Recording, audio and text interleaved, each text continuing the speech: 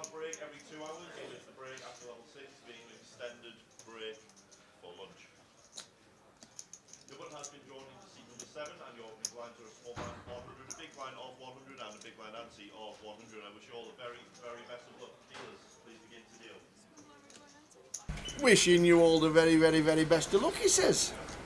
Mr. Simon just starting the tournament. Jay's back from his holidays. Working holiday. Well, more holiday, to be fair. Agreed.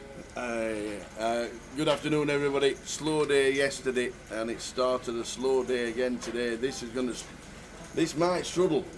This might struggle for whatever reason. Leeds this year has been really good. I'm not being funny, but the mini 550 runners, yep. You're expecting it to be cracking. But it started slowly yesterday, and it started slowly today. There's also a 10-seat guaranteed satellite running now, so they'll be in later, so that's another 10 seats that's coming in. But Keith Littlewood, 200,000, Mark Whitney, exactly the same chips. Steve Barnes making it through, Adam Wilkinson, as you heard on stream last night, all night, because he was sat directly behind us. Like he got a mic on. So we are here in Leeds pushing the 200k guarantee, and it's the early stages with us Friday, Saturday and Sunday for 3 days of main event fun and giveaways. So welcome everybody. How was Cyprus, young man? Unbelievable. Yeah, you see how you always say it. He said it was last year. Just the place itself is just when something's all inclusive, and it's actually all inclusive. Like you could, I don't smoke cigarettes anymore, but you can go get a pack of cigarettes for free. You can get all the cocktails you want for free. It's like, and then just the food over there is great as well. So and on the Mediterranean, which is nice. You know, sea was lovely out there, but can't fault the place once you get there.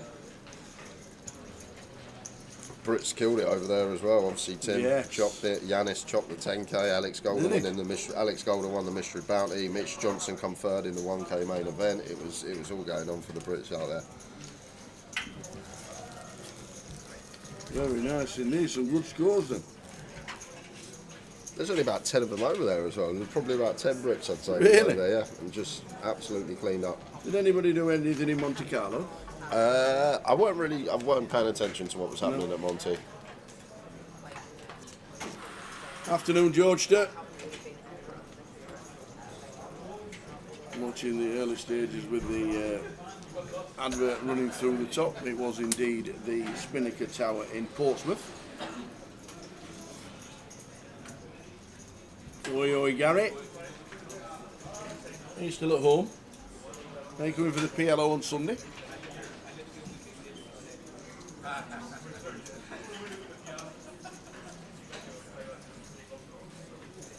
How doing, Gary? Good to be back. Don't mind it, to be fair, when the weather's not as bad as it could be. Indeedy.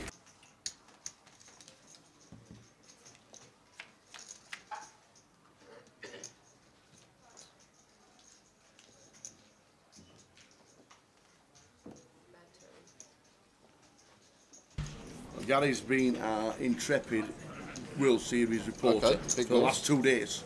He's been great. What's the news, Gary?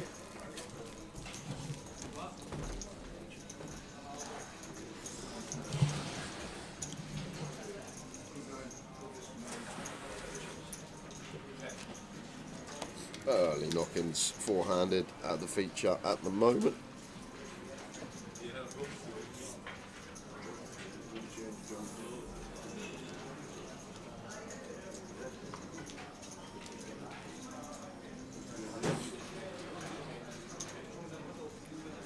Jehan with the ace-10 from gun.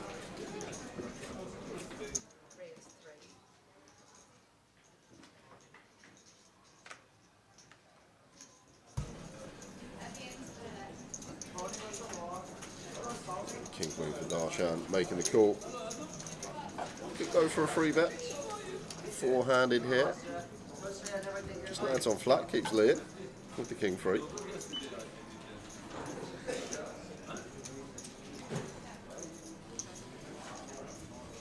Quickly checks through three-way to the 9 of hearts turn.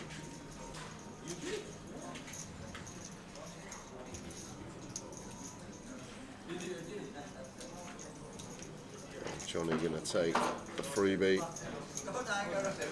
which is the 7 of spades, makes a straight on the end. Not going to be getting any value.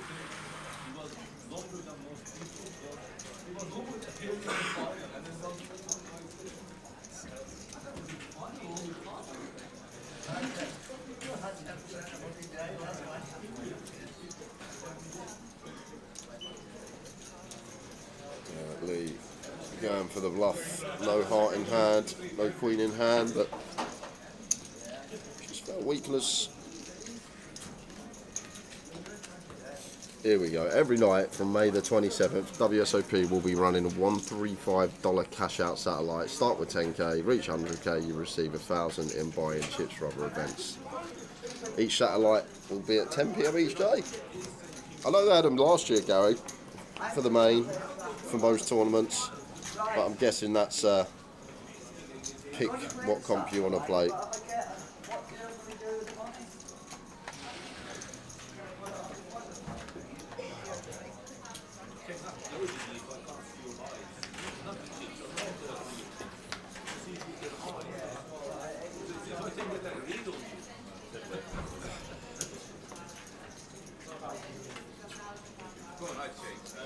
Couple of sevens for Johnny.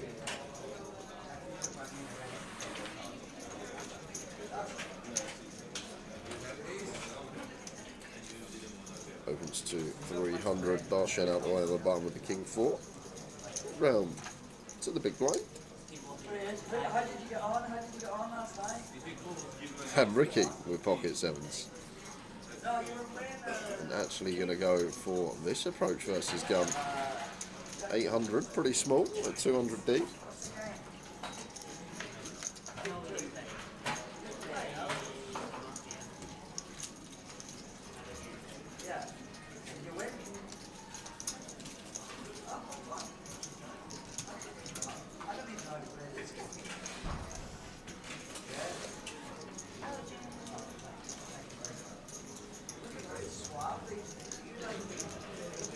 King Jack 6, delayed flop.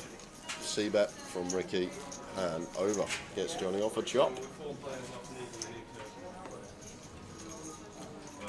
2 PM for big ball. One of them's in just full ball.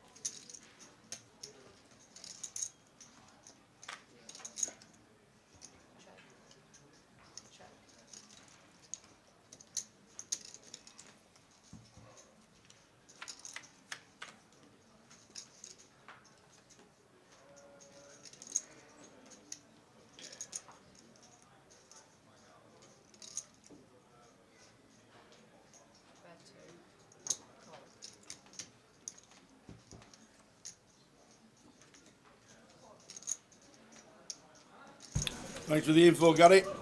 All good stuff if you want to satellite in for cheap. More big news, this time from Hill Street, Birmingham. Oh, massive. Massive. You need to go. GUKPT? No, Ah, it's not massive though. you need to go. What's happened? They're doing, between now and the 1st of June, a $5,000 giveaway Yep. for Vegas packages. Okay. And all you need to do is play a tournament and you get a ticket, or 2 hours at cash and you get a ticket, and every ticket goes into a tombola. Yeah. And there's 6 prizes. Oh, okay. They're giving away 30 grand. So every time you play a comp, you get a Yeah. ticket, and if your ticket gets drawn out, you get $5,000 for Vegas, and if you can't make it, and you can't go to Vegas, you get 3 grand in cash anyway. Okay. So you need to go play the Monday night comp. Yeah. Just once. Just once. Just once. Get your ticket in. Okay. I'm booking it soon. I think I'm booking it next week. So Get your ticket in. what happens if I book it? I'll just get the free 3K, yeah? Yeah. Okay, that's fine. You We'll get- go up there Monday. Just get one ticket. Okay. You and Alice. Yep. One ticket each. Get drawn out. You got a free 5 grand. Okay.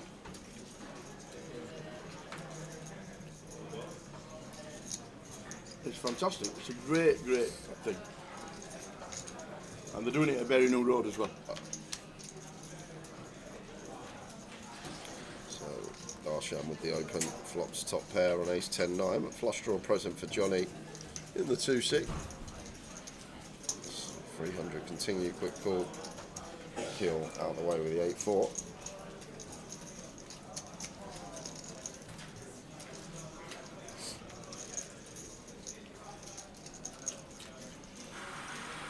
Here's the diamond's turn. Bringing the flush, but bringing the trips as well. So a bit of action here. So Johnny's 8. They're going to go for lead. Right on cue. Maybe feels like Darshan's going to be checking this one back a decent amount. Just an easy call for Darshan with trips. Not loving it. Need to call and see a river. But we're loving that. Whoa, Darshan. Johnny's not like that. He's going to check. And that's going to be tough to call.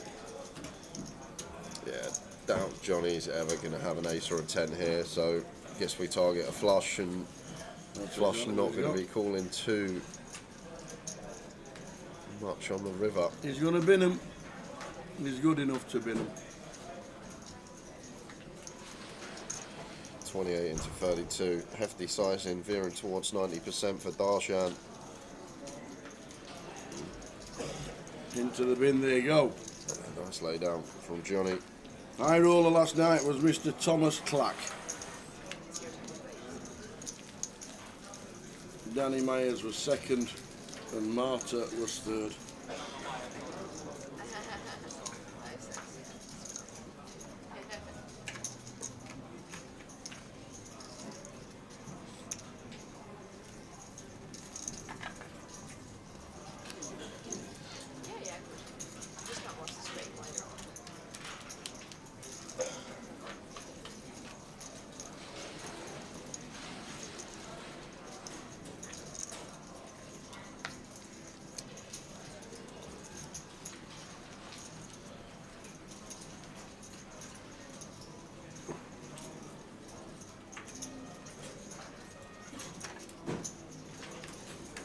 Good afternoon, everybody. Manastro says, morning, Jay, morning, Tower. Did you enjoy Cyprus, Jay? Fantastic, it was Manastro. Yep, it sounds amazing.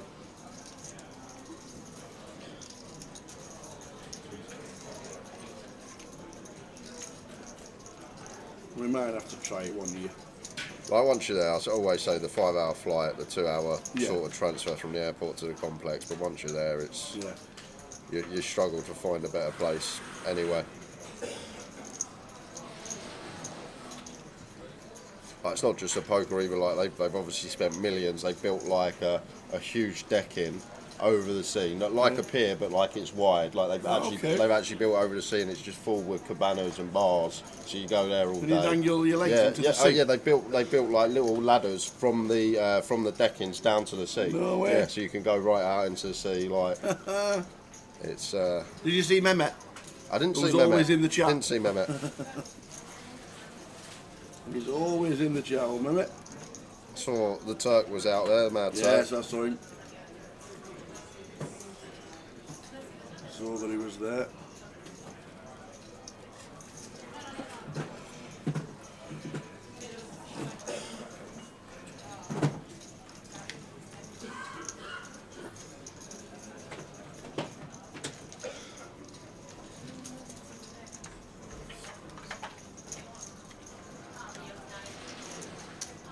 One of the more luxurious countries in the world, some would say the best.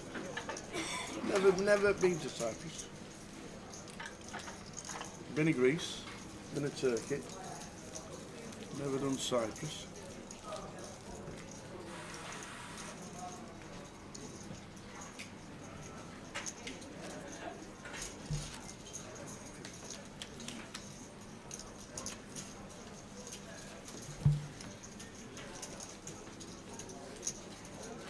Oh, then Sean Lewis, good afternoon.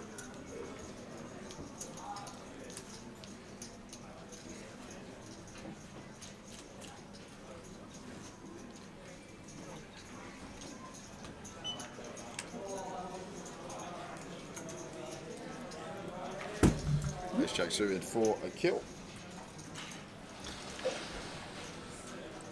I got into trouble from a keel this morning. As soon as I walked in, he said, I want a word. I'm like, okay. He went, you told me to buy into the tournament first yesterday, the satellite. I went, yeah. I says, first in, bound to win a seat. He says, it was first in, first out. I'm like, okay, sorry. But that probably wasn't my fault. Might have been. Well, He might have been watching the stream, something you said. Nice flop for him here though. Top there, decent kick up, ace 4-5 rainbow.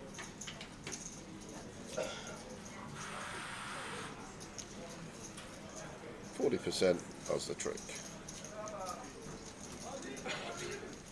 How you doing, Bob?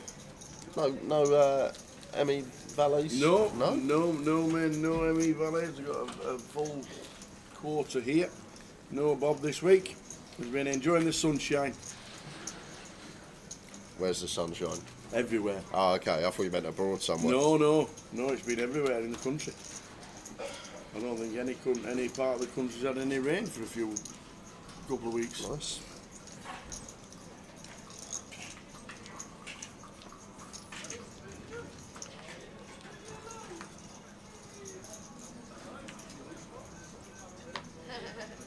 Hope things are good, Bob. See you again soon. People suited for Ricky. Nice opening hand.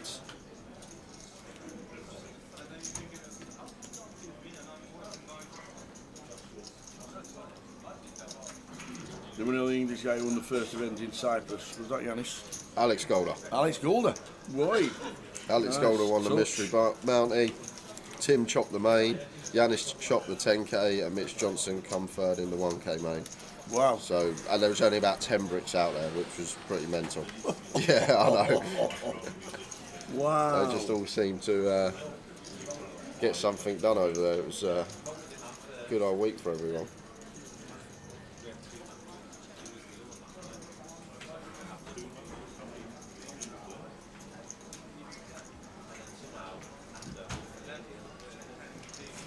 There was a guy out there though.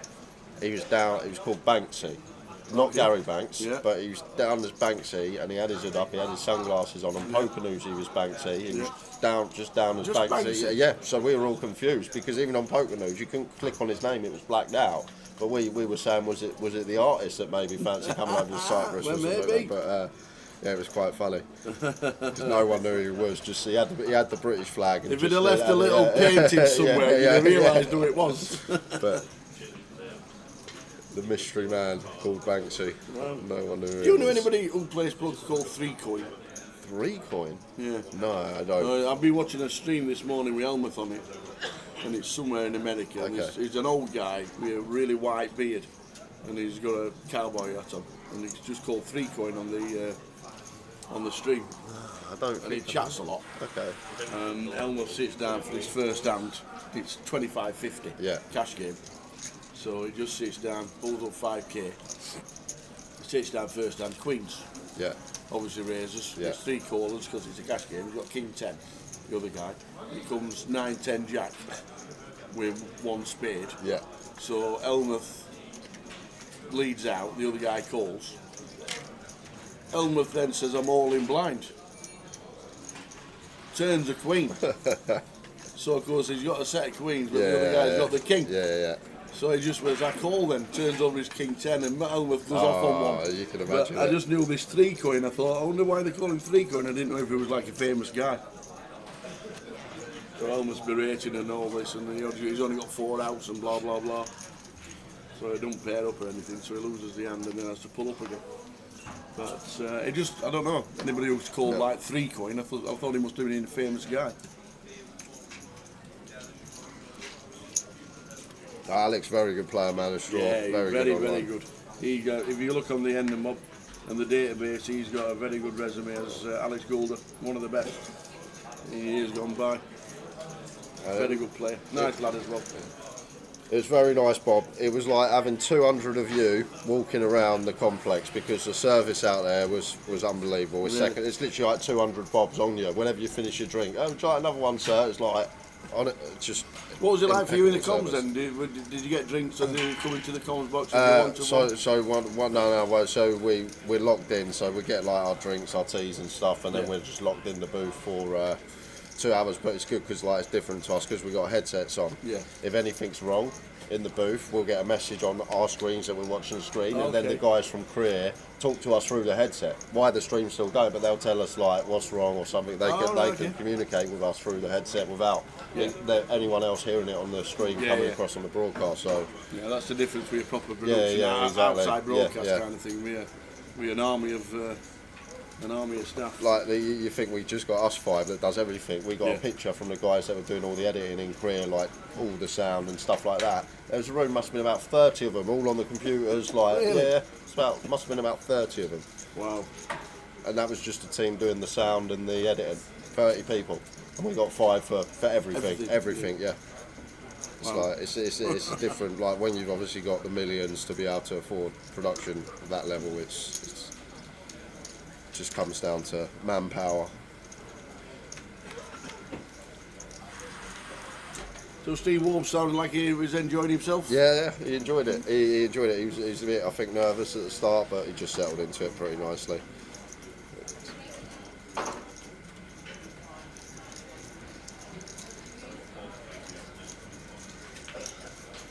About 5 hours, man, of straw from London. Did you fly from Birmingham? Was it an option? It was an option, but I finished Luton and then flew straight to Cyprus. Didn't I? Of course. So, and then I sent a suitcase to my mum's for her to do my Luton washing, my work clothes, and then we got back quite late Wednesday night, so I just didn't even bother going to mum's. Just straight home, was too tired. Good stuff. How many events do they have a year? For that, the MPP, it's just one. Merit do stuff over there as well. They've got WSOP Europe coming up. Their 18-day event in October. Did you hear Turk when he walked in and bought it? Turk walked in and bought it, and Simon says, "Hey, Turk, how are you?" He says, "I'm okay." He says, "Where have you been? Have you been on holiday? Look, you got a tan." He says, "I've been busy doing my money in Cyprus." Yeah, that sounds about right. Every time I saw him, he didn't seem too happy with how the trip was going.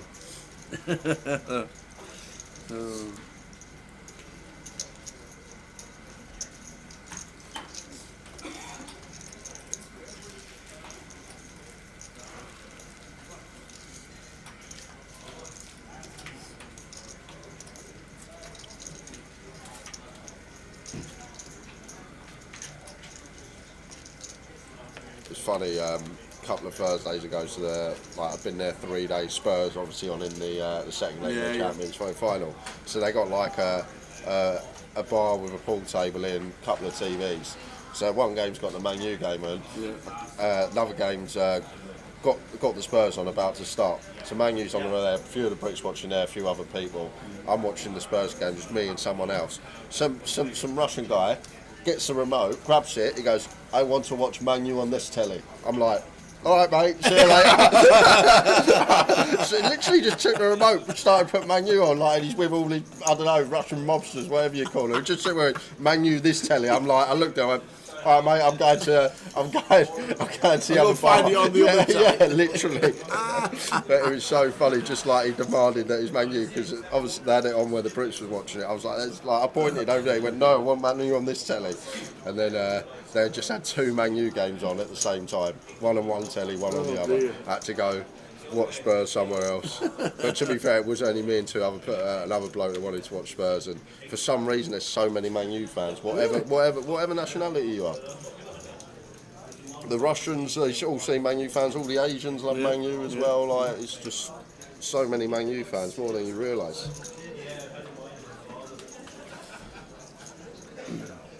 H63. GUKPT Leeds Day 1B. satellite running at this moment in time. Main event day 1B. There's a turbo tonight. The champ is in the building. From last night, Mr. Thomas Clack into the building.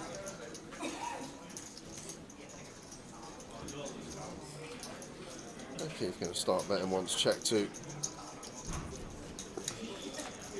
Difficult for Ali to have an 8 or better once he checks 4-way. That should be a pretty clear one from Keith, but don't really need to worry about much now. Turns the nuts on 2-tone board.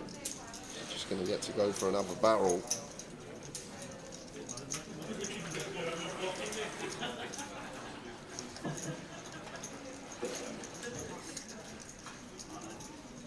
Yeah, good, you.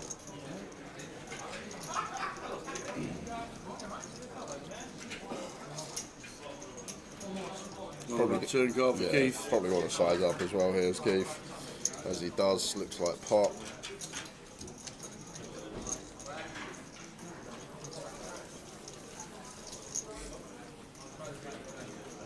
Now tricky one for Ricky. Does have this gut shot that Keith wants to barrel twice into field on this board. Even if Keith's got an 8 here, going to probably start checking. So is repping strong value range here.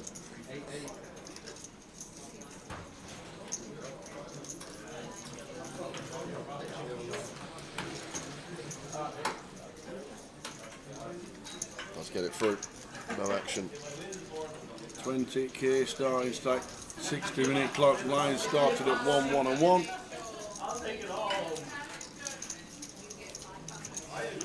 Beast Games on Amazon is weird. Yeah, it is. I watched it all. Already watched it.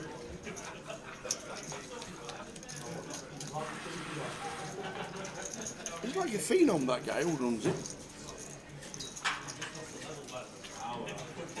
He's like a billionaire. The young kid who runs Beast Games. It is a bit weird. Well worth the watch though.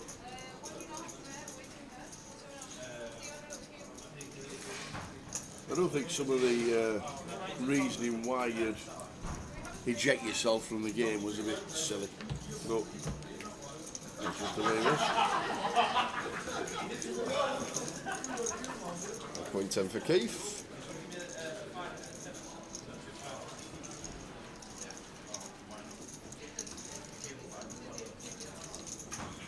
Going to be raise and take.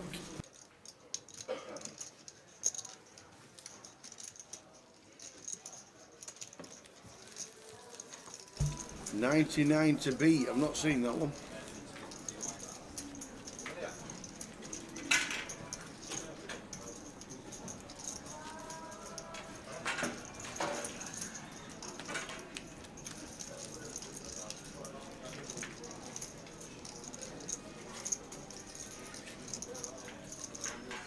Lodgers applied to on the 1% club. Nice one. Good luck if you get on it.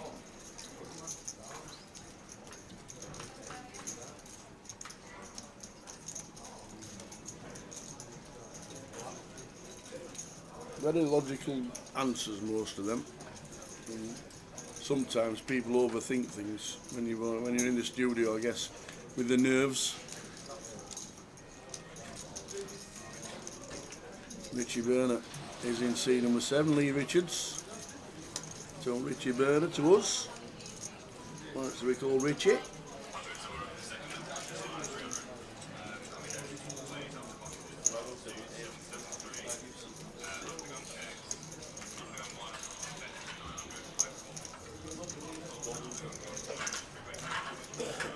Three-way action early stages. Leeds 200,000 guarantee. Going to need a big effort from everybody to get over the line with the guarantee. I think we should get there by the time we've done. With the turbo on and the 10 seats guarantee that's running right now.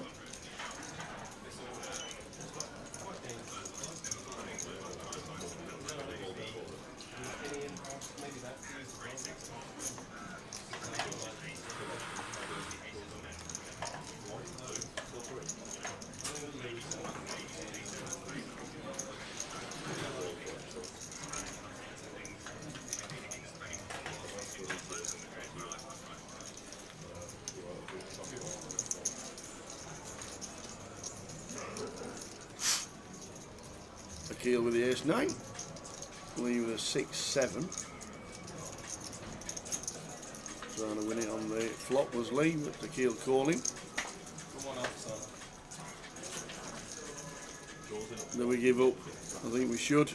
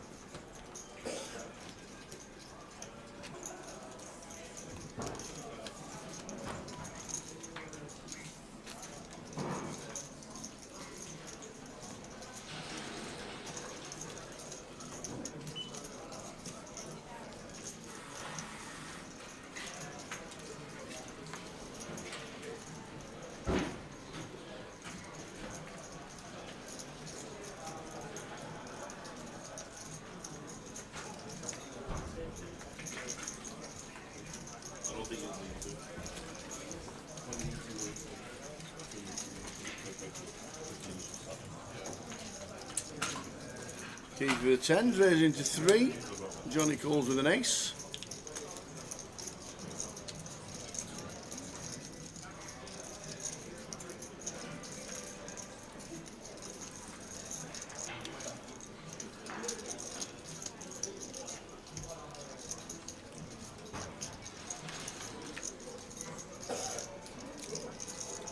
Ace high flop as well, but 2 spades for Darshan and a pair.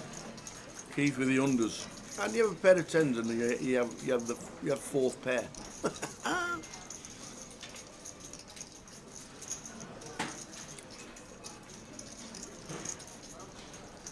Checked all the way around. Johnny might stick in a very small bet here. 300 or 400 maybe.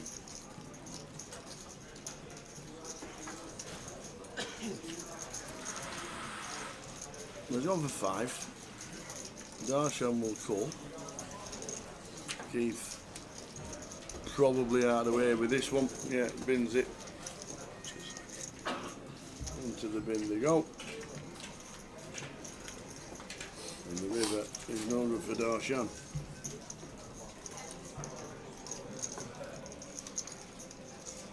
Yeah, weirdly, the 10s would have been playing the board if it had been a jack or an ace on the river.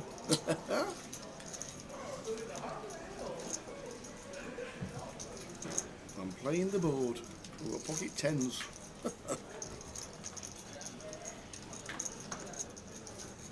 Does he pay Johnny off? Probably doubt it. Yeah, But there we go. I'm probably putting it in the bin. I'm giving Johnny credit for having an ace or a queen. Even king 10. It's, Johnny's aim just gets a few up. Afternoon. Yeah, guess what? Well, you probably can guess what I just saw Go because on, you already know who's Will here call. this week. No, think of someone that I would be like, oh my god, you never guess who's here, but you obviously know they're here. Oh my god, I don't know. Could be anybody. Used to play a lot of poker. Don't play much poker these days, if any. If any. Move it. If any. Oof. Used to be a team pro. Oh, Trig. Yeah, Trig. Trig's been here. So I was just chatting with him. Good to Yes. see him. Yes. The Trigster. And do you know what? Like, you love to see sometimes this game when you're playing year after year and all you do is play poker. That's all you do. Poker, Yeah. poker. It can burn you out, and sometimes you Yeah. see some of the regs, the withered regs as we call, coming in. They're like, oh, here we go again. I've got to buy in. I've got to turn up. But like, just speaking to Trig there, like, not been playing much. How much more like he looks forward to Yeah. playing. How much more enjoyable it is at the Not table. grinding the circuit, Yeah, yeah. like just having that sort of year off and coming back, like you can just tell the exuberancy coming from him. That he just wants to play and be at the tables, and Yeah. I feel like that's a big thing when you are one of these grinders that's playing full time. Yeah. Sometimes you need And that. imagine the grinding online that you Yeah, don't yeah, see. yeah, exactly, You know what that's I mean? it. Hours and hours and hours in your bedroom. I know he used to he did Twitch for a while, didn't he, and didn't like it. It's It's tough. Yeah, absolutely.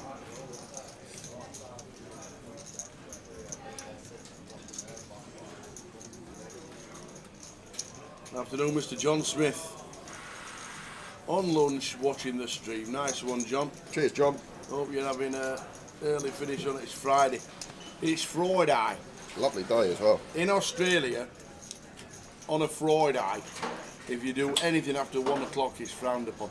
Is it? Yeah. Even though you can still clock out at 4 or 5. So you're not even allowed to Fosters? Oh, absolutely. Oh, yeah, yeah. Absolutely. The Carlton Dry or whatever it is out there.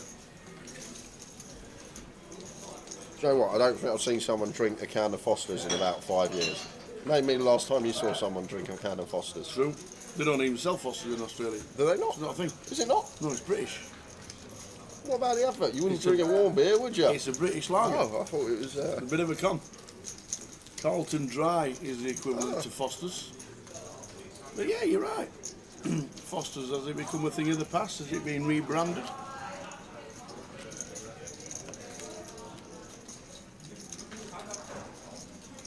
The lager, we're talking about like the lager, Kronenbourg 1664 was a big drink 10 years ago, 20 years ago. Kronenbourg 1664, massive adverts on the TV and all that. They've got rid of the name Kronenbourg. It's just called 1664 now. And right in the bottom of a can it says Kronenbourg. Really? It doesn't even like exist on the right small writing.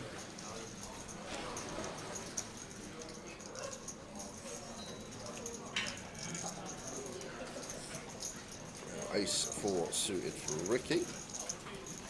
Raises to 300.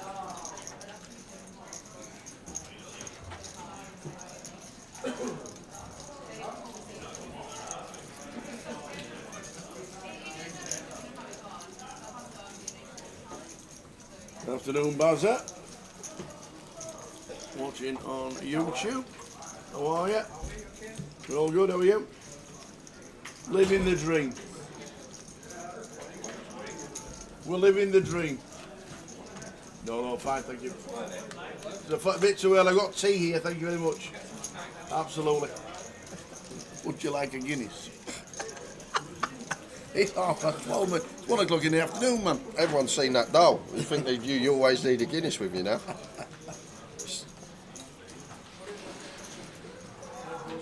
Mike Lux says, tell me how we're in the knock at Desert Pines in Vegas. Well, I'm there the 24th of June. Is that when you're going, 24th? Yeah, because that's when I finish Edinburgh. Okay. We finish Edinburgh on the Sunday on the 22nd. I'm flying out on Tuesday the 24th and coming back on Sunday the 13th. And Manastro says he'll have tea over Foster's any day. I have just been offered a pint of Guinness, which I've well and truly declined until later. I'm looking 16th to the 10th. I think that's going to be my dates. Yeah. Going to go a bit longer than I was planning on. Yeah.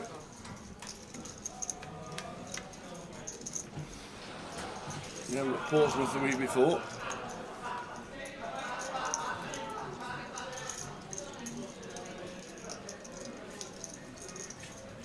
Portsmouth Summerfest. We'll have the reminder.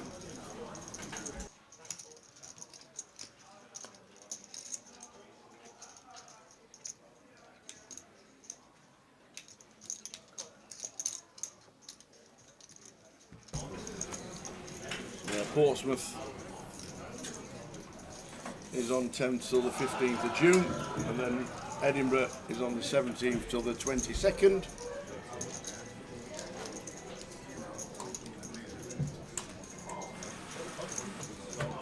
Hi Neil, hope the family are well. We're going to Vegas on the 22nd of June, maybe see you there. We'll see somebody walking past at some point. Oh, Michael Oakes, 19th to the 26th with Team Grosvenor. Good on you, congratulations on winning a package. So we'll get a couple of days then, unless you extend your stay.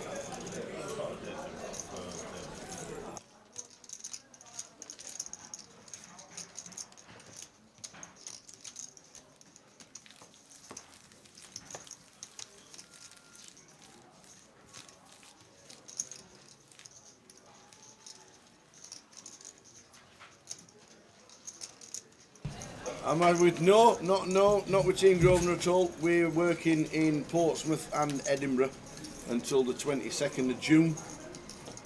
We'll probably arrange the 25th basically. Yeah.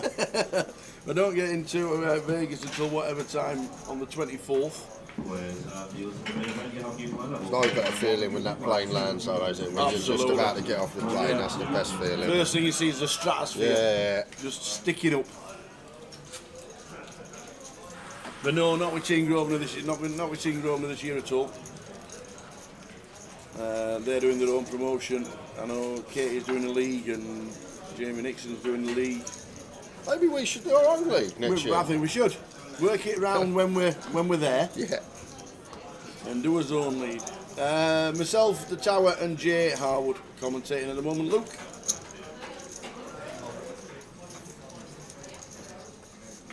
Good afternoon. Watching on YouTube.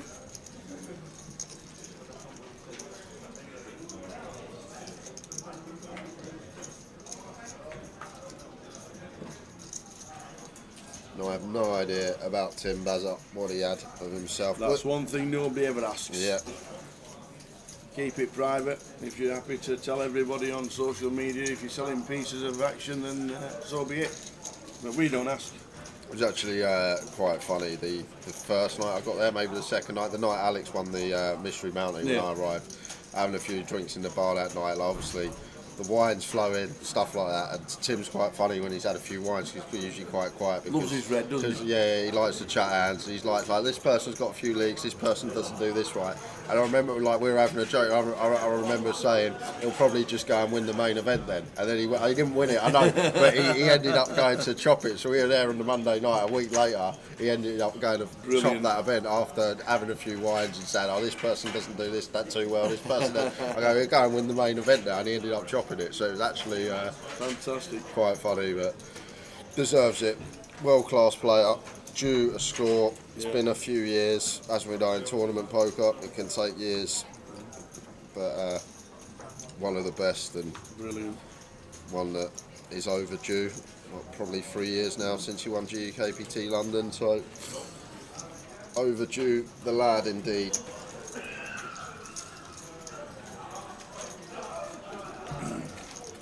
Neil, Gary's 40th, off out there, good stuff. Obviously you're walking round somewhere, I'll be aimlessly walking round, you know me. You'll see me shorts and my flip-flops and my vest up and my hat turned backwards. Jack Hardcastle's favourite image of Vegas. You should be American, no? You should actually just be an American, shouldn't you? Because you rock the vest top, the shorts and like the hat pretty well. Ali, gonna go for the barrel here. 4.5k.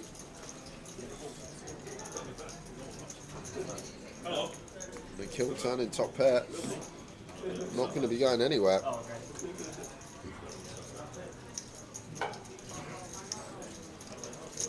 Now is Ali got to be a bit wary what we're up against. Is he going to continue trying to sell the story? He's got jacks through aces. Or is he going to wave the white flag? We're going to beat some stuff, some like Queen Jack of Spades, King Jack of Spades for a gutter and flush draw. Level 1 of the day. Who's going for the triple offers? A bluff, not many people.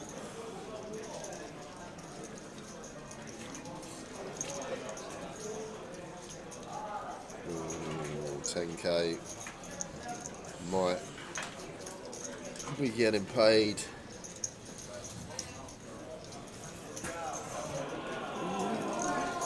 Non-committal. And he's just going to get the 10 to fold. Fair play from Ali. Interesting triple off. That does get the top pair out there. Are we staying at the Virgin Hotel, boys? No, because they've just added a $50 resort fee. per night. I should have kept that to myself. Should have kept it to myself, and would have been. Movies in it because they've already booked, so there's no resort fee. But I know there's talk of the resort fee being waived and not being used anymore, and they're adding it to the price of the hotel, so there's no hidden extras. Yeah. That's the talk, and that's supposed to be in place this week sometime. But if it doesn't change, the Virgin have completely shot themselves in the foot by sticking a $50 resort fee on. It'll all become apparent when we get there.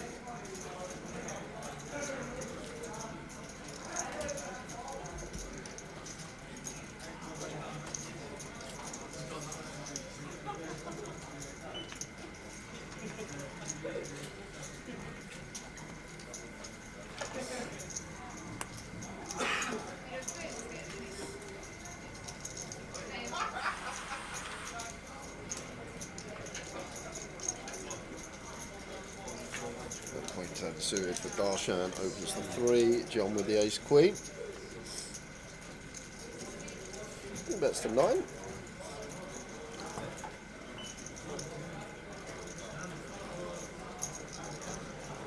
Four bets from Darshan, 200 deep, Queen 10 suited. Just a call.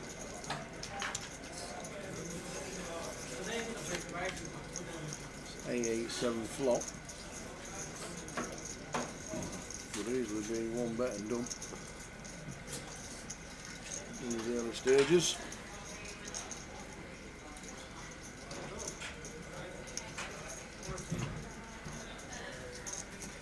Just check.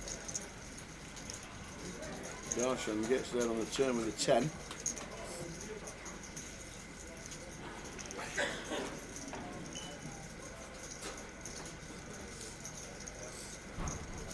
Yeah, now it's John maybe just thinking about getting to showdown off the check flop. Yeah, check turn as well. Nobody wants it.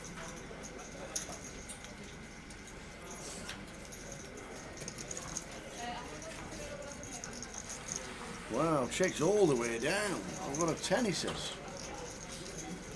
Yeah, surprised no river leading going on there. Not even a turn bet. Jane Tower says, Lance, how much do you guys budget for Vegas? Me about $4.58. And Jay will put a schedule together of playing his tournaments. You had a big one last year, didn't you? Yeah, I think 100k worth of buy-ins last year. Yeah, so. But you FT'd? Yeah, we actually won small on the trip last year. I think it was. The schedule was like 100k worth of buy-ins, but obviously schedule counts for re-entries, bullets. So there's bullets that weren't used, but I think I played like 70 to 80k worth of comps, and won like very small on the trip. Have you looked at everything so far or not? Not really, no. It won't be as big as this year. I probably could have played only 2 10ks this year, the main PLO main, and that's about it for the big stuff, and then just a lot of 3ks to 1ks for the rest of the summer. Gary McGaffney, you obviously booked it before the 1st of April, because that's when the resort fee kicked in for Virgin. Enjoy your time in Vegas. Going 2 weeks today. Going to be booking it next week, so by the time we're in Reading, I should be able to tell you where I'm staying.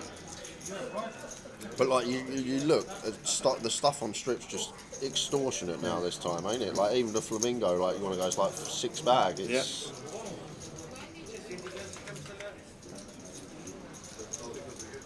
I think like someone like me who likes a coffee as well, you wake up in the morning, you go downstairs, you get a coffee, you get a water, it's about $30 odd, and then it just adds up so much, the expenses. Like you got to probably clear 10k profit on your tournaments just to break level for the summer. There's a Starbucks in Harrods that just do filtered coffee. What? Black or white. They love that over there in America. And it's already made up in them great big silver urns. Yeah. And it's $4.50, whereas everything else is $9. Oh, okay, yeah. So you just ask for a white filtered coffee and you get one for $4.50. I like my soya milk, pumpkin spice, shot of caramel, all of this stuff, Tower. This is the problem. Well, if you just like filtered coffee, It was just like filtered coffee. There was a Starbucks last year in front of Harrods and it was $4.50. That's how we used to go down and watch the football in the morning. And then in the sports book, all the World Cup was on, wasn't it? Yeah. All the Euros. Nothing on this year. No, next year's the year, ain't it? World Cup's on over there. Actually on over there. Oh, of course. World Cup 2026, America, Canada. And there's going to be America, Canada and Mexico. some games in Vegas, apparently. So, Is there? Yeah. Boom. So we'll see who's it going to be 2026. Knowing our luck, when we're there, it will be something like Peru versus trying to think of someone. That qualifies. Oh, I didn't know that. I actually didn't even know. Yeah, so that's going to be massive. I feel like there'll be a lot of Brits going over there for the World Cup. Not necessarily just Vegas, doing maybe a little road trip of America or go and watch some football.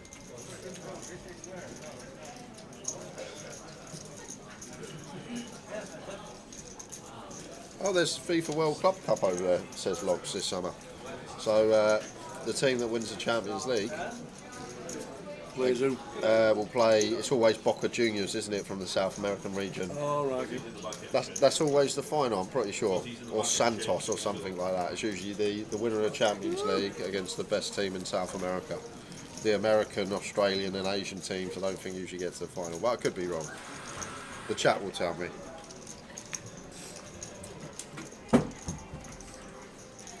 "32 teams this year in the World Club Cup." 32. What? In the World Cup? Or in the Club World Cup?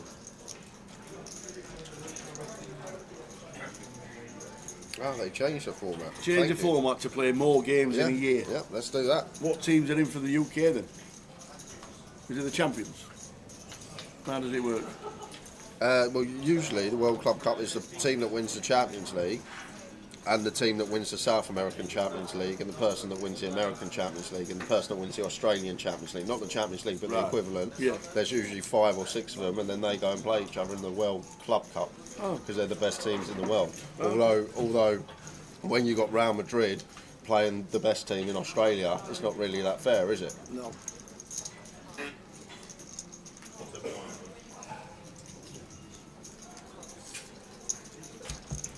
Because it sounds like the World Club Cup would be bigger than the Champions League, but the Champions League's tougher to win, they'd say. As it's Queen 10, Deuce, 2 clubs, nut flush draw for John. Darshan with a loose old open here on the button.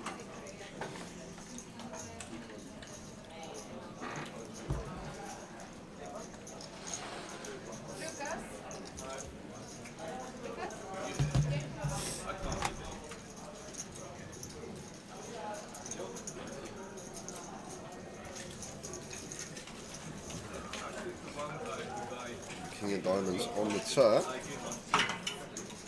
So John does pick up the Broadway draw to go alongside.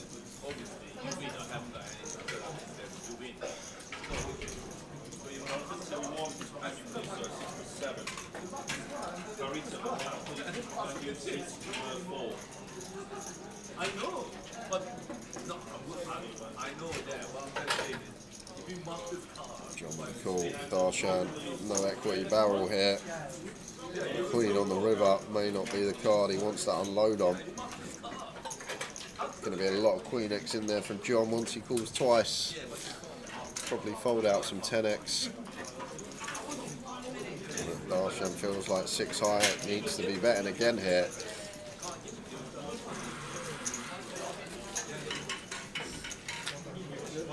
Kind of interesting, 1800 here. Like once this Queen comes on the river, do we value bet a king here? That's the question, because we probably don't, because there's a lot of Queen X here for John. So now Darshan saying he has probably better than trips, because a Queen should check turn for him if he's got Ace Queen, Queen Jack, Queen 9 suited. These all check turn once the king roll off, so it's very difficult for him to have a strong hand here. It literally needs to be a straight or a vote as played, but can't really do anything because John with ace high. But John had like a 10 there, like a Jack 10. I feel like might have heroed that spot because Darshan really condensing his value range. Once he goes bet, bet, bet, Queen X should check turn. King X probably doesn't bet river, so saying we got Ace Jack or better. News coming in. What's that? Can't see it. I can't see, even I can't see that. Yeah. We might need to get a change. Ooh. Look, if anybody can read that, that's the Portsmouth Summerfest. We'll get that white writing changed. Be good in black. Blue on and black. Or yellow. Because I can't read yellow either. But the Summerfest is there. We will get that so we can read it just a little bit better. But 9th of June, Monday, the satellites are running. We've got the Mystery Bounty Day 1A, £220 Mystery Bounty. The PLO is on as well. The main events is going to be on from Thursday. And we'll be there on the Wednesday, Wednesday the 11th is when we're there. I thought that said January. Be a long wait if it did.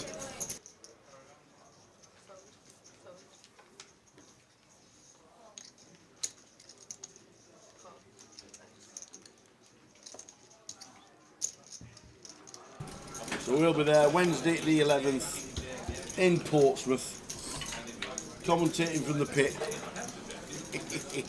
Hello mate, how are you? What do you do? Can I buy in please? Well, yeah, if you want to. We had it all last year.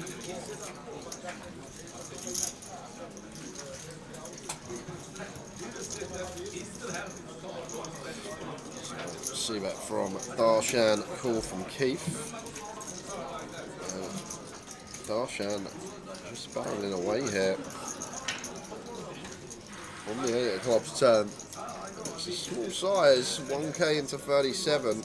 Maybe one of these to check back river, but Keith not getting sticky, correct decision.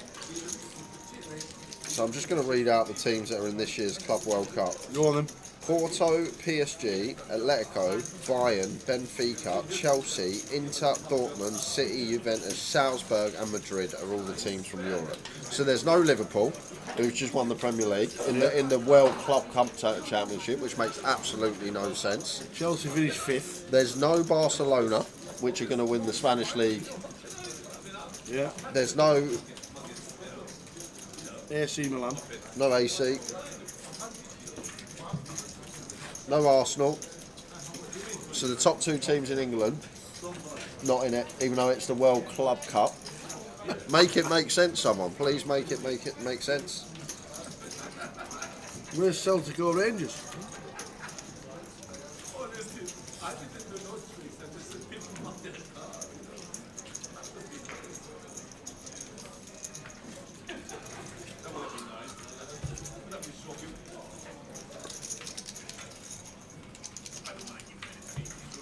Should have some giveaways coming up today as well, guys. Just awaiting. We are awaiting Tom's email. I think he did say in the chat it was the same format as before, more or less the same. He told us yesterday, send over tomorrow, yeah, same token set as last time for Vegas and the Elite Series. So that's what we've got.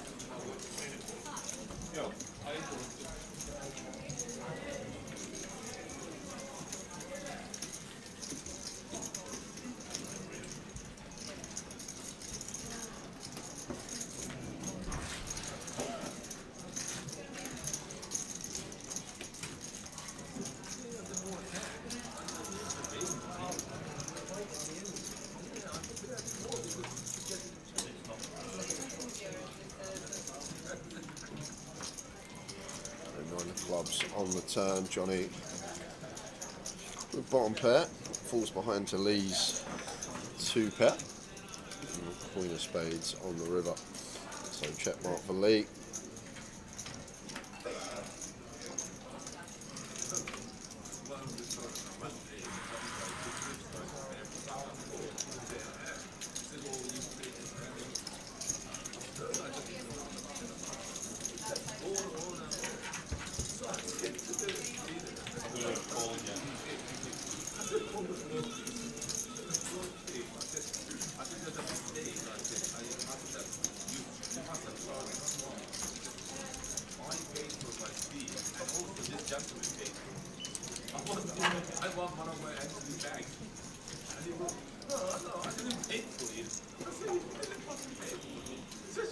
So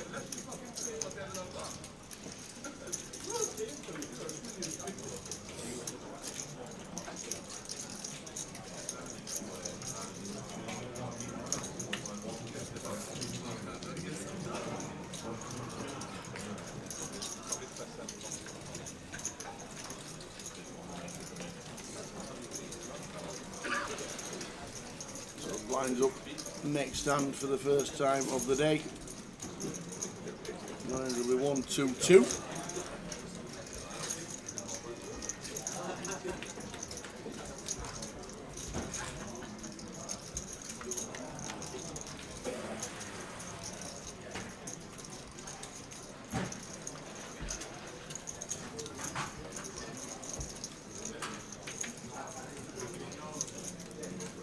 All check round at the minute. Just making the big blind numbers, Keith, in seat 8.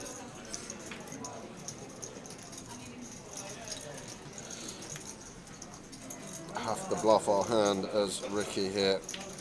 It does not. When we got the 9 of spades and blocking 2 straights, blocking flushes, just with 9 high, seemed like too good a combo not to bluff. Doesn't take. So blinds up. First level done. Up to 60 in the main.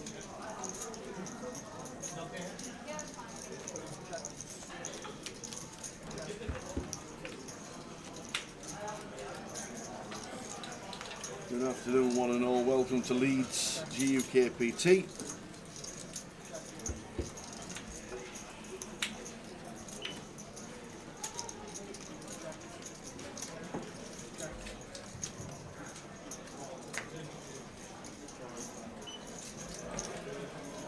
Lines are now 1, 2 and 2.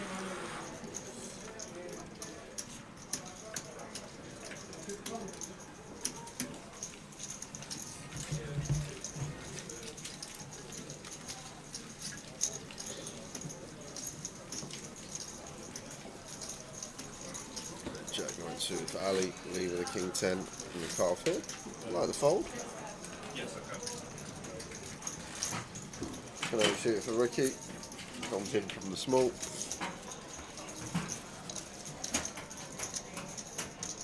Johnny defends in the big blind. 7, 7 deuce. You never get that flop when you got the whip in your hand, do you? No, you don't. Not ever.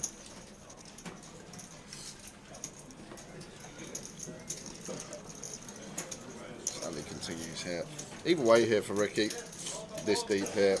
I feel like 10 high flush draw could definitely raise. Knock out some like Jack, Queen high flush draws from the big blind. Knock out some Ace high, King high. That Ali's going to have a lot of as the opener. Does just take call as an option. 9 of clubs on the turn, and now this is an interesting one because we are definitely going to have some 7x from the small stuff like 6, 7 suited, 7, 8 suited. Potential check raise spot arises, but 6 of hearts on the river off the check check means we just get there as Ricky.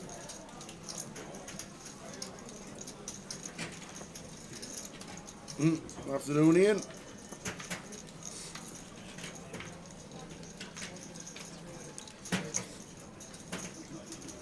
Now it's one of these for Ali. We are pretty high up here, but from hand reading perspective, what do we actually beat now? Our opponent's called in the small blind against our C-bet on 7-7 deuce, so he's going to have flush draws, he's going to have 7x, he's going to have some pocket pairs. Stuffs like 5s, 4s, 3s, never bluff river because they just beat ace high, king high after check check. Even a deuce doesn't bluff river, he's got ace deuce suited, still beating some ace high, king high, so therefore our opponent's just always got a 7 or a flush here, right? Sometimes he may have some like creative floats like an 8-9 of spades, but that's all we can really beat here as Ali. Just looking at it from a hand reading side, it's going to be flush draws, it's going to be 7x, it's going to be pocket pairs on the flop, and pocket pairs never turn themselves into a bluff, beating an us ace high, king high. So then that just leaves 7x and flush draws, and flush draws beat us, 7x beats us.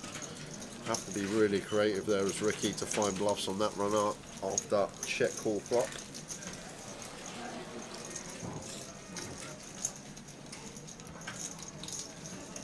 Hope things are good with you, Mr. Roberts.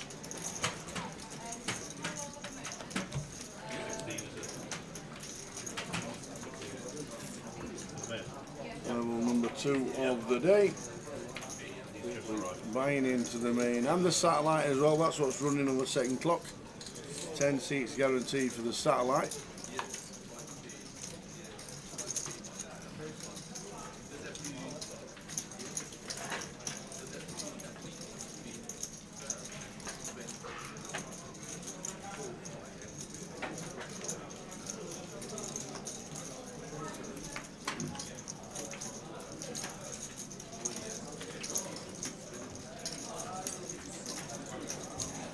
Ricky, 4-3 suited on the button. Opens to 5. Matthew, 7-3 suited. Pretty clear defend. Seems at 200 effective.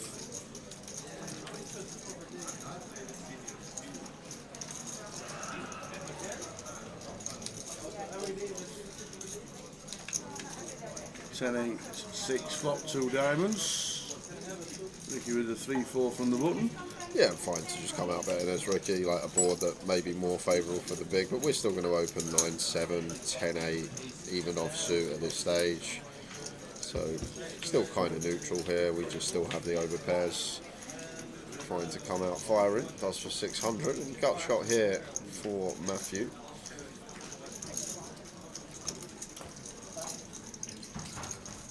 Does come straight in with the check raise with the 7-3 here. I wouldn't be taking every 7x, prefer having a diamond here as Matt, like 7-3 diamond, probably can see it, although may just fold pre. Like 7-5 no diamond up and down, can see it. 7-3 seems a bit on the... Queen of clubs on the turn, Matthew with the option after raising on that flop. Yeah, not loving it as Matt. Queen Jack, Queen 9, Jack 9, all there for our opponent, but it's just willing to barrel here with the 7 high. And the best thing about it, Tower, he's in front. Ricky with the flush draw. 28 into 51 here now for Ricky, not getting quite 3-1. Do have position, so potential, do have some implied odds when we get there to get paid on rivers. Look at this. 7 eyes winning. Not the biggest pot of the day with 7 eye. And it's going to be well, Ricky's gonna have to bluff if check 2, but does Matt want to keep unloading here? What's he think Ricky's range is? Ricky will have a lot of this like pair gut shot stuff, pair flush draw stuff, 10x of diamonds, queen x of diamonds, 10-9, jack 10, 8-9, jack 8.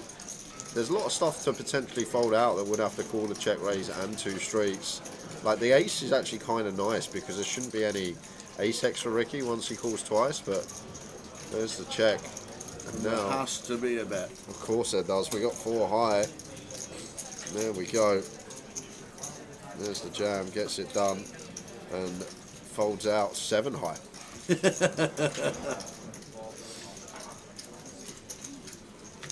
7 eye will never know.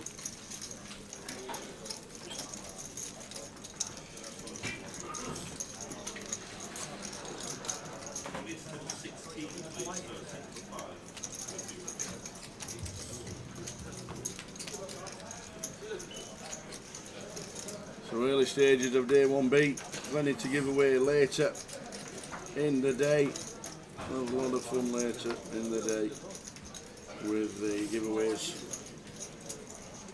And then day 2 and day 3 tomorrow and Sunday.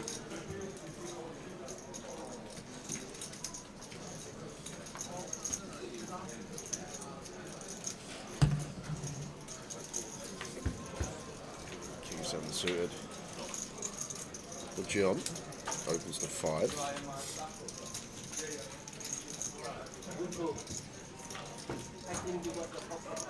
Ace 10 for Ricky here. Could free bet this one.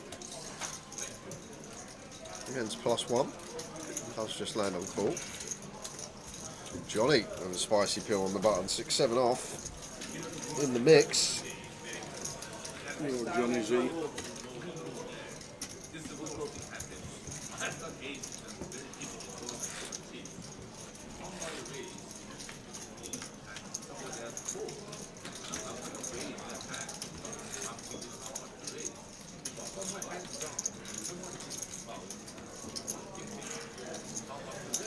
Yeah, it's a nice looking flop as well as Johnny. For an optimistic pill pre, Ricky ace 10, no merit really in betting his hand. Johnny going to start firing. Always folding out better hands when we get that fold up and down. Both ends to the nuts on a rainbow board. John got to get out of the way. And then Ricky with a toughie. I say John's got to get out of the way. Gonna go with float here. Okay. Got a 3 to flush, 3 to straight, but we still got a player behind to worry about. And an interesting pill. Queen of Diamonds turn. John's option. After check all in the flop.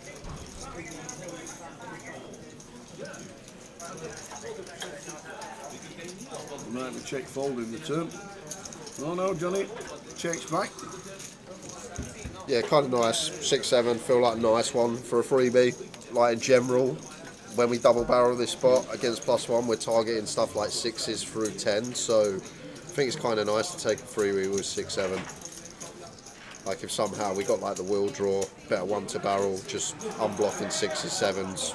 That would be snap folding the turns, like 6s through 10s is what we want to really target. Is Johnny holding a 6 and a 7, make those less likely. John, this time the man bluffing with king high, which was the best time, so best hand.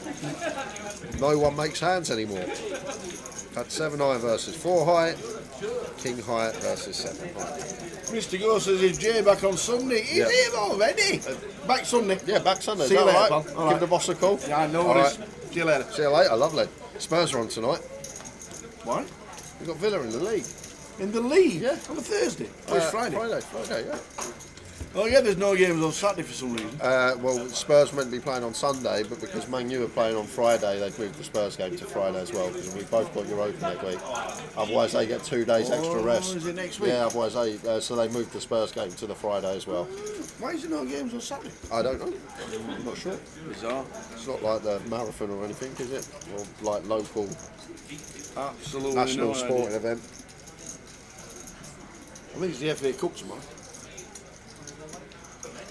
But that doesn't really matter, does it?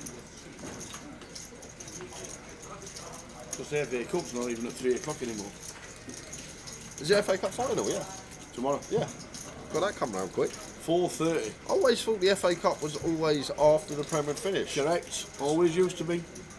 Always used to be the week after the Premier League had finished and the Division 1. And it was a big parade and we had grandstand on at 12 o'clock with a build up till 3 and abide with me at 2:45.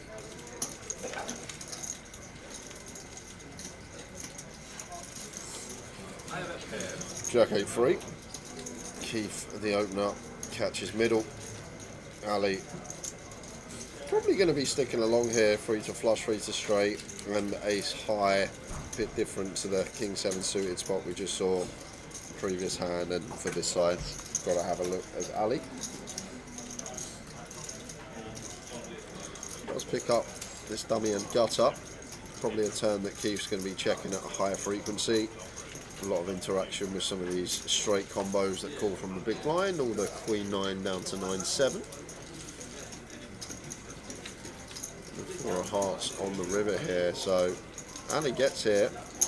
Really hard to have a worse hand than a7 high as Ali. May feel obliged to bluff here from the big blind. Going to have 3x, going to have 8x, going to have some 10x for our straight draws.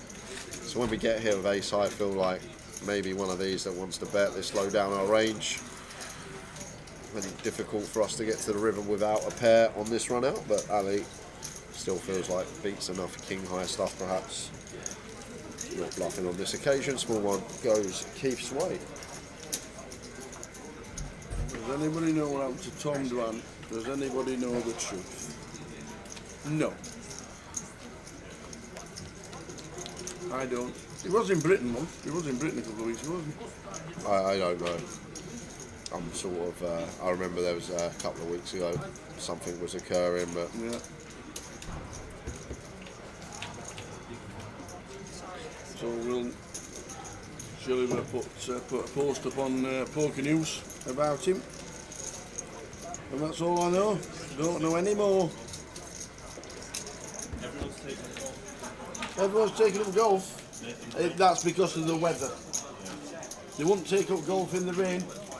Ask them if they want to play a game of golf when it's raining outside and see what they get. There you go. Because for some reason we've had nice weather in the UK. Everybody wants to play golf. Love it.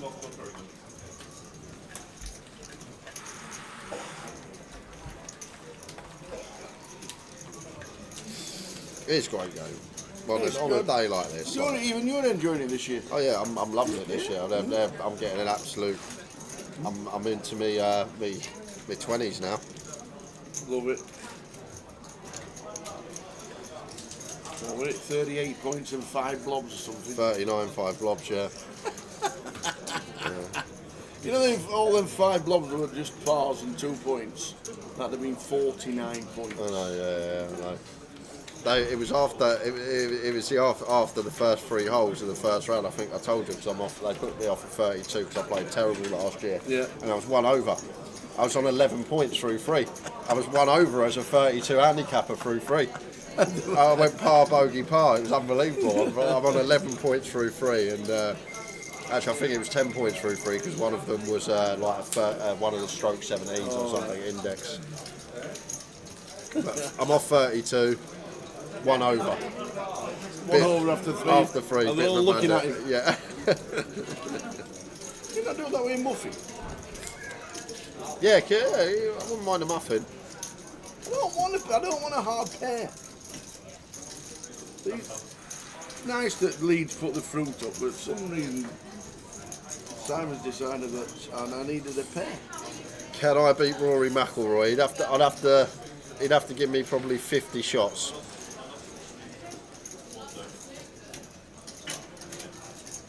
Ace King for Ricky. Our golf book's open again, by the way, Tower. Is it? Yeah, it's back open. I know you had a bet the year before.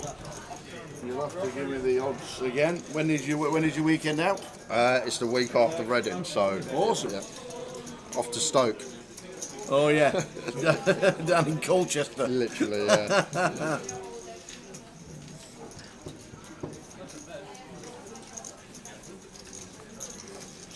Stoke Newington or whatever it's called. Stoke Nayland. That's it. How is it not in Stoke?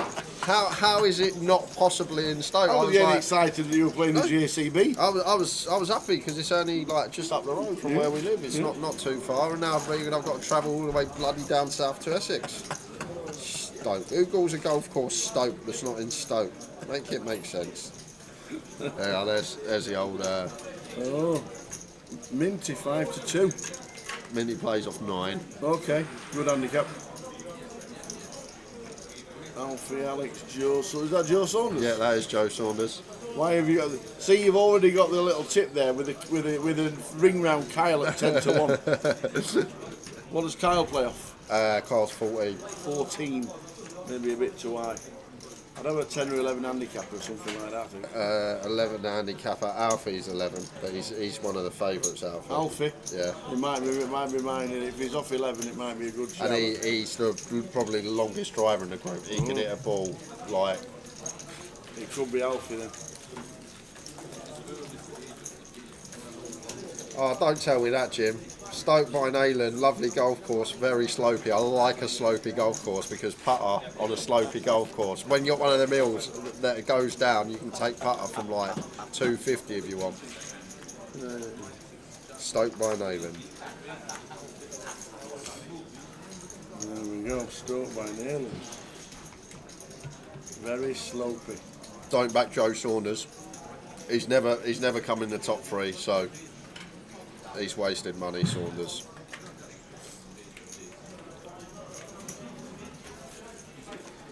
King 8 suited for Ricky. Wow, that's tight. 100 plus BBs deep. King 8 suited from gun into the muck, old school. Matt won't be folding ace jack of diamonds though.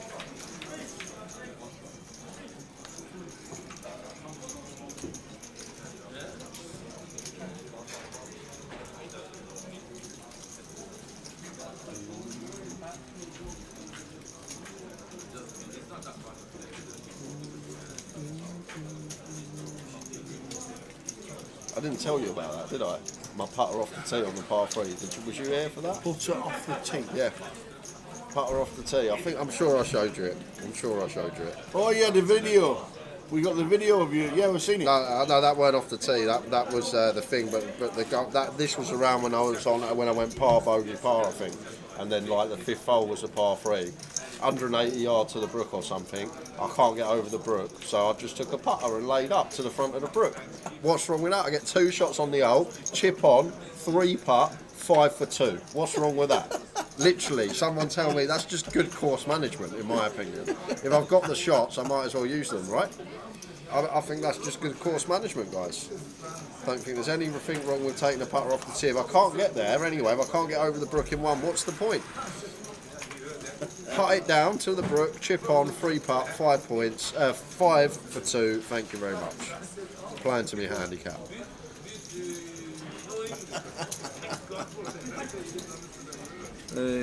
Jim Marlowe says there's a couple of lovely pubs nearby, the Angel and the Crown in the village too.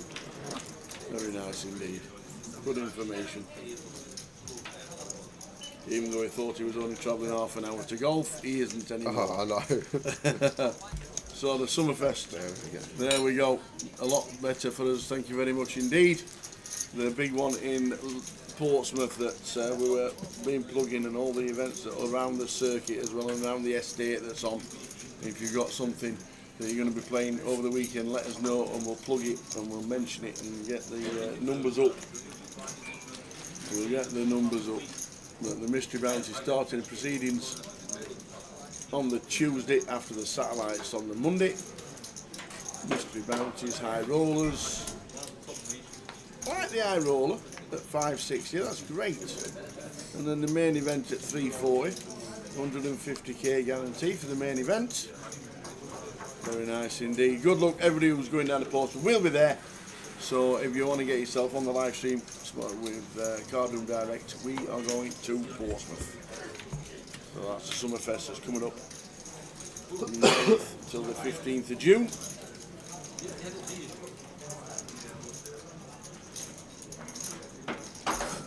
He's 5 for Ali.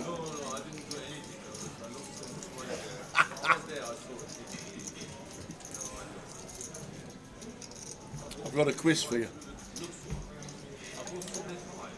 I've been brought in a present. It looks like a shaving kit. It's definitely not a shaving kit. It's a present, personal present, and I just need you to have a look inside and ask me and try and find out what it is. It says smash. It says smash on it. It's not. I don't think it's potatoes. We'll just keep the eye on the bricky with the queen. See if anything... I don't even want to know. What is that? This is a present from one of the players playing today.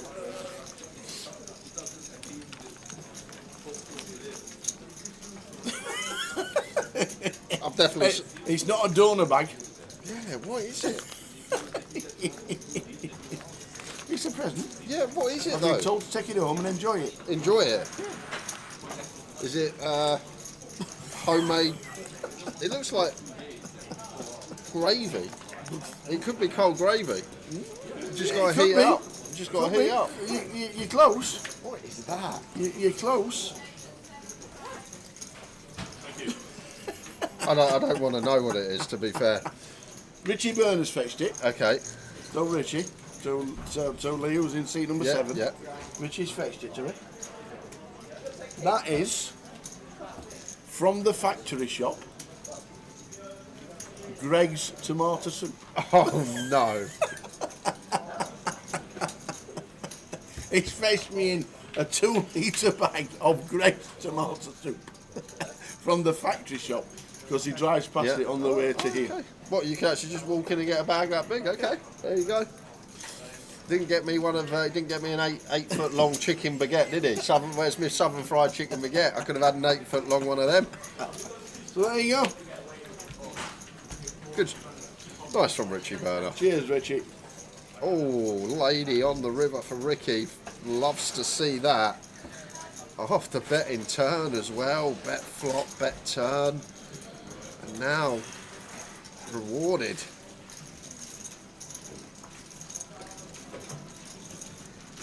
Now he checks. What? What? So probably should have checked flop, bet it. Probably should have checked turn, bet it. And then rivers are set. Probably should bet. Checks it. Okay. This is an interesting one. Ali sees he got unfortunate, but may have had to pay a river bet if we were bet by one. Interesting choice to check from Ricky after getting there. Not sure if he was turning the queens into a bluff on the turn, or maybe knew his customer, thought he could get value from worse, but that was an interesting river check there. Once we river is set, we want some value, sir. Fun one.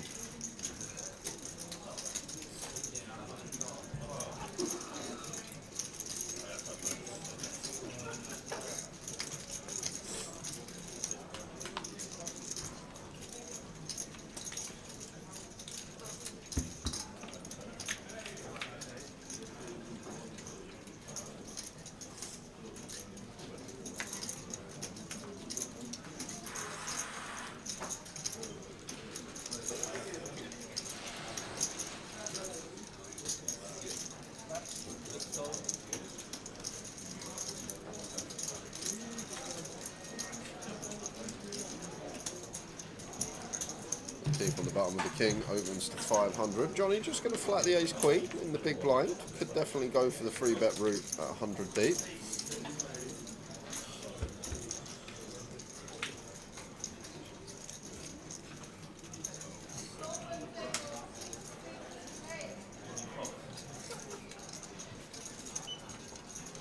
Here's the spades on the turn after it's checked on the flop. Johnny is going to lead.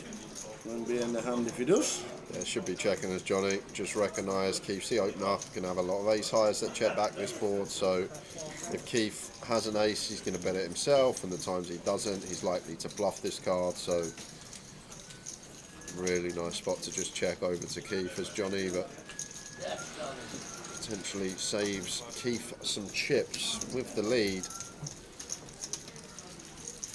It is level 2 of the day.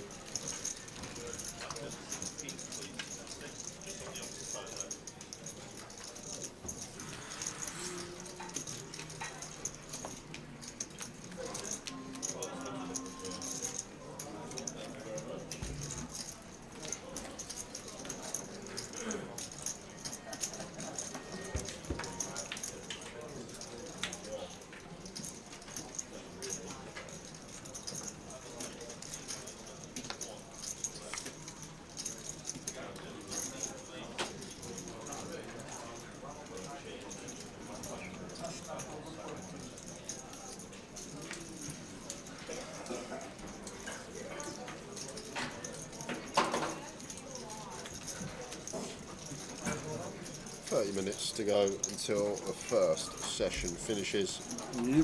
Potentially have some giveaways coming up. Second session of the day.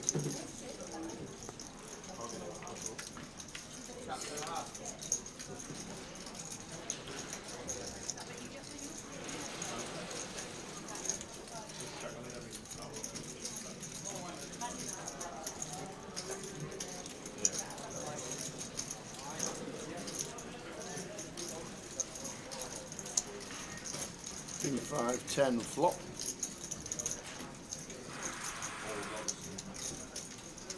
Just lost the graphics for a minute to get the right players in the hand.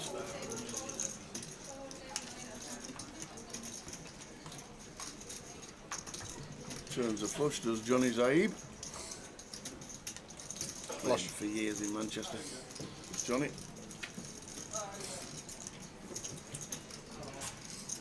Well, nice one for Keith.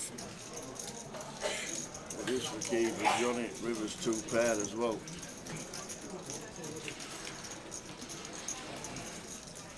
Wouldn't be surprised with a check call from Johnny. I think Darshan will check.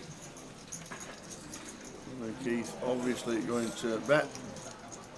Depends how big we go. Always got stones here as Keith. When check 2, no ace queen available. Both of these should be free betting that from the blinds. Goes big, 3.5k. Johnny just the third pair. Not really a kick up. Doubt we're going to see a call from him.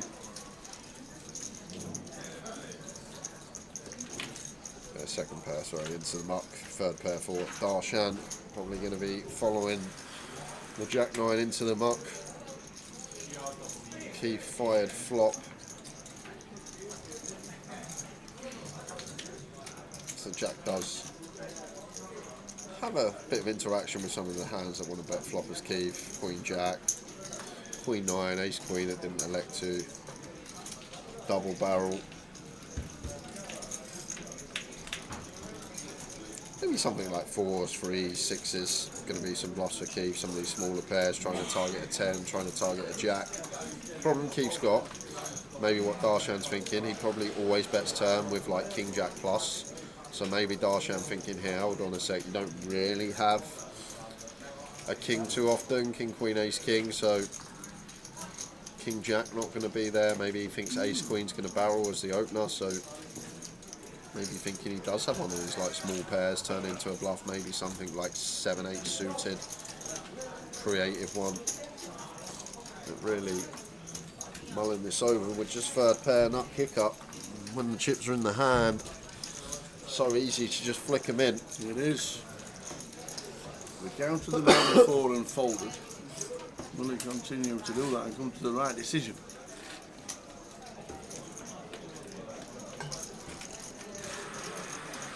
I thought it would have been Johnny that might have called. Counted them out and folded again.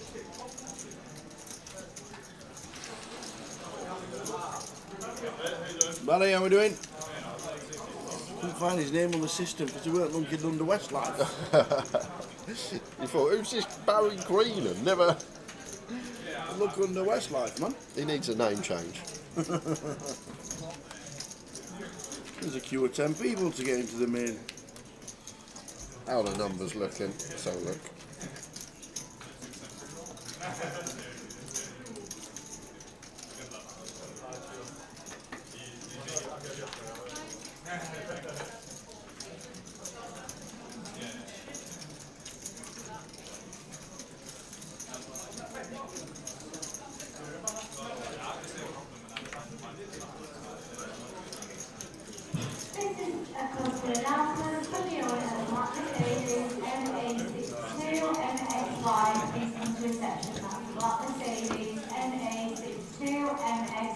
Please come to reception. Thank you.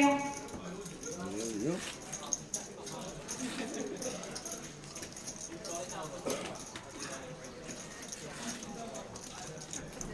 Ricky with the queens. 3 bets to 1.6.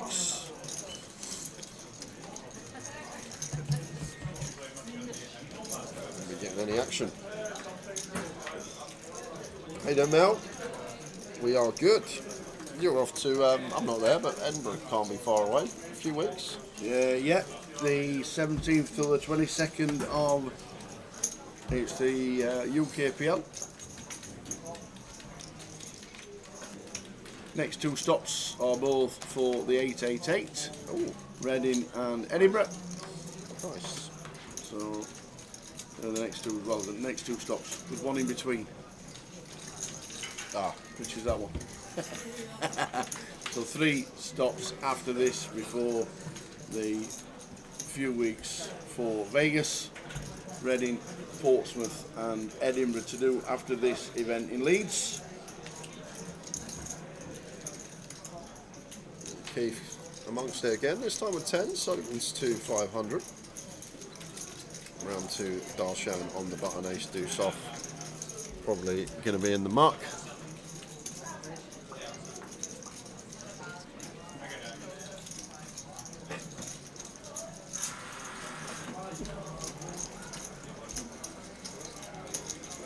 say probably going to be in the muck. Goes for a little fruity free bet, 1200 as well. Like in general, as we get deeper, sizes need to be bigger. It can even start going 3.5, 4x in position when we're 100 plus deep. It goes for small.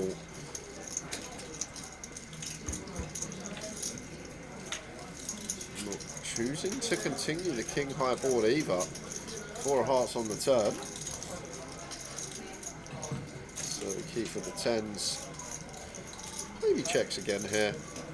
May see small lead. Making the assumption Darshan's just going to bet a king or better, but he can still have queens or jacks in range for sure.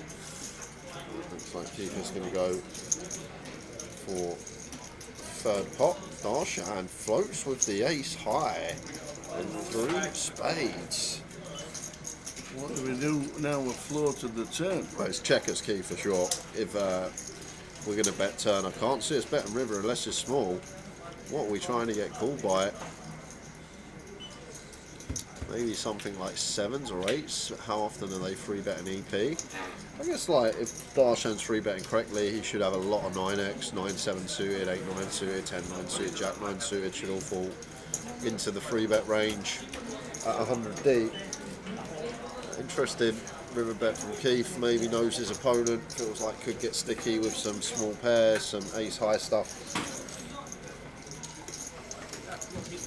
Mel Gutters can't put Ed in remaining. It's his as a mum's 70th birthday.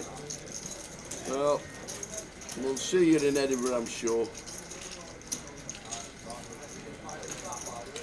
Wendy turned up about 10 minutes ago live, so she'll be on the stream in about 10 minutes. She got her name on the seat draw for the main event on the feature table and not played the first level. But she will be in seat 9.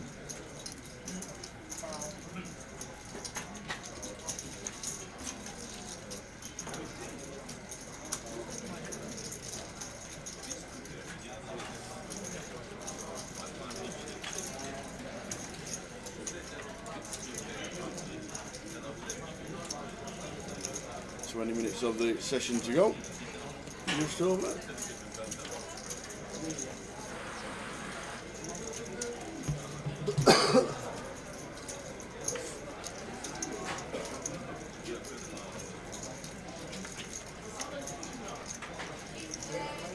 Ten, 9 flop. I'll end the initial raiser. Yeah, check. Maybe bet. Hand over. One of these perception, not just a clear C bet, still play a fair amount of checks on the 10-10 boards against the big blind. Does just continue.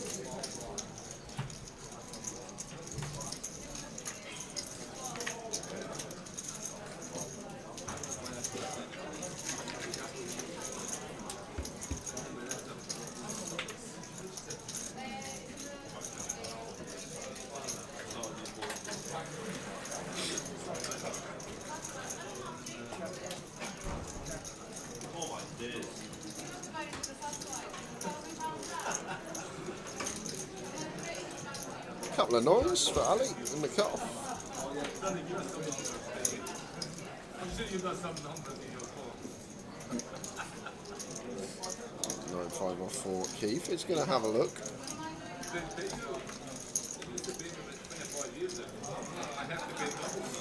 Does catch a 5. Not the most appetising board to be continuing on against the opener. Going to have lots of bets here. Ali. Let's continue for 300 against the size. South for quarter. Got to come 1 for 1. You have 5 minutes remaining to do so. There are some 10 seats to be won and only 25 players.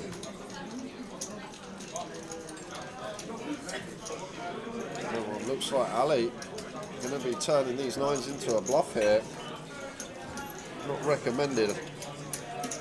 Like if we had 6s or 4s, I could 3s, I could definitely see it if I knock out some of these bigger pairs, but Keith not really ever going to have 10s. Did Keith call the turn bet?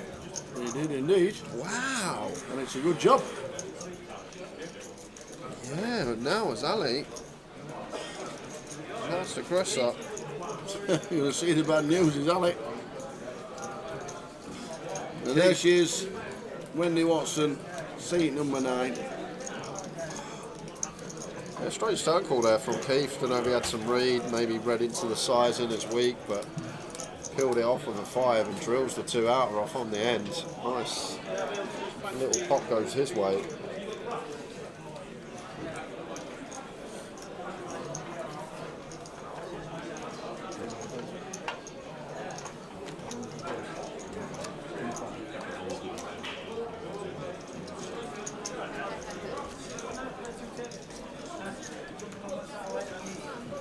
You would have to choose the board to play. You cannot click on.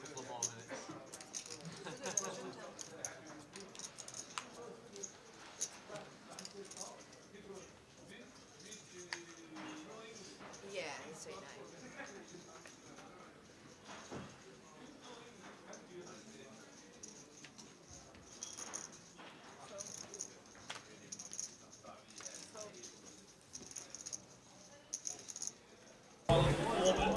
Got to tell you, I think there's only ever one person done this so far.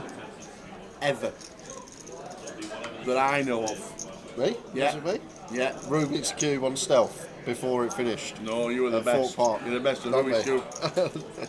So yesterday, Yeah. Mikey says to everybody, would you like a Starbucks? Oh, okay. I know. I saw it in the chat. Would you like a Starbucks? What did you do? We were in Blackpool. Previous stop was the Coventry. First day in Blackpool, ordered everyone the coffees. First time I've said yes. Yep. Second time I said yes was yesterday. Yep. It went to Luton. Luton Leeds. How do you do it? Why do you change where you are? Because you go on your Uber, your whatever it is, Deliveroo, Uber Eats, and the last location you're at will be set. So you'll see Starbucks. Oh, okay, I'll click on that. You do your order, you place it, and then you realise when the order's done, oh, it's going to Luton or it's going to Coventry. So everybody in Luton's like this. Come on, thanks very much. Did they get the coffees in Luton? They did. Is he ordering them today again, Mikey? I have no idea. I don't think you dare message.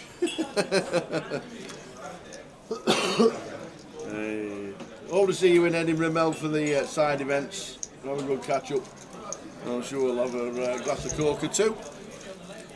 Hiya, Peter. Pete Ashcroft is watching on Facebook. Plenty going on around the estate. Don't forget, if you are playing any event in the country this weekend at Grosvenor Casinos, let us know where you're playing, let us know what game's on, and we'll give it a plug and a mention. You know, Berry New Road and Birmingham Hill Street have got a fantastic Las Vegas promotion on, where if you play a tournament or 2 hours in cash, you'll get yourself a ticket that goes into a draw on the 1st of June. That's a great promotion in both of those clubs.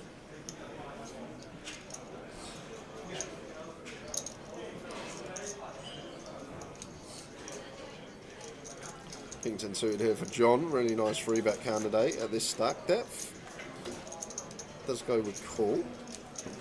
Really nice when we just get like north of 80 big blinds deep, just taking these ones upstairs, just reason being like just knocking out like a king queen, a king jack behind, these type of stuff. So we want to get this hand heads up with position, the playability of it, and how the equities are going to run is going to be really nice in heads up situations. But when we go multi-way, sometimes equity just diminishing.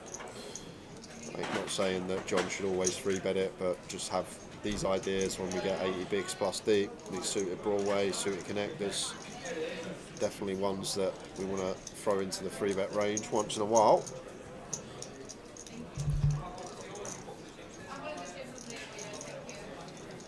turn is the 10 of diamonds.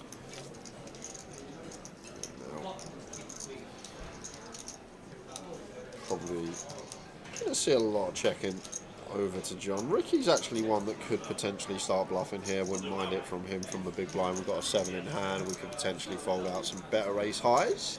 I'd even have the idea of dislodging some potential 1 pair holdings by the river, but checks it over to John, who has a clear bet here, 3-way. Just assuming 10's always best once checked to twice on this board.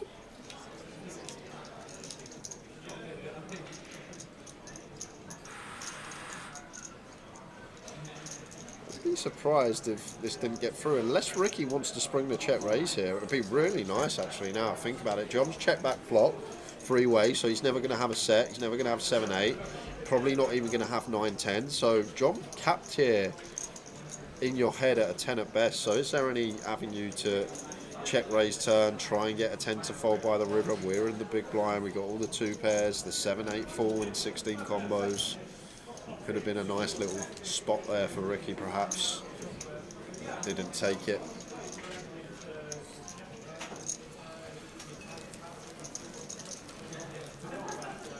John Bell, is that the Dinger Donga? John Bell. What? Who's it? It is the Dinger Donga. Zacabello. There you go, it is the Zacabello. The Dinger Donga.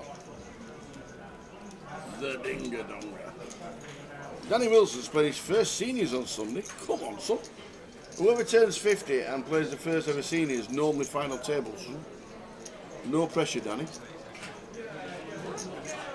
He must be the first person with the name Danny to play the seniors. I thought Danny was like a young Daniel or a young man's name. Yeah, I always thought right.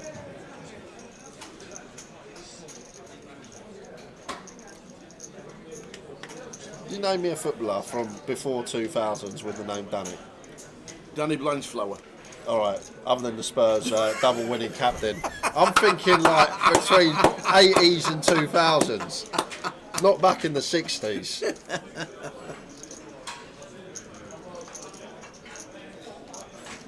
Did Danny DeVito play football? Danny DeVito, who's that? What? Who's that? I don't know. Have you not seen the film Twins? No, I haven't seen Twins.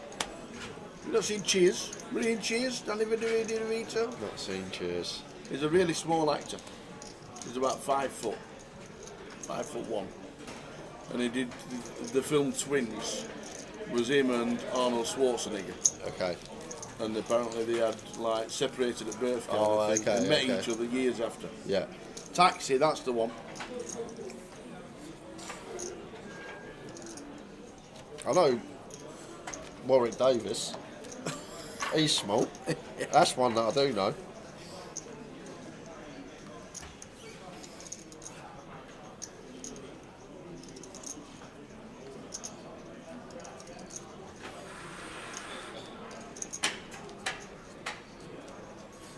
Yeah, Taxi it was. Cheers, Paul. Danny Cadamarteri. Who? I'm guessing a footballer from between the 80s and 2000s. Danny Cadamarteri. Who did he play for? Did he play for Everton? I think I remember him being in an Everton shirt. I'm too young. Way before my time. So John from +1, ace-9 off. Opens the 500, Darshan, King, Queen, defends in the big line. Yeah, the Penguin in Batman with Michael Keaton. There you go. Cheers, King Joshy. If you pull up Danny DeVito's Wikipedia, it'll be in hundreds of films. I never really understood that in Batman, why the villain was a penguin. Like, you think it'd be like a lion or like something that's got a bit of like aggression about it, like, but a penguin.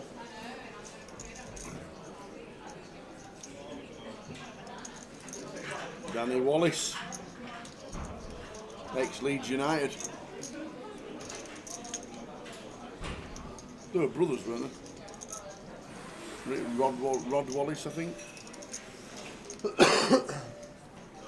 Obviously Danny Welbeck this day and age, but Aye. Danny Murphy, aye, one of the best. He's not 50, is he, Danny Murphy? He's got to be what, late 40s now? Touching. Oh, yeah, he's actually probably close. What, he's at Spurs 2008 season, 2009. Yeah, he's probably actually touching 50. Danny Mills. I'm Left talking. back. I'm talking about Danny's that are under the age of 50. It's a young name. Danny Ings is under the age of 50. Danny Higginbottom might be over.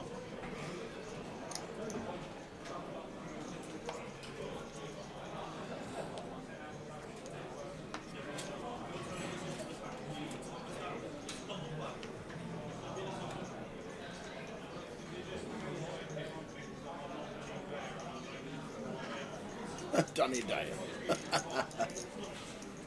Don't think you play football with him. No, his son-in-law does. He does. For West Ham.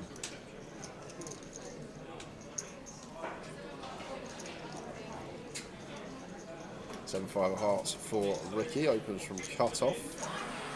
Seems perfectly fine at this stage. Ace King for Ali.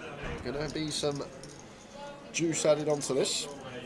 Probably around 2,300 the size we should go. Doesn't mean Ali will find it. About 85 big blinds effective here. Nice little spot to make it 11, 12 BB is probably what we should be going. Theoretically, Ali goes fairly small with the Ace King. And the problem with going like this sort of size, we do give these type of hands that Ricky has just a nice price to call as he's going to... Did he just 4-bet? He has 4-bet. 7-5 suited. He's here to play, or Ricky. She's come to play, I tell you that. Just rolls this one in for some unknown reason. Like in general, good to have 4-bet bluffs. Obviously, we want to be balanced. We can't just 4-bet our aces through queens, our ace king. We need some bluffs in there. But at this stack depth, this is not a hand that gets to be 4-bet. We need to choose something like a queen jack suited, a king 10 suited, an ace 5 suited. Like, this is just too low down to be in the 4-bet range. And now back over to Ali and straight in with a punishment. And it's 21 big blinds up in smoke for Ricky. Could have just called and see a flop, take our equity, getting the price against a small 3-bet out of position. It picks an outrageous combo to find a 4-bet with. And now it's just going to be in the hands, I guess.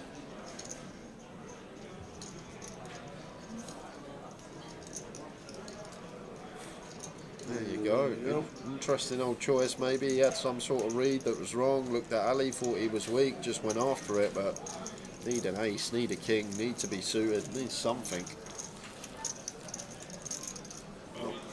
Not blocking any of these 5-bets or continues. But I like the spice. Always got time for someone that gets after it.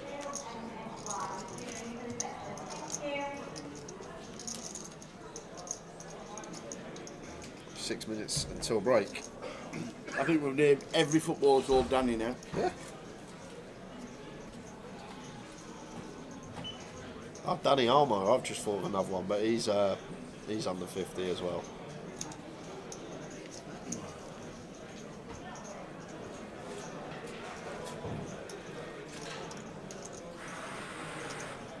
Attention, anyone interested in entering today's start price? You have 10 minutes remaining to do so. Lee with the pocket tens opens to 500. Fruity old peel from Keith. There are still 10 seats to be won and only 28 entries. You have 10 minutes remaining to register. If you're interested, please make your way to the card and best now. I have no idea where that was going. I started to say words and then lost. I got the thing across. But I started with like loads of Who put you in charge?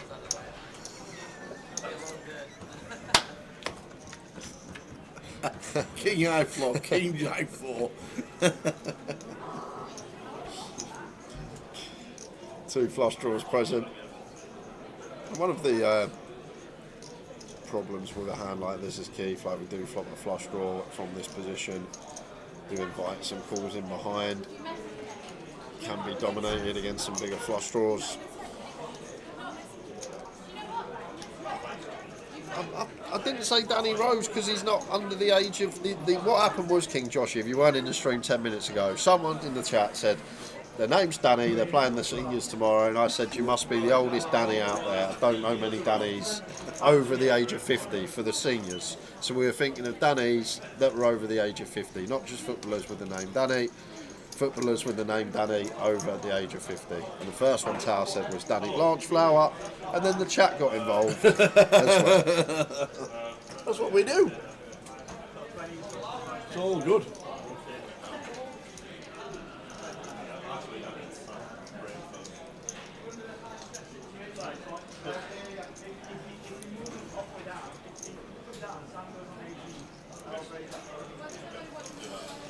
The old Blanchflower. The final 4 minutes of the session. Richie Burner in with 10s.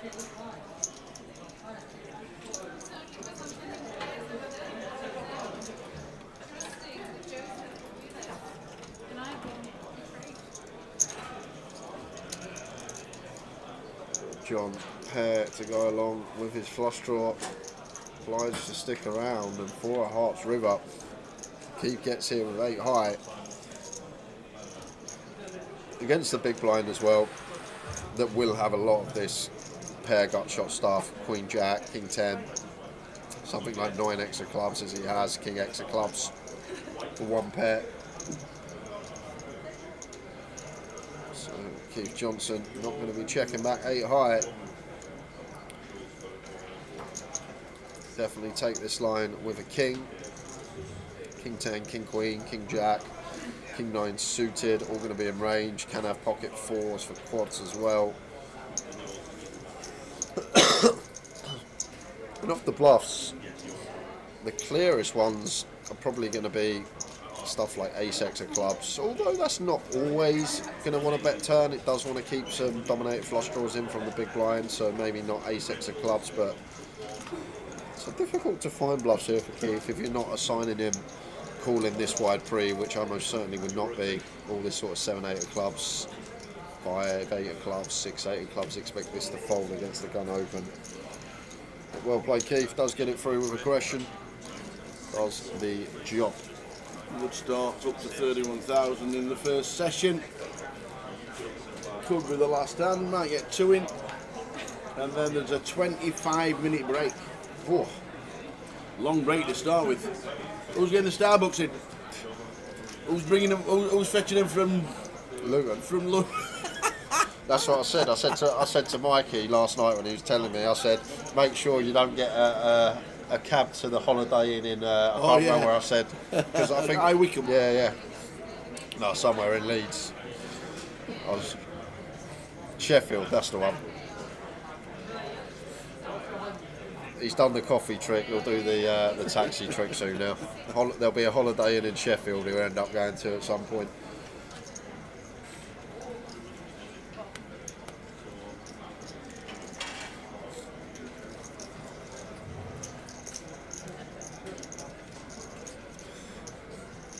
You seen the team we got out tonight, King Joshy? Stefan Freund, Robbie Keane, Doherty, Michael Dawson, they're all out tonight, mate. Sam said yesterday, bet of the day over the weekend is Brighton against Liverpool, because all the teams been in Dubai celebrating. Yeah, could be.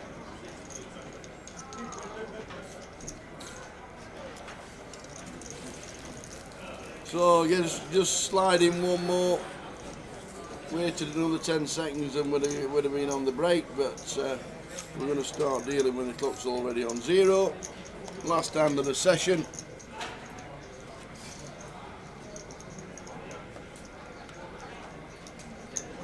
Blinds in, please. Break time, 25 minutes after this hand.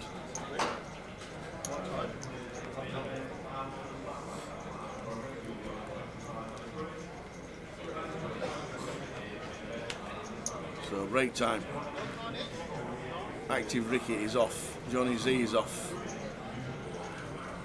Says we'll see you back in 25 minutes, says Johnny. Harshan's got starting stack. Could have had an extra couple of hours in bed. Ali's going to 3-bet.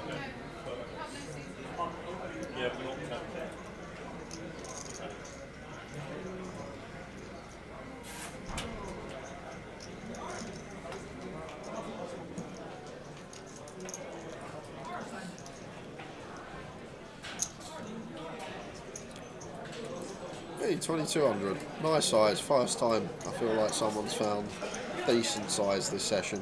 And then John, the Dinga Donga.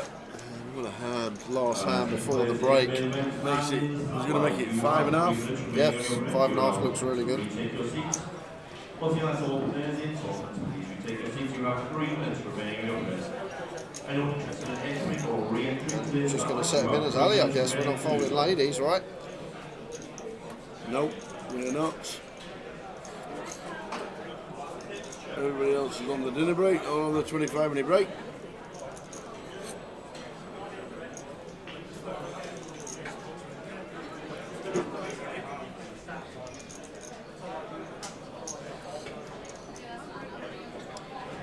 Thing is, this is the first 4-bet we've seen all session, and it's not like people have been getting after it left, right, centre, and the table's playing in a carnage manner. So Ali may not send the troops in here. He does go with call, but looking for a board.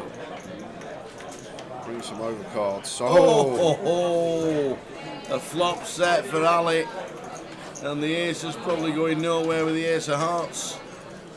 may actually check this one back as John Tower. Let's think about Ali's range here. Obviously we 4-bet, he is going to have a lot of this board. Really like this from John.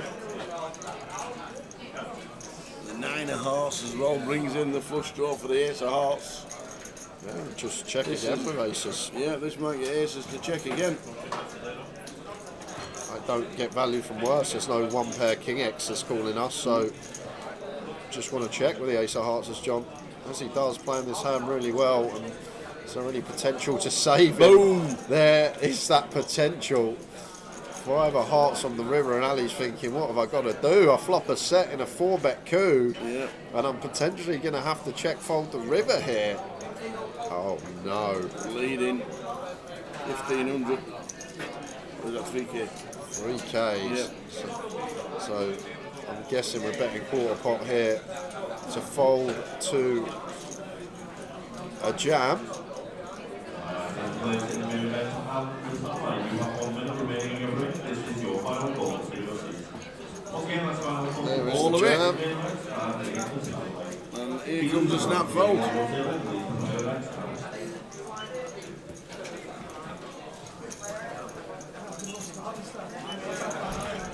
Here comes the fold and on to the break.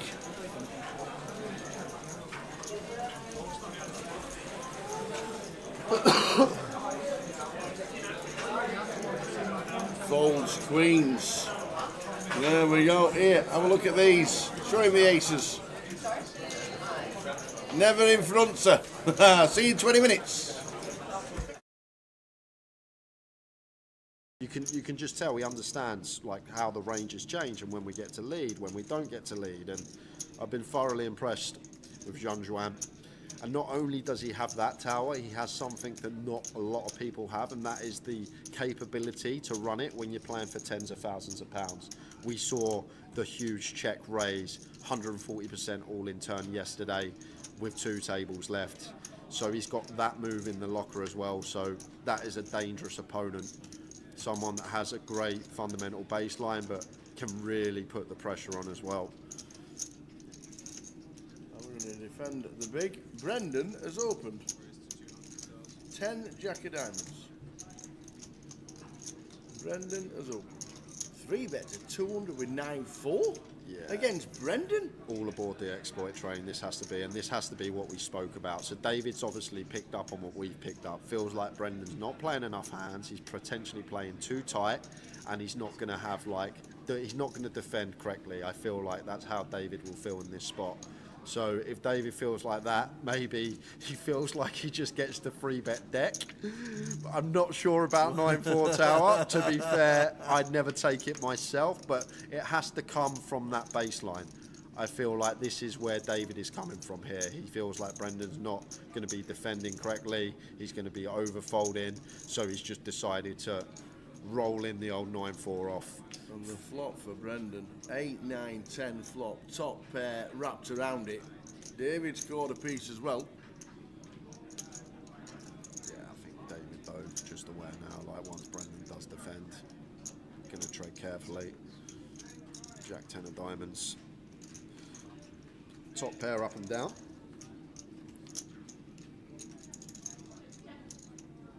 David Lennon. Still going to come along with his middle. Was only south a quarter pot. Continue. Off to the turn, which is a 5 of diamonds.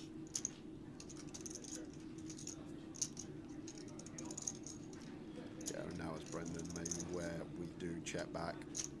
Like it's horrific if we get check jammed, and we're not going to against David's particular hand, obviously, but if he ever has some hands that potentially want to go for check jam, it's a 3-bet pot, like value bet threshold. I don't think we get to go bet with a 10, so great junction to check perhaps here is the turn, but not going to get that option. We are going to go for bet instead, so finds quarter again. 150. Now as David, no real sort of straight draw or anything to go alongside the 9.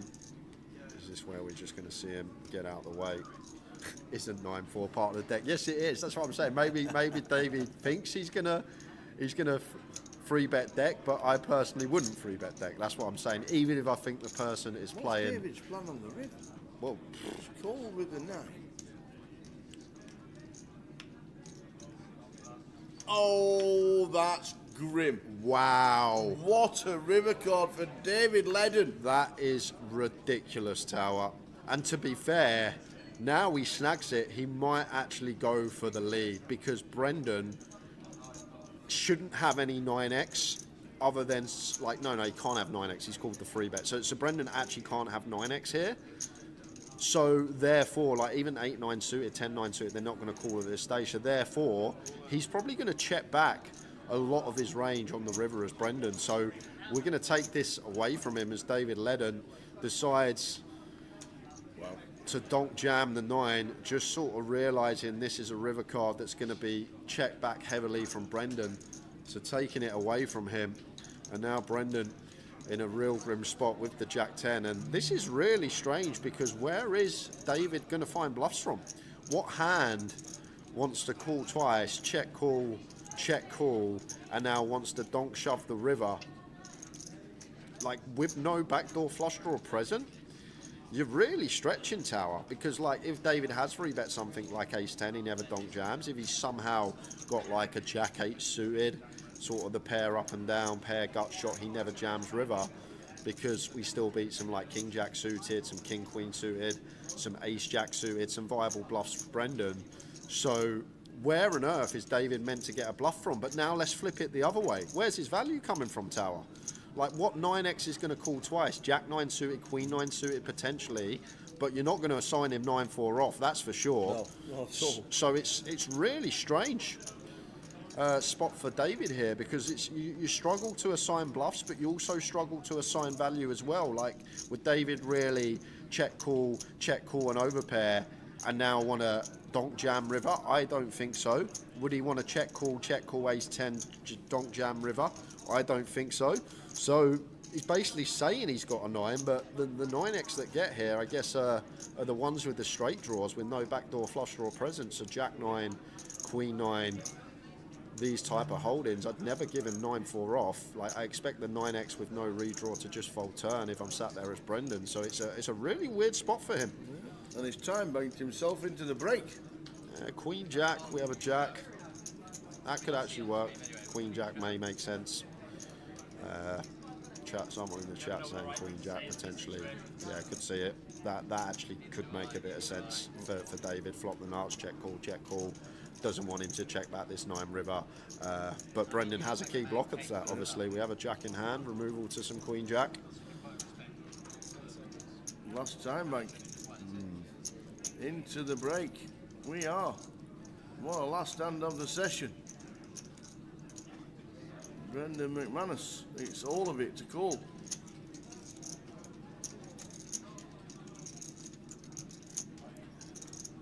don't think he's going to call tower. I feel like. He's made the call He's to see the bad news that he has just been rivered. Brendan McManus.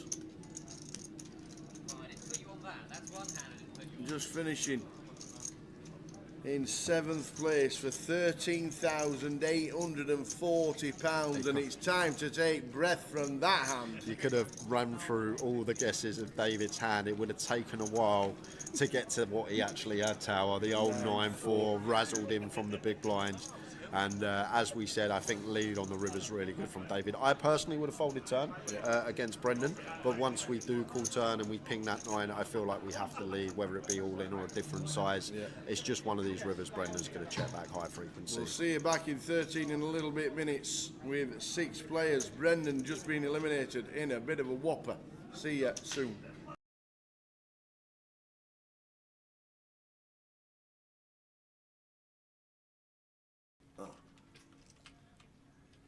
The old ones. Is it 25?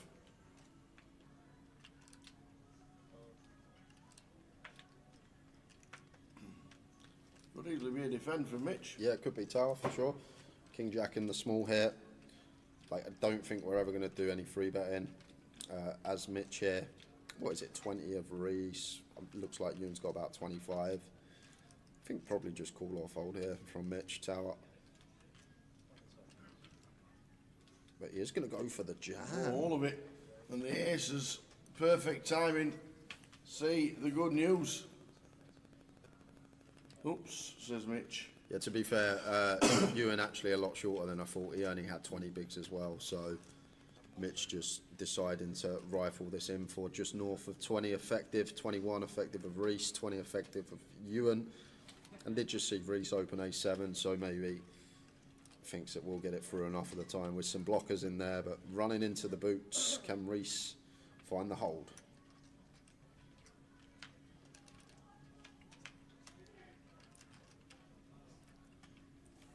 Oh, you can't! Wow, Jack 9 is the flop. That's not fair. That is grim. So Mitch potentially taking all of Reese's chips in 2 hands. No spade either. He needs one of the 2 live Barrys. Wow. Barry! One of them. There it is. Oh, Barry on the end for Reese. what a hand. What a run out. Oh, dear me, man.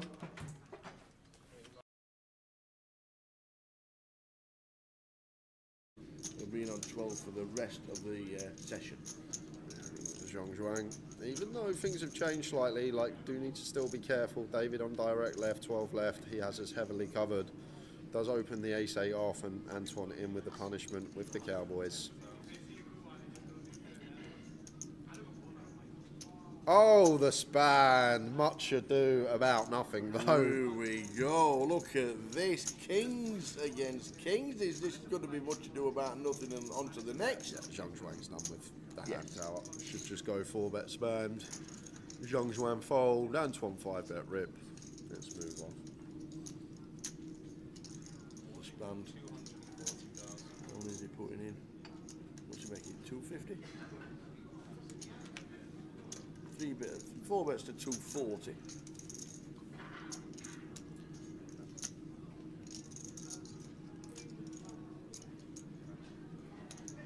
Junshan obviously out of the way. Right on to Antoine. Yeah, just the jam. He'll think about it, then he'll jam, then we'll get a call.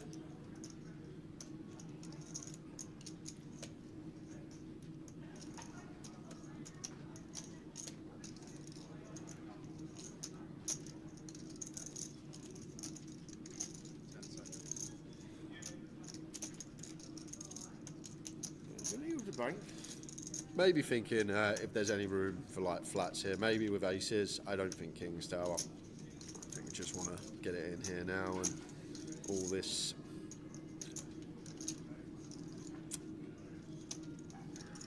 Just going to be a waste of time. Because it's always going to be all in and cool. It is indeed. After they dwell with the chip, with the time bank, all of it. And a call. And we're going to see kings against kings and a big smile from both players. No dramas, please.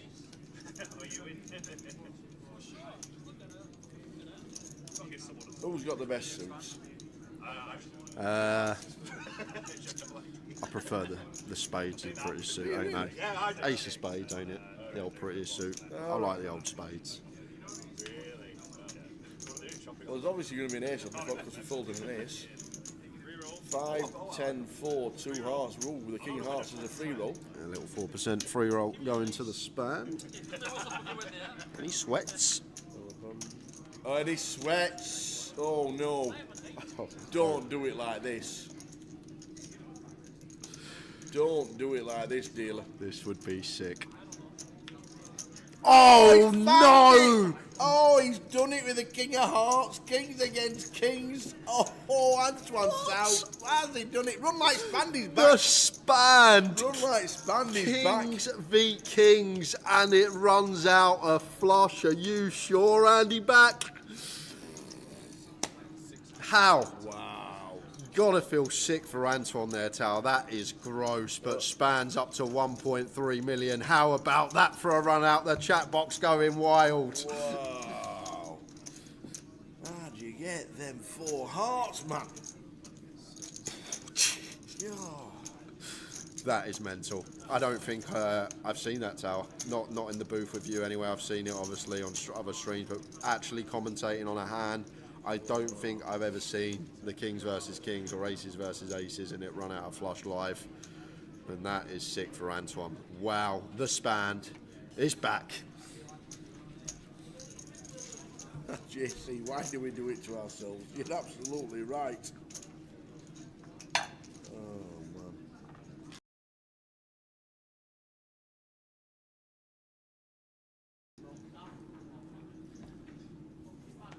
So, King 7 for John. Do we open more or less everything, or just at least see a flop? Well, we can limp with some traps as Ravi's Whoa, done what's that here, mean? and the trap has worked. Wow, well done, Ravi. Jean Zhuang just shoves the king 7 for 17, 18 big blinds. Effective. Ravi calls with the ace 9. He was trapping. So Ravi with the ace 9, perfect. Ace 7 deuce doesn't change anything. King or a 7 still needed for Jun Shan to be champ. Still got backdoor spades working as well. But Ravi looking like a double. Oh no! 7 on the turn! 7 oh, on the the turn! Oi, oi, oi! Fading an ace. Oh, has he done it? He's only gonna done the ace on the river. How? How's he managed that? How does that even happen? How does it come a 7 on the turn and an ace on the river? What on earth was that? Ravi Chef. Whoa! Tao was thinking about the Super Bowl. I'm thinking about Miss Star of Brahman. Oh my word! And next thing you know, the 7 on the turn. Run like Ravi indeed. It looked over on that turn card. And the ace spikes the river. 2 outer for Ravi Chef. 95% of the time, Zhong Juan is a champion after that turn. Wow. But we continue.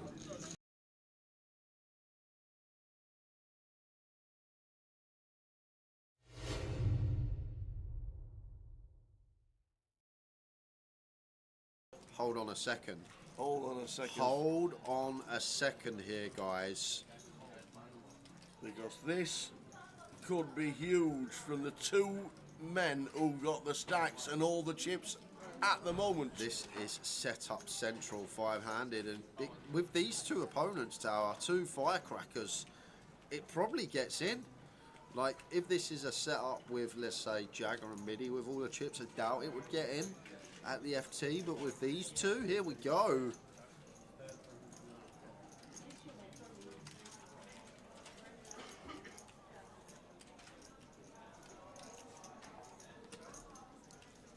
Incoming 4-bet. And Tuan Lee's not going to put in a third of his stack to fold queens, I don't think, Tower. Here we are. Tuan on Tuan action, says Ben. And it's probably going to end up in the middle because Tuan's not folding kings and Tuan Lee's not going to fold queens after putting in a third of his stack.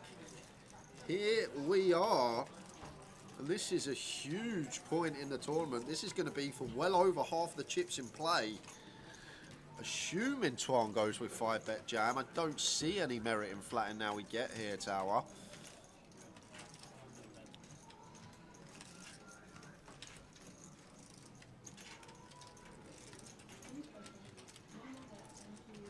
Is he thinking about folding? No, he can't be folding.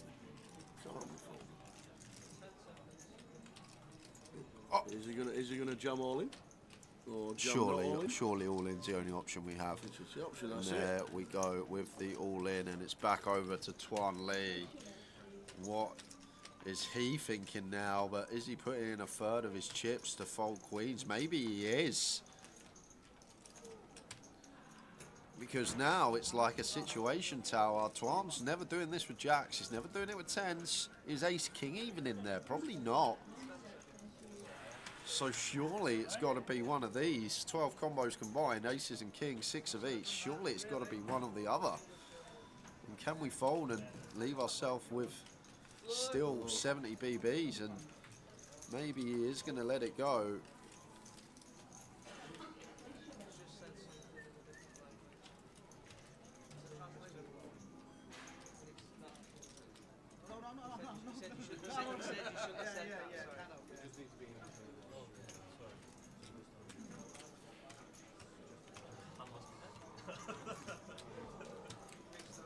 Tuan at the bottom of the TV has said something in native language, in a different language, that Tuan Lee then says you shouldn't have said that.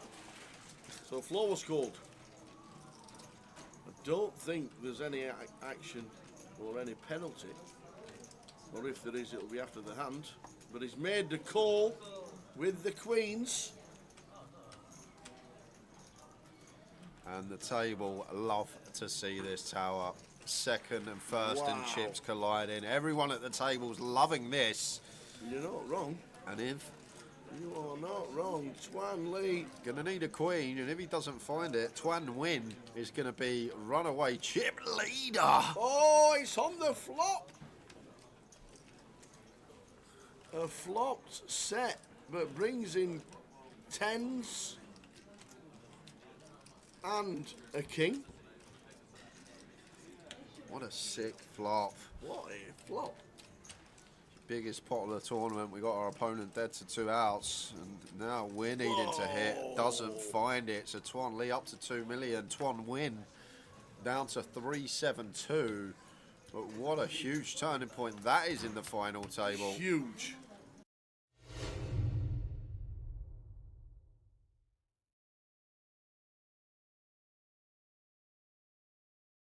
You can just tell he understands like how the ranges change and when we get to lead, when we don't get to lead. And I've been thoroughly impressed with Zhang Zhuan. And not only does he have that, Tower, he has something that not a lot of people have, and that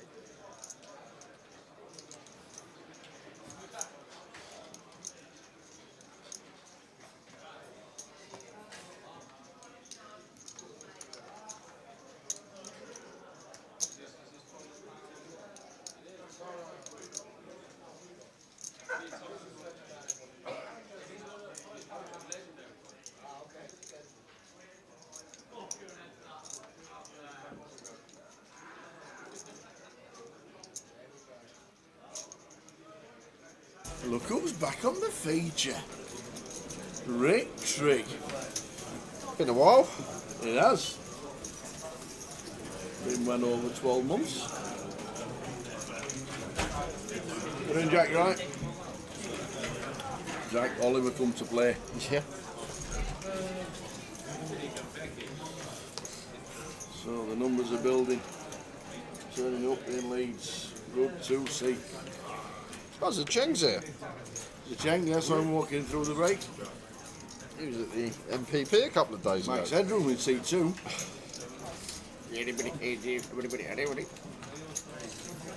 So Jace.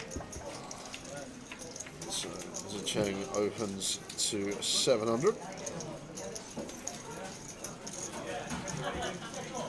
Barry defends the ace-4 in the big. Good to see Westlife as well here at Leeds. Indeed, it's Barry Greenan. I think it was actually here where Westlife began, if I recall correctly.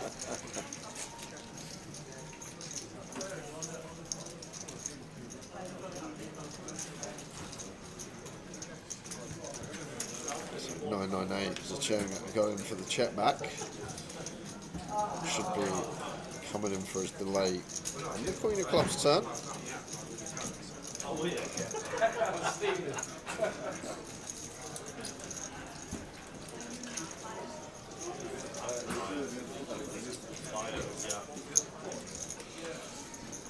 Afternoon with the Keith Splash. And then Keith. How do Keith? All is good. We've got plenty of golf in this fine weather we've had for the last month.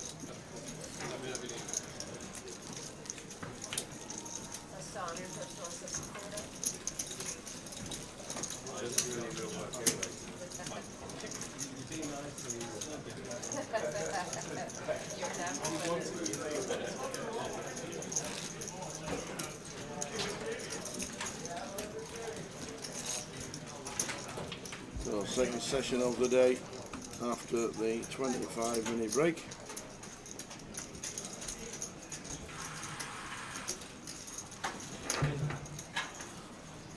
Welcome back one and all. Sorry, mistake. I'm sorry.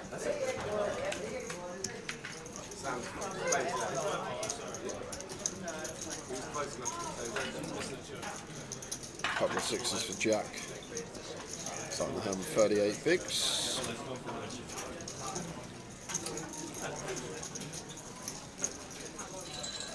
Should be raise and take. Well, it should be. It's a Cheng. Gonna have a little look with the 9-3. Queen high flop, Queen 4 deuce.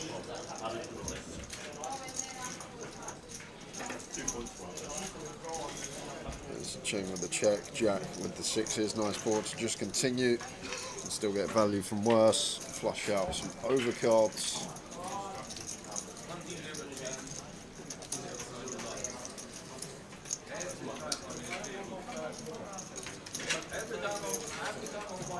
Well, I thought that would be that, but the check has come to play today, obviously.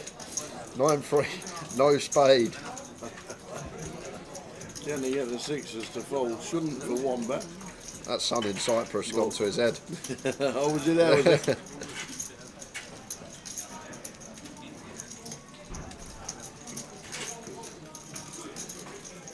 Sixes with a spade as Jack here is just going to let them go. A lot of removal to some of the bluffs that Chen can find. Gets it through. Now we're doing Jackie Chan. Why are you an outer?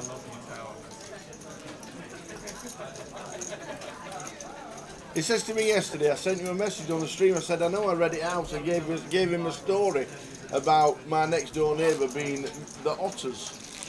And he went, well, I don't listen to the stream. Well, so what's the point in sending me a message? Afternoon, Jackie Chan, watching. Hope you are well. I'll get some golf in when I'm back from Egypt. Oh, thin or what? Did he show you that wee video I got of him in Cyprus? Oh yeah, when you were doing the old TV bit. TV bit. Keith was in Cyprus and he'd, oh, what, when I was just doing some filming, bits. yeah. So they were natural. Went for a walk by the pool during the break and it was mobbed by 5 women sitting by the pool. The life, you see. Living the dream now, you see. Women everywhere. They have a ladies' comp every day, a daily ladies in Cyprus. Do they? Yeah, so Might be there next year. yeah. Just go with that microphone. You don't need Dave. It worked in Ireland. Just bring that microphone with you. Have a little wander. They'll have no idea what's going on. The 10-8 deuce, all hearts. Wayne will continue.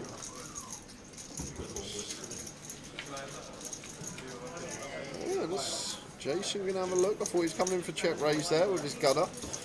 Just going to take a turn card. Just the 10 of spades.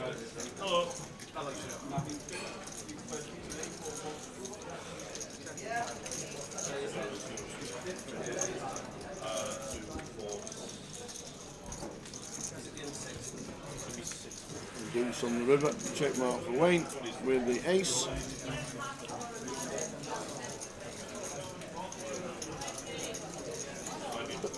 Go.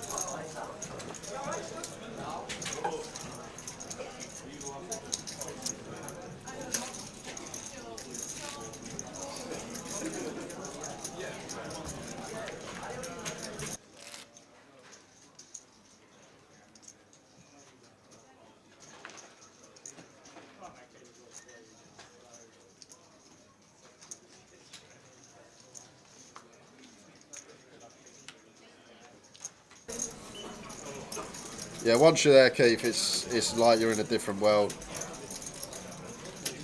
Just getting there's the problem. It's more difficult to get to than Vegas.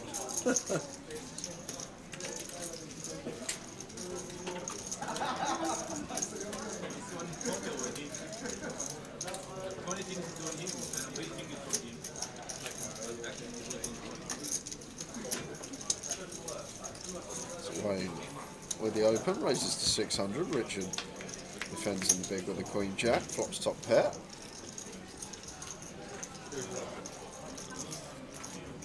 Not even a heart on board here for us as Wayne. Still going to have range advantage on the Queen high board. It's big. Does come with 40% just north off.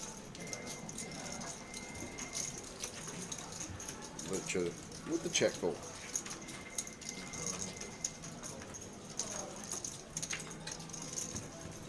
Eight of hearts turn. 97. With the ace behind to Rich in C3.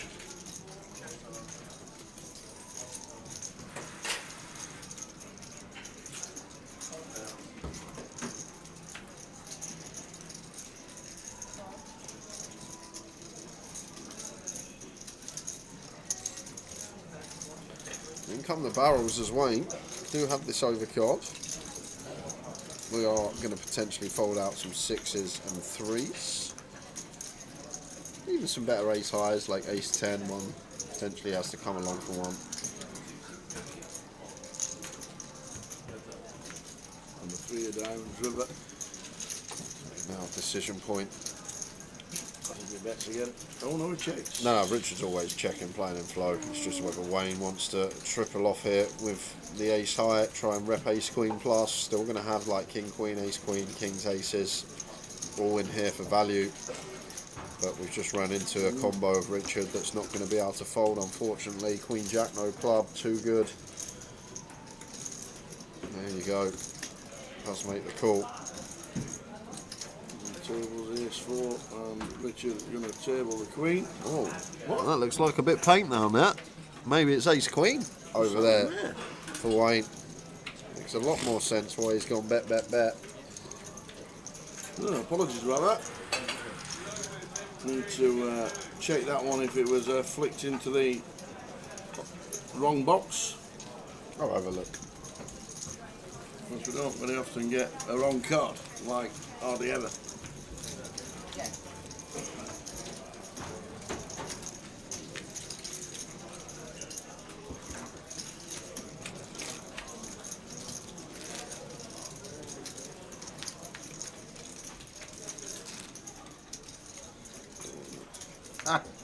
Steve Barnes says, I've still got a headache from being on Wilco's table yesterday. I've still got a headache from Wilco and Luton. We're doing Steve Barnes, 79,000. But well done for bagging up, Steve.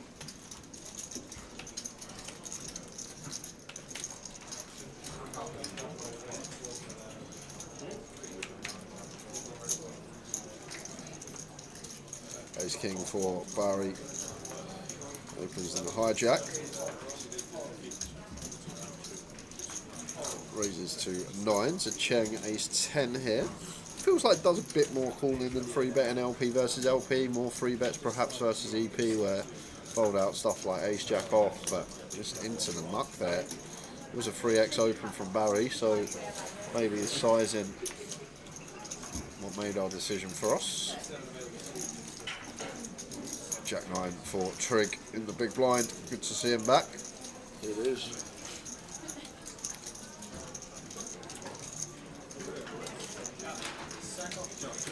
$75 bigs on the fee check.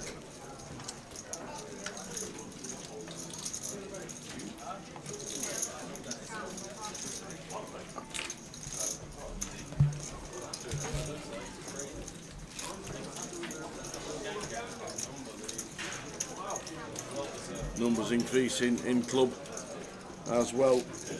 Starting to be a very good turnout on the Friday.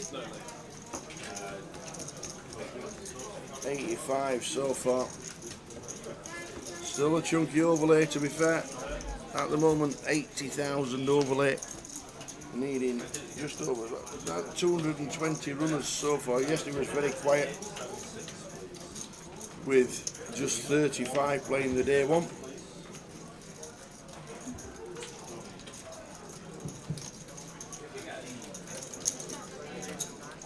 Or 38 playing day one, 85 today. There's already 10 in the turbo. It's on later tonight.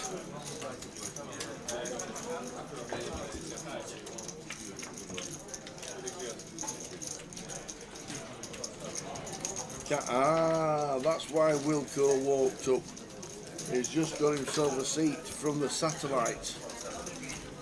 Well played, Adam Wilkinson. Playing in the 10 seats guaranteed, and he's got himself a seat. Well done, Wilco.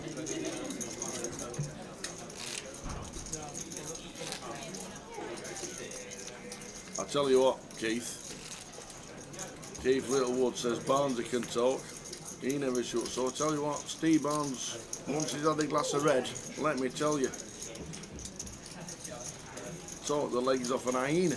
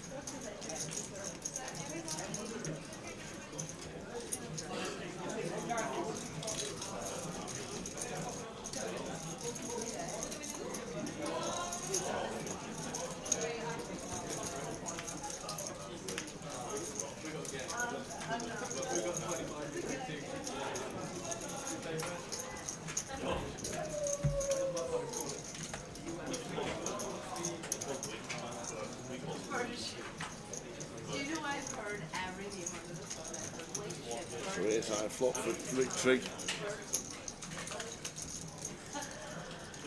3 on the turn. Justin with the better kicker.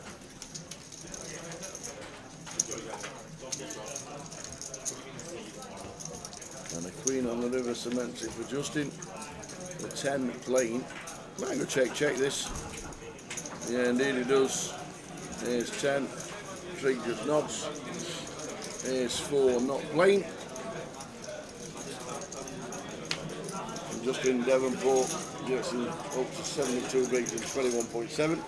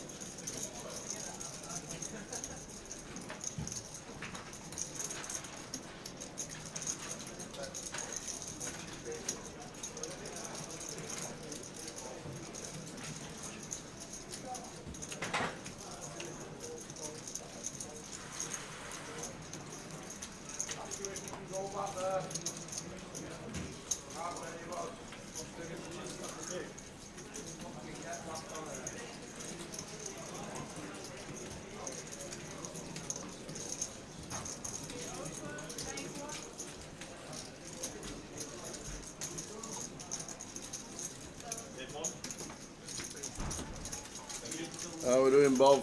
You are not wrong. This is a cracking table for a day one, and we've got the same hand with Zicheng from +1 and Rick and Richard in 3. Same ace queen, ends up in the middle.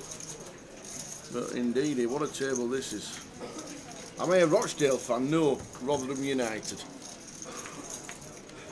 Rochdale were playing last night, weren't they? This looks like being chop it up. There we go. Let's chop it up.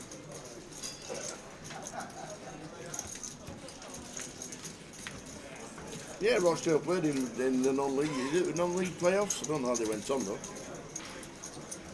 No idea how they went on.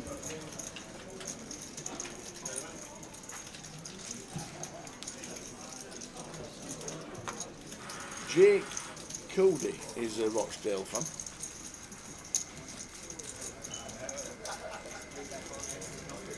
Triple champion.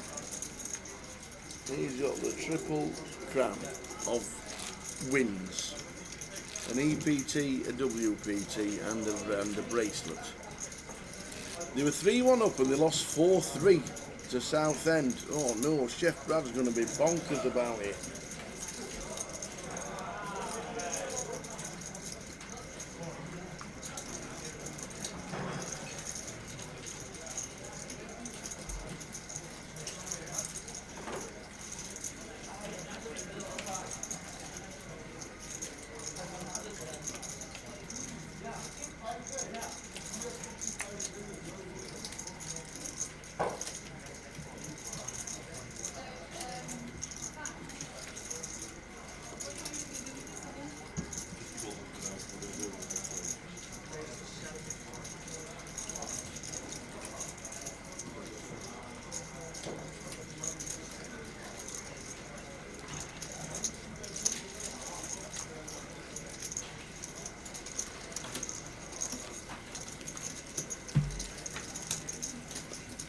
Do I think Wrexham will go up in the first year of the Premier? No, I don't.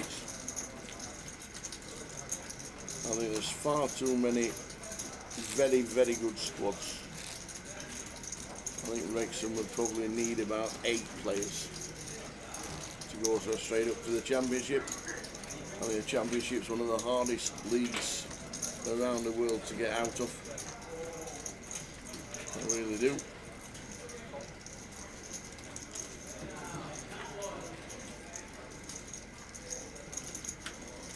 I think it'd be a bit of a, not a struggle, maybe mid-table, maybe like a Sheffield Wednesday kind of season.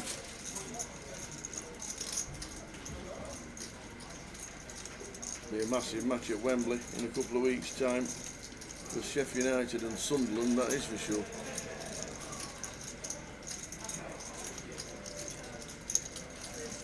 Massive game.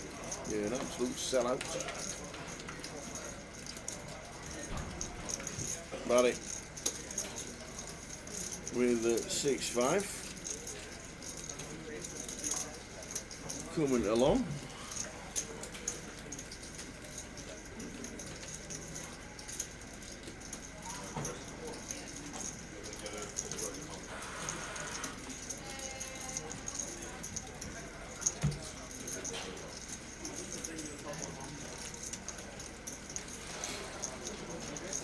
From Barry with a 6-5. Travelling down, not too many. I tell you what, we were talking about this earlier on. There aren't too many Scottish come down to Leeds, and there aren't hardly any from the northeast. No Teessiders, nobody from Newcastle, hardly any from. I don't think I've seen a Teessider in the building, and it's an hour away. Where is everybody this week? Literally, where is everybody?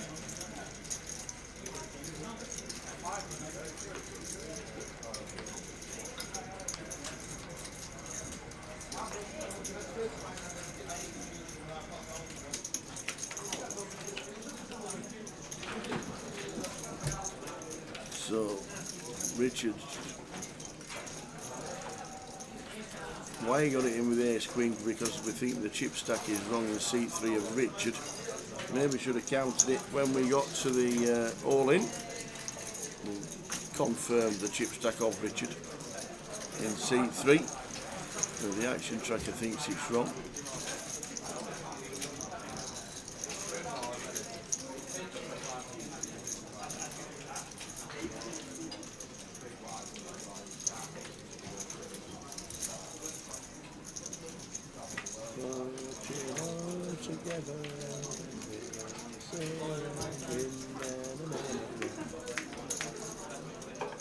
Queen 9-4, 2 hands we got seeing seats 2 and 8.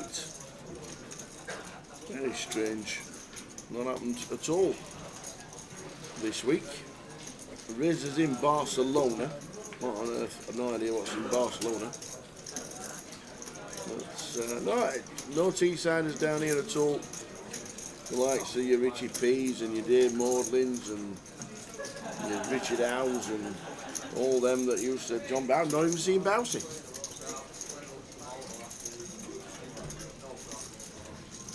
So plenty missing this week. That is for sure.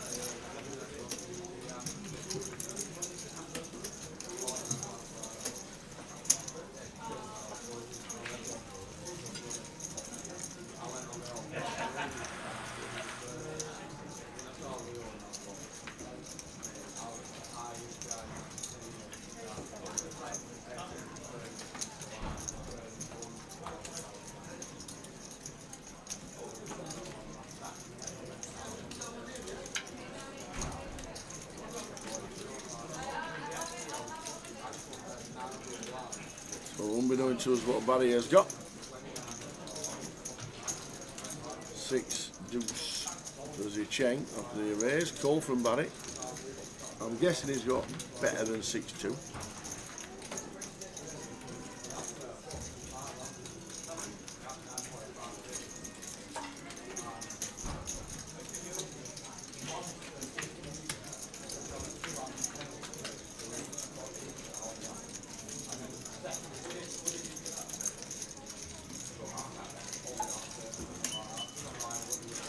Chris Harvey, watching on Facebook, says this can't go any better.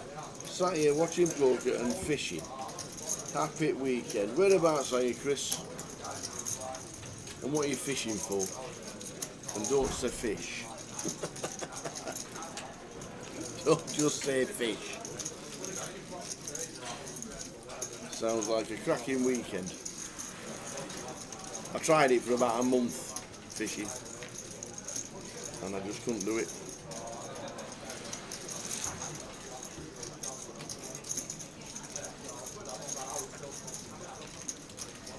I just couldn't do it.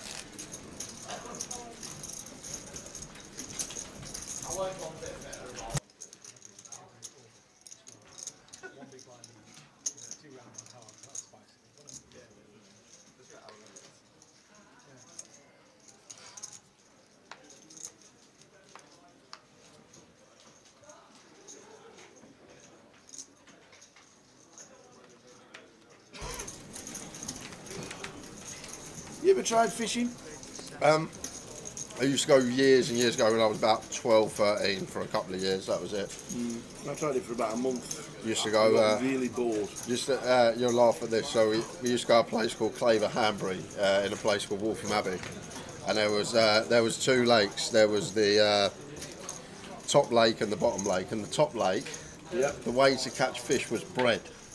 Bread? You just throw loads of bread on the top, and then it'll come up like that. And then you used to use your net. So yeah, exactly that. And they used to use the net rather than putting them off, catching them on a hook. Used to use the net. But and then there was a bottom lake that was rumoured to have this massive catfish in it.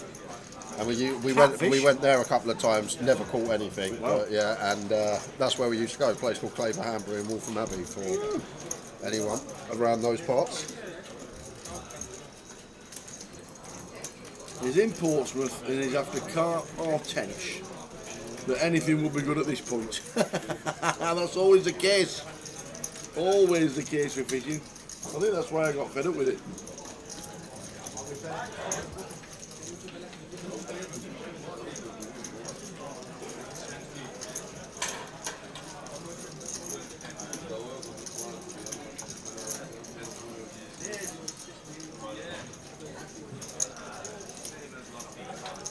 Jack 3-4 flop. Rick checks bets on the turn of the pair jack. Barry Greening with air side. Yeah, maybe Phil's needs to double barrel this spot of trig. Don't expect Barry to check back much Jack X, and even like his 5s through 8s, maybe he's going to start betting. Maybe Trig feels like he's going to have a lot of ace highs in this spot.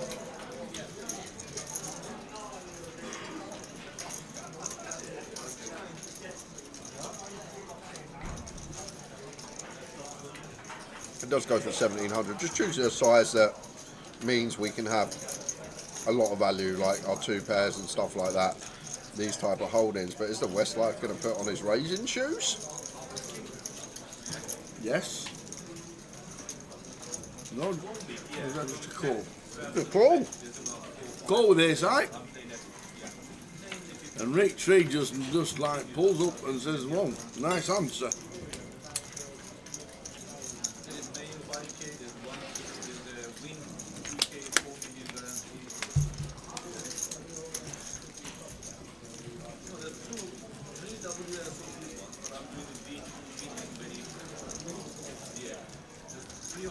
Steve Barnes says that there's a big karaoke night coming up in Reading. Oh, is that you involved? It will probably be me involved.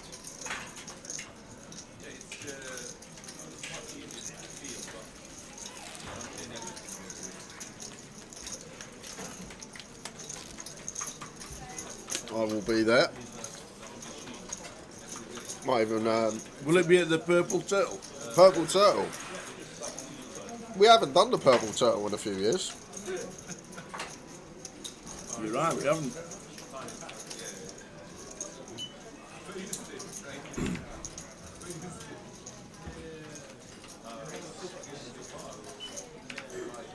We might have to try and frequent the Purple Turtle this year. Jack opens with the ace-5 suited, raises to 600. Barnsley was actually alright at karaoke, Danny. He done a decent stint. He's not like Josh Hardman, is he? He just hogs the mic, yeah. Sings one song and glues the mic to his hand. A little bit like Josh. And then on the shook one afternoon. Shouts of hold echo around the card room. It's Big Sam here. Oh! He's on Twitch instead of YouTube. We're on Twitch, Facebook, and Twitch, Facebook, and YouTube.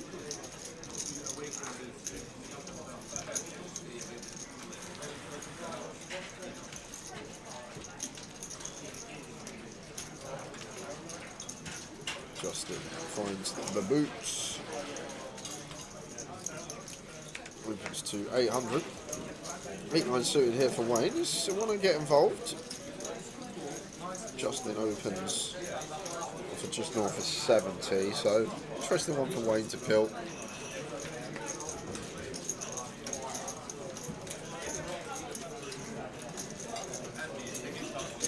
Jack going to get out of the way, so heads up. Queen Eye block, Queen 10-8. Fair amount of checking going on here. There's Justin gun versus +1. Lots of checks out of position, then we can spring some check raises. Let's just start with small. Third pot. Wayne with gut shot, backdoor flush draw, and bottom comes in.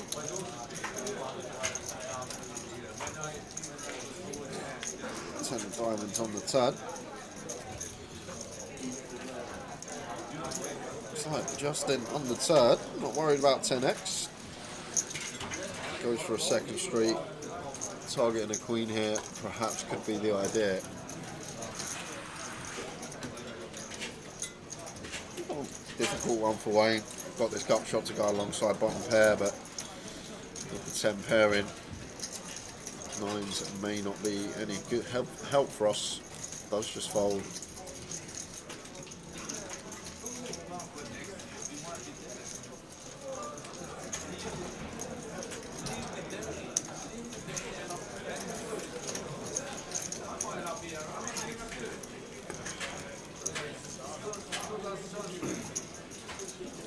Two clocks on the wall on the left hand side, one for the main event and one for the cash out satellite. Wilco got a seat, that's why he come all over chirpy. Oh, you got a seat in that satellite? Yes, he did indeed.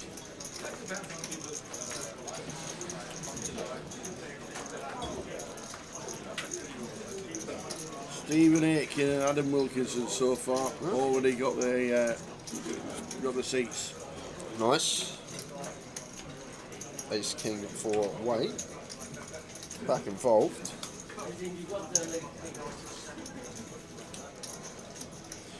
Opens to 7. Barry calls threes.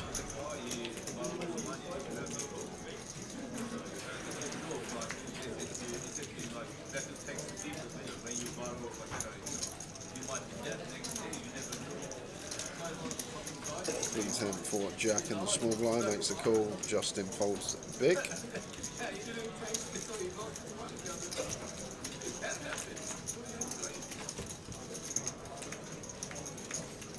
Nine flop with all clubs. 9, 5, 6. Yeah, once again, lots of checking here for Wayne in theory. Gone versus +1, heavy check spot with most of our range, and then we can spring some check raises. Like this would be a really nice one to do it with. Yes, Barry's got 5s, he's got 6s, he's got 9s, but I feel like we could potentially spring this once in a while as Wayne.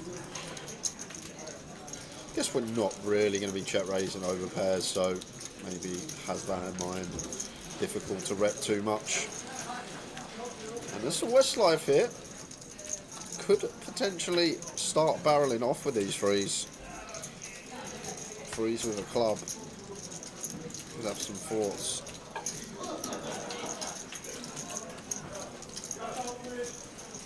And here it comes. Love this from Westlife. It's actually a really nice find. Not always going to pill threes. Gone versus +1, but now we get here. Seems like a nice board to just start shoveling some chips into the middle. 28 into 45. It's 40% on the nose on the turn.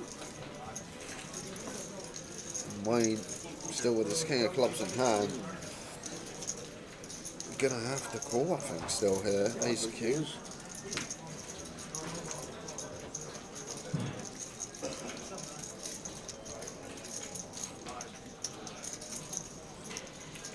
Comes the call. Let's have a think about Westlife's range though, Barry. Tao, like, what's Barry got? Because if he's flopped the big hand, a set, he's probably going to check back this turn. Like, if he's got one pair, he's going to check back this turn. So once he continues barreling turn as Barry, he's basically saying he's got a straight or a flop flush. And the thing is, it's hard to have a straight as Barry because pocket eight's probably not going to bet this board too often. 7-8 suited is one, but difficult to actually have much value here now. As more I think about it, as Westlife and the freeze going to be good. Does get 2 streets of value from the ace king.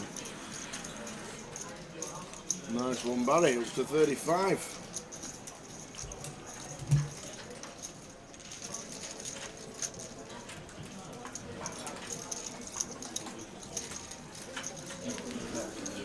I'm hoping to get some giveaways going soon, guys. I've messaged Tom, just awaiting a reply.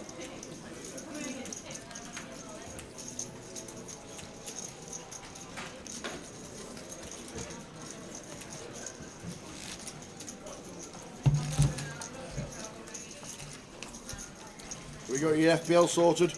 I'm done for the season. I've absolutely done it in. I've had 3 side bets plus the original 500 to enter the league. Uh-oh. And I can't win. I can't beat any of my sides now. The only way, there's one person I could potentially catch, but I need to have Stormers because they're 100 points ahead of me with two game weeks left. All right, okay. But yeah, we've ironed out on FPL this year, put it that way. Absolutely got ironed by everyone.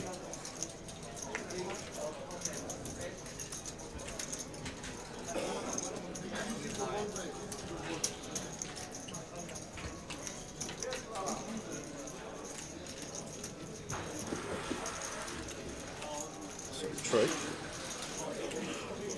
Raised to 7.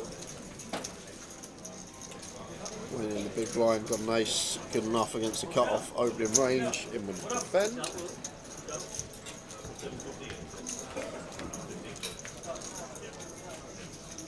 Queen, Jack, 7.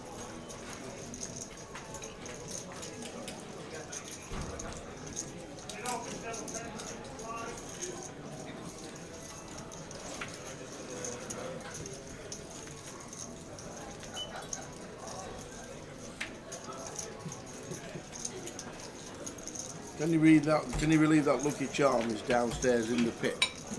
Who? That. Oh yeah. Lucky. It's down in the I pit. know, It's I not know even where up it is. here. Yeah, I know.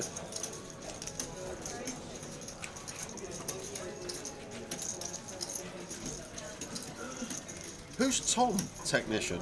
Yeah, man. I'm guessing Tom Hudson. Ah, okay. Makes sense. I don't normally. I go over budget, yes, but I don't just hand out. Here's a main event seat, guys. Here's another one. Tom, you got an 18k bill to front on Monday. Sorry about that, mate. Went a bit overboard on the live stream. Zuckerberg says the Dingy Donger got fortunate with them aces before the break.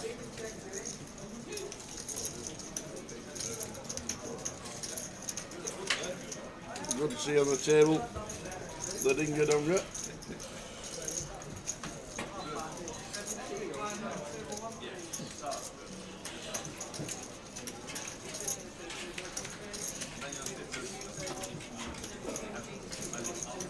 It's a Cheng from Gun.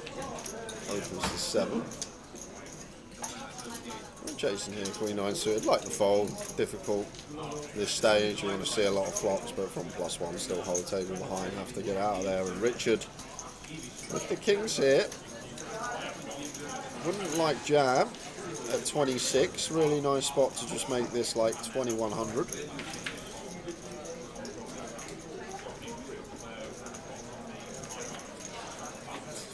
Goes for the 3.5 BBs. Only problem with this, like Zecheng now, if he has a bluff that he wants to potentially set us in with, he's never taken it. We put in a third of our stack. We're not putting in a third at this stage to fold to a jam. So if we go 2100, just have that little room sometimes for Zecheng to potentially get after it. But either way, Zecheng going to flat here. Ace-6 suited out of position. There it is, ace on the flop and the 6 beside it. Zecheng with 2.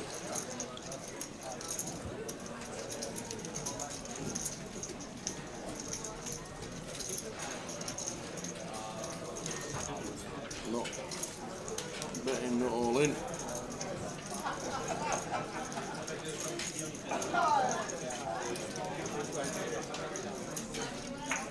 What did he announce? It's going to be small. Yeah, 1,000 balance that. Yep. Zecheng keeps some bluffs in there. 8 of clubs turn.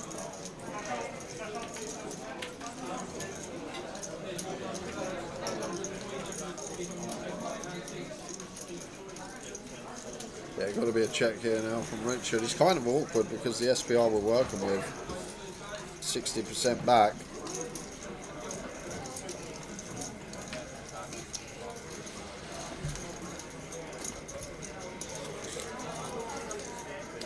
Right, and the problem is like just blocking all these calls that we're ahead of. King Queen, King 10 suited,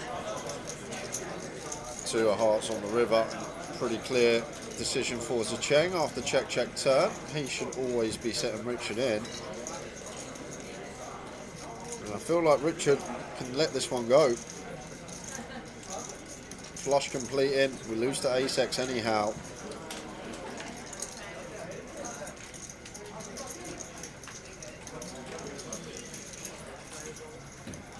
Do we get to play with 15 bigs and get out of the way for Rich?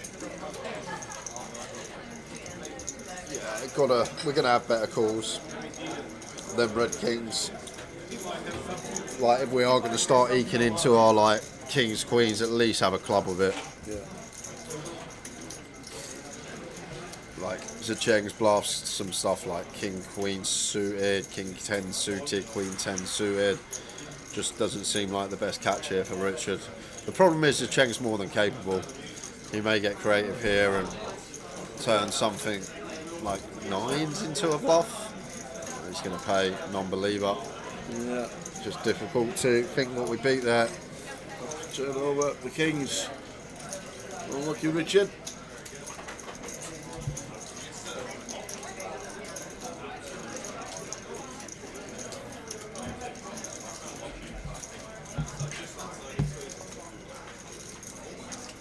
Minutes left of level number 3.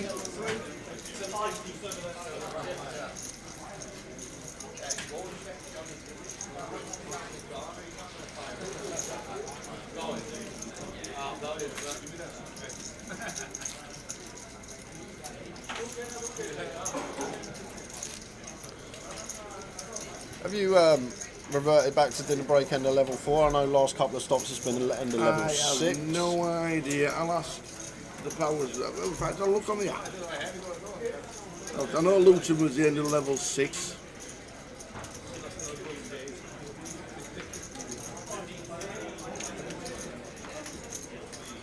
Where are we? Yeah, end of level 6. There's the break. Okay.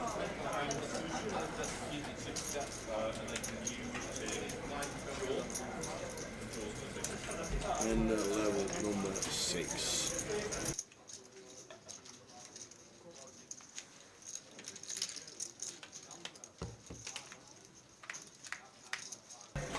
Here's Queen 4. 7 pair for Justin.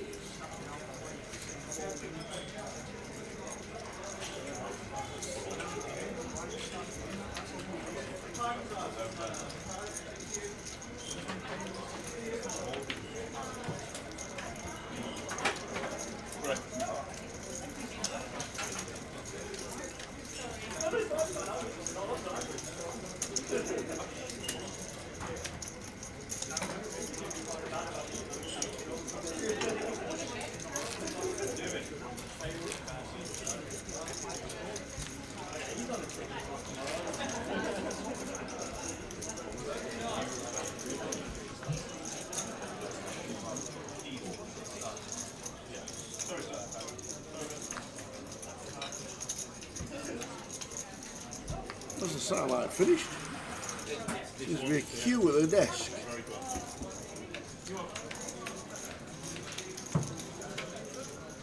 No, not finished, still on 8. But Marta's just got herself a seat. And Akira Ishii. Well done to those two. Doesn't seem like a man not to take up a squeeze opportunity, Zheng, does he? And there you go. Insta squeeze. 2.5k though, it's tiny. Like what we should be going here, 4, 5, 6 BBs, 6x the open, so like 3,600 min probably here from Zheng, but he's probably actually just accounting for Jack stack size, just recognising that. Jack starts the hand with 27, 28 bigs, so therefore it's one of these that we want to potentially still have room to fold. If we go 36, we're priced in if Jack jams, whereas if we go 25, we can still get out of here. And we'll do the same with our aces. But you got the old sticky customer that is Westlife. In with the call. Both of them just like to see flops. And flops, they both hit. They change second pair, Barry top pair. An interesting one for Zheng, probably one that just should bet range as the squeeze up. Our actual hand probably liking to check though, just in terms of equity, not needing any protection. As we say, in terms of range, does seem like high frequency continue, does for 30%. Barry top pair, clear call with position.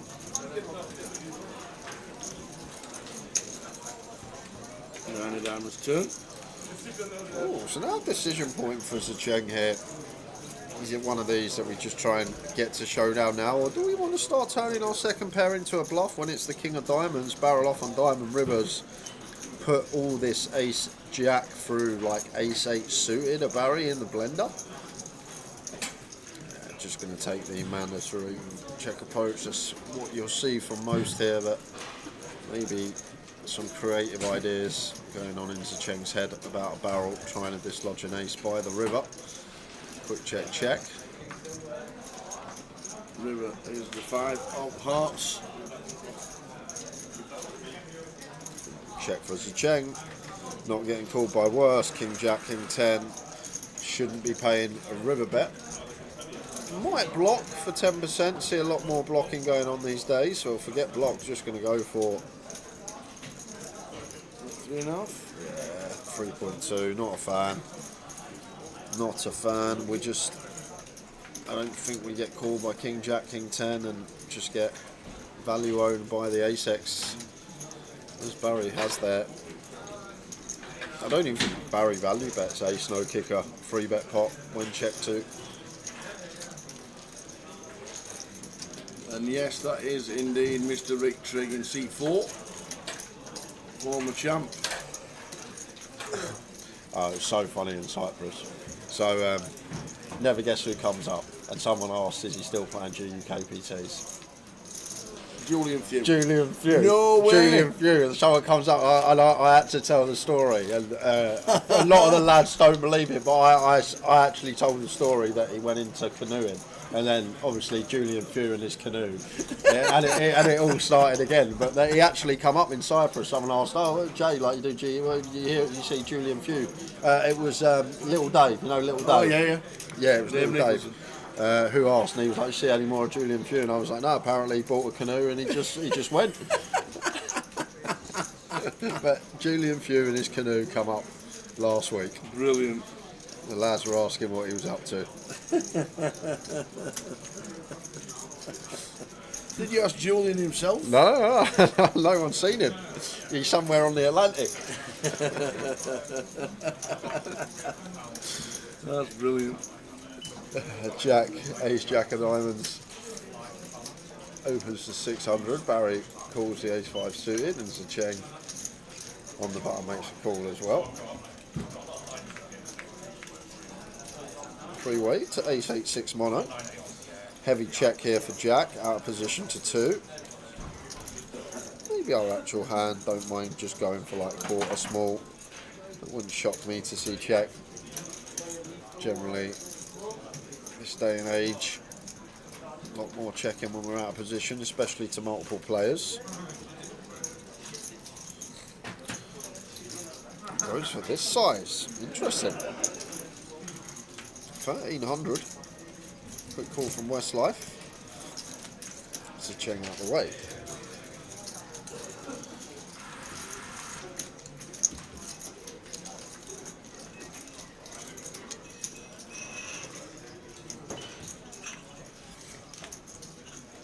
Nice turn to see for Jack. Shouldn't be too much. 8x in there for Barry. Like, even if he's got something like 7, 8, 8, 9 suited, I'm not going to love peeling these on the mono board. We'll have some suited ace-x we beat. Stuff like king, queen, king, jack with the spade. Does choose this street to slow it down and check. And Barry with the ace-5 may do the same. Difficult to get called from worse. May fancy one of these small bets in position to get a free showdown.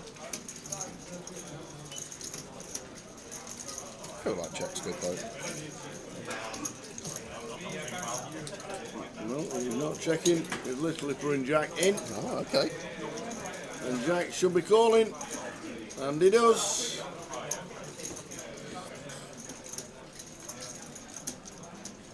Big chance to double and get right up to near starting stack. Oh, good thing for Jack. We can't bust. And it's a 4.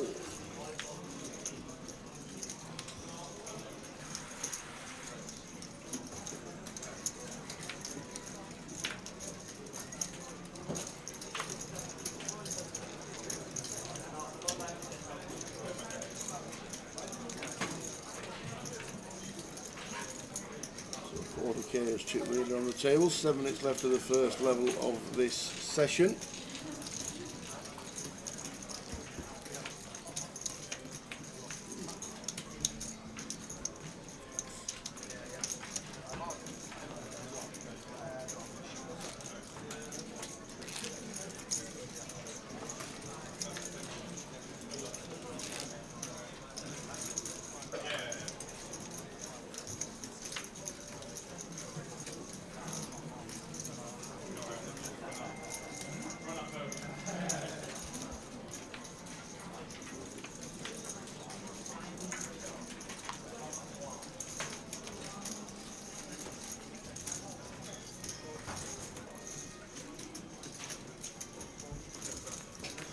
Jack 8 should be opening.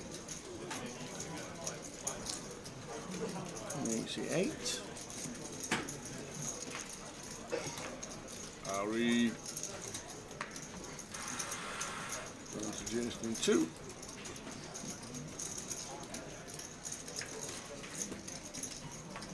Jason making a call. Be the end of trig.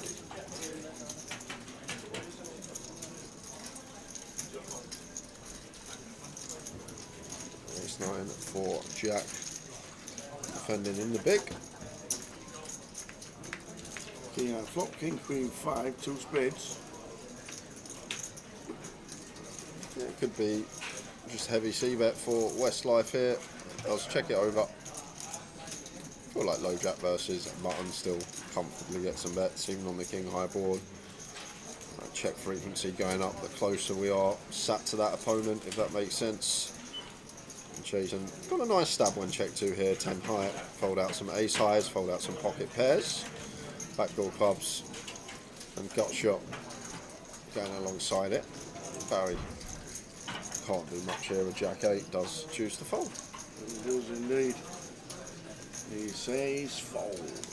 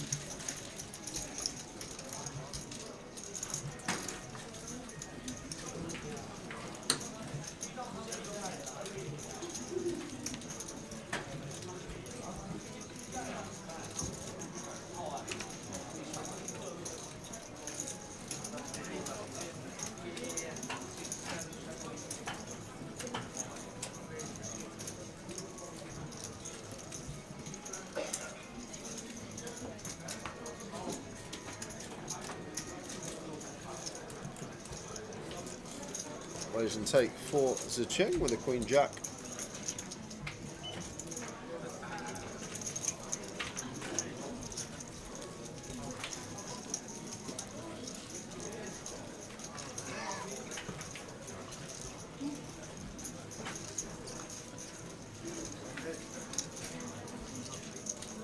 Nice to see a busy card room. If you're going to play your local Grosvenor Casino tonight, let us know what you're playing. Sheffield has got an £100 on, I think it is. The Steel City Cup this weekend. That's got a chunky guarantee on as well.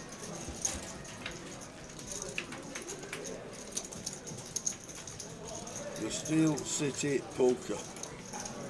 20,000 guarantee for 80 quid.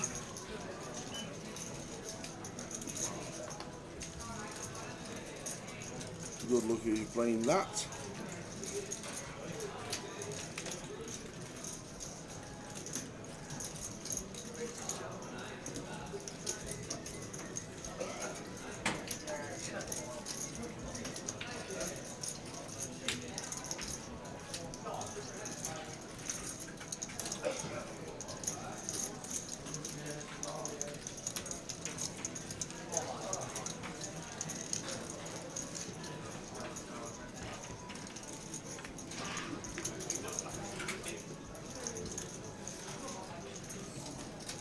High flop, nice looking one for Jack.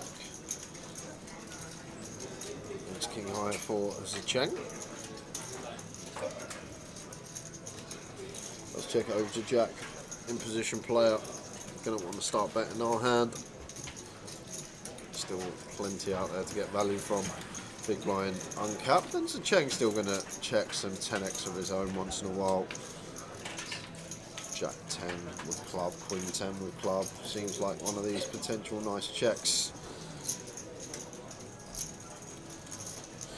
Let's get a street from Wayne with bottom from the big blind. Zicheng Ace King here from +2. Getting a nice price for another one of the money. 2 clean overcards. No club though.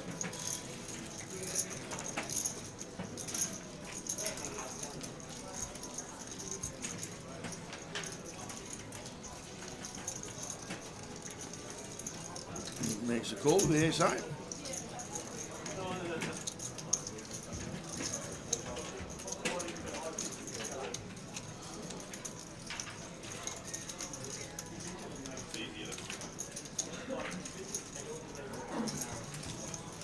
Six of diamonds turn.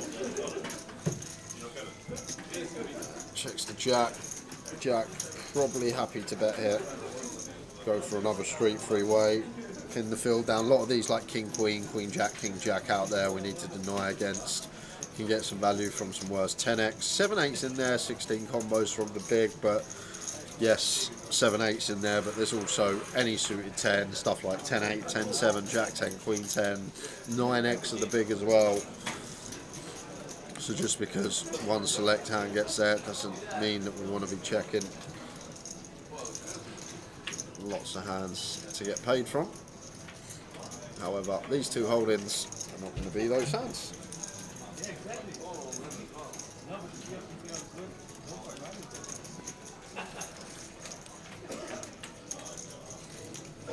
So the check.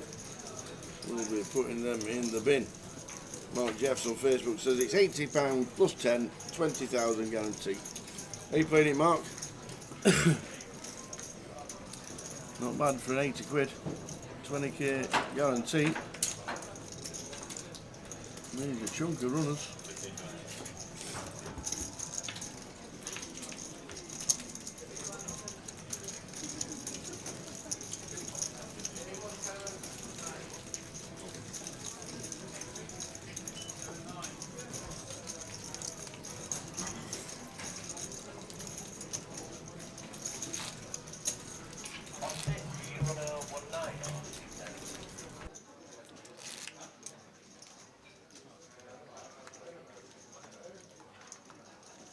I played one here last night, busted level 12. Try again today.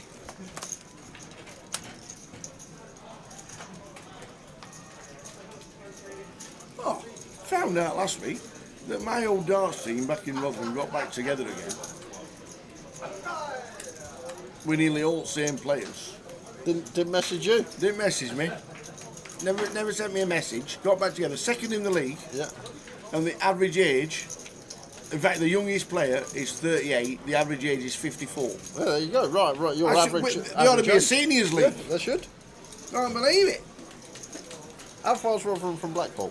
2 hours. Oh, okay. Long way to travel on a Thursday night. 2 hours Friday night. Yeah. It's Friday today, isn't it? Is it? Are they playing today? Spurs are playing today. No, the Milton. The old Milton. Moved from Buck and Griffin years ago. Went to the Milton for 15 years. I think half of them left, and now they've all got back together again. Second in league, they are. Chris Johnson, I have got you on my spreadsheet and you are red. Jeddy Castle 42 is not an alias on Grosvenor Poker. So, until you got your correct username, sir, there's nothing we can do. But I've got you on the spreadsheet and you are blocked out in red, which means your username is incorrect. I've got you as Jeddy Castle 42, but that is not right.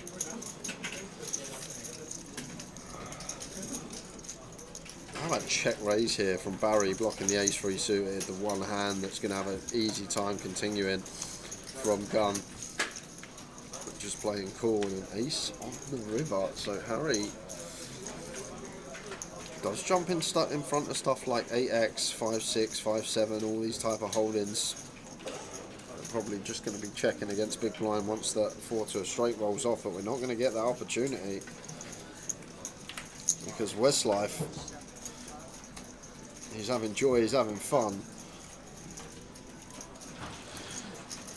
5 in a row makes a run. 7.5k into 9.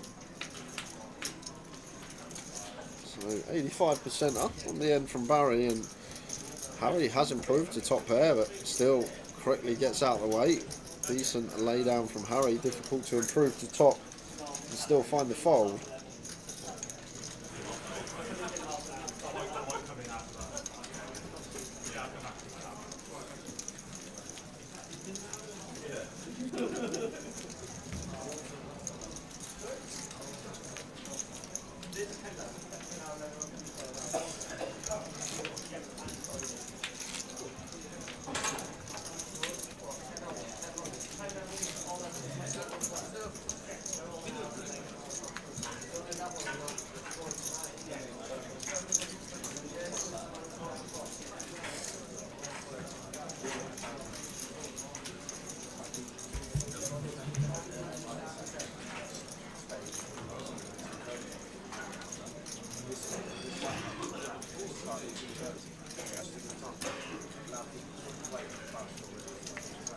Pocket 7s for Jason. Seat open, everybody, seat 3.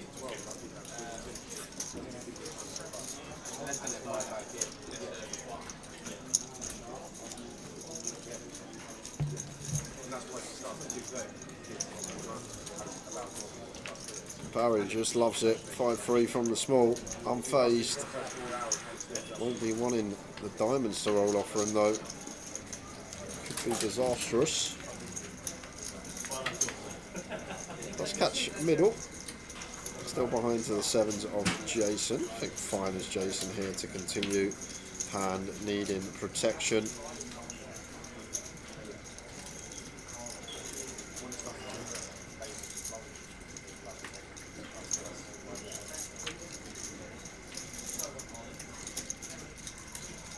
Let's go for 800. Fairly small.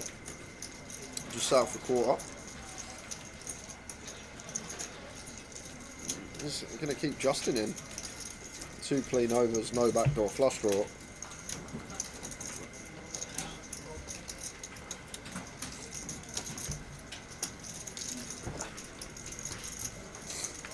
Four of spades turn. Now an open ender for Barry. To go with pair. Probably should still be playing in flow. Check it over to Jason. Still got all the over pairs in range as the pre-flop aggress up. But probably going to be knuckling now as Jason. Still some 9x adjusting, we're not folding. Can still have some pairs that elected to trap versus EP, even 10s, jacks, not always free betting. Ace free suited gets there, which is definitely in both players' range in small and cut off. This one checking through. And it's 2 pair bingo for Barry, but any ace is a will, any 6 is a 6 high straight, so interesting spot now. For Jason with 7s, it's hard for us to have worse hands, but looks like Justin check 2 now gonna start barreling. It's difficult to assign bluffs as Barry when the board runs out like this. I guess Justin can have 7-8 suited, that's definitely one that would play in this manner. 7-8 suited makes sense, but other than that, like, he's not betting a 9, he's probably not turning a pair into a bluff. Just gonna have a lot of ace 3, ace 4 suited, I guess. Really tough one for Barry. I don't see how we can call tower. Yeah, and indeed puts them in the bin. And Jason will do the same. Nice one from Justin.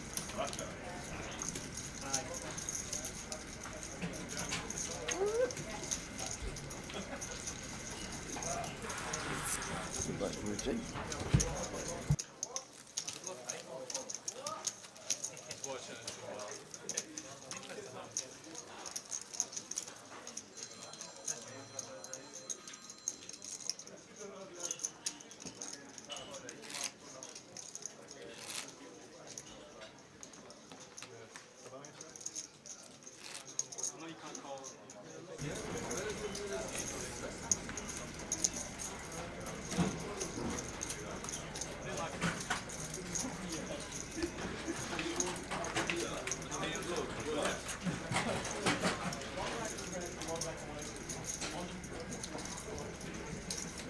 King Queen for Jason, should be an open.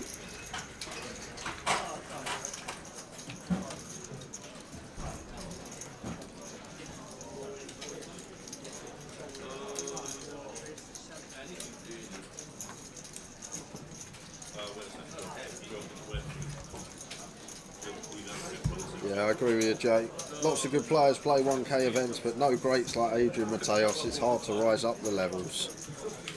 I think, like, people don't realise when you go from playing like average buy-in leads, like 1Ks, to average buy-in like between 10 and 25Ks, how much of a jump there is.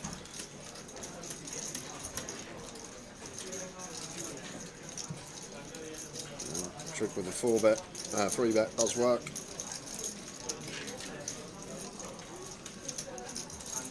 Like, the thing is, like, literally, and I say this, any person could put in a year's work, come and play these 1Ks and be beating them consistently. But for the 10Ks to 25Ks, it just becomes so much difficult because obviously as the buy-ins go up, the prizes are bigger, you get the better players, all the elites are in these fields. So you've literally got fields of players making minimal mistakes, if any, and then a few scattered businessmen, men of leisure, let's say, in the field, and then you sort of got fields like this where people know what's going on but not playing immaculately, still missteps all the time. Big missteps are a thing as well. But I believe anyone, if someone didn't know poker, they could learn it and in a year be beating these fields if they actually put the work in, got their head down and actually wanted to do it. I feel like you'd be beating these sort of 1K fields, live that is, never online, after a year, but live fields, these sort of players, if you just put the work in and outwork them, it is a thing. And Jason, what a sight to see, couple of boots, cold 4.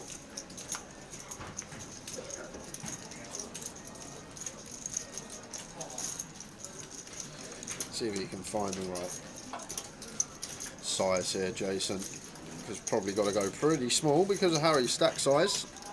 Just make it a size where Harry still thinks he's got some fold equity, maybe just like 4.5, 4.6k here from Harry, from Jason.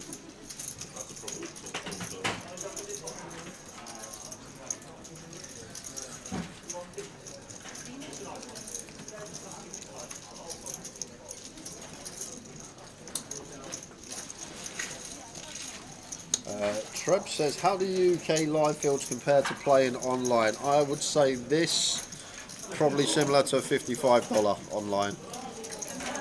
This is actually quite a tough table. It's not the best example.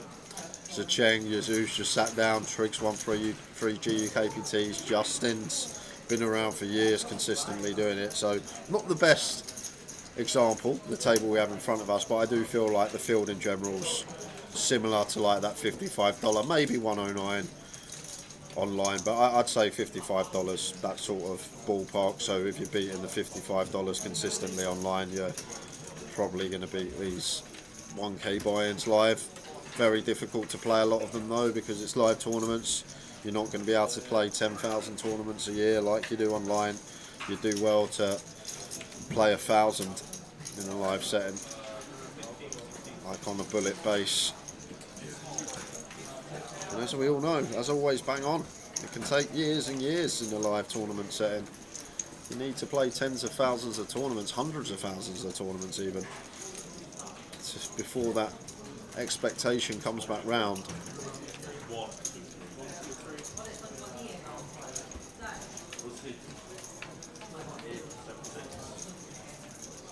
So Wayne with the free bet, with the pocket eights.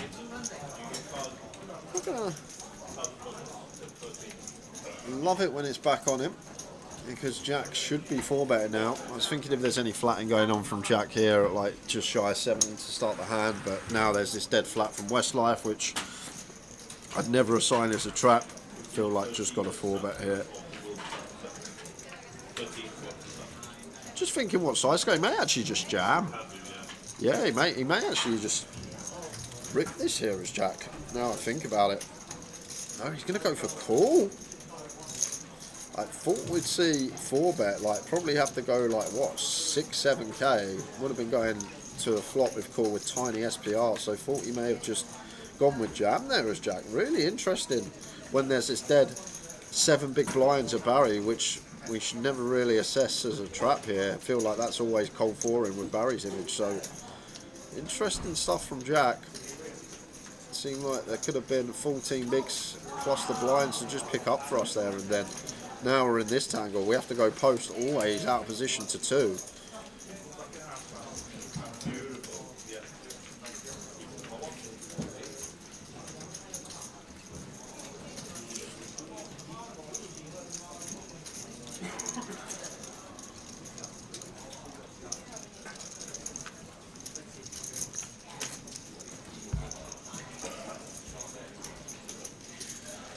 But yeah, about that, Joe. If you're beating $55 online over like a count of 10,000 plus, then you can come to these GUKPTs, play your 1Ks, play the side events scattered around them. High rollers get a bit tougher because a lot of the field is reg heavy. I'd say thereabouts.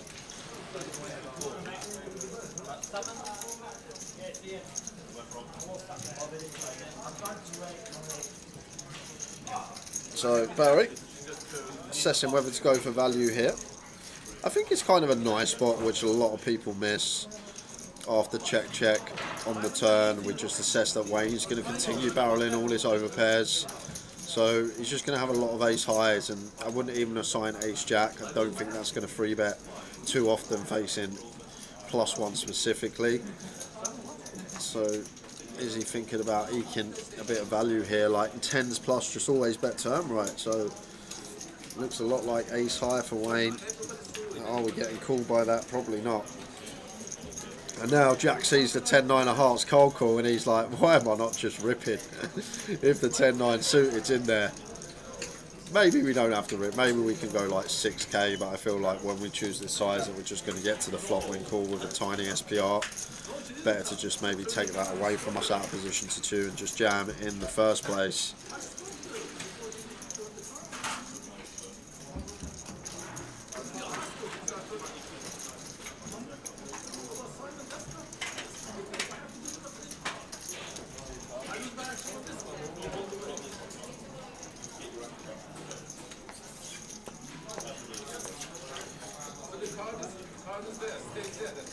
The biggest mistake people make in a £250 buy-in comp.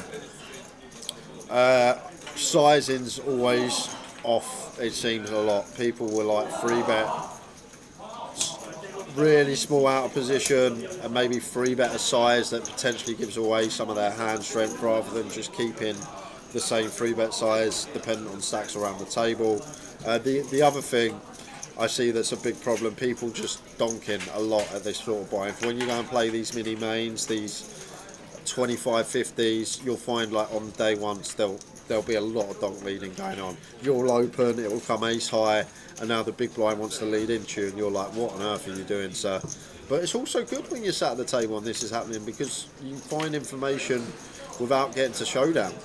And information is great. If you see an ace high board and you're not in the pot, and the big blind now wants to donk into the opponent, you can just go, all right, this guy's pretty bad, want to play a lot of pots against him.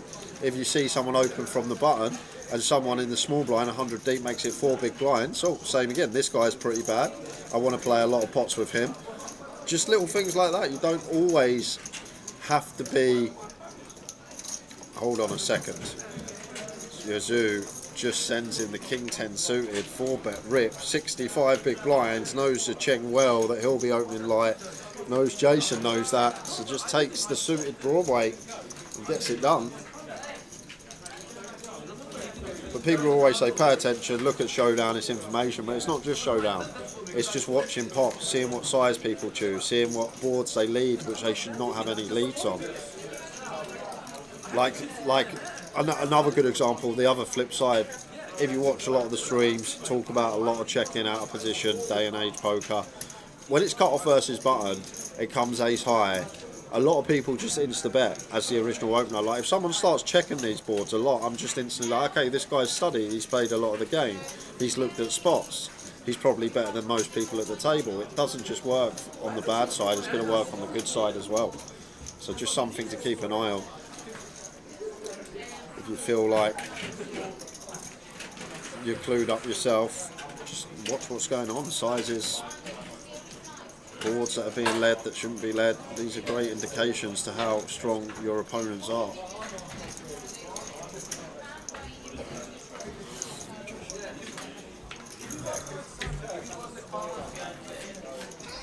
There's a Cheng with the open. Makes it 700. Yazoo calls King Queen on the button. He's played a lot of hands.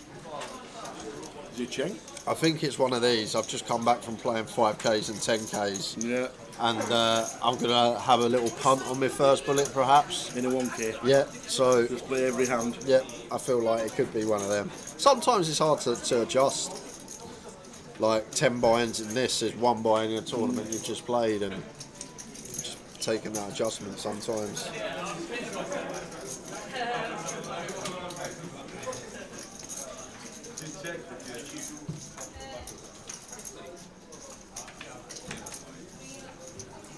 The T-side has just turned up. Kelsey? Yep. Oh. First one.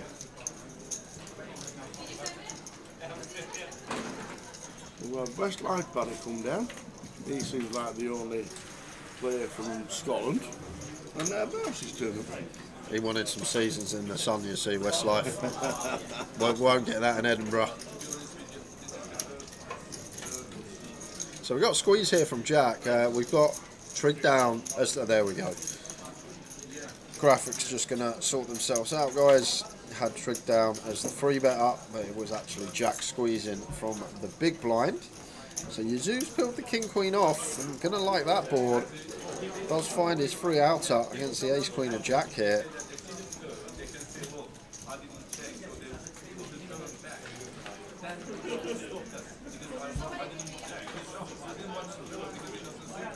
Quarter pot continue. South off. King Queen for Yazoo. I guess always call it. Our opponent 3-bet up one of the boards that they will get after it on with a lot of their bluffs. Their Ace 10, their Ace Queen. If they 3-bet like a 10-9 suited. 8-9's turn. So now, as Jack, decision point. Are we looking to triple off here? We need to understand when we go quarter pot that Yazoo's range doesn't actually change much. We don't knock out many hands. like we knock out like the 7-8 suited, the stuff like that. But Yazoo gonna call any gut shot, any pair, most ace highs when we go quarter pot. So that's important to recognise this jack here. So I actually kind of like this barrel. Like now target some pocket pairs, target some jack X. Already have the idea about folding out some kings by the river. So there's the call from Yazoo.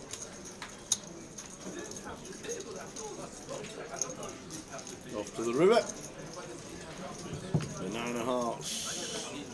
Check more for it, use out. Yeah, but I feel as jack now we get here half pot. Ace king, aces, definitely going to go for value with this SPR. You can still have king jack, you can have the sets. There is the jam. Yazoo's pretty high up. Top pair, nut kick up. Can't have ace king with 3 bets of Cheng's open in the first place, so best king we get to the river with. Block the queen 10.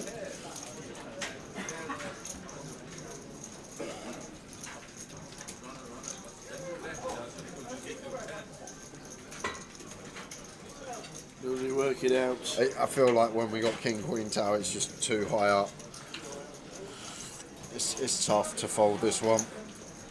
Like, yeah, we're going to see ace king, we're going to see jacks, we're going to see aces a fair amount, but we're also going to see ace 10 and ace queen, which are just going to be mandatory triples. 12 combos of ace queen, 16 of ace 10 from Yazoo's perspective, 28 combos of bluffs, 12 combos of ace king for value, 6 combos of aces, 3 combos of jacks. It's pretty close, pretty neutral spot. Feels kind of indifferent here, king queen. What I mean by that is whether call or fold isn't going to make too much difference. It's neutral. Like, just potentially even makes a minute amount of EV with call or fold, or loses a tiny bit. So tough one for Yazoo.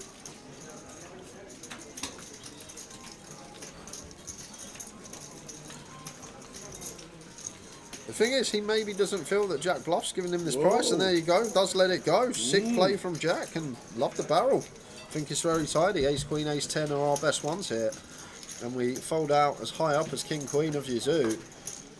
That heads straight into the muck. Nice play from Jack Allen there, getting the better hand to fold. And the best one pair hand Yazoo gets to the river with, into the muck.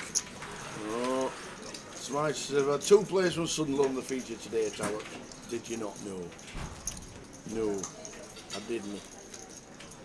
I don't think that's... Is that Smyer? Stephen Smith, yeah. I think so. Might not be. There might be 2 Stephen Smiths. I bet there's a few more than 2 Stephen Smiths out there. Yeah, we. I reckon there's over 1,000 in this country. Yeah, don't call to.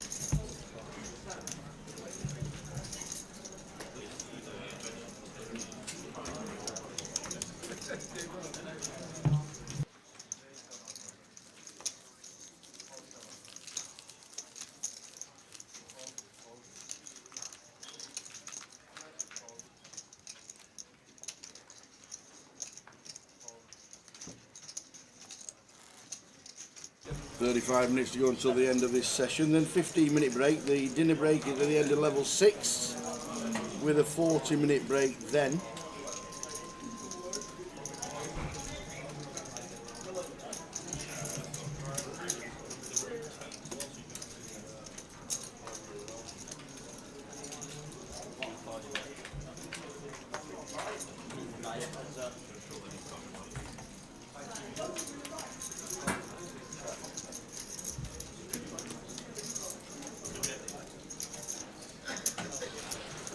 Would never shove flop there, Jay, with the king queen. Just call, keep bluffs in, and then turns a call. And river's kind of close, isn't it? Like ace queen, ace 10, the clear bluffs, but also got a lot of value there. Ravi in with the point, says Jack isn't free betting wide. Given the moods that Cheng is in, would fold king queen off pre to the free bet. I can see it. And they shouldn't have any of this like king X that we dominate at that stack depth. Want these at a much shallower depth. So I agree with the fold pre, but river does just seem very close river once we get there. I feel like it's Going to be minute, the difference between call and fold.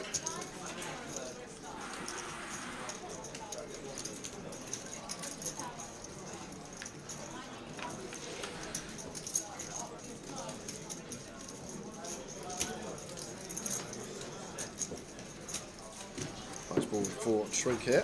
Pocket ace, free weight. Always betting.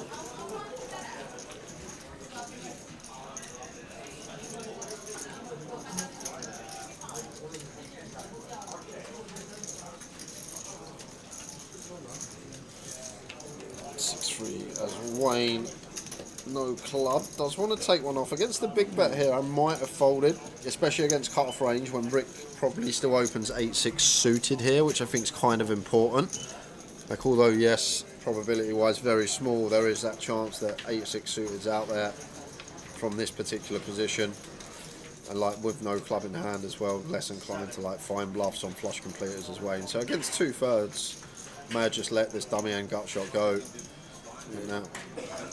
This will be the end of it. 3.5 from Trig.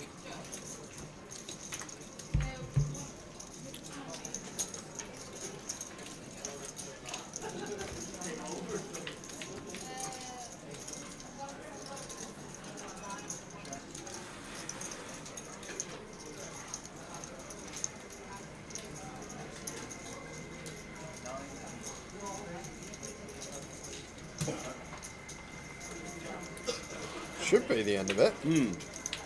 What's Wayne got in mind here? Other than fold.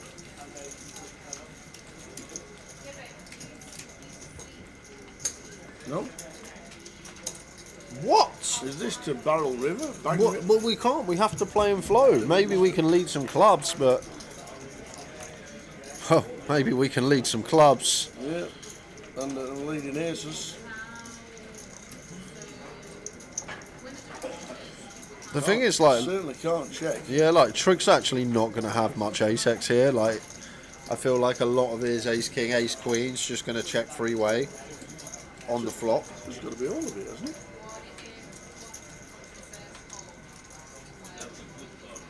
Well, 7.5. I think he's got more than 2.9 back, that's why. Even still, just fold flop. If we get to the turn, just fold turn. Now we get here to the river. It's going to work.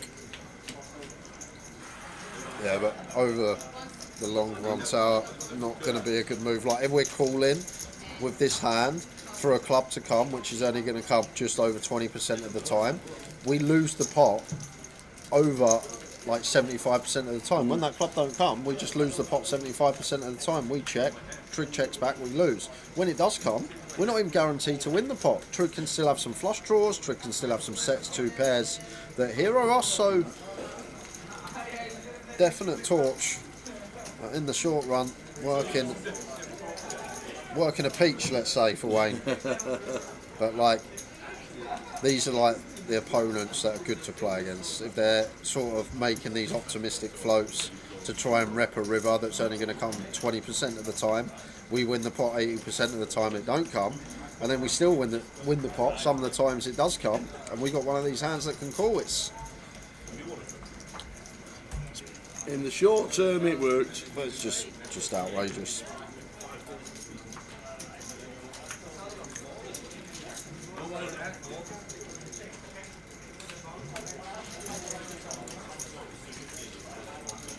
Ace-9 for Justin, opens to 8. 6-5 suited for the Westlife. Good free bet here as Westlife, one that a lot of people miss. Really nice free bet candidate. Button versus big at this stack depth. Does flopping up and down on the 7-4 deuce. Justin, ideas are shown down already. Checks behind. 7 of spades turn.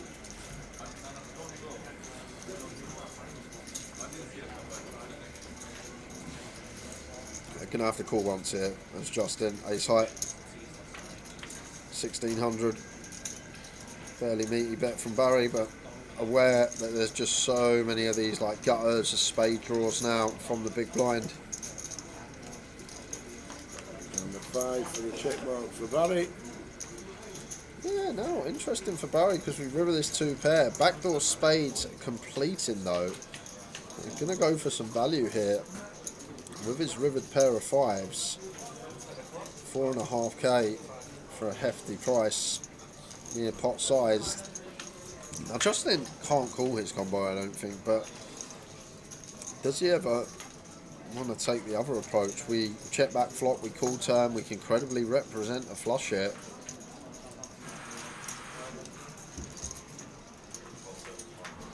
So Justin got it in the lockup. The problem with call, all the semi-bluffs on the turn from Westlife are just a lot of this, 5-3, ace-5, 5-8, 6-5, like some 5x now actually getting there on the river. When you look at his combos of bluffs on the turn, going to be some spade draws which get there, going to be some straight draws which either make a pair or a straight, and then we already lose to the 7. Good afternoon, Jace. Watching in the hammock with the dog.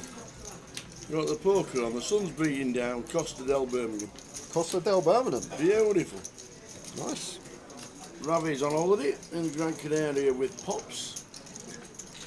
Enjoying the sunshine, I guess, in Gran Canaria. So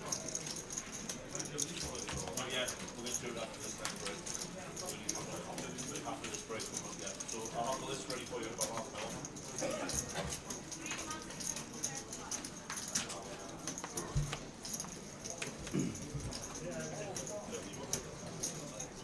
26 minutes left of this session and then a 15-minute break.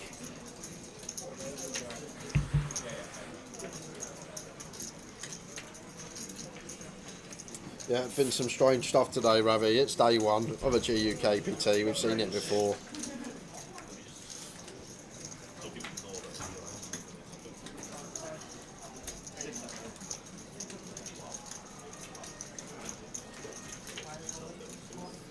You're like me, Ravi, you see this game as an art, and it's not nice when someone comes and throws a tin of black paint over your canvas. So when sometimes you see stuff and you just, honestly, the head's going, you know what I'm like in the booth sometimes, but I see this game as like a fine art. Sometimes people just want to trash that art. I know they don't mean to, they've probably got ideas in their heads of why they're doing what they're doing.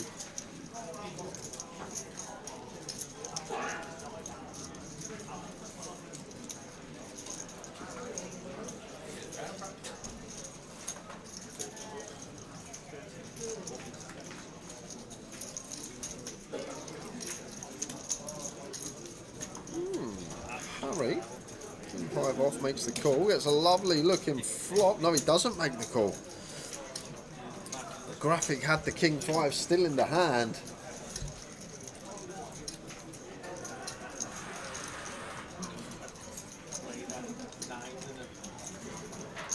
Away. Calls with position. Do like this from Wayne. Got a call once with ace jack high, still ahead of enough of the +1 opening range. Got position 2.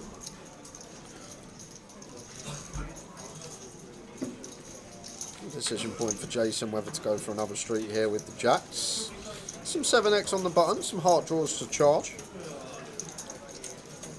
Shouldn't be too much 5x out there. Ace 5 suited, the one that comes to mind. I think we're going to try and defend the blackjacks. And those bets 3,000.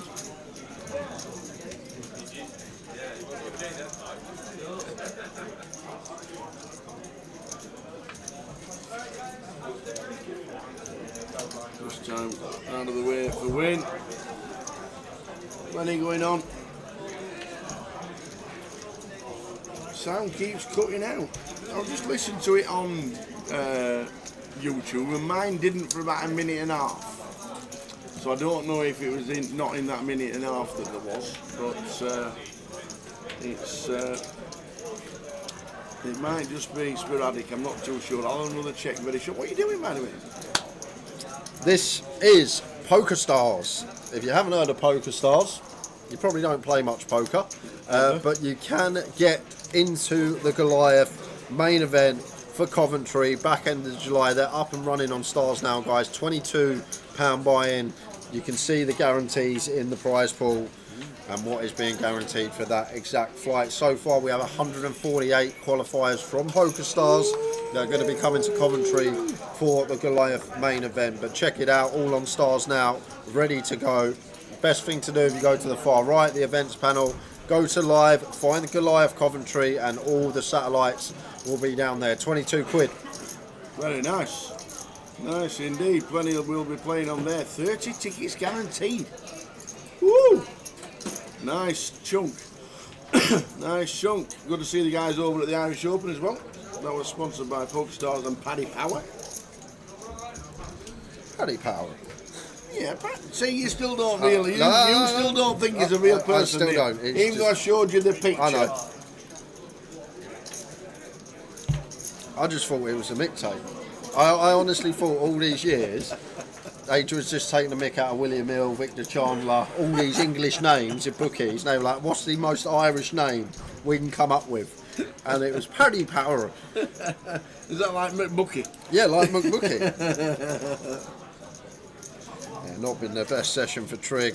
Hasn't done anything wrong in my opinion, just sometimes in this game you just run into it. 4-bet jam from Jason. Trig going to be getting out of the way with the ace-9 suited.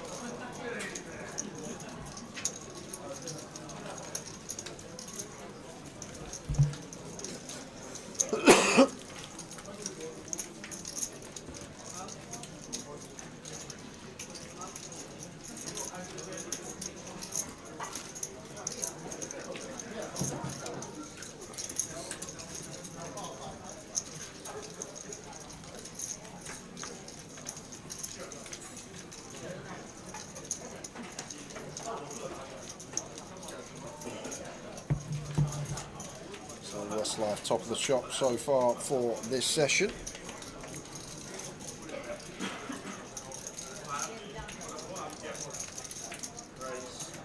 King Jack suited for Trig, going to be back amongst it. Opens to 7.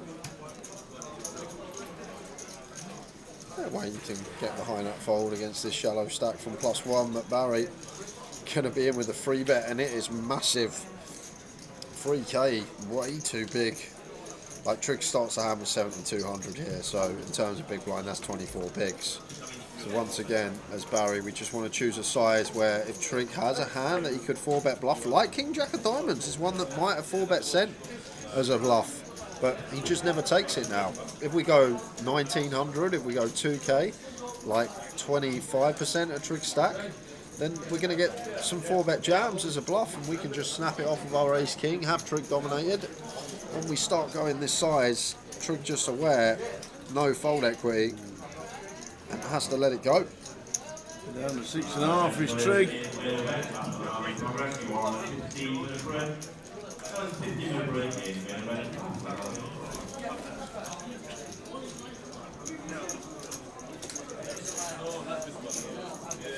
So 20 minutes of this session to go. Numbers increasing all day long. First time today has not been a queue.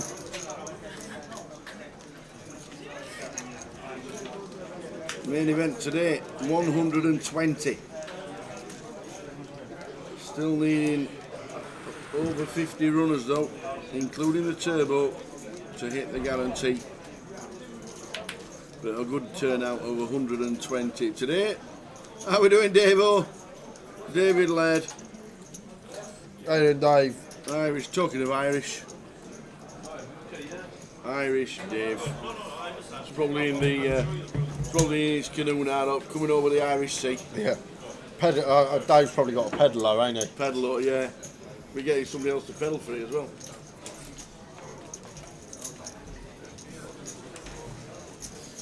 The Westlife, another hand.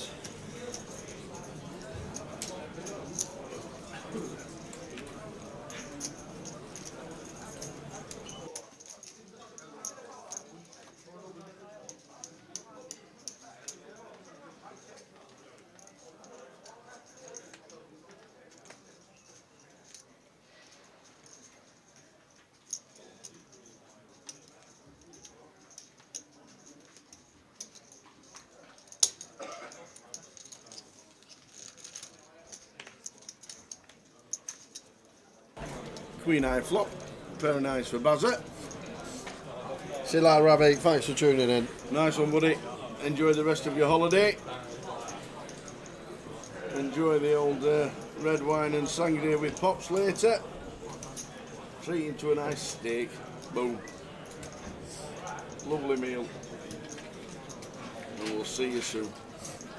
Check flop. Yazoo going to start leading with his wheel draw. Quickly called by the Westlife and a 7 on the river. So ace high for Yazoo. Doesn't really show down against anything. King Jack of clubs, these type of hands perhaps, but these hands likely to c-bet flop. Westlife, any value with his nines? Thinking about it. We assume that Yazoo hasn't got a 7 once he checks, and probably even the Queen X going to start betting. There's 2100 on the end. 21 into 35, just shy of 2/3. And I'd be surprised if Yazoo called here. We lose to some bluffs. Some ace-6 of clubs even beats us.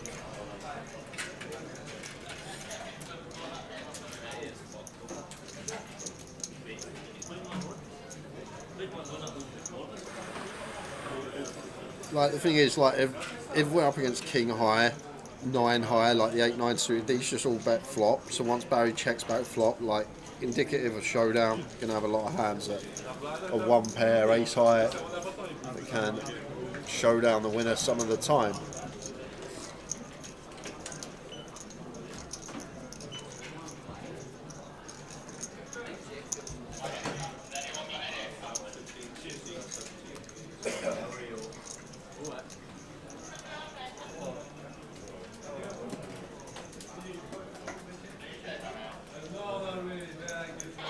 King 10 for Jack. Run. There's just to 600. Good 3-bet here as well. It's just going to land on a call. Barry in with a call too. The King 7 of diamonds.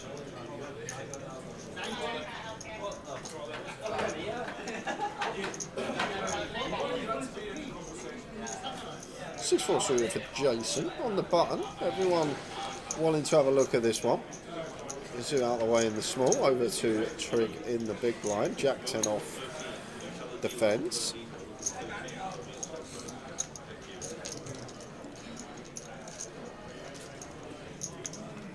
Eight, 9 flop. Open ended for Rick. Club draw for Jack. Yeah, a lot of checking here. Still though, as Jack out of position to 3 players in a 5-way situation. Here, brave man to start betting this board. But the bravest man of them lot, The Barry. the Westlife, just going to start barreling with the King 7 of diamonds here. And this is going to be interesting because Trig may check jam the Jack 10 and just run it off of his stack depth. And then what does Jack do? Calls with a flush draw. We might have to fold the tower with Barry still behind us. That's assuming Trig does run it here and now.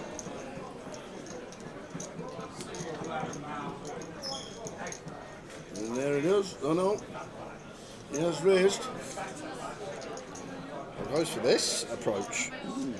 Effectively committing himself. And now, as Jack, what do we do here? I guess we still protective. We can have 9s, we can have quad 8s. Yes, only select 4 combos, but when Trig makes it this particular size, well, he does get out of the way. Like Jam would have agreed that against 2600, it's annoying having to let the King 10 suited go.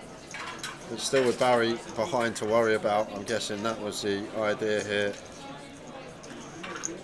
from Jack. Trig pulling in a few chips, Yeah. circle to half his starting stack. Nicely done.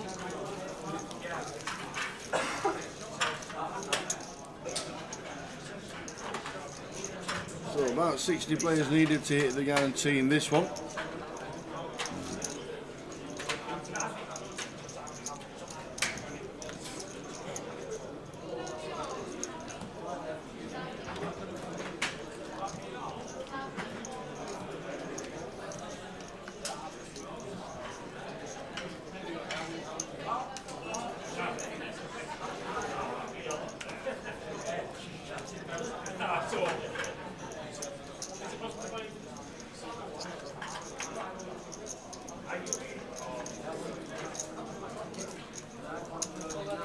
contend for Yazoo.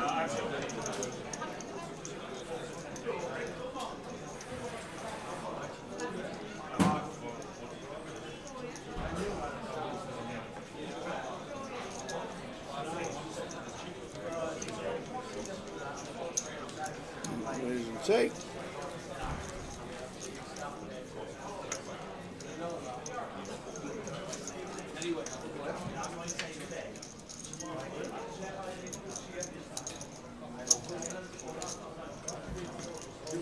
So no dinner in 12 minutes time, guys, just a 12-minute break. Dinner's going to be at the end. 12-minute break? 15-minute you're break. having? I'm only having 12, all I need.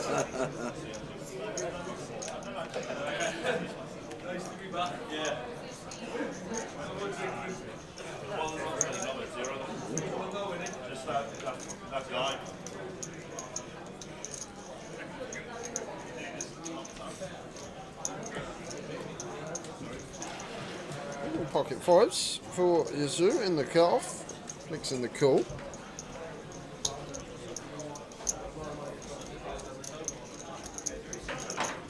Justin in the big. Defends the threes. Jack H6, 2 diamonds. Let's check over to Yazoo there.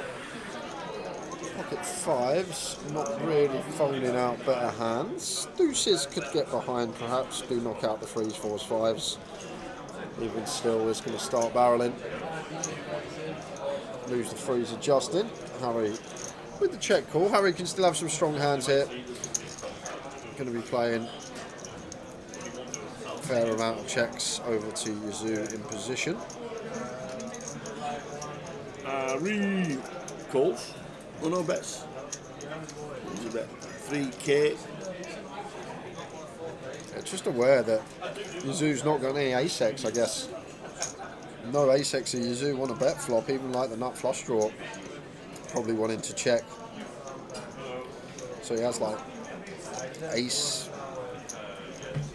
10 with a diamond. No, even that probably wants to check. So I guess Harry just recognises here Yazoo just stripped of a lot of ace-X.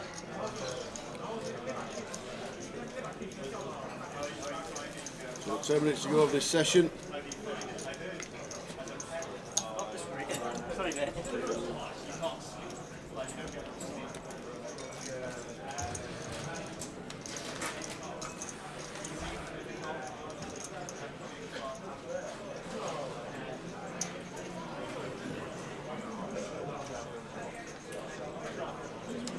So good numbers in today. Good at turnout on this day 1B. The turbo is on later. 124 today. The cash out satellite I think has finished. It has. Oh, Mushy got a seat. Mushy got a ticket. Marta got a ticket. Adam Wilkinson got a ticket. Andy Shamby got a ticket. Well done, one and all. Turbo starting tonight at 9 o'clock. There's already 7 in it.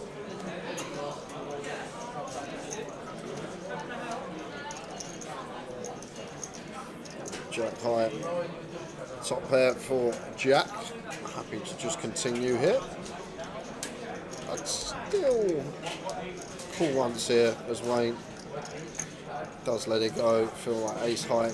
I need to call once against big blind for that size, but well timed lay down. Let's correctly get out of the way.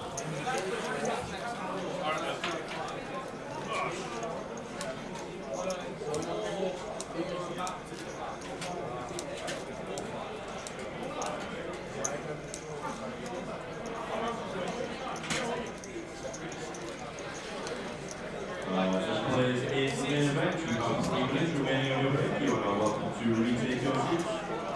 Once again, that's all main event. Please take your seats. You have 3 minutes remaining on your break.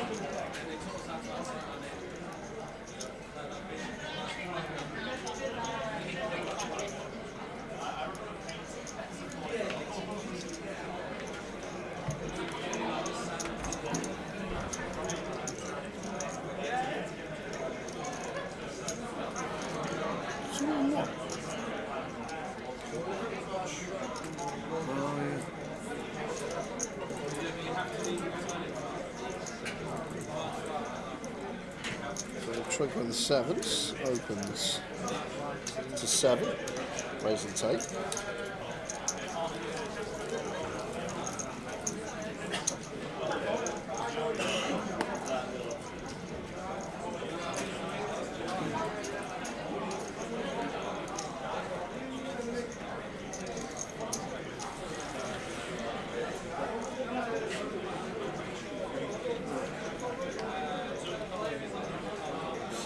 Of the session to go. 163 players total.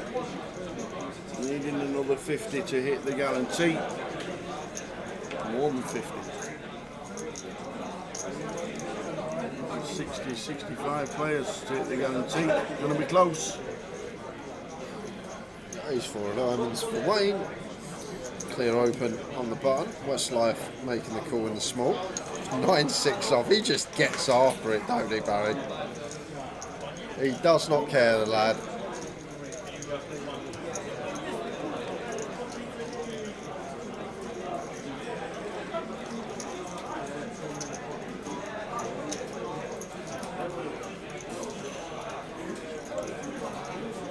Nice board to c-bet for Wayne. 3 to flush. 3 to straight, overcard. Harry with ace high, like heads up, may have needed to call once. I think 3-way, just going to get out of there.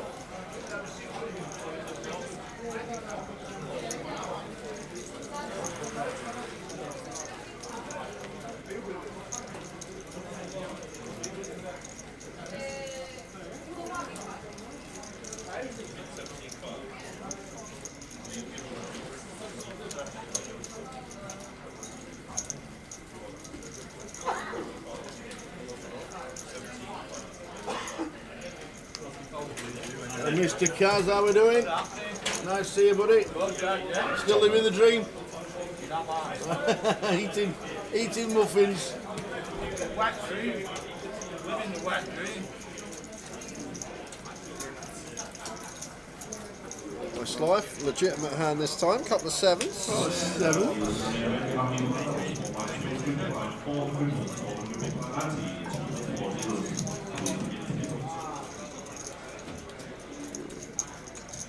King 9 off for Zicheng defending.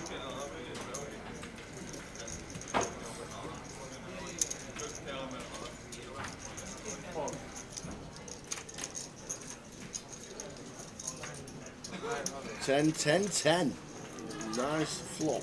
Tower when he comes off the diving board. Yeah, right.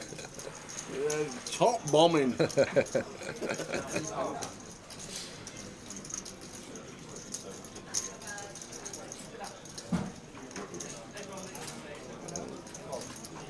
2.1k. Hot size c-bet from Barry here. Interesting. Cheng, read into it what you will. A lot of guesswork against the Westlife. We'll mix it up all the time. Opening hands, hands that he decides to call, sizes. King 9 just into them up. And the last couple of hands of the session. Westlife up to 54k.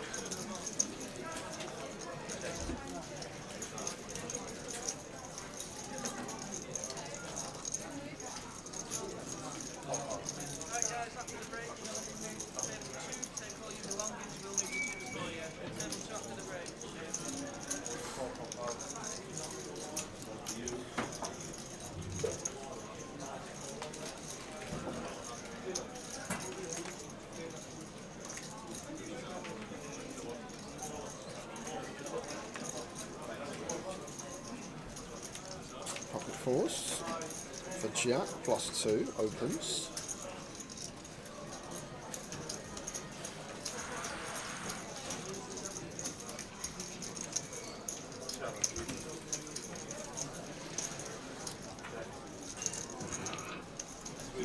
Jason looks down. Black card in the deck somewhere. Makes a call.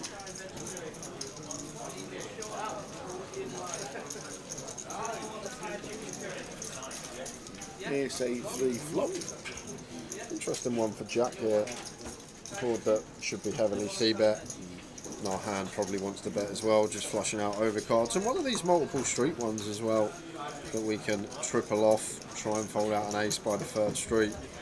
Dislodge the 8x on the turn. Goes for 6 into 1.7.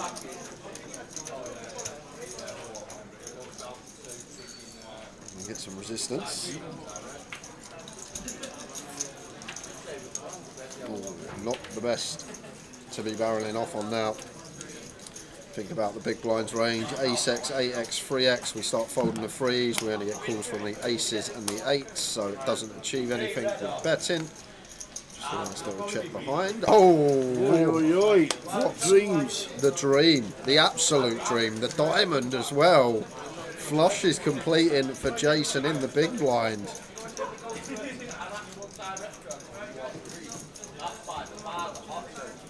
And we're getting a lead.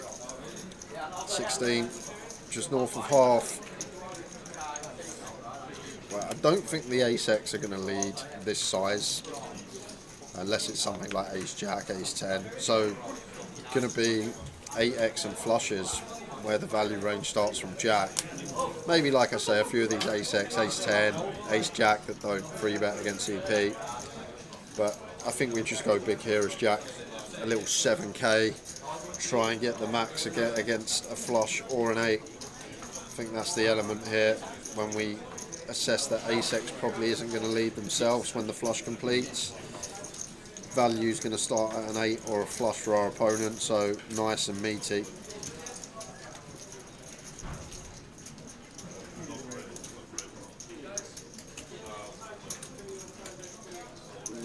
To 6.6. Not quite 7, but same thing. Yep. Big.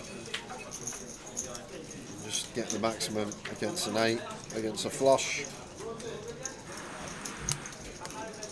Going to be the last hand of the session, and back in 15 minutes when we wet the whistle. Decision on Jason.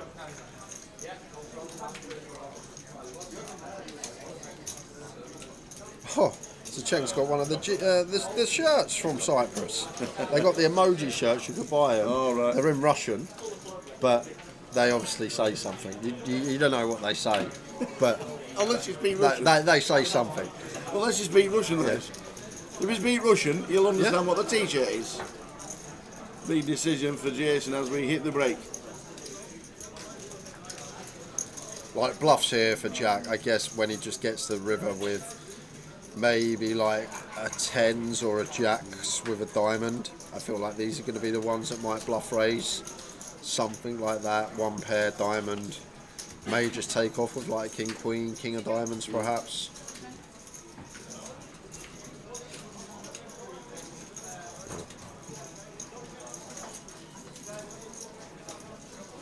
Not much to say, don't really know what Jason's working with, but feels like an 8. Been a good couple of minutes into the tank. Makes the call to see the bad news, taps the table, and that will be it for the session. Unfortunately, not see what he's got. We'll see you in 15.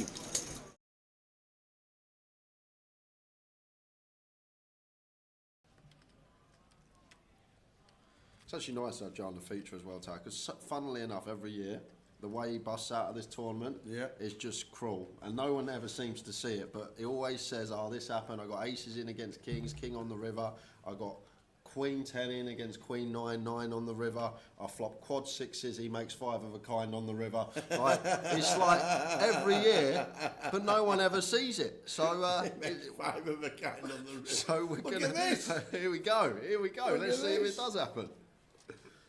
Couple of kings, making it 800.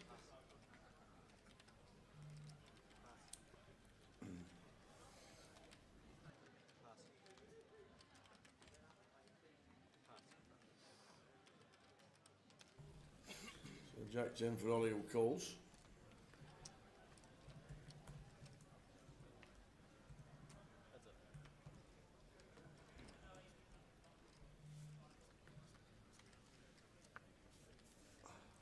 1.97 boost. Imagine the aping. Oh, do you know what? I'd give it the biggest boom ever, Tav. If the 8 rolls off here, there will be a boom coming from the comms booth. I'll tell you that right now.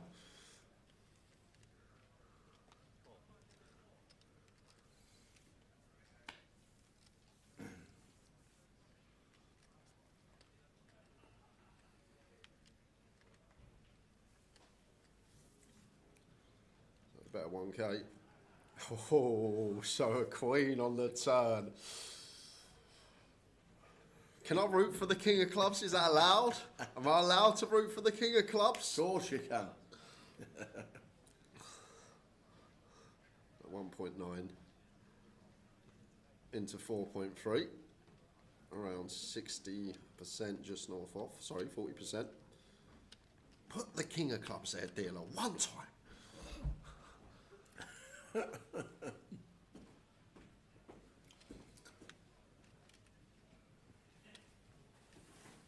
Oh, yes! Yes! Come on! See you later, Saunders. What's that, 2 hands? Have you managed that? Come on! Come on! Have you managed that? Oh, this is brilliant. This is just gold. Poor lad sits there, rivers are set. He's nailed it. He's called it in. One time, dealer, he says, King of Clubs. Oh my word! Oh dear. It goes for the raise, the all in. You got Jack 10. Yes, he has. What else has he got? He's free bet the river. Of course he's got Jack 10. You got Jack 10. Oh yes, of course he's got Jack 10. See you later, Joe. Back to the. See you later. 2 hands he lasted, and believe it or not, that's actually his record run in the Goliath Tower. Level 3 for Saunders. Well played, sir. We will see you on your second bullet. You owe that dealer.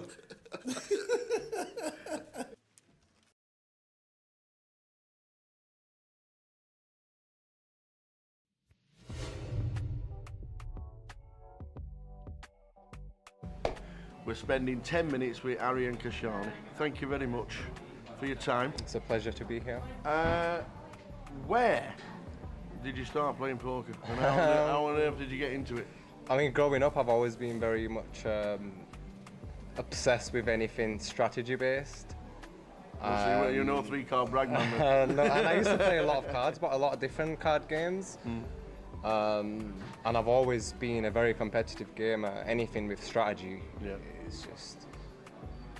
until I came across poker, it was actually during a sleepover at a friend's house. Were you a killer at Monopoly? I used to, well, whenever I knew we was playing Monopoly, I used to open the box and slip some of the 500s into my pocket prior to the game beginning, and when people went past the go and got 200, I was getting 600. I love it. The additional notes were coming out. But yeah, where my friend Christian, I think I was leaving college. I wasn't 18, I was 17 years old. He taught me the rules and my mind was blown. I was hooked. I was like, wow, I've discovered this a bit too late. And I was just immediately hooked to a point where when I started uni, my attendance... Where was uni? Huddersfield. Oh, yeah. It's funny because growing up I wanted to be a pilot, then I wanted to be an architect, then I studied accountancy and finance, and now I'm a poker player, right? Well, accountancy, facts, figures, numbers, maths. For sure, yeah. So I joined uni. I didn't really enjoy it. My attendance was very low because I was too busy playing poker in my local card room. It all started with free rolls. I used to turn up with my shades on, hood up. You look like now and you think, why did I do that? Yeah, I was just obsessed, and the obsession, it really forced me to dig deep, and I've just been obsessed ever since coming across it. And when you find something that you have that deep connection with, it just comes natural. Ever since coming across poker, all I've ever wanted to do was to play poker, and I've always worked very hard. I mean, when I was at school, I used to do papers, and I worked in behind a bar, then I worked in a hotel, then I worked in a restaurant, then I worked in a nightclub, then I went and worked in an office. I was a credit controller for a very big organisation collecting £5 million a month. I've always been obsessed with numbers as well, but my heart was always in poker, and all I wanted to do was poker from the minute I came across poker. Well, my first number for you was 2015. Yeah. Huddersfield. First cash in 25, Huddersfield, yes. 25. Yes. That's where it all started. Can you remember much about it? You finished 12th? Yeah, I mean, that was one of the biggest buy-ins at the time. Yeah. I think people tend to forget that we've not always played at these stakes. You work your way up. Yeah. But at the time, yeah, it was really, really big. Was it a direct buy-in? Or it would have most likely there? been a satellite win for sure, yeah. Nice one. I like it. The Huddersfield on the map just because it was your first score.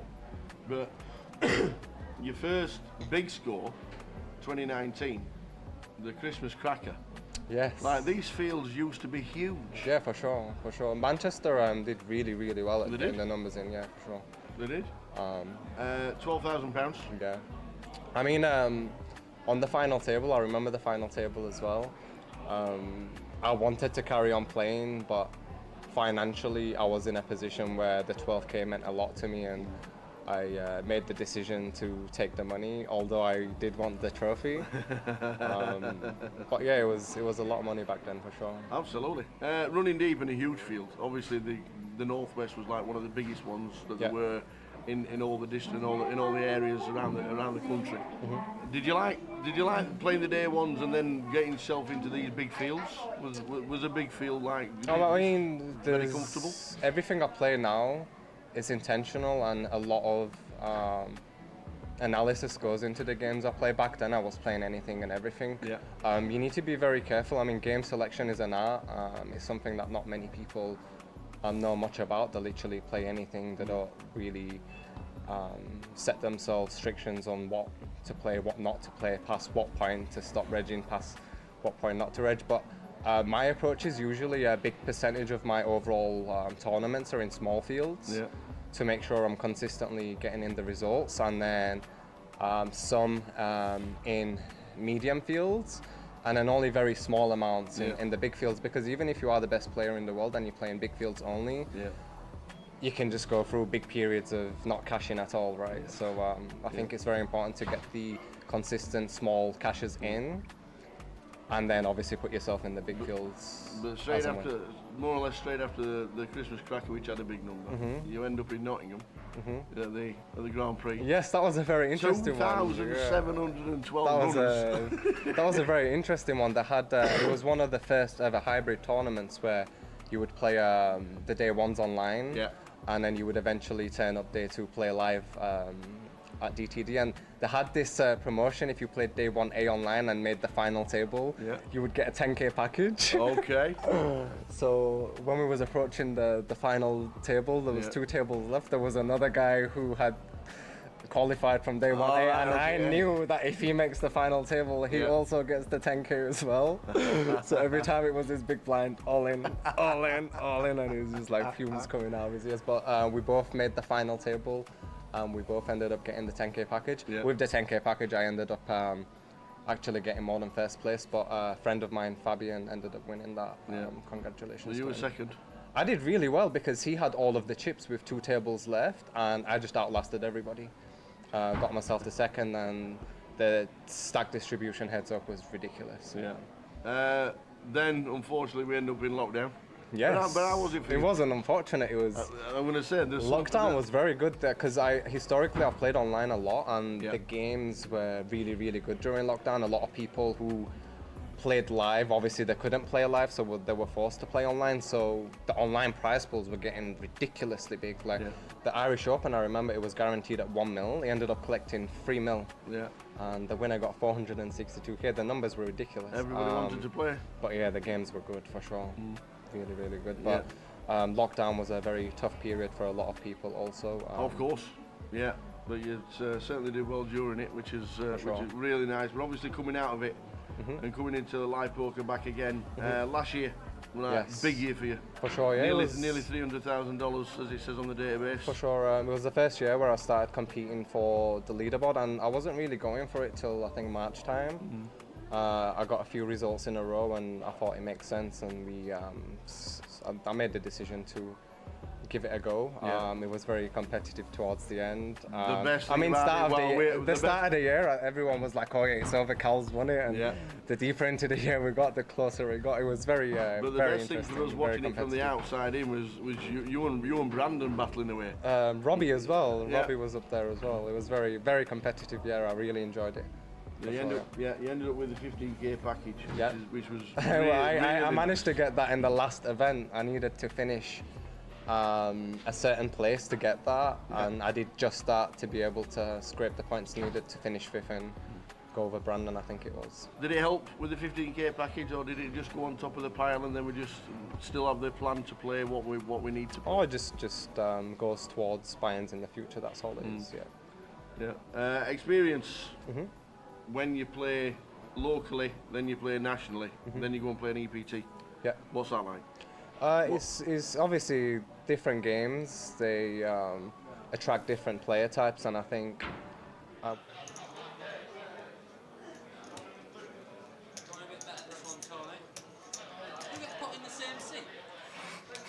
Yeah, I think I'm in the same seat, so hopefully I can follow your example, John.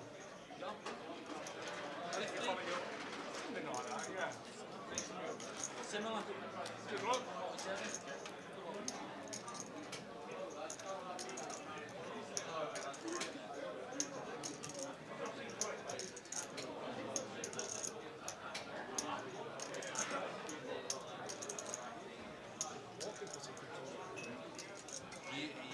I just walked across the road. There's one Indian restaurant.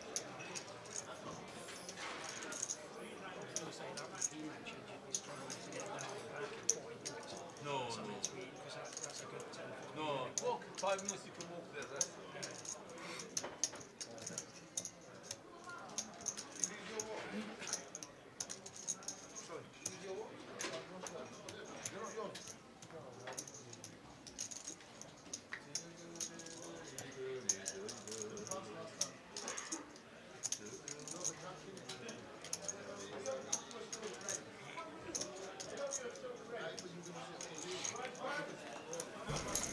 So let's do it again.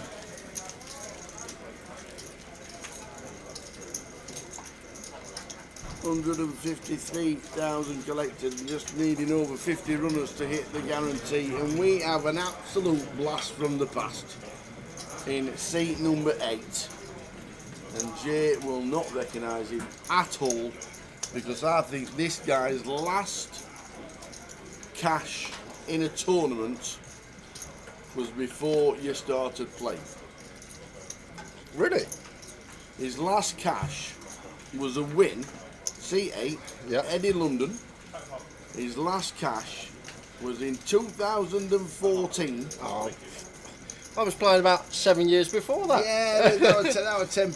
That were 10 pence rebuys at school.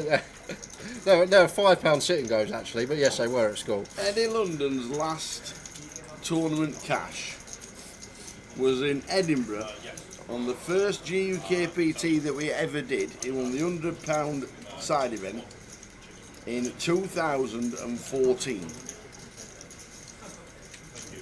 And he is now playing and still looks the bloody same. He's never changed. Eddie at London. He actually final tabled the GUKPT that Weebrick won. Oh, okay. In 2008. He came 6th. This is a proper blast from the past. Must live round the area. He has to. He has to be from round here.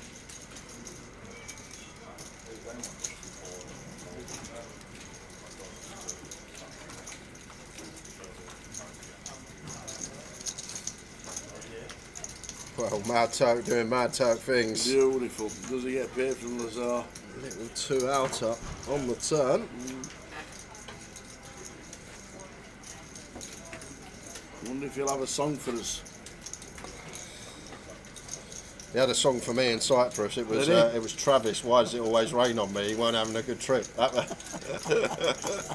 Is that what he got? It didn't run too well in Cyprus. The Mad Turk, but he's back on his usual stomping ground in the UK.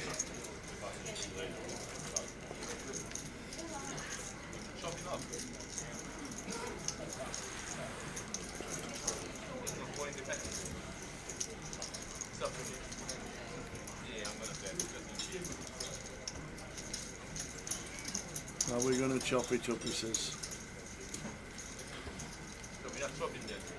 He's folding a jack. That's a great fold.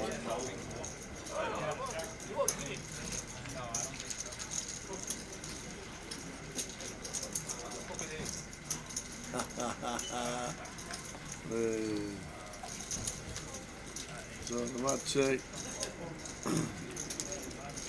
starting the spiel. Aye aye.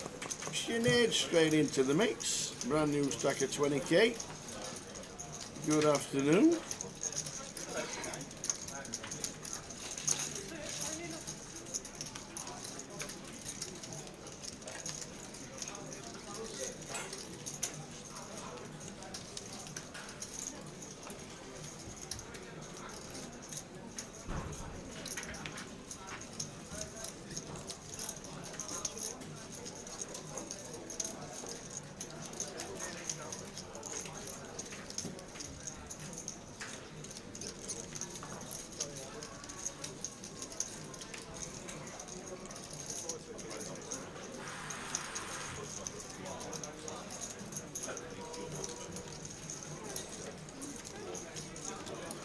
Drake 9-7 suited here. A effective one that could actually play a free bet once in a while when we get to this stack depth. And the Mad Turk, couple of Cowboys not choosing to free bet, just plays cool. 8, 3, 4. Not a bad start for the Turk. An ace. And turns full house.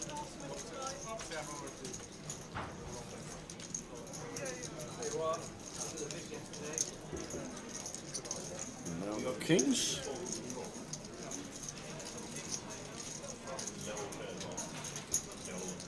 And we got Vanessa in the chat box. How are we doing, Vanessa? How are we doing, Vanessa? Where you been? What you been up to? Where you been working? Watching on Facebook. Must have been working somewhere. Always busy.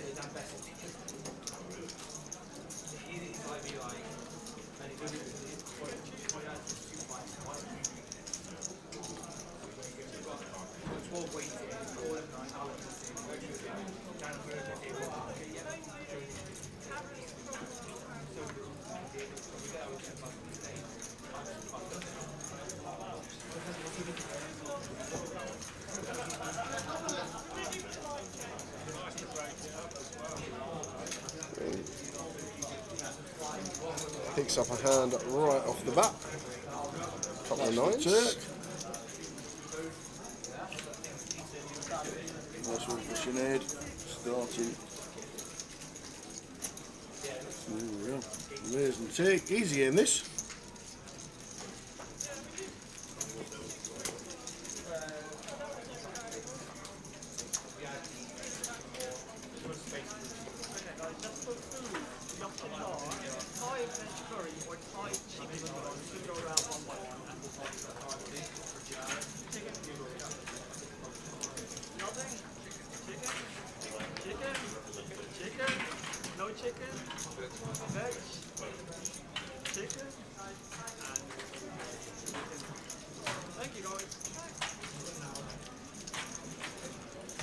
Currently working remotely in Antalya in Turkey. Fantastic. I don't know if that's a holiday or you've gone over there for a few months.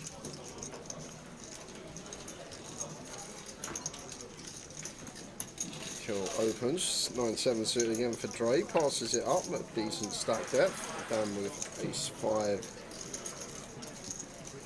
It gets +1 awkward, but seems fine to defend at this stage of the tournament.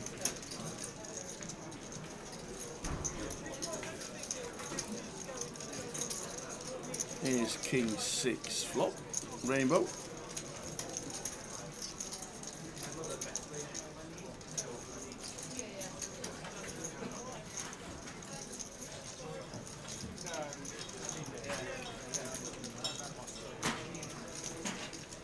Was anyone else's sound cut out? Quite a few people have said that on YouTube today. That's strange. I'll have a listen. If it does, it doesn't seem to do it when I'm listening to it. Cool. Gonna bet another street here. Kind of interesting because the ace-5 of Dan really gonna shrivel versus +1 now. I'm not sure if this is a bluff from Akil to try and fold out an ace by the river, or if he thinks it's value.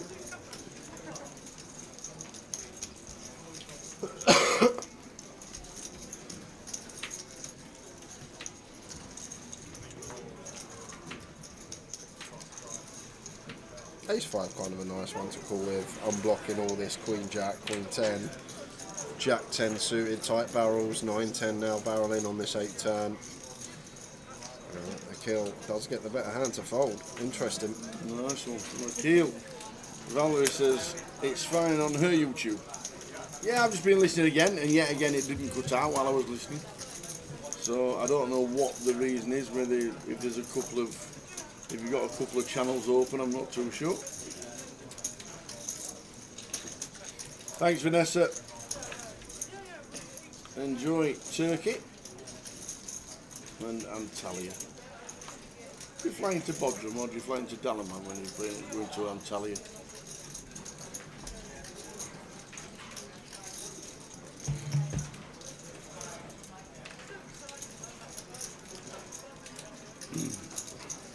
Friday afternoon, level number 5 of the day. Dre's literally had 9-7 suited 3 times. This time he gets to play it though.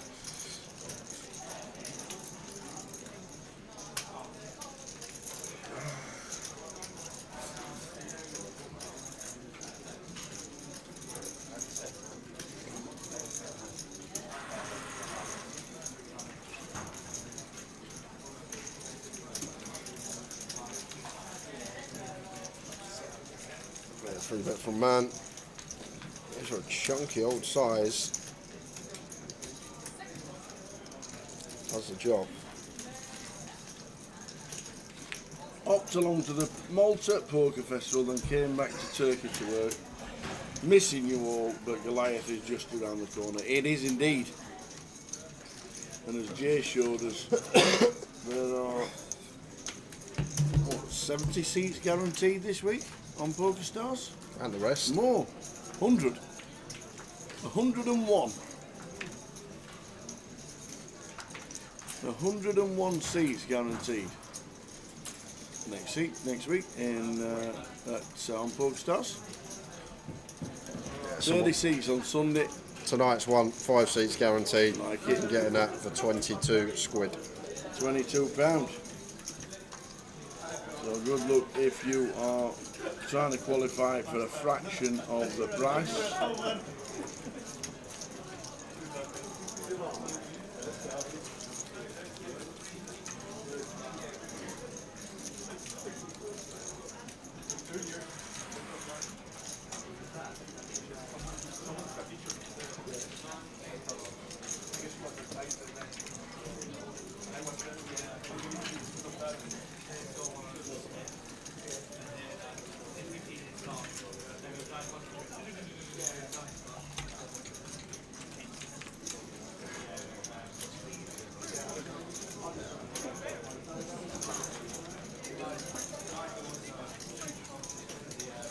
That one is in the main. Today, 131 so far, 157,000 collected. So Lazar are going to bump this up blind on blind. The kill makes the call with the ace-4 suited.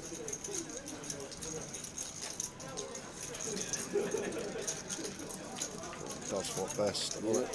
Here's 6 deuce. Just get to check call this one as a kill. It's a board that Lazar's just going to be taking off on as the opener. Has the better ace-X in range, and when he doesn't, his bluff's going to be drawing very thin in terms of equity. So should just be White flag wave here now for Lazar. Always saying these spots we don't want 0% equity against an ace when barreling. Like if we've got something like 3-4 somehow here, much better barrel. If we got something like Queen 10, King Queen, much better barrel. Just never a good thing to be putting in chips when your opponent has the check mark. That's the idea. At least have some sort of gutter in there, some sort of draw that can get there against the top pair still. Now Queen of Diamonds on the river. Looks like it's going to go for it. We've already seen a kill fold top pair to the triple twice. This time not going anywhere, and a bit of a misstep from Lazar. I feel like we just get to wave the white flag on the turn. Always important when barreling. If your opponent has the top pair, have equity against it. Have a gutter.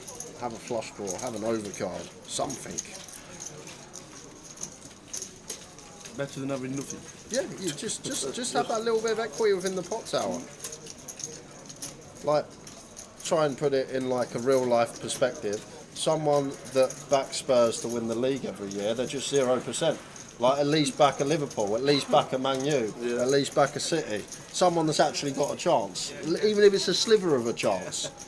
You don't want that 0% extra, Have something to get there against top pair. Very important.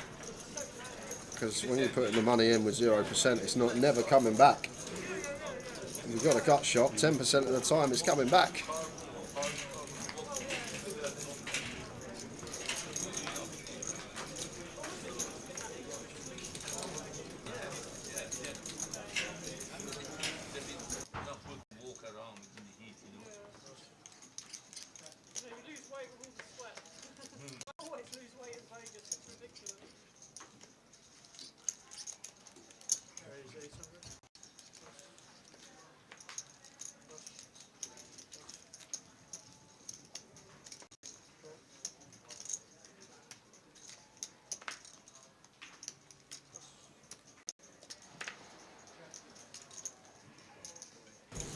Ace 8 for 2, raises to 800.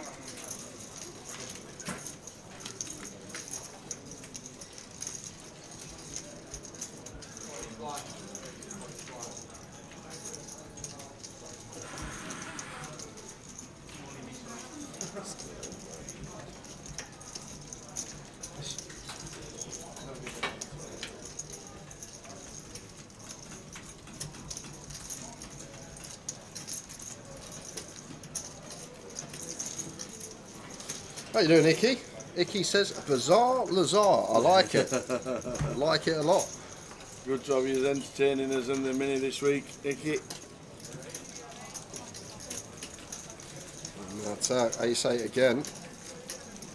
Downgraded from a boat, but top two pair more than viable. Goes to the second street of value here. And when this ace rolls off, a kill going to struggle.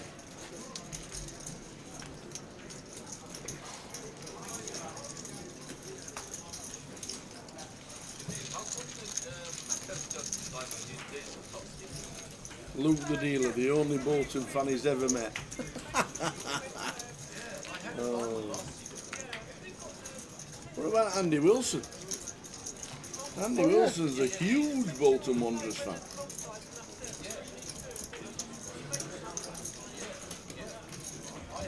I wish we could play Bolton Wanderers every week. I tell you. I don't think we've lost to them in that last 42 tries.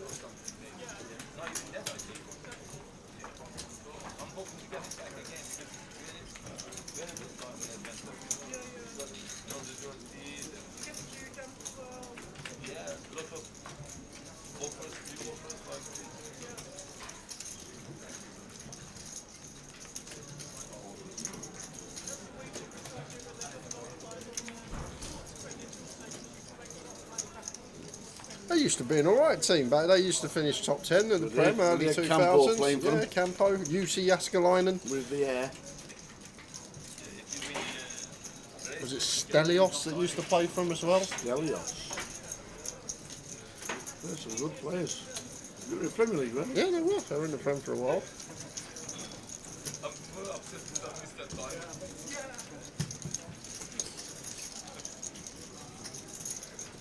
was going to say a Kocher.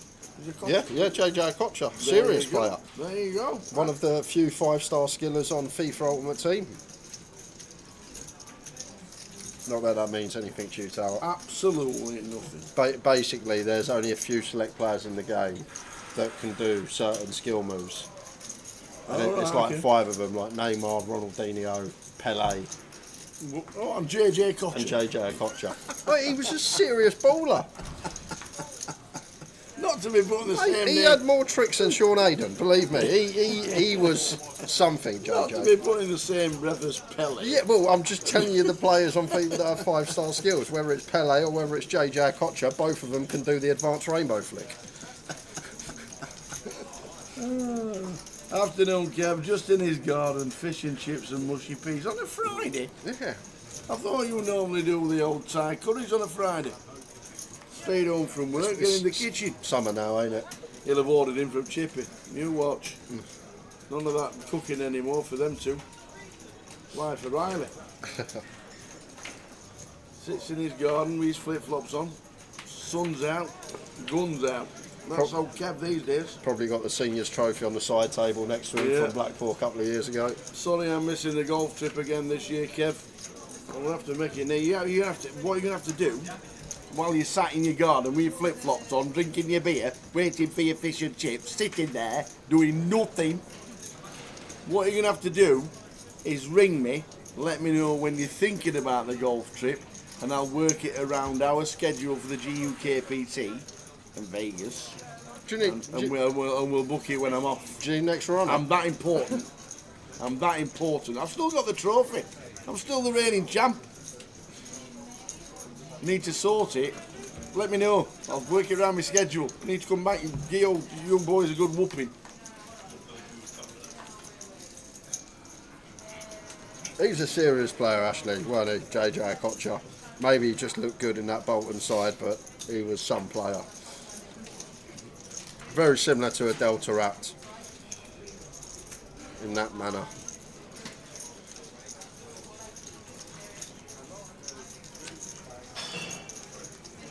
Where do you go on a golf trip then? And if it's not on GUKPT, that means I'm not working either. You need a caddy? No, but it's I think it's in 3 weeks' time and we're definitely working. Oh, okay. They go down to the Ashbury Manor and Manor House Hotel down in Devon. Down in Devon? Unbelievable venue. Oh, okay. Unbelievable. It's got everything. It's like an entertainment place for the kids. They've got like go-karting and archery and bowls and temping bowling and a bar and pool tables and snooker tables and all sorts. Is Ashbury Manor in a place called Ashbury by any chance? I don't actually know where it is. It's literally just on the border of Devon. Okay. The A30 right down near Oakhampton. Okay. That's where it is. There must be some lovely courses It's in the a West. superb place. I think South they've got 4 golf courses now. Superb place. Really, really good. Well, we speak about Kev living the life all the time, but another one in the chat box who seems to always be on holiday. Just got back from afternoon entertainment, a few beers to find you guys on YouTube. I'm in Tenerife, again watching poker, and the wife is doing a sand dance. Is it raining? Boris, do you live in Tenerife, mate? He lives in Cumbria, but he just frequents Tenerife a lot.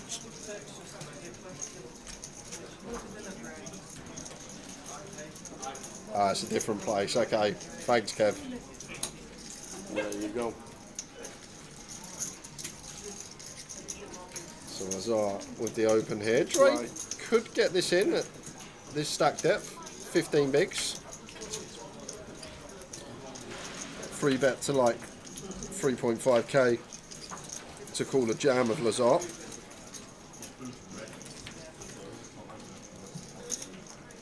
Well, this works. Now really difficult one for Lazar. Does just go with fold. Dre gets him off the chop. In general, middle position, early position, open ace 10 off. We get free bet, goes into the mark. As soon as we become LP, it does become close up.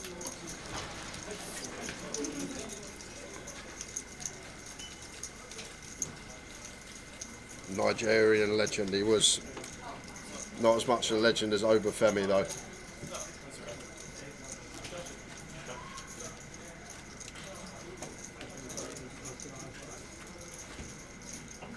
Obafemi Martin. Obafemi Martins. As fast as Martians. Don't worry about it.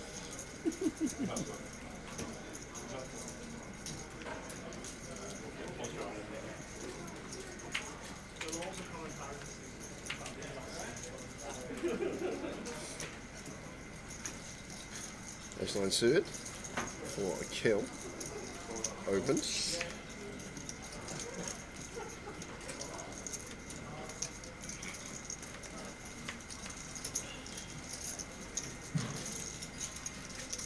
So they suited for Tony. Really nice free bet spot here for Tony. Like ones that I see missed a lot, I'll be honest with you. I don't think people are aware, maybe just not looked at the spot when we are 100 plus BBs deep. Like these hands are great free bets, suited and gapped. Idea to just get them heads up. Equity going to be running close in a heads up situation. Like as soon as we start going 3, 4, 5 way with them, equity diminishes, can be in dominated spots. Ace 9-4 flop, top 2 for a kill. Gut shot for Turk. Got a wheel draw. Just going to be a bet here from a kill with the top 2.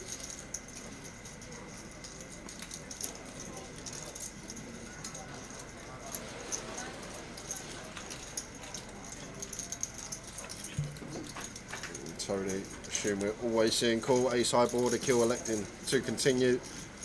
Going to have all the strongest ace-X, not folding these out with a raise, so just call, take our equity to the turn.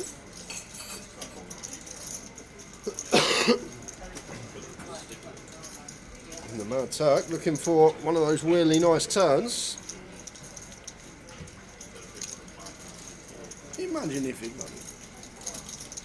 Well, 3 moves a little bit of equity for him, but not a lot. It's just another street here for a kill, no check-in. Don't want Tony to check back and go freeway to this river for free.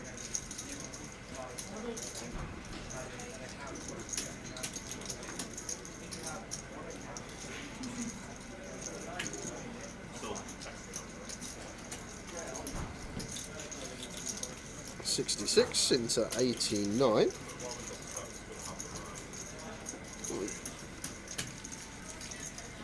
Just north 2/3. Wow, what is Tony up to here? Is he gonna call with an 8 high flush draw? 1 card to come? When a kill can still have some like king queen, queen jack of spades? Imagine the 9 of spades. Interesting. Because what's the plan?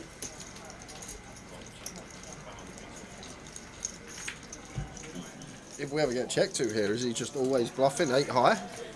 Like most of the time on rivers, we have no room for manoeuvre because the kill just bets and we have to fold, and the price we're getting on the turn is horrendous to make our flush. And there are those scenarios that the bigger combinations of some king X, queen X, even like jack 9 of spades out there. And the kill, trying to get a call from some ace 10 type stuff, even like a suited ace X non-believer.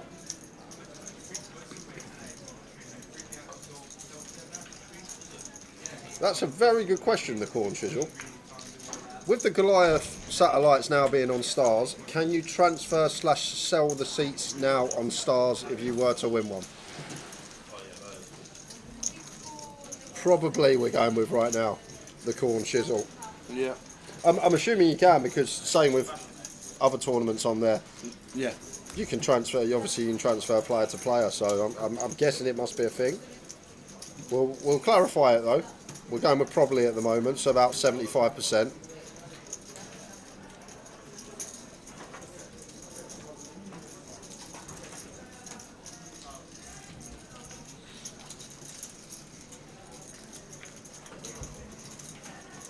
Basic suited for man.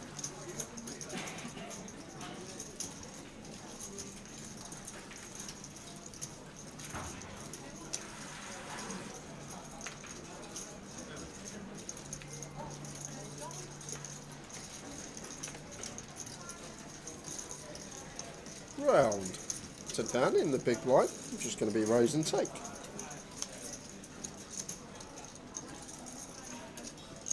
Keel 61.4.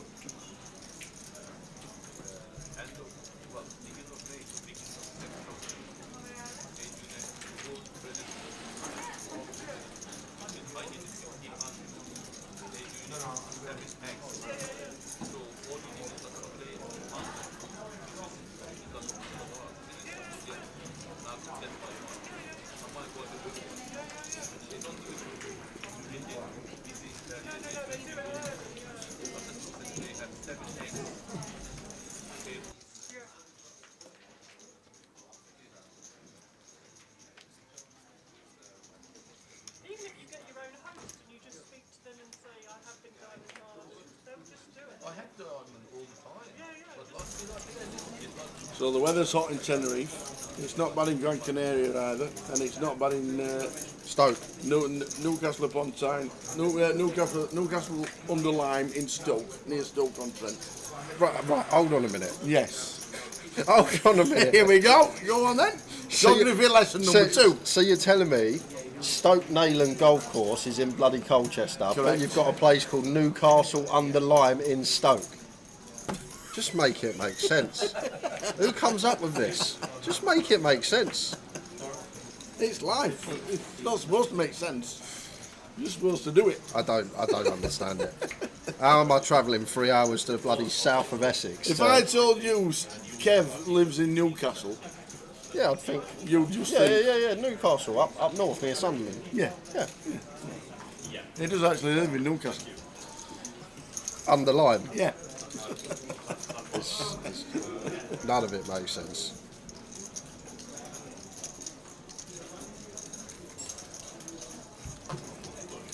We've got an interesting one here, up and down for Lazar, backdoor diamonds, and Tony with a decent top pair. So, just going to be check call, or at least it should be from Lazar. It's slightly too shallow to be check raising. Like it's one of these, if we check raise, we get jammed on, we have to run it, and then we're just running it with our up and down. I feel like 30 is slightly too deep to just be running it with an up and down. If we're at like 20, I can see it. 30 is slightly too much, so check call.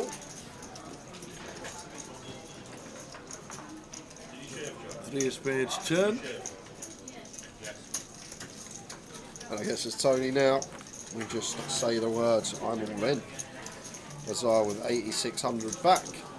Good for around 3/4 pot.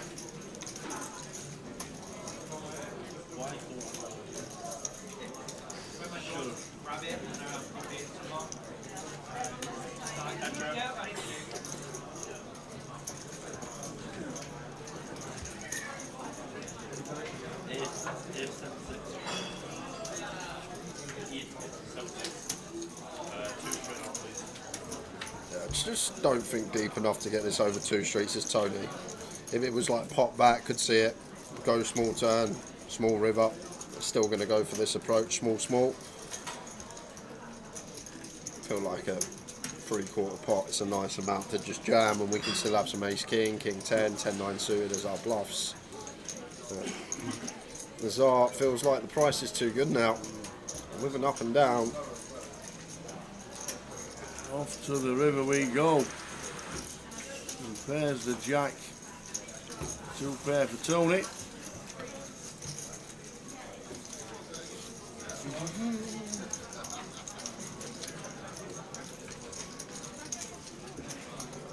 Target worst Queen X as Tony at 0.3 SPR, seems fine to go for some value against a Queen, may even start donk shoving some Jack X as Lazar, and may even just fold turn with Jack X of his own anyhow. So I feel like once he checks, we're fine to go for value here.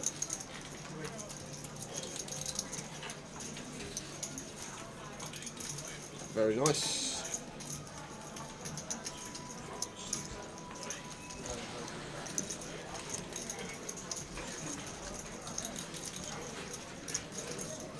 I'm not having that either, Kev. That cannot be the area code for Stoke. SOT. Stoke-on-Trent.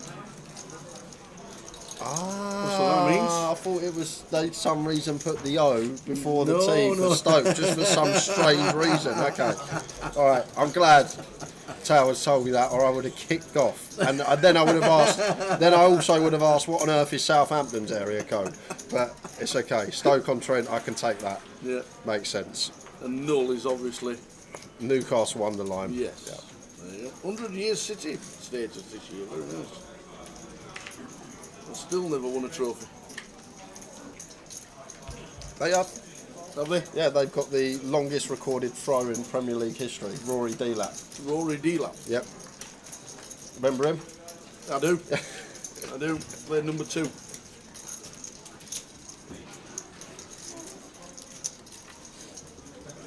Is he the longest throw ever? Yeah. Is it? Yeah. He used to launch it. He could launch it like he could do back post. You know, like the throwers, the long throwers, they do front post. He could do back post if he wanted to. He was. Where does the actual skill come from? I don't know. It's got because it's like. I think it's not, just timing. It's Similar not your to golf. muscles. Yeah, because footballers don't have big muscles. Yeah, it's got to be similar to golf, just timing. I think it's just the time that you release it from your hands when your momentum's going forward. And why did the backflip become illegal? I don't know. Front flip, wasn't it? Really, the front flip? That was great, wasn't it? Yeah. And you used to watch him do the front flip and then launch the ball. Yeah.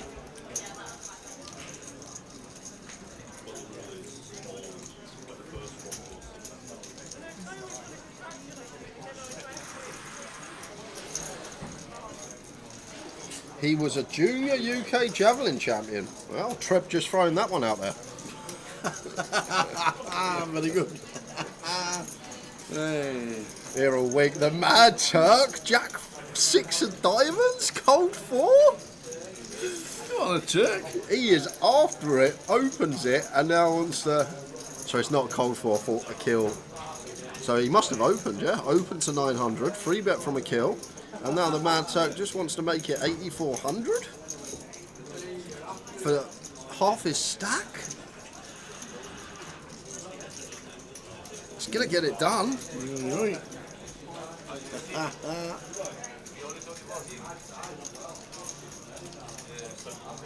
Eddie London sat there thinking, wow, this game's changed.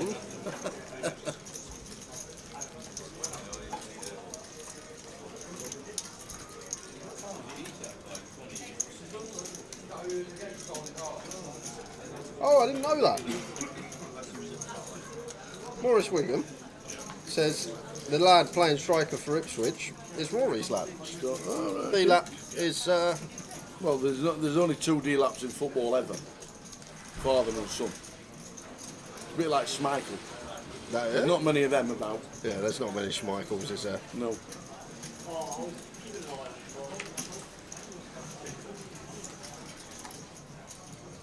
To be fair, there's only the Nevilles of Neville, isn't there? There's no other Neville really, is there? Table 1.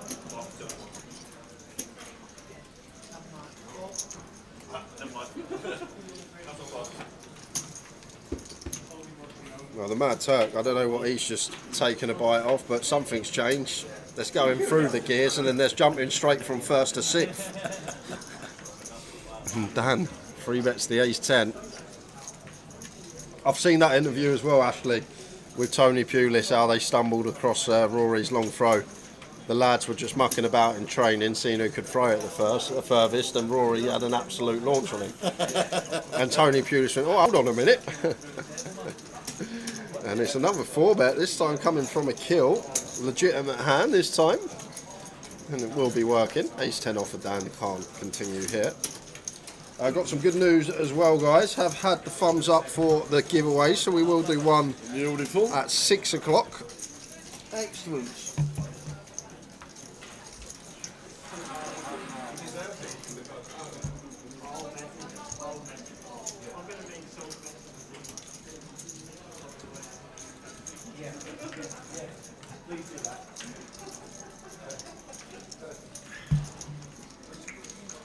Nice cup of tea, though, that fish. Yeah, it was good cup.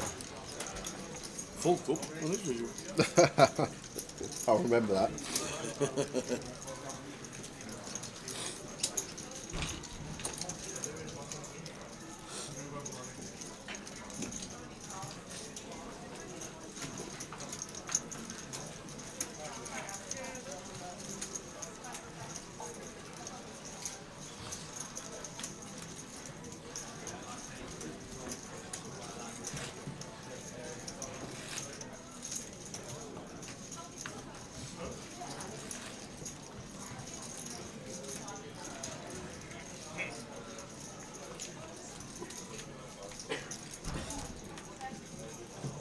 straight, ace-3 suited.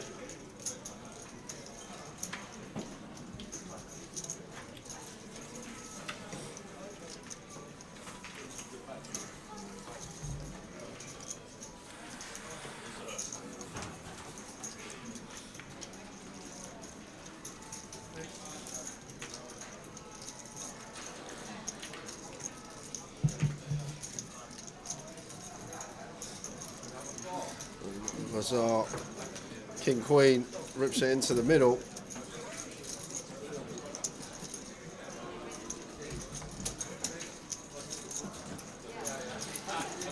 Wouldn't be calling this for Dre for 12 bigs.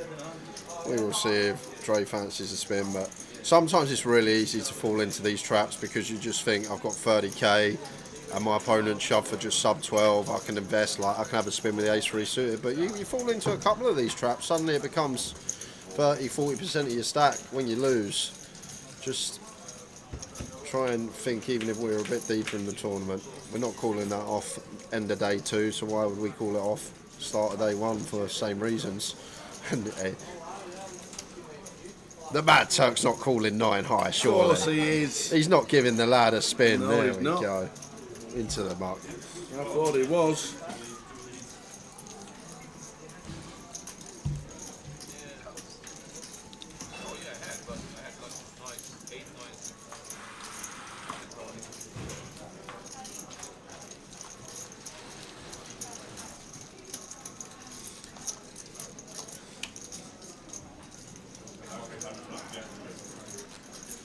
There's a team called Newcastle Town in the Northern Premier League that's less than 2 miles from Kev, so there you go.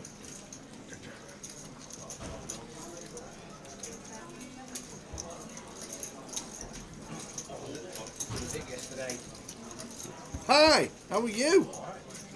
Yeah. Nice to see you, Jack.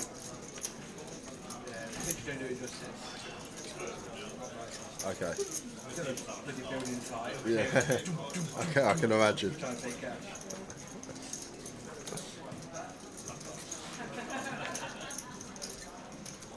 Looking good for end of July then. I think so. Okay. But give yourself 1 day. Yeah. Full handover before time to Yeah.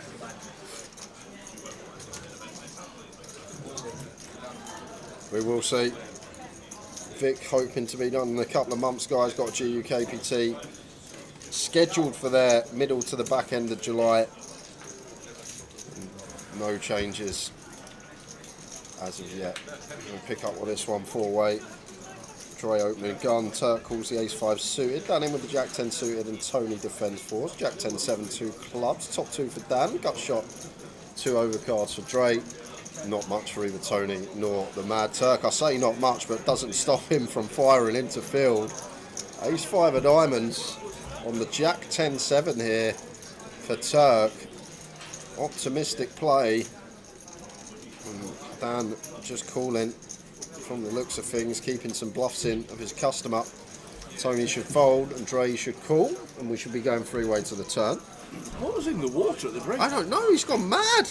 I know his name's Mad Turk, not Slightly Mellow Turk, but it's even still, Tower. This is something for him. He is getting right after it. Literally.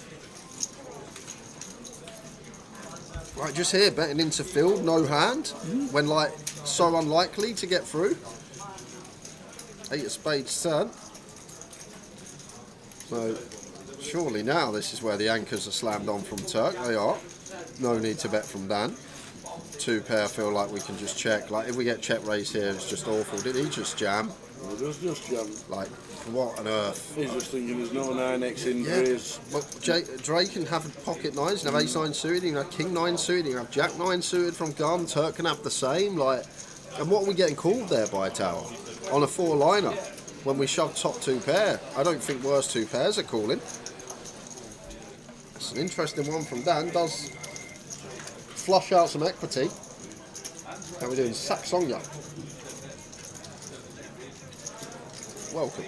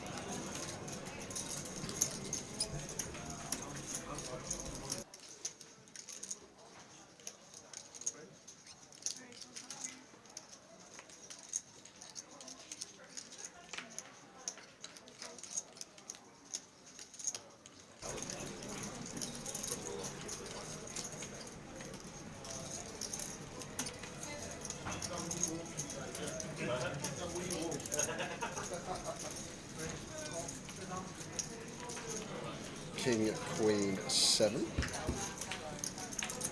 Kill slightly wide open, but once we get here board that we should be c-betting on, as he does. 11 into 26, 40% clear check call from Dre.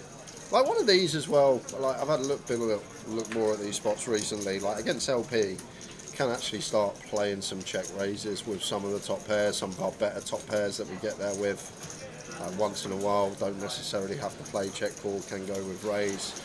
I'm still a big advocate for just calling low, even if some of the solves tell you to raise your top pair. I feel like the merit of just calling and keeping bluffs in on boards like this is good enough in itself. Like as you see, just keep 4 high in of a kill and he's just barreling off now.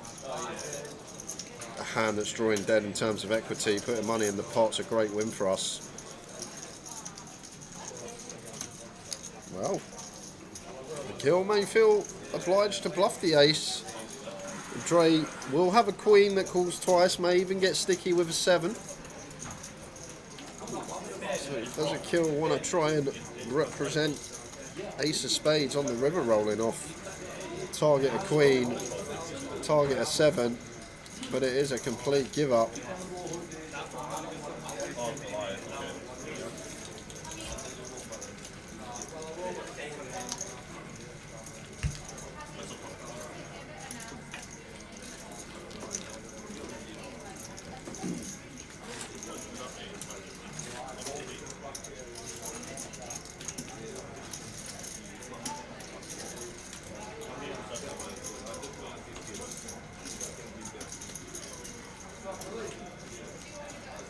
Minutes to go until the end of this little level.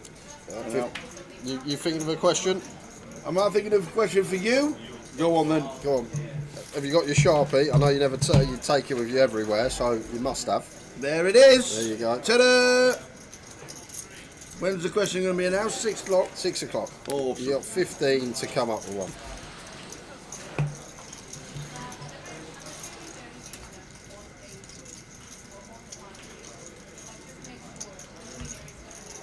King 9 suited for a kill will open. Well, I say will open. All aboard. Limpity limp. Oh no, this isn't open. There's 2 500s in front of the Tsar, so slight graphic error, guys. This is raise to 2 bigs. Call 2 bigs.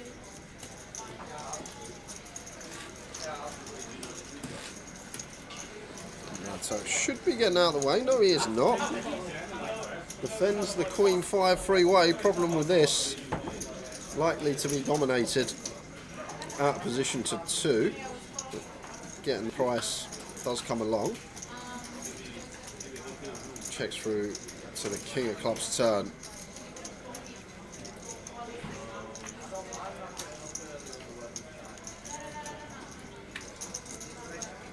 He is on one. What is he up to? He is eating something at the break. What's he up to? Someone tell me what he's up to. Like, and like, if it come a 3, a 6, yeah, I can see it. Did the kill just fold? Top pair? Lazar's all in. And Lazar just sends? Oh my word, what's going on, Tower?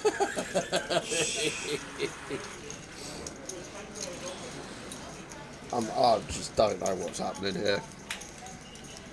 Mad Turk leading a turn he should never lead in a million years, regardless of his hand. A kill folding a hand he should never fold. And then Lazar jams a hand he should never jam. I just don't get it.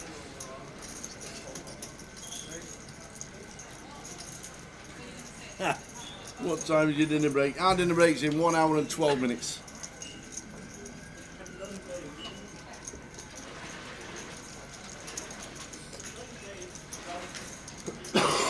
One hour, 12 minutes, that's us.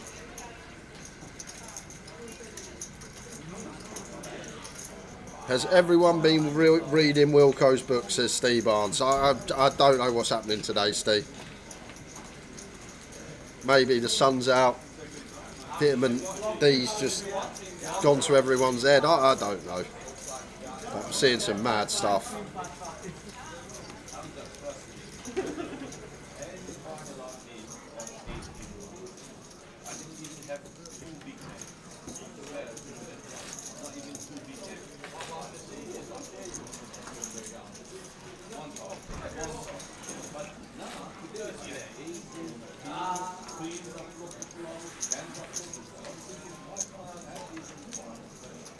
That's a fun one.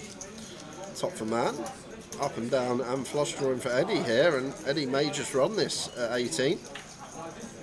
Never going to be a bad thing. Can fold out some king highs, some pocket pairs. There we go.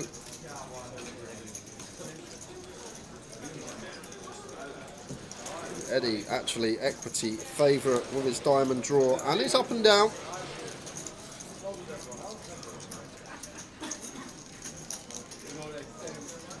And there it is, instant service. That's the check marks. No sweats here. Nice indeed. Steady Eddie. Getting up to 16.7.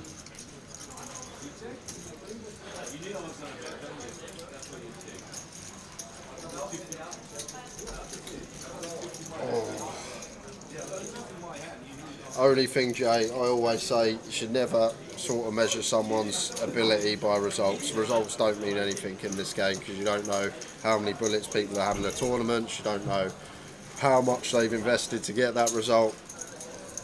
The best way is just seeing how they play. That's the best way to tell someone's ability, in my opinion.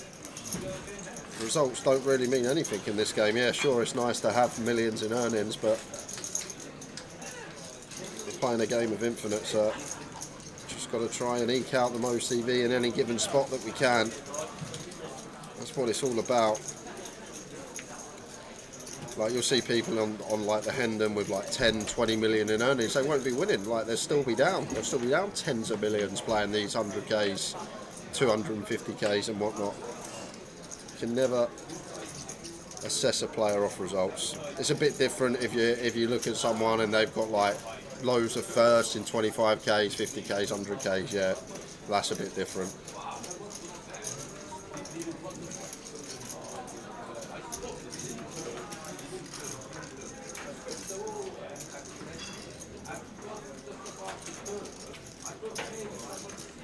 It could be worse, Tim.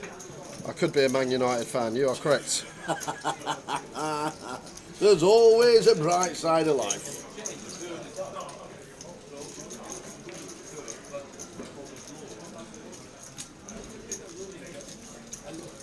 Yeah, look at this now from UCell. Goes for extortion on the free bet size. Open call, probably around the 3,200 mark. The Mad Turk goes nearly 15 odd BVs here, and Tony just slams the 10s in, and here we go. Off to the races. Here's King for 10s, who wins.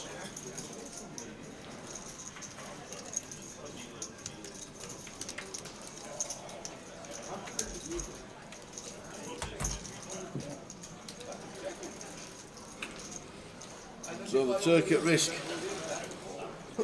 Usul at risk. Needs an ace or a king. Clean flop for Tony. And a clean turn.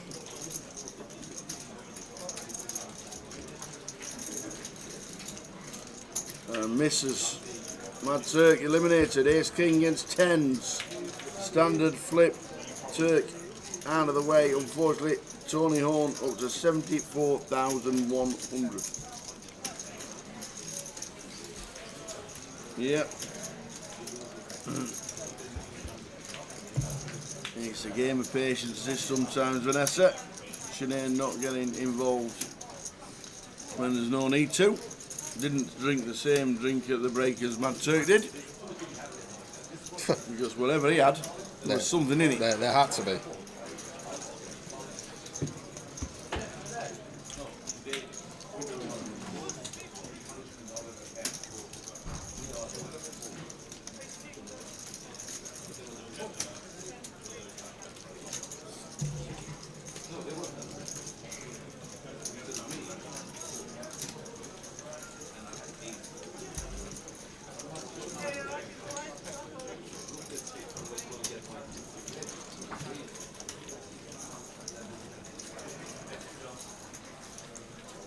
Tim, don't worry about it, mate. Spurs are winning next week. Man U will not be lifting that trophy. Ooh. Have you got any more bets on with Keith, or is it just the one? Well, not just Keith, but basically every Man U fan I know. ranging from £10 all the way up to a lot of pound, let's say. So it's going to be a fun sweat for me, not just because of the Spurs, but nice to have some bets with the Man U fans. And I'm actually doing myself in because I could go to the bookies. I could get 11 to 10 on Spurs if I wanted to. So I'm doing myself out of money, but it's the joy you get taking it off of one of these Man U fans that are friends with me. That's worth taking even money rather than 11 to 10. It's that. Yeah.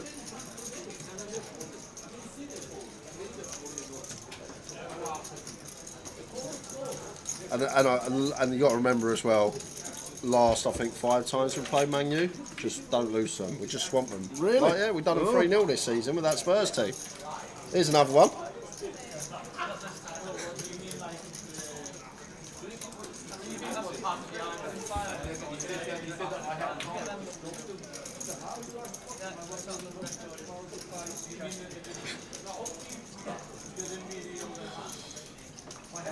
So man, with the cold 4, like it a lot. Don't like cold call as an option here. Goes for cold 4 to call off a jam if it comes from Dan. I'm surprised Dan goes for 3-bet with 7s here.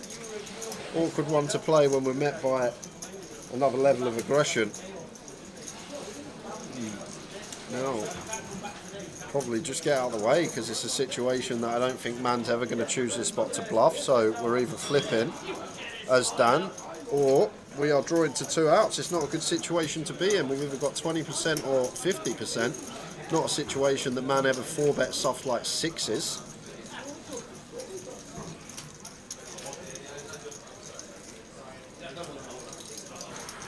And goes with call, and now just hard to navigate. If met by overcards, which we will be most of the time, and there we go.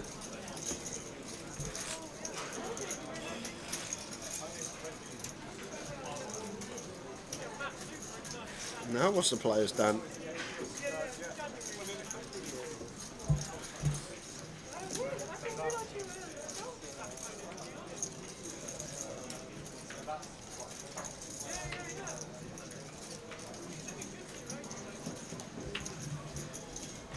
Continues for a little 10%. Does get a streak from the 7s.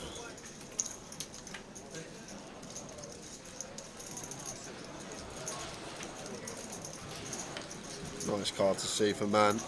Just making it less likely that Dan does have one of these King X holdings. Ace King's going to be in pre, so that's not there. King Queen blocked up by the board in our hand. So only really like King Jack, King 10 suited in there. Not much combinations of King X. These are diamonds on the river. And just 7s. Probably aware he's never going to win with a check. Don't beat any of the cold 4-bet range on this board.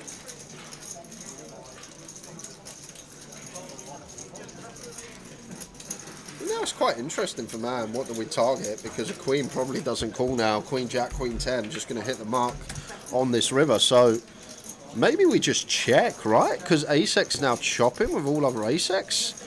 Like, I don't think we get called by anything here as Man. Seems outrageous, but I think we probably check here. Like, all the other Ace-X we chop with, we don't get called by a queen now on this river. Yeah, there it is. Yeah. Like it a lot from Man, to be fair. Actually thinking about what he's trying to get called by and what his opponent's range is. 6 PM for the first person to use a bit of logic, Tower. It only took 6 hours. And we're just about to use another bit of logic. Oh no. Jay thinks for the first time today, and we are doing the question on seat number 5. Run down the rules. You're the man that does.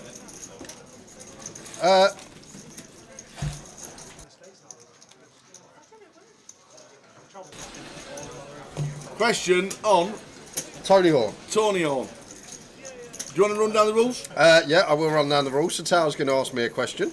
I'll write my answer down on this piece of paper. Closest to my answer is going to win themselves a €25 Elite Series ticket. 1 guess per account. Any multiple guesses you will be disqualified. And please do not guess until we say go. Please I haven't do done it not in a while. guess. I forgot the rules. Please do not guess until we say. Are you ready? It's going to be on something stupid like a vuvuzela, isn't it? Horn. No, not at all. No. Not at all. Okay. Not in the slightest. Not in the slightest. But what I do, what I would like to know is, at the current value, how much can you get an Engelbert Smith Golden Cut double horn for at the shops? What? That's on Tony Horn. That can't be the question. An Engelbert Smith Golden Cut double horn is current value at the shops if you play the double horn. Engelbert Schmidt, Schmidt. the Golden Cut double horn. Okay. You walked into Argos and said, "Can I have an Engelbert Schmidt Golden Cut double horn? How much would it cost you?" I have no idea, guys. There you go. Absolutely clueless. There you go. Question on Tony Horn. I don't know anything about horns. I do know stuff a little bit about Schmidt though, from Recess. Or you remember Recess? Oh, the cartoon. John Jacob Jingleheimer Schmidt from the movie, Oh, and they all okay. used to sing it together. You remember that? Yep. No, you don't. Not at all. Never seen it. Away you go. One guess. Do not double guess. This is the worst question ever. That wasn't. It's just got no relevance. See, I knew it would be on something. I said vuvuzela for horn. I knew. I was trying to think what it was. It was that stupid thing at the South Africa South 2010 Africa World Cup that ruined life. Completely ruined the football.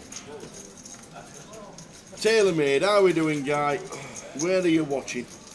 So get your guesses in. It's just, I have no idea, guys. At the current rates, how much can you get an Engelbert Smith Golden Cut double horn for? That's all I need to know. At the moment, guys are winning. The guy's winning. It's the only guess.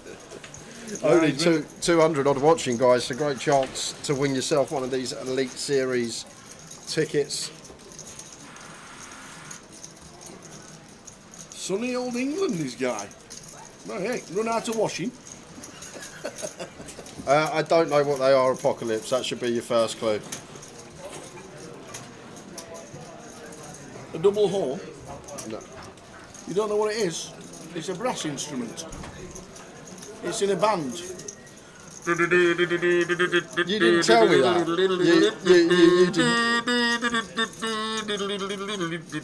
That one. You did not tell me that.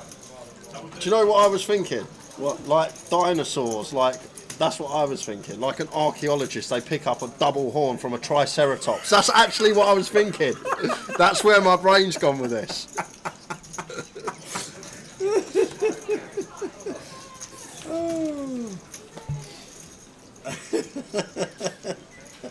Why can't you just use a different neighbour like the trumpet? Something that I'd know. A double horn? I thought you knew what one would be. Everybody played the double horn in Nah, music at school. And the recorder. No, I played the piccolo. The piccolo? What's that?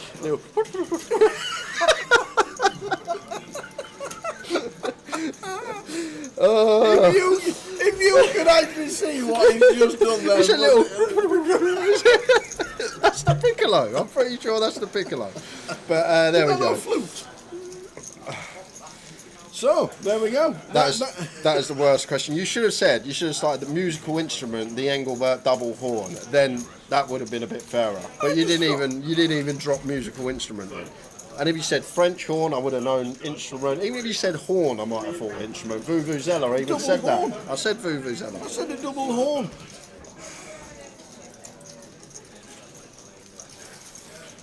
A musical duet from us two would be hilarious. Tower on the double horn, me on the piccolo. It's going to be.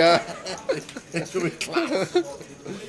Into the final session of the final level of the session with the 40-minute dinner break at the end within an hour. So around about 7 p.m. is the dinner break.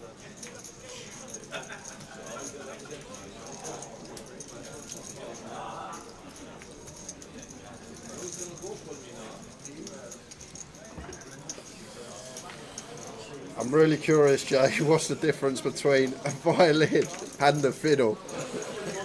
The cat wasn't playing a violin when the cow jumped over the moon. That is the difference. When you're doing odd jobs for money, you're not on the violin, are you? Yeah, No. there you go. That's another one. Anthony Gardner guessing as well. Nice to see you in Dublin, Anthony. Good to chat. Nice little chat. Good to see you in Dubbers for the Irish Open.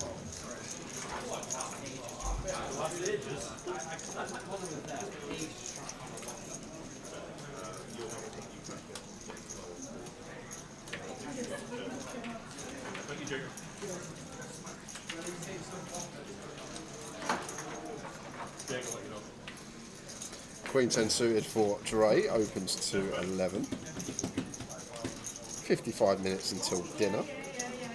Indeedy, indeedy. 40 minutes. 40 minutes is the dinner break itself.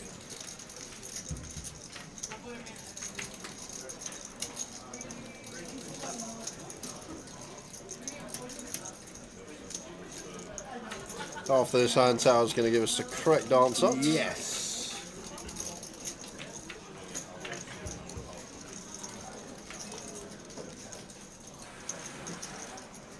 The question is, at the going rate right now, the Engelbert Smith Golden Cut Double Horn is on sale for how much?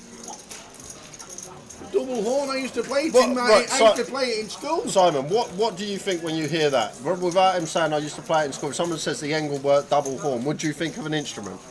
Straight away, you wouldn't, would you? Probably not. Exactly. Yeah, well, So I'm not so in the wrong here. I thought dinosaurs. I thought we were talking about a triceratops, like an archaic some fossil or something like that. But give us the correct answer.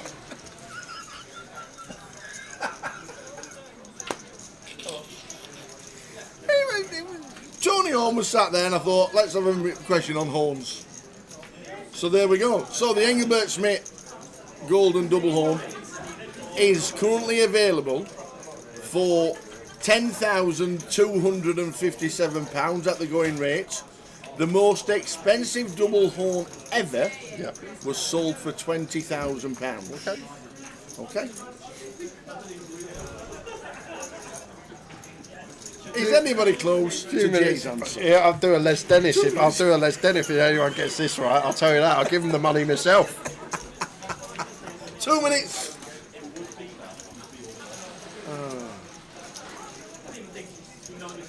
£10,257 is the going rate for a double horn.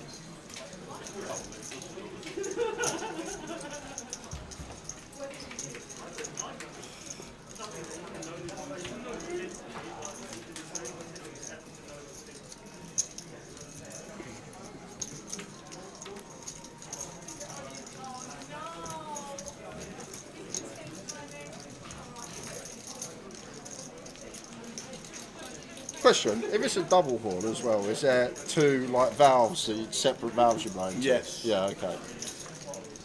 Oh no, there's only one valve you blow into. Oh, okay, but it just comes with two separate horns. Double the noise. I don't know what the difference is between a double horn and a horn. So the Engelbert Smith Golden Horn is a bit like that.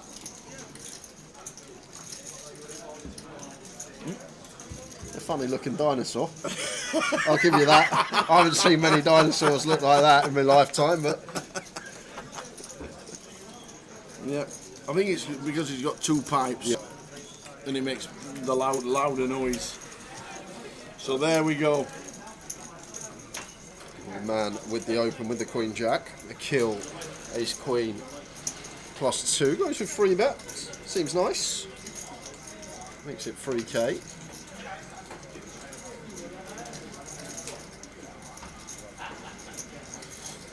You have to be very clever to playing 2 different keys with a French horn. You really would. That's very clever.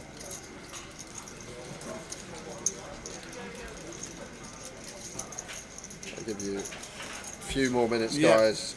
After the next hand, we will give you Jay's guess to the price of the Engelbert Smith Golden Cut Double Horn.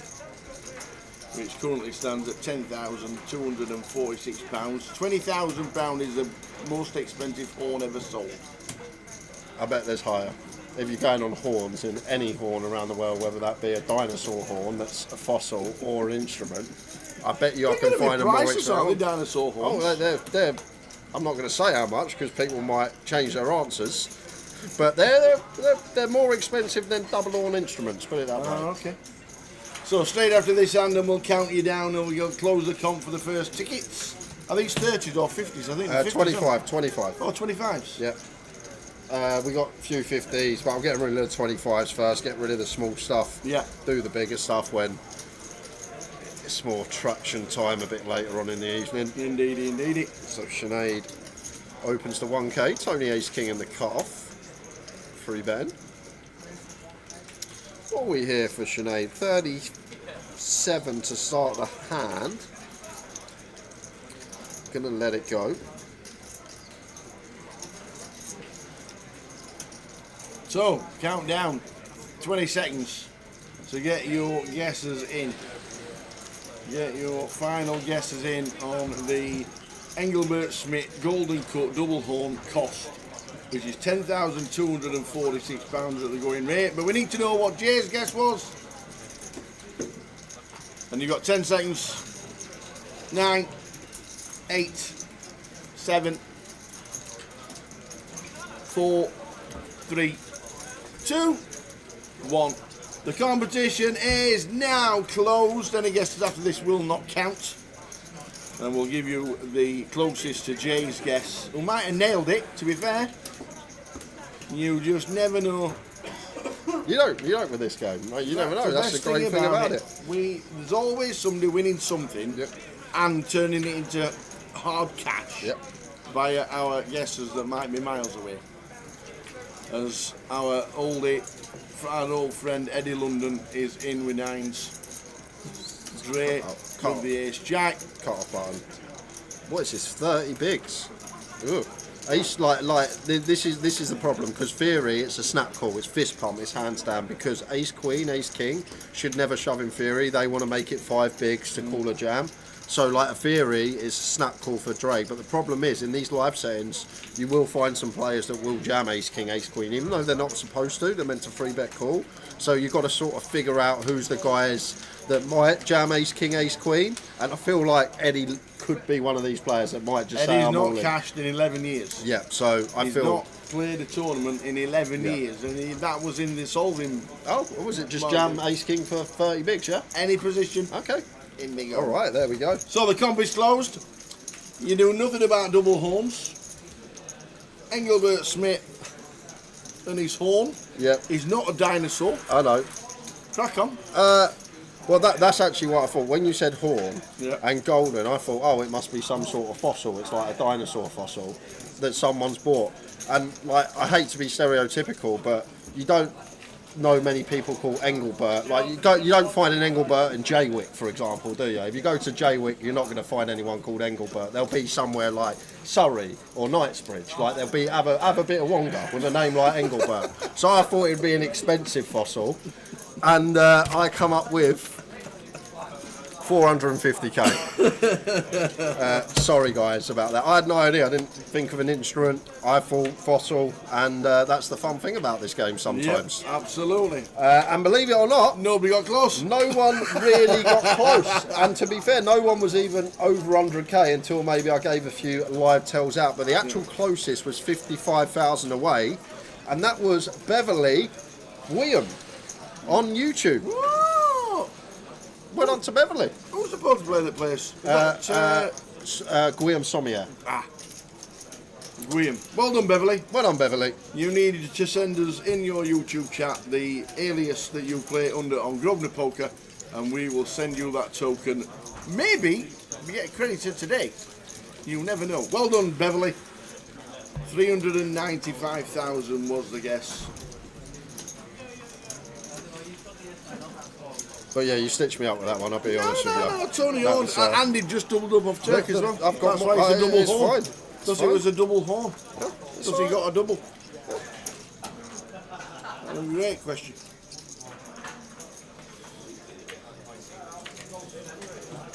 Well, all I'm going to say, I'd get studying your hip hop because I'm doing Dre next. Next giveaway will be next session, guys. We may squeeze one in back end of this session, we will see. But I think going to be next session, and we will do 2. Here we go.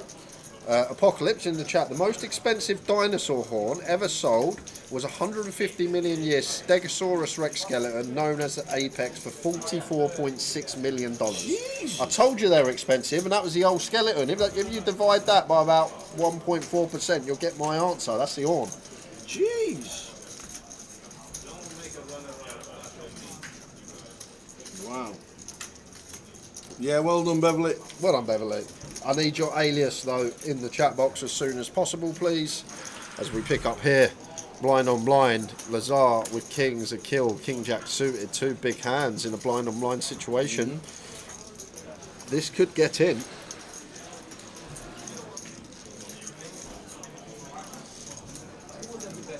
I'm not folding. This is a kill.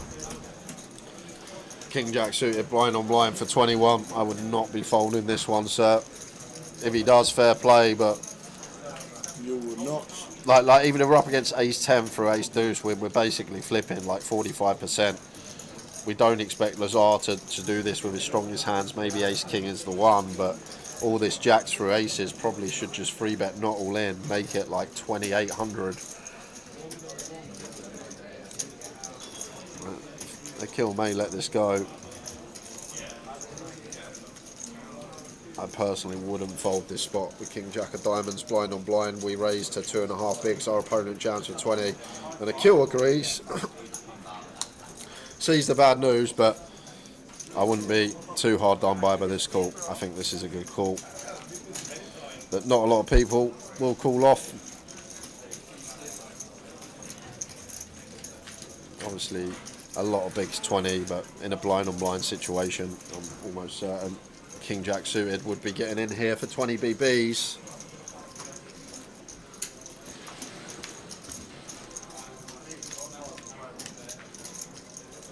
And that should do it. There we go, Beverly. Thanks very much indeed. Oh, 5 for chops, anyone? Oh, it's not in the deck.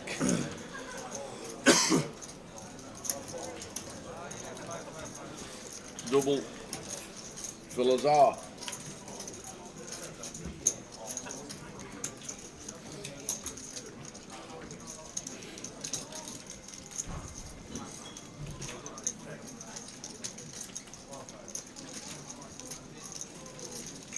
Good evening, Annette. Thank you very much for tuning in.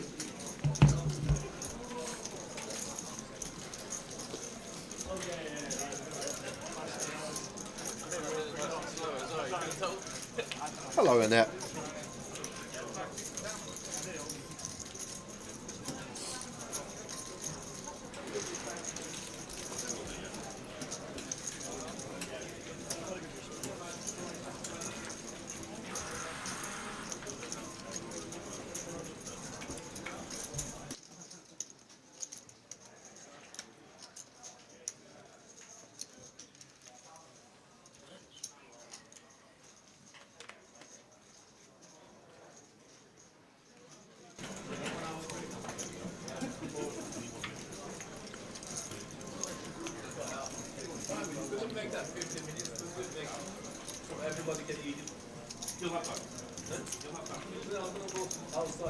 H8 suited for Sinead against the cut-off here, just defending. Starts the hand with around 33.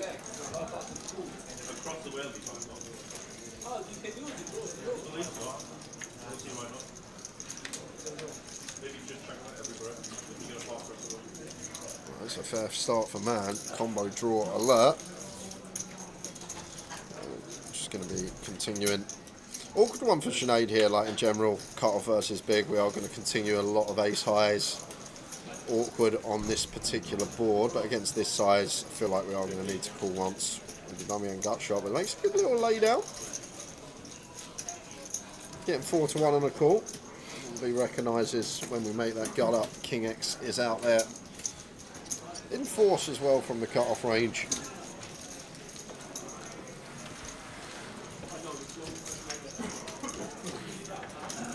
Steady old day one.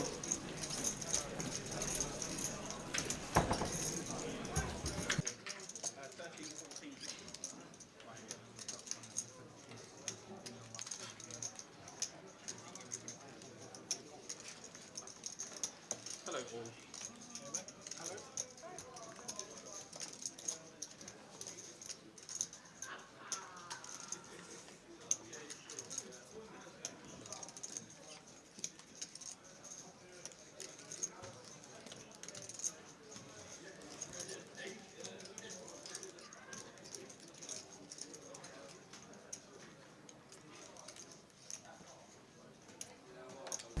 So well done, Beverly, on the win, playing the series on Grosvenor Poker. The Leeds Series. Here comes Eddie. Let's see how long he's not been playing for.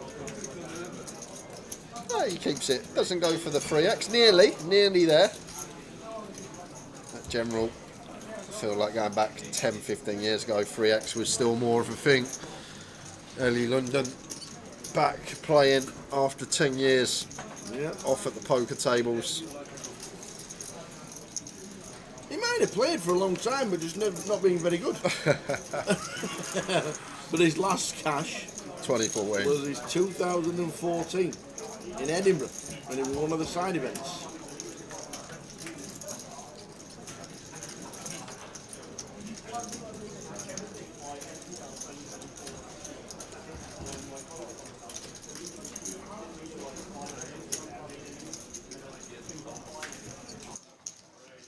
That's 321.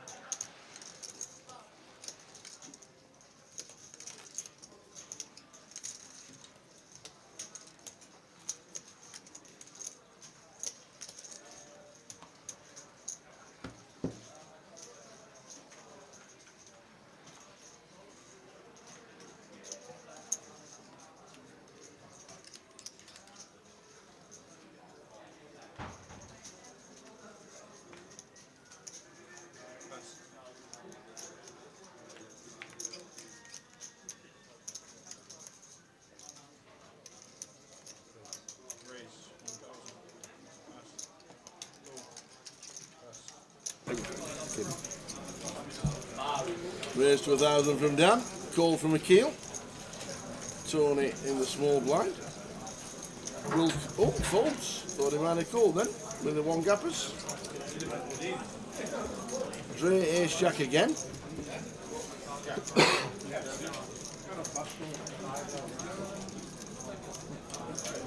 Yeah, good squeeze to get this in against Dan, potentially. I think call's fine though. I think if it's 20 Dan here, I'd definitely squeeze, get it in. At 27, a bit more awkward as Dre. Do keep a lot of dominated stuff in when we're flat. Does take the flat option.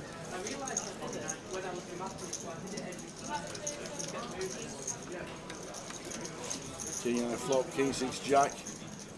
Akil flopping best.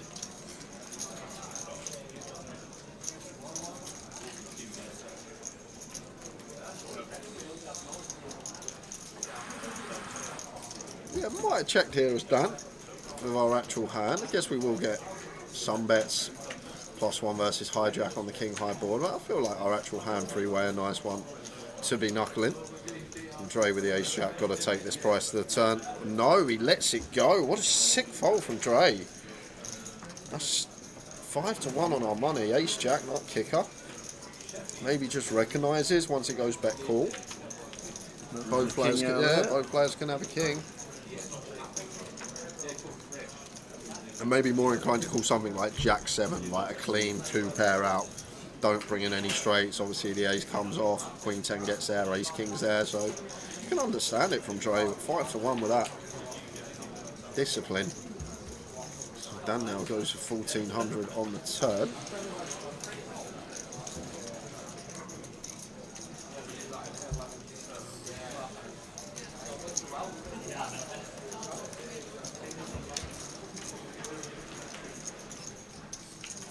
7 of spades rivet. The keel still with a check mark. Check bet decision. Only way I can see this one going. Well, I say only way Dan's going to go for another bet with second pair. Yeah, this is optimistic to try and get 3 streets from a jack here as Dan. And against this size, it's a kill. Well, 40% just south of. Maybe there's some king 10, some king queen as well that we beat. But do you know what? He's going to go for value. Goes for a value raise here. Just sets Dan in for the lot.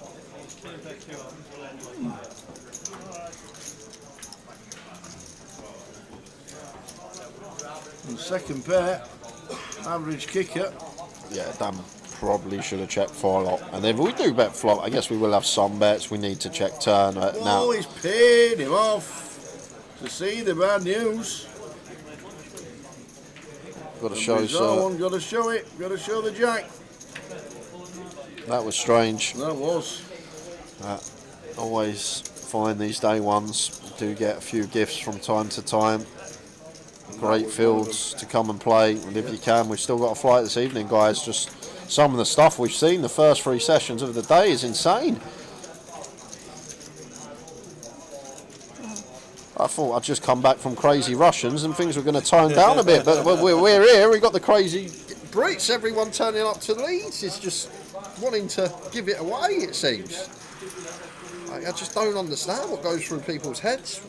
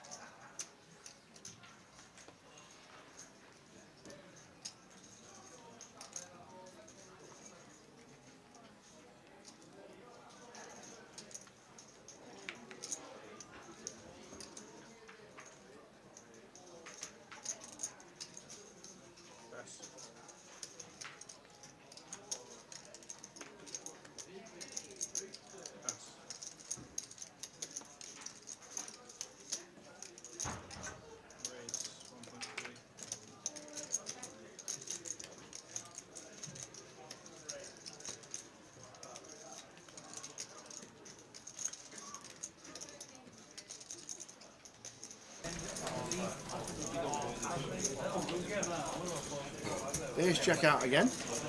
Sinead 3 bets. First time she's been really involved. Yep. Once you get Lazar to fold.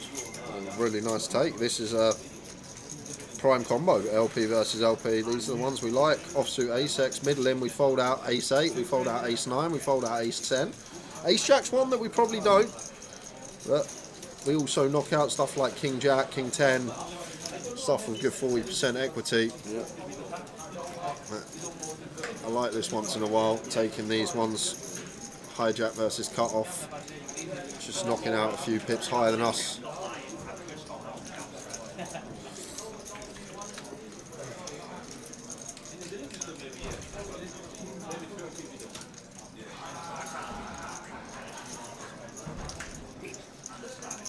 Just a check from Lazar, not going to get any leads here.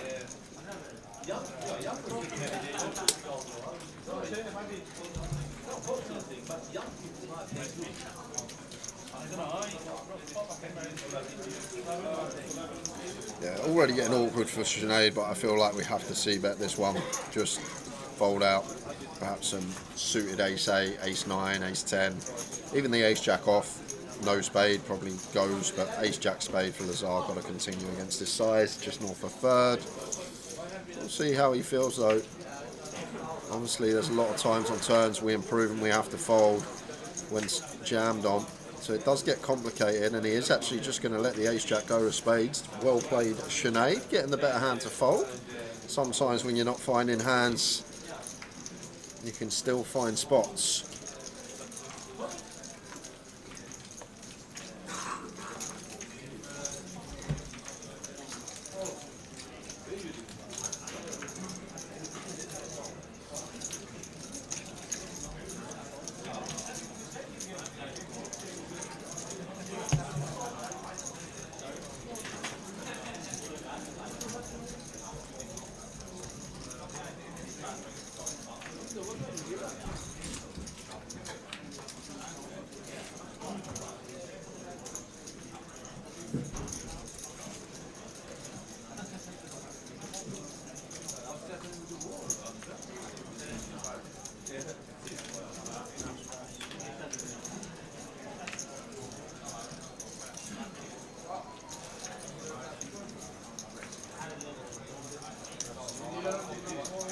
King on the button for Dre. Depends what we think of the blinds here. Like the line here, what are we, like 60, King 7 off, probably the cusp of where we open theory based. But if we feel like people aren't attacking enough from the blinds, we can start opening a few pips wider. King 5 off on this occasion. And with the 1100, man defends 10-9.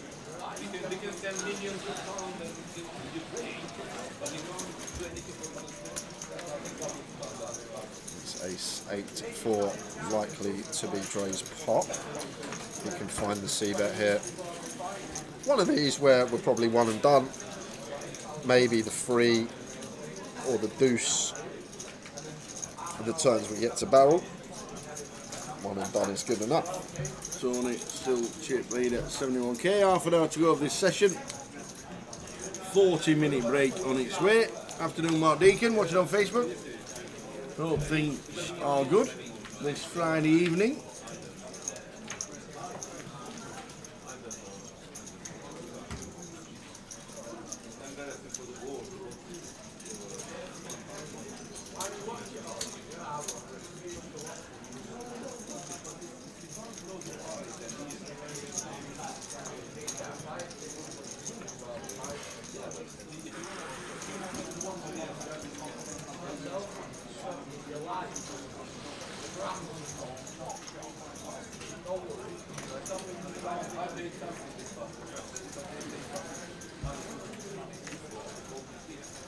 Sinead 10-9 suited, opens from +1.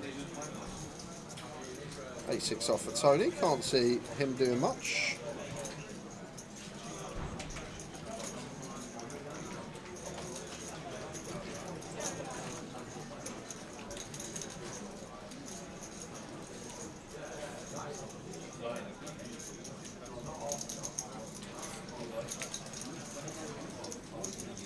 Kill in the big blind, squeeze time, 40 effective here, probably somewhere just full, 4 bigs I guess, 4k, 20% of Sinead's stack.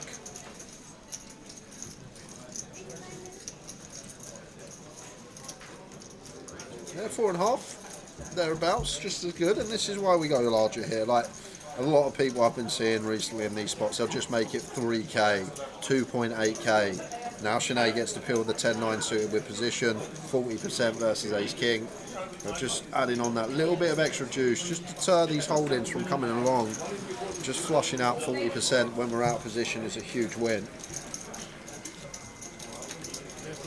Mr. Go, Tower and Jay, tell us your favourite food, please. You need to pick one. Roast dinner, cooked by my mum. That's probably the best dinner I ever have. I always look forward to a Sunday roast at mum's. I would go for a... all the trimmings as well. Got to have everything, ain't ya? Favourite food?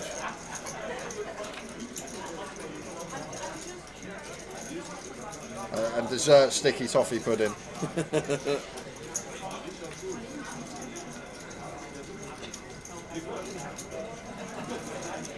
I think I will probably go for a proper good old 20-ounce ribeye. 20 ounce, ooh. With some garlic cheese mash, green beans, gravy, maybe some greens like broccoli. Yeah. There's a place. Do it for me. There's a place that's been open about 6 months now in Birmingham, right next to where we live, called Pasture, and it's a new Pasture, and it's a new steakhouse. Okay. And it's unbelievable. But they do the best broccoli I've ever had. And I don't know what they put on it or what they put in. It doesn't taste like broccoli, honestly. What did we have from that one? That middle and quarter we got, that creamy broccoli one, the cheesy. That was beautiful. Cheesy. Like a broccoli in it, or with that cabbage. I can't remember. That was you ordered. Like it. a creamy cabbage in like cheese sauce or something. Yeah, I remember. That was delicious. Yeah. Oh, buttered greens, weren't it, or something like that? Wow. Buttered greens. I'm not sure. Oh, it was nice. Can't go wrong with a roast dinner, Mr. Go. There's me. I do like a steak though, like to have it. The thing is, it's got to be a nice steakhouse. Adam Wilkinson took us to one last year when he won his biggie. Yeah. Downtown. It was in the Big D downtown. Fantastic place. So good. Big D. Yep, downtown, side of the Four Queens. Blind on blind. Free bet from Lazar. Just going to get to C bet the ace high board.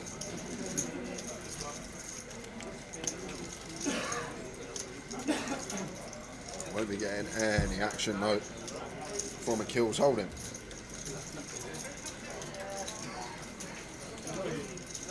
How was the fish and chips, Kev?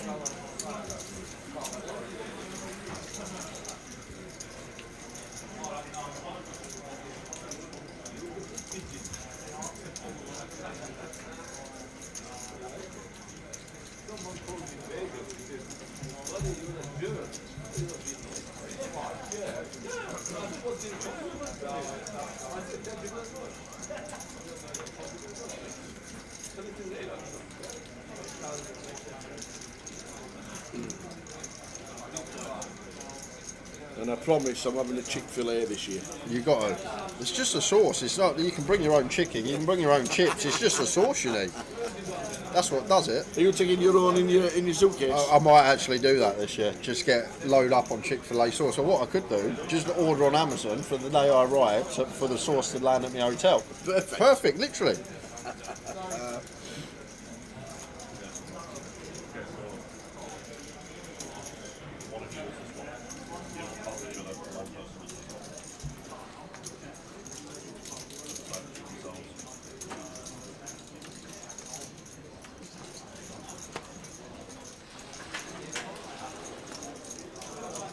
King Jack suited for Eddie in the hijack.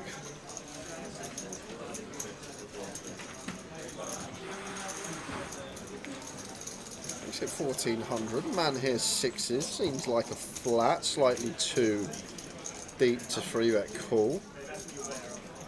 Just no good removal in terms of blocking some hands that continue or 4-bet against us. Lazar, ace-10 in the small. Really prime squeeze spot here. Hijack open, cut off flat, bottom flat. Oh, it's such a dream squeeze spot. Calls the 1200 and Sinead, King 10 off. Like, if Sinead had King 10 suited here, we're all in, for sure. But King 10 off, still slightly too trashy, but definite squeeze spot for the ace-10. So 5-way to the flop.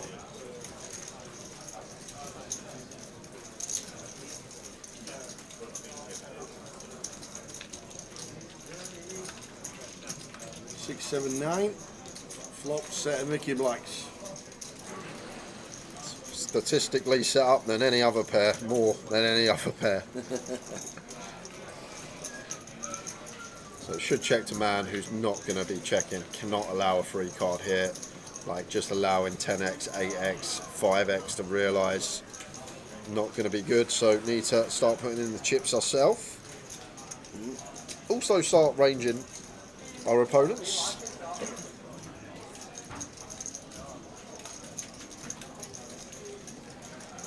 Kill got a fold with 3 players behind. Yeah, against this size of Sinead, I'll just let this go. We got the gut shot 2 overs, but man's repping a really strong range here when he bets into field anyhow, so.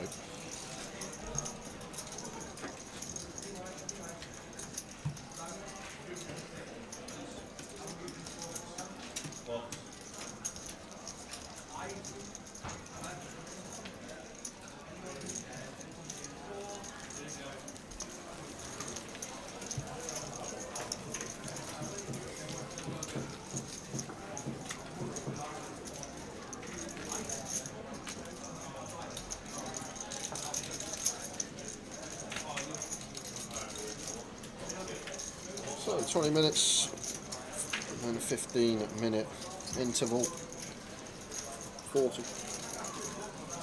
40-minute interval. Apologies. Dinner break. Dinner break for everyone. Got to let them get fed. Downstairs there will be a chicken Thai curry or a vegetable Thai curry available. Nice. For all players. 10s for Drake.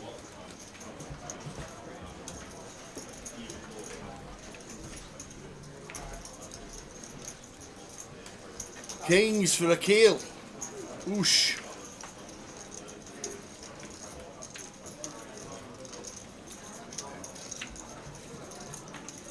Kingers, the Cowboys.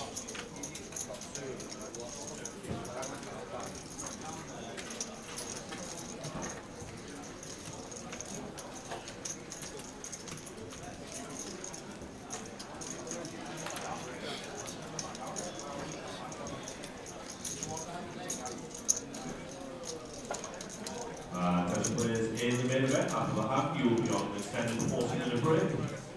That is a 40-minute break after the half. Food is being served downstairs. Please take your ticket with you as you This is 7 flop.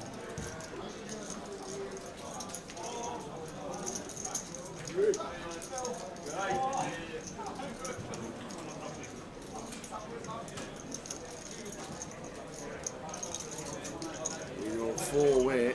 Ace, ace, 7. There's always an ace when you've got kings. So Keel will not be happy, especially 4-way. But checks all the way around. If you got an ace, surely on that board you're going to be betting.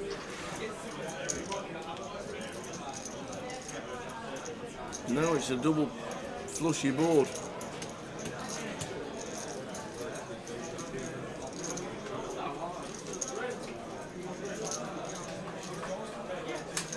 It's only turning 2 pair.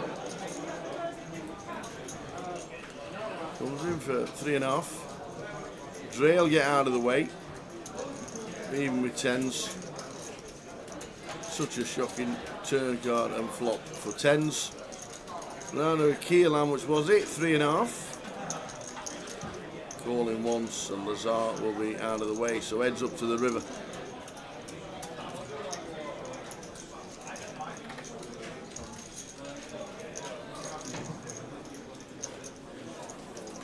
Five of diamonds is the river.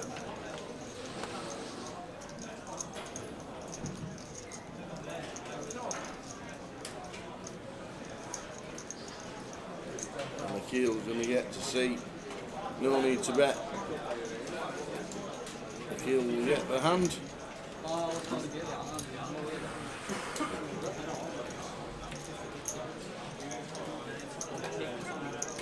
Yeah, sometimes gets you into a spot of bother just flying.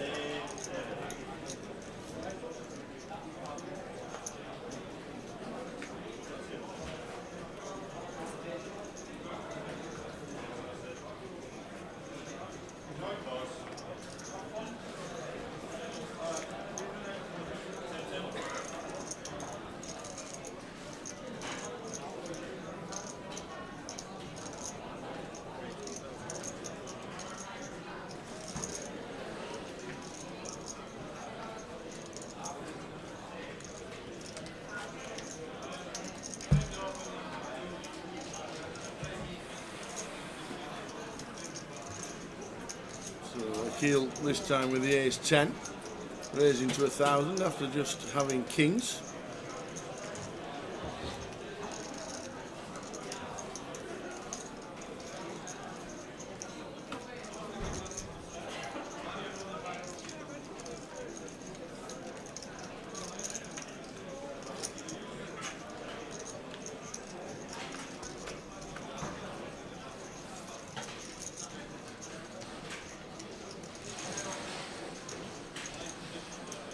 Jack 7-7 flop, 2 diamonds, Dre involved with the Queen Deuce after defending the big.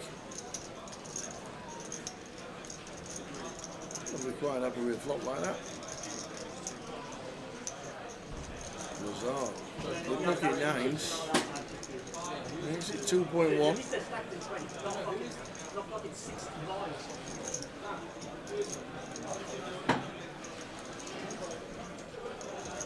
Incoming race. From Dre.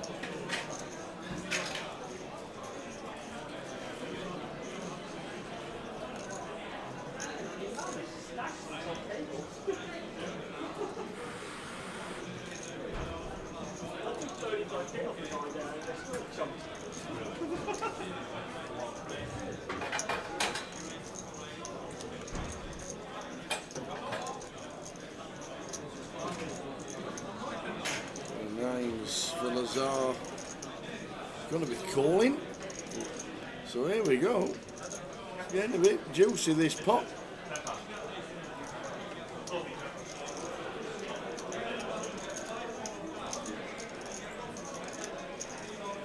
Five of spades turn on to Dre.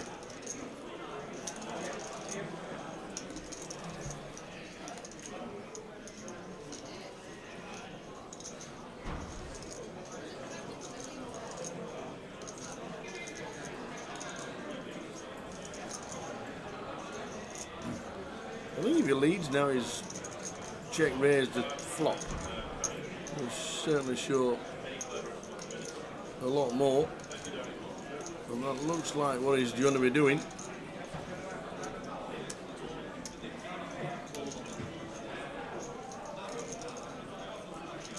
Well, 3.8, 3.9.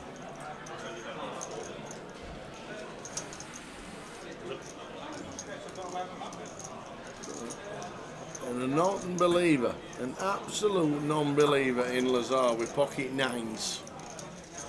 Dre needing to hit.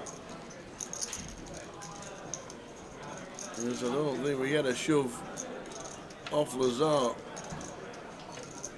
And that's not too good a card for Dre.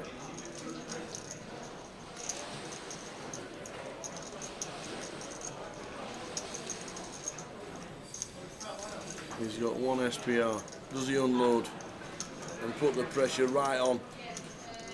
No, he does not. He gives it up. The nines will be happy to see the good news. He checks it back. And Dre missed. And Lazar with the nines. Nice call on the flop and turn. An unbeliever.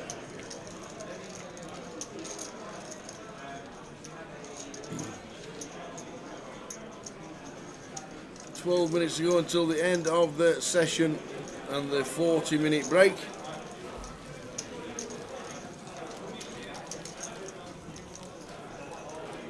Rory's just teeing off in the golf. Be a good watch for the next 5.5 hours, 6 hours. That's how long it takes these guys nowadays.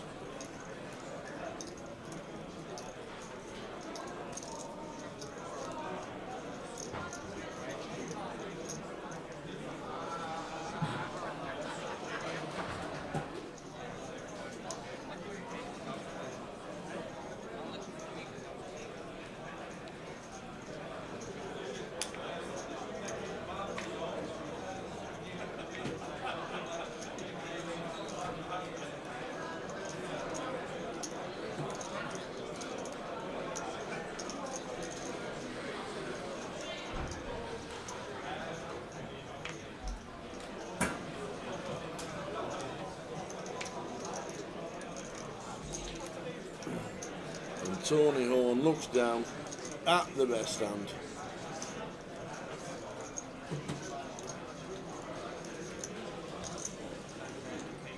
I've been quite busy actually. Probably played, I obviously had 2 weeks in Dublin for the Irish Open. Had a week off last week, got 2 rounds in. Renewed the membership at the Old Links. But, went over to Campermore with my mate. Over to Alicante. Had a few days out there. Beautiful golf course. We've got a villa on Campermore. It's very nice indeed. But he is thinking of moving back to Blackpool, but yeah, the villa in Alicante is beautiful. Well, Campermore played last Calinas maybe, and one other. Great place, really nice place. But Camden Moor itself, a lot of people didn't rate it, and I said to him, I said, why not? I said, it's a beautiful walk round. So yes, I managed a few days out there. But, renewed the membership of the old links as well. So got a few days off next week. So we'll grab a couple of rounds.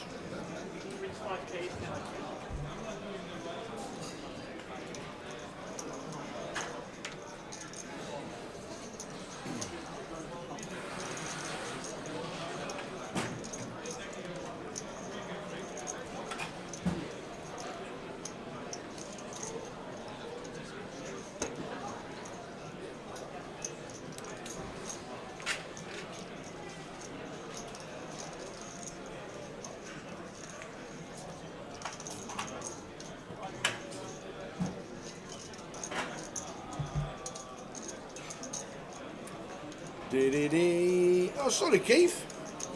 Do you know what? I completely forgot. And then I thought, oh, you might be at home. Supposed to be heading back there in after Goliath. So I will let you know, and we'll meet up and have a nice meal somewhere.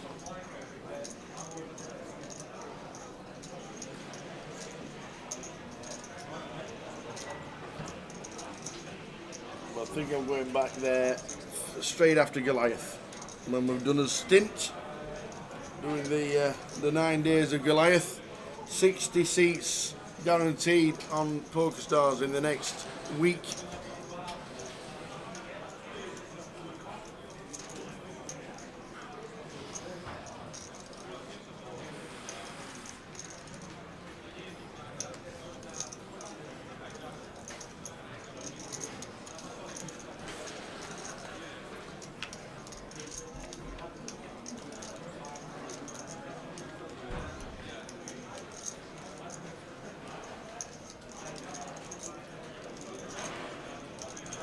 Yeah, I think the next time we're over there, I think it's straight after Goliath. We finish the Goliath on the 4th of August.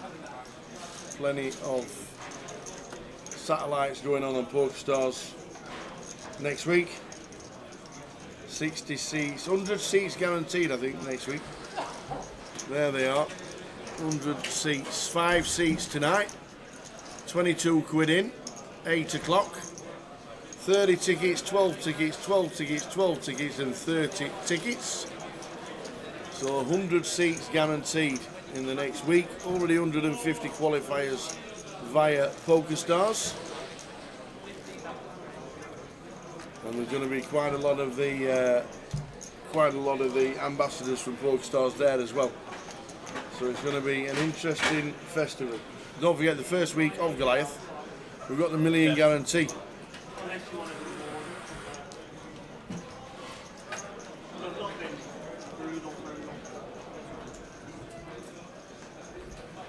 The GUKPT Main Event, 1100, 1250 in total. $1 million guarantee on that. Do not forget that one, because that will be huge. Plenty going on in Coventry. But the first weekend will be absolutely massive. And I'm guessing we'll be crowning a champion on live stream. Full schedule for Goliath later in the year.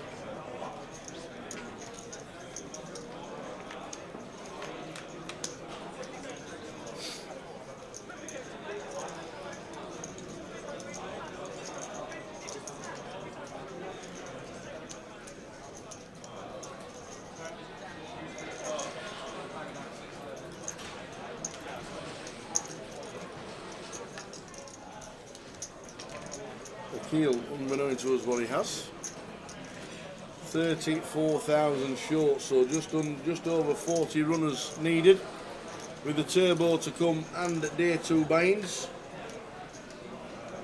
So we'll hit the guarantee, but it's been a bit of a struggle in Leeds. Not too many qualifiers from Leeds itself. The 10 seats guaranteed have been quite popular.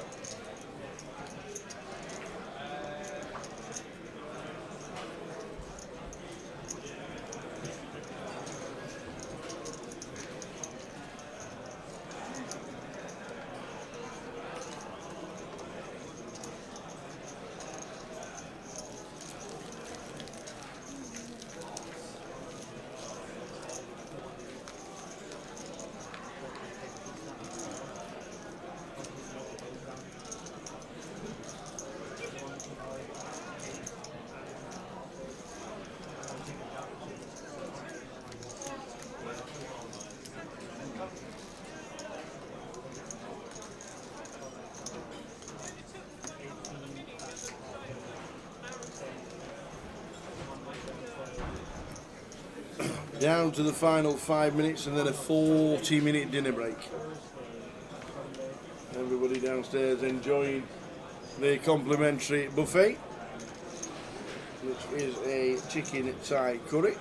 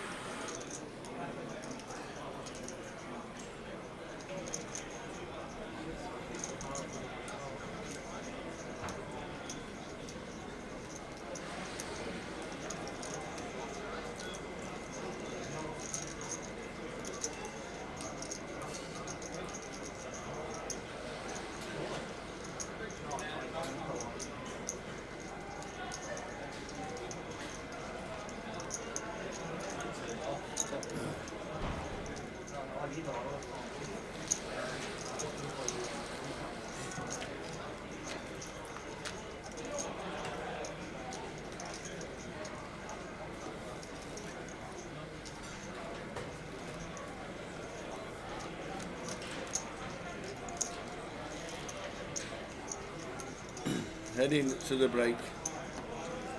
More giveaways after the break. Some more tokens to give away. We get some more questions going on.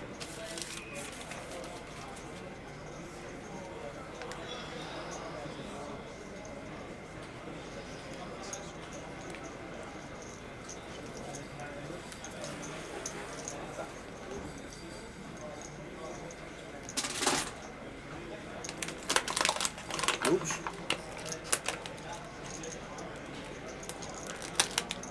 A6 for Lazar.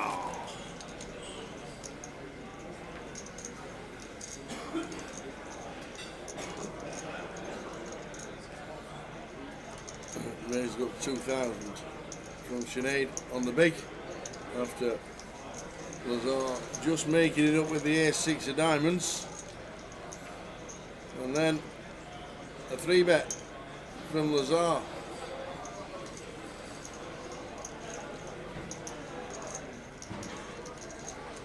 And out of the way, Sinead goes. So the last couple of levels, last couple of hands of this session.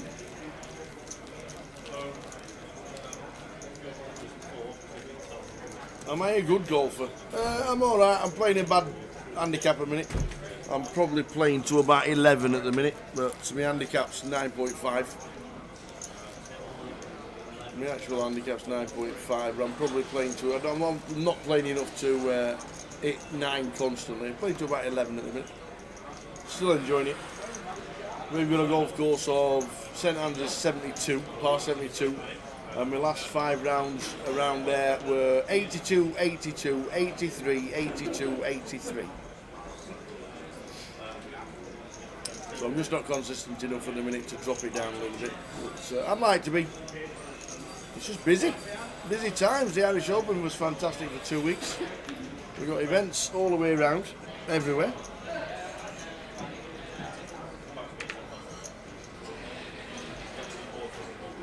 Newcastle was on before Dublin. Luton was then on.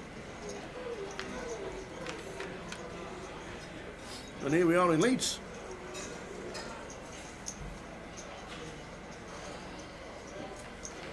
So we are heading to the break. Ace Queen against Ace Queen. Much ado about nothing. This will be a chop pot. Will it be the final hand of the session? 40 seconds to go. Wouldn't surprise me if it is. Yes, the Devon Open. That's the main one to win. The Devon Open champ. Played some good golf that week.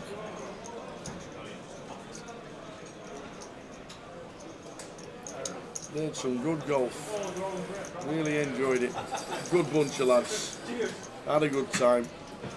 And hope to do it next year. So this is all going to be much about nothing. It's definitely the last hand of the session. All in a call. We're then going to chop it up. And we will be off for buffet and back in 40 minutes. So there we go, chop it up. Much ado about nothing. We're going to chop it. We'll see you back in 40 minutes Enjoy. See you soon. I used to, well, whenever I knew we was playing I can Monopoly, imagine. I used to open the box and slip some of the 500s into my pocket prior to the game beginning, and when people went past the goal and got 200, I was getting 600. I love it. The additional notes were coming out. But yeah, where my friend Christian, I think I was leaving college. Yeah. I wasn't 18, I was 17 years old. He taught me the rules and my mind was blown. I was hooked. I was like, wow, I've discovered this a bit too late. And I was just immediately hooked to a point where when I started uni, my attendance. Where was uni? Huddersfield. Oh, yeah. It's funny because growing up I wanted to be a pilot, then I wanted to be an architect, then I studied accountancy and finance, and now I'm a poker player, right? Well, accountancy, facts, figures, Yeah, for numbers, sure. maths. For sure, yeah. So I joined uni. I didn't really enjoy it. My attendance was very low because I was too busy playing poker in my local card room. It all started with free rolls. I used to turn up with my shades on, hood up.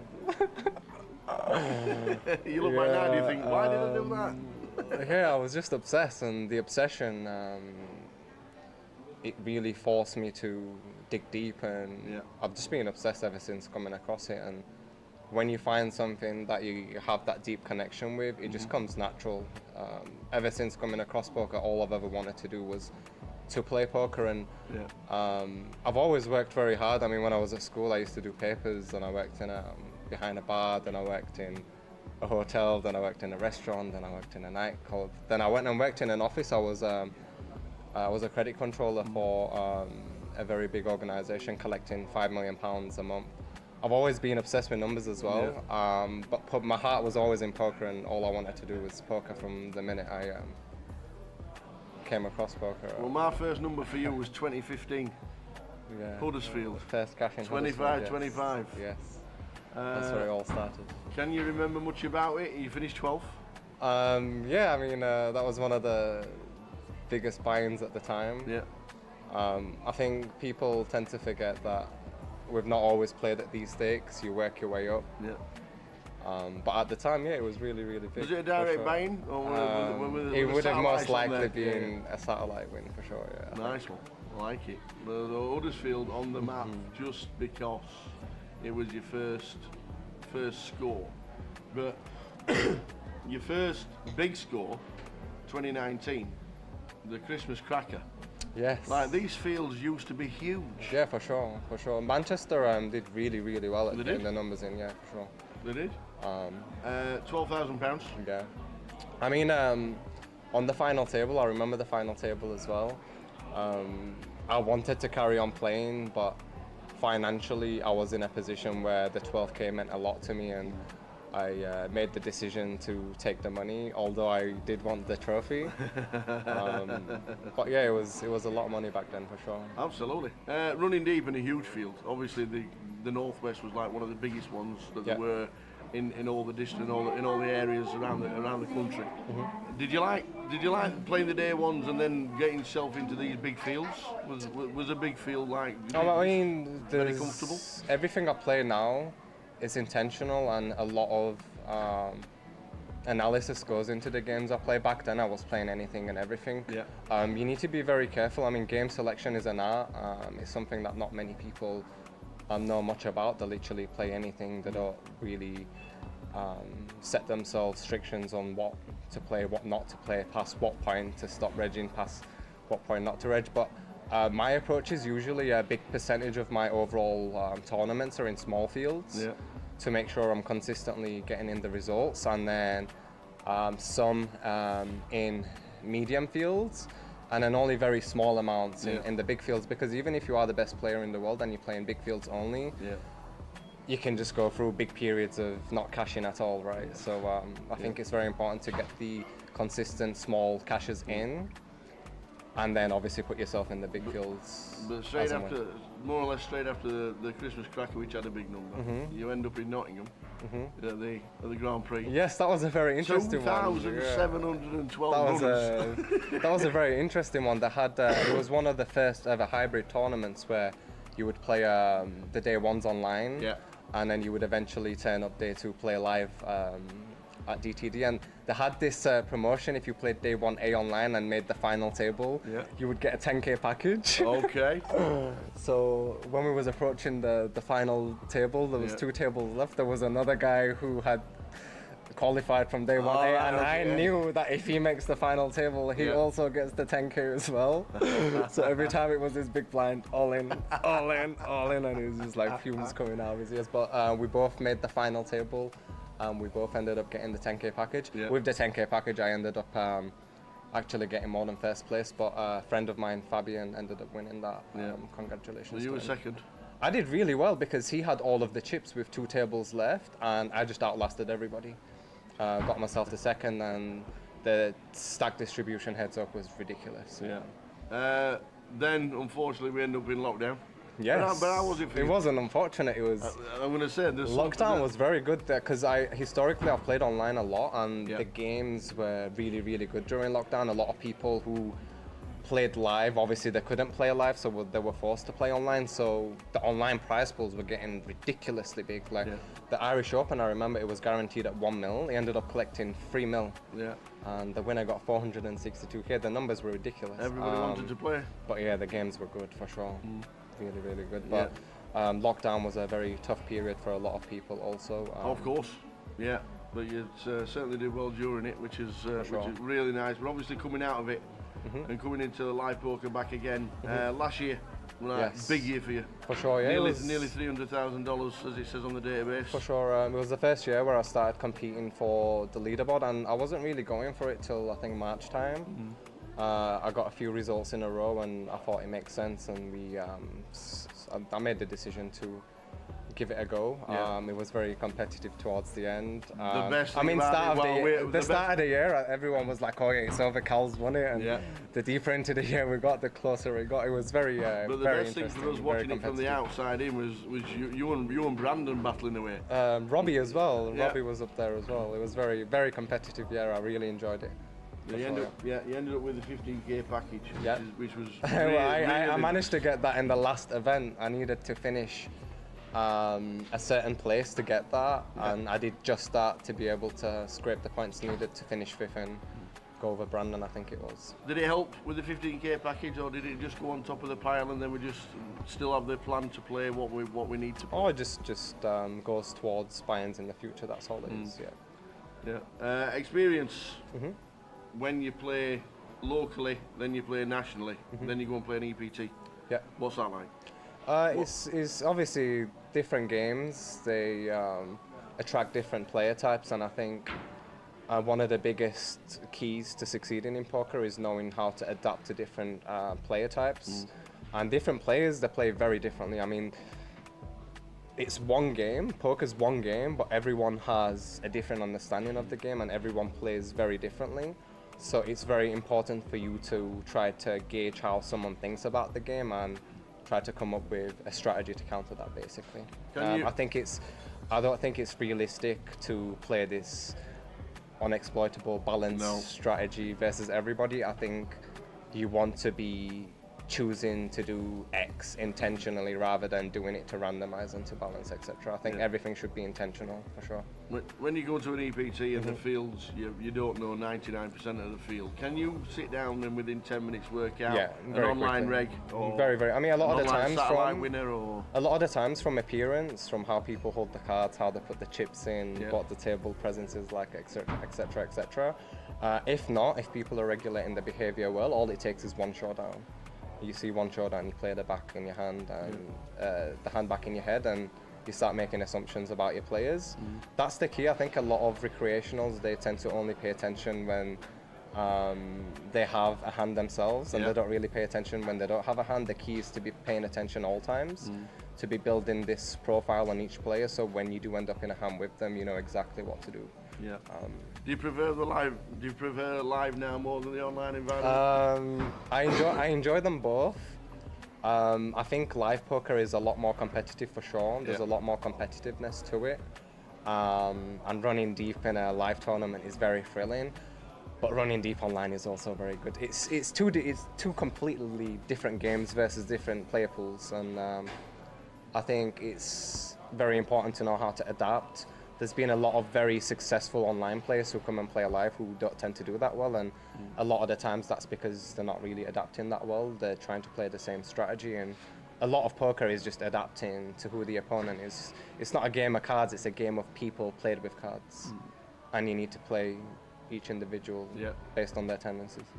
You do a lot of coaching. I do indeed, online. yes. You're very successful. Do you like it when your prodigies get a nice little touch somewhere and you keep in touch with them? And For say, sure, oh, it's very rewarding to help people become better at something that they care for, and that something is poker, which I love very much. So it's very rewarding to be involved in the journey of some of these guys, to see them grow, to see them get these results. And I've actually built a community. There's between 30 to 40 people, very close knit.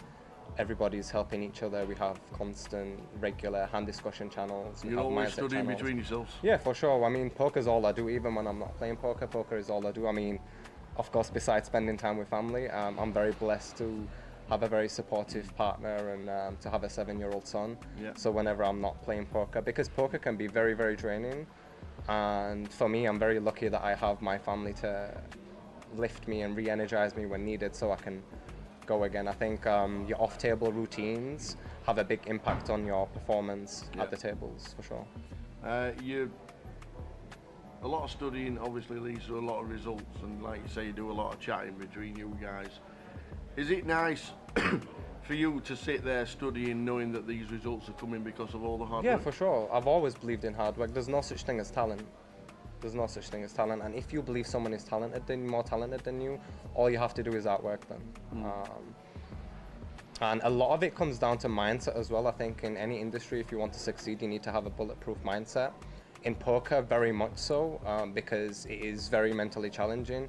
You have a lot of obstacles and a lot of challenges that you need to overcome, and there's a lot of injustice, and people tend to have entitlement issues. So having a mindset that allows you to play your A game is very, very important, but that's actually a very difficult thing to achieve. Do you set goals for yourself? Yeah, I have yearly goals, I have monthly goals, I have weekly goals, I have daily goals. You have to, because if you don't, you're just living life. Life just passes you by, time goes by very quickly. But when you have a plan and you're taking baby steps every day, it accumulates. Law of compounding over time. Those baby steps accumulate and the results will eventually turn up, for sure. Just quickly run through the AK. I absolutely love the AK. The name just fits with the game, and it just looks perfect. Thank you. It's like every time somebody walks in with an AK, it's got to be Arian. It can't be anybody else. I've had a lot of people ask for it, but if I start handing them out, it's not going to be as unique, is it? No, absolutely not. You're still young in the game. You've had a lot of success. What's the future? Short-term success, I don't take it for granted. Absolutely, nobody does, and nobody should do. Sure. But what's the plan for the short-term future? To keep doing what I'm doing, but on the long term, to me, success is not getting a few results, it's to be able to beat the competition at the highest level possible for as long as possible. If I can carry on doing what I'm doing for the next 10 years, that will be success in my eyes.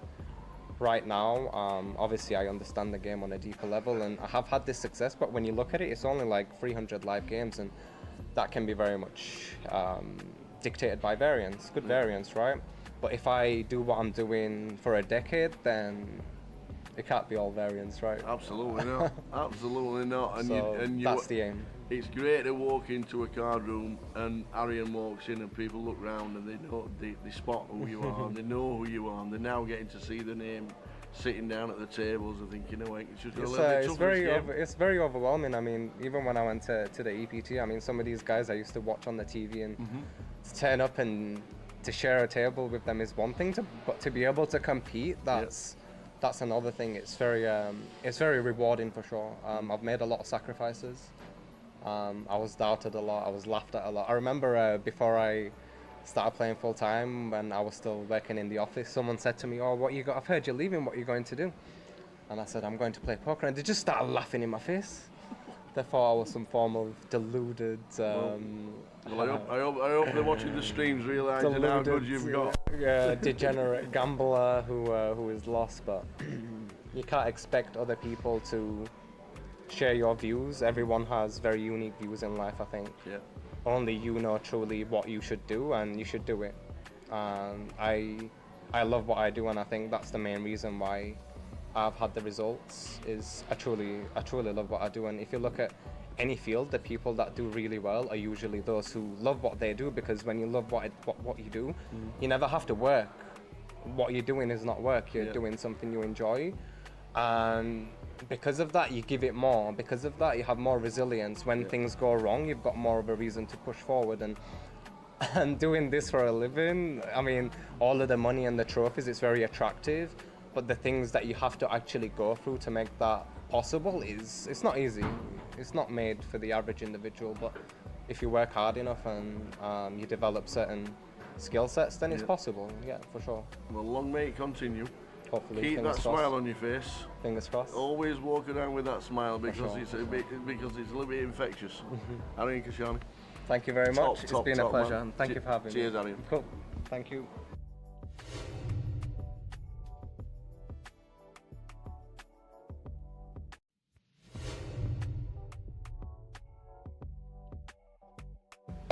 We're spending 10 minutes with Arian Kashani. Thank you very much for your time. It's a pleasure to be here. Where did you start playing poker? And how on earth did you get into it? I mean, growing up, I've always been very much obsessed with anything strategy-based. So you're no three-card brag man. No, and I used to play a lot of cards, but a lot of different card games. And I've always been a very competitive gamer. Anything with strategy is just... until I came across poker, it was actually during a sleepover at a friend's house. Were you a killer at Monopoly? I used to, whenever I knew we was playing Monopoly, I used to open the box and slip some of the 500s into my pocket prior to the game beginning, and when people went past the go and got 200, I was getting 600. I love it. The additional notes were coming out. But yeah, where my friend Christian, I think I was leaving college. I wasn't 18, I was 17 years old. He taught me the rules, and my mind was blown. I was hooked. I was like, wow, I've discovered this a bit too late. And I was just immediately hooked to a point where when I started uni, my attendance... Where was uni? Huddersfield. Yeah. It's funny because growing up I wanted to be a pilot, then I wanted to be an architect, then I studied accountancy and finance, and now I'm a poker player, right? Well, accountancy, facts, figures, numbers, maths. For sure, yeah. So I joined uni. I didn't really enjoy it. My attendance was very low because I was too busy playing poker in my local card room. It all started with free rolls. I used to turn up with my shades on, hood up. You look like now and you think, why did I do that? Yeah, I was just obsessed, and the obsession, it really forced me to dig deep, and I've just been obsessed ever since coming across it. And when you find something that you have that deep connection with, it just comes natural. Ever since coming across poker, all I've ever wanted to do was to play poker, and I've always worked very hard. I mean, when I was at school, I used to do papers, and I worked in behind a bar, then I worked in a hotel, then I worked in a restaurant, then I worked in a nightclub, then I went and worked in an office. I was a credit controller for a very big organisation, collecting £5 million a month. I've always been obsessed with numbers as well, but my heart was always in poker, and all I wanted to do was poker from the minute I came across poker. Well, my first number for you was 2015. Huddersfield. First cash in 25, 25. Yes. That's where it all started. Can you remember much about it? You finished 12th? Yeah, I mean, that was one of the biggest buy-ins at the time. Yeah. I think people tend to forget that we've not always played at these stakes. You work your way up. Yeah. But at the time, yeah, it was really, really big. Was it a direct buy-in?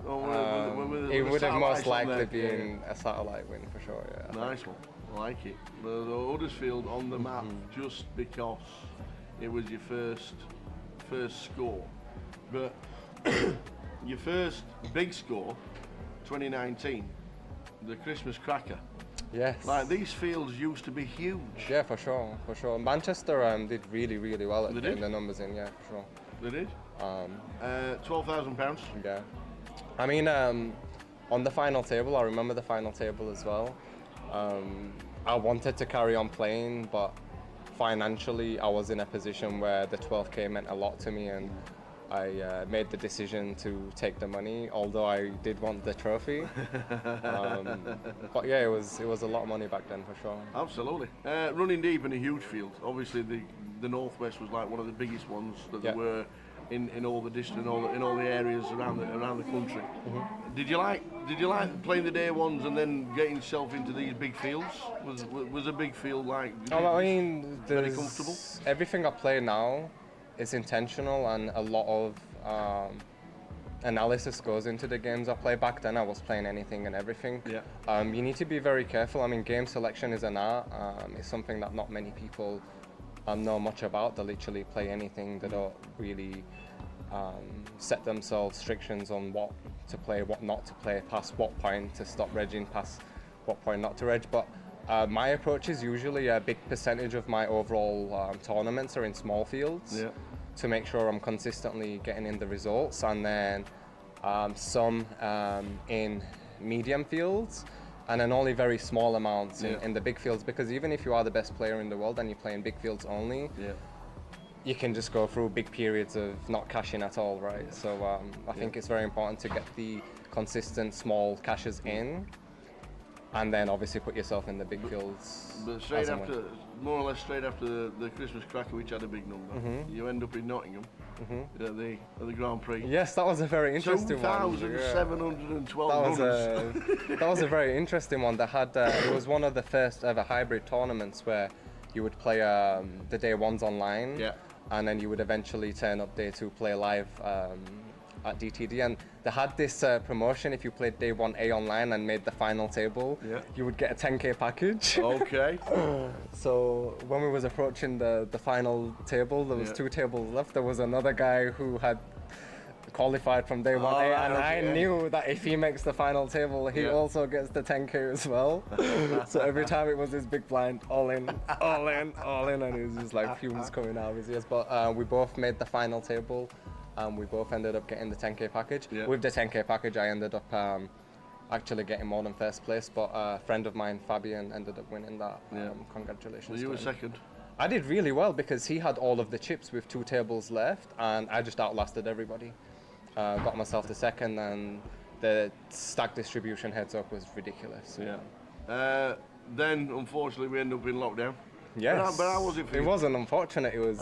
I'm going to say lockdown was very good there because historically I've played online a lot, and the games were really, really good during lockdown. A lot of people who played live, obviously they couldn't play live, so they were forced to play online. So the online prize pools were getting ridiculously big. Like the Irish Open, I remember it was guaranteed at 1 mil. He ended up collecting 3 mil.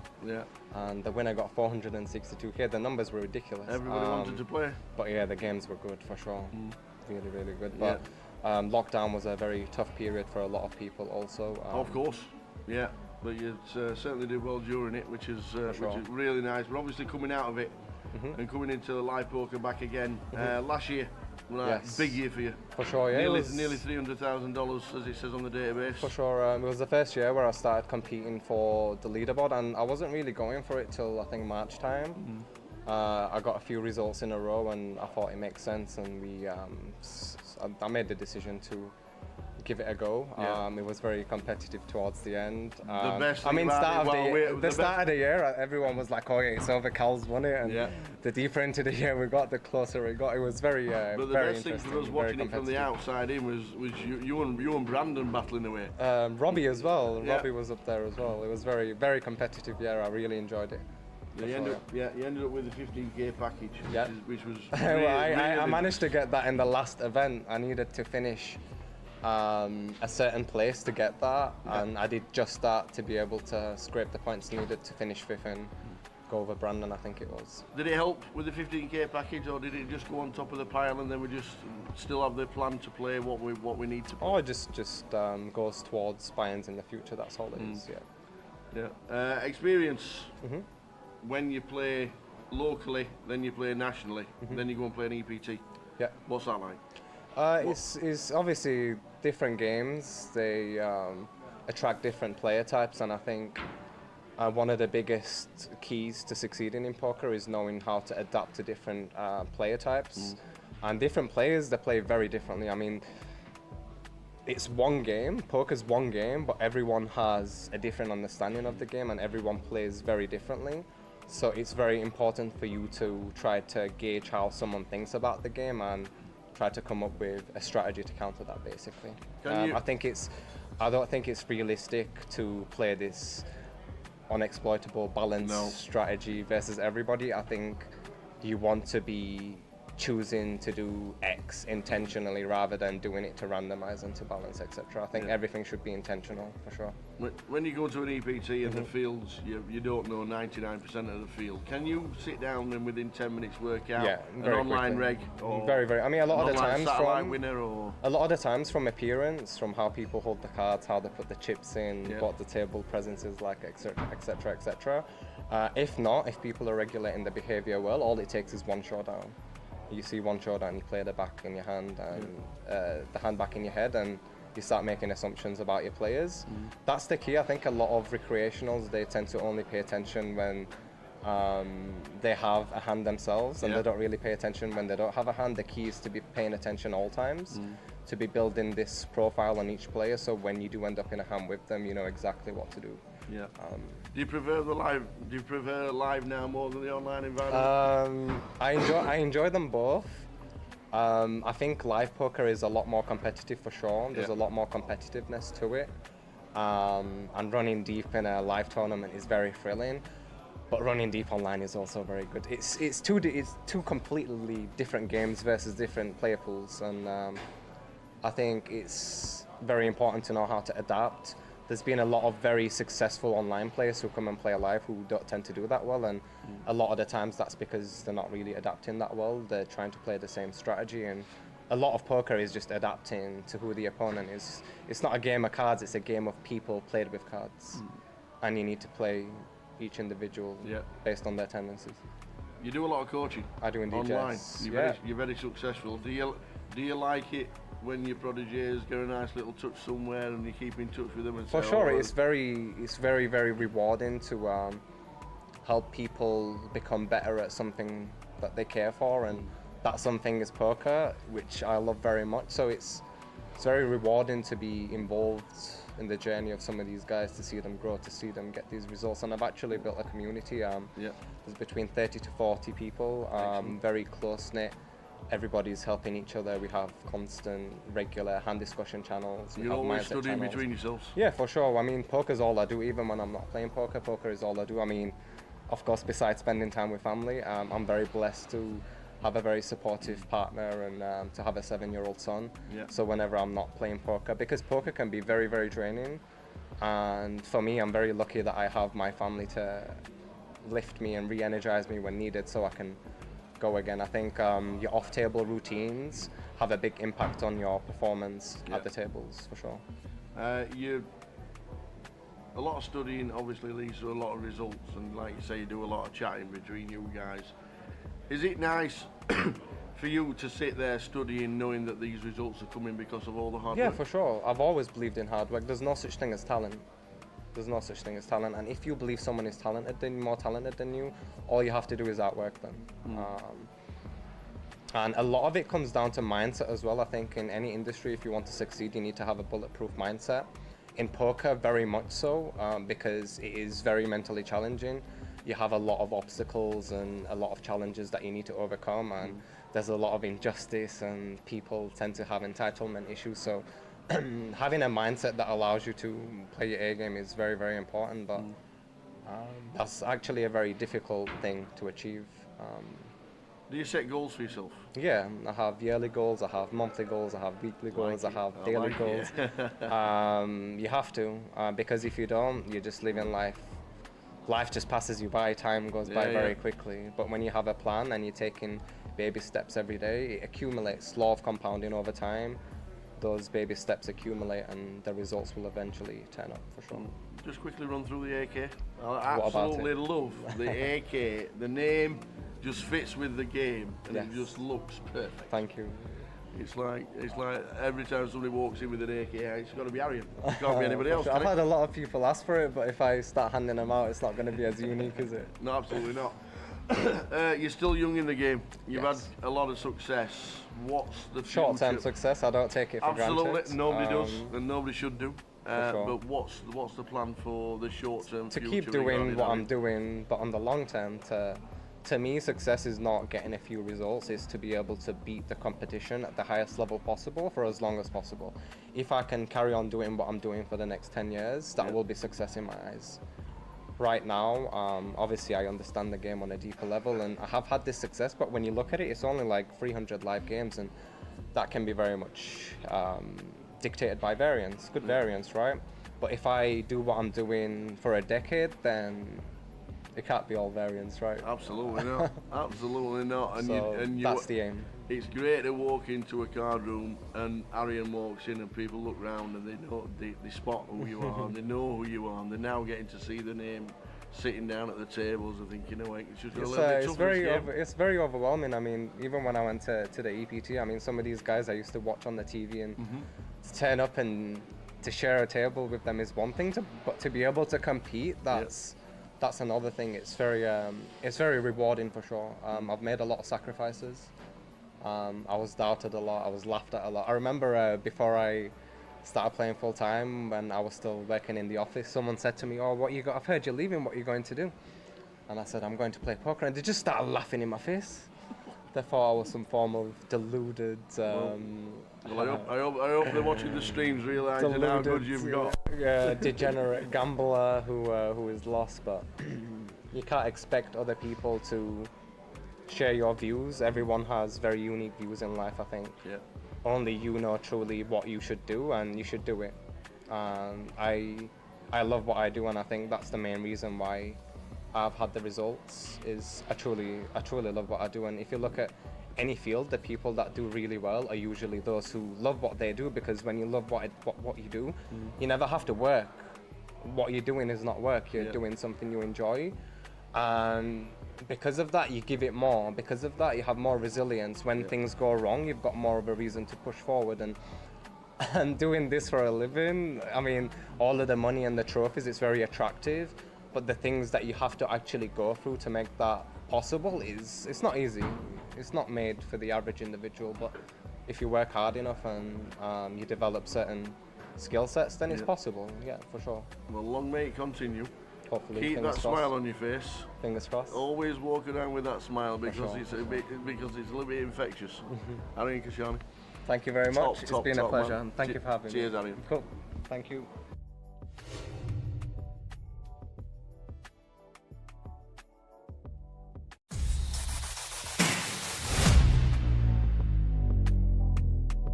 One of the most consistent players that we've seen in probably 10 years of the GUKPT. Bouncy. Good to see you. How you doing, buddy? Yes, good, thank you. Poker. Yep. Where did it begin? Long time ago. long time ago. Yeah, I think it was about 2005. I'd seen a little bit on TV, what's the kind of late night poker and things like that. And there was a casino, some £10 rebuy tournaments. Yeah. We used to go to the casino for a night out. I thought, yeah, I'll jump in one of them, have a go at that. And really enjoyed it, got into it straight away. Great set of people down there in Teesside. Yeah. Good game, good pots. And everyone got on really well. I mean, some of the players who were there that first tournament, like Ian Woods, he was on my table, I think he knocked me out the first tournament. He's still playing, there's a lot of the lads who are still, it was a really good community, It's an amazing community, and we'll come to that during this little chat, but can you remember your first ever cash? My first cash on the Hendon. I'll tell you it's 2007. 2007, yeah, that'll have been probably the Great British Poker Tour. Correct. I think it was. Yeah. That was a tour, the gala tour that started. Yeah. Before Govan had bought them out. Yeah. I think that's where we basically all met. Yeah, it was. The gala tour. Yeah. Like the Teesside. The Teesside gala was massive for you lot, especially. Yeah, it was, and we had a great support on the tour back in the day. We would have 40 or 50 people going to a lot of the tournaments. Yeah. And I finished. Maybe a side event, a £200 event, might finish fourth or something like that. Yeah, exactly right. Exactly. And you've probably still got the £865 in the pocket somewhere. Yeah, I haven't spent that yet. I think it was white fivers on one day. So, yeah. Obviously, that was the year that the GUKPT came along. Yep. Did you look at the GUKPT and think this tour looks pretty good? I'm gonna have to start travelling around a little bit. Yeah, they both were running like side by side. Yeah. And the first festival I went to before that was the Northern Lights. Northern Light, yeah. Blackpool before the GUKPT took it Yeah. over, and I was blown away. I walked in the casino. The atmosphere was fantastic, and still the same today. You know, I still love that feeling when you go there. Yeah. I think because as a kid we went there on our holidays, and it always reminded you of having a good time. So when I first walked in there, everyone was taking the mick out of each other. You know, and the banter was really good, and so I really loved that. And I thought, yeah, I want a bit more of that. Yeah. Did you play much of season 1 because you actually cashed in it? No, I didn't. I didn't play much. No, I played at Blackpool. Yeah. And maybe Newcastle. Was it Newcastle like? I think there was. Yeah, I think I played the I think there Newcastle was. side event. I didn't play the main event, but I played Blackpool and then Newcastle. Yeah, it's obviously that's where it all started. It's where all the friends started going. Yeah. I think from the Northern Lights in 2006, you knew what kind of people were going to start playing the GUKPT in 2007, and it literally was nearly everybody, wasn't it? Yeah, it was. Yeah. 2008 Gala Tour. You started winning a little bit bigger. I think 6,000 was your next one. Yeah. The tour at Teesside, it comes around, the community's there.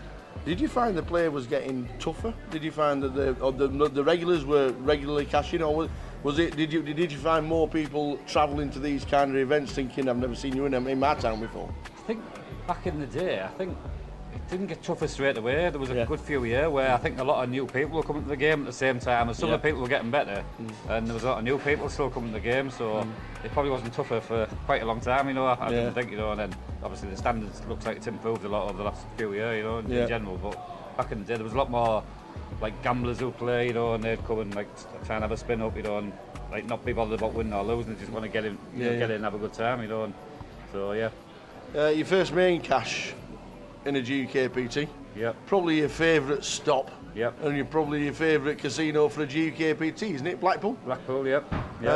2014, finished 10th. Yeah. You know, is Blackpool, obviously it's there every year. Is it like a synonymous stop that everybody just has to go to? Yeah.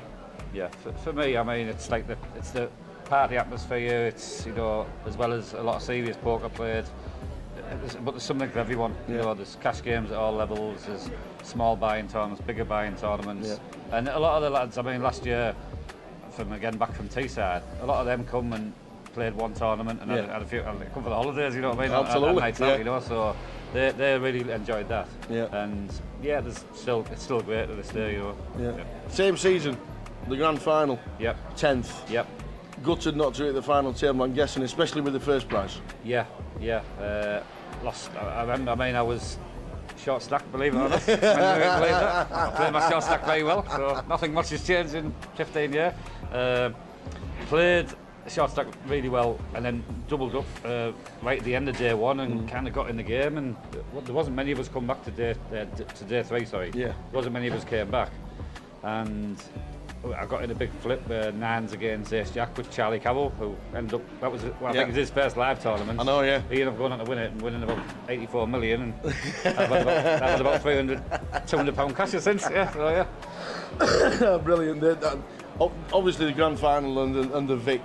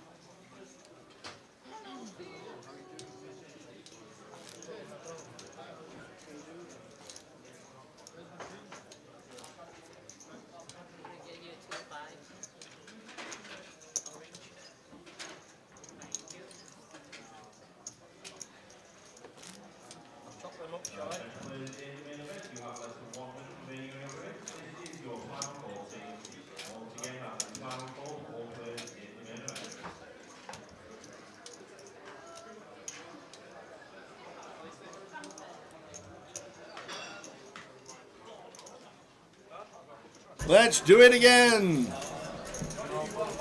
Charlie Reid. Cap turned backwards. That's his look at the poker table.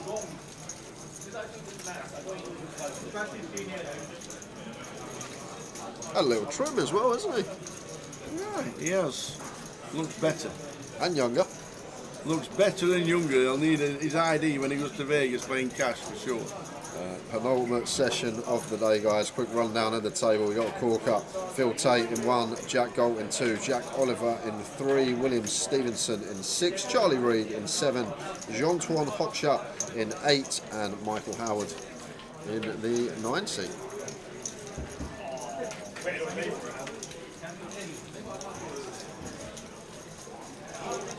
Oh, I think that's Jonathan.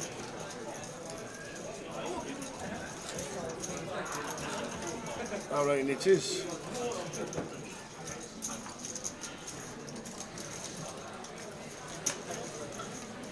We'll definitely go for Jonathan.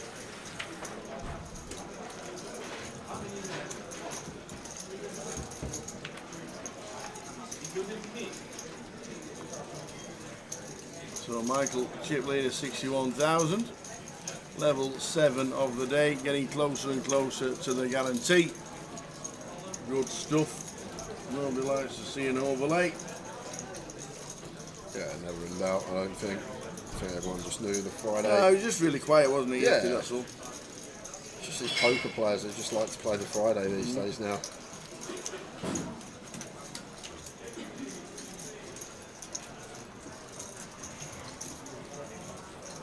$170,000 collected. Just needing 40 runners in the turbo at 9 o'clock to get there. So good stuff, well done everybody.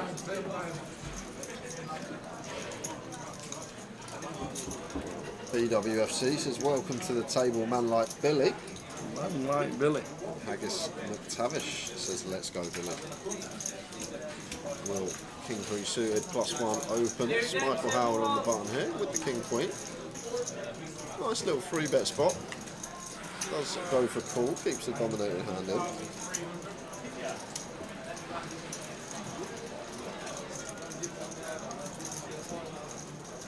Looks like we're happy to continue here. Are going to have strongest hand, aces, kings, ace, queen, all the sets.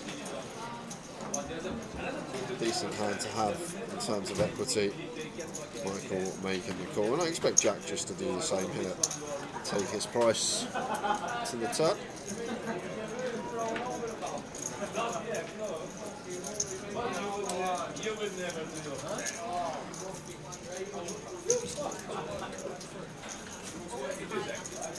Seven of clubs is the turn. Decision point now for Will, whether to turn this bottom pair into a bluff. Kind of nice actually, blocking bottom set, which would be one of the buttons traps of Michael Howard. But when we go three-way, less incentivised really. You expect at least one of these players to have a queen. So you've got to be willing to unload the clip on certain rivers. But even so, King Queen just dished into the mark. Michael Howard there, 2/3 pot, gets the job done. Top pair to fold. So Billy. I guess Michael just doesn't expect him to have too many bluffs there into two players. I kind of agree. Thought we might see check a lot of the time. Difficult to find bluffs into multiple opponents, but nice little one to have there. Important blocker in the threes. We'll do another giveaway this session. There's no free roll password today.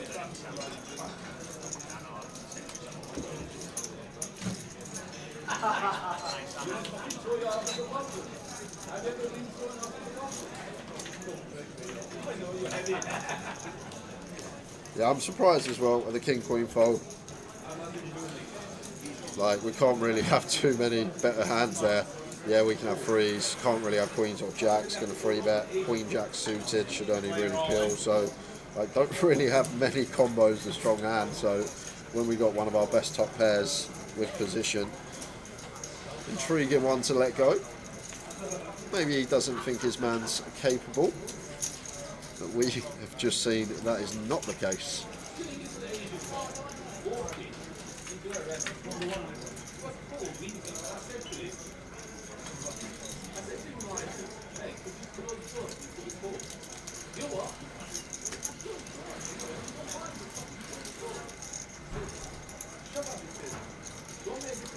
Brandon. Come to spice things up in the form of a limp under the gun. King Jack Rainbow.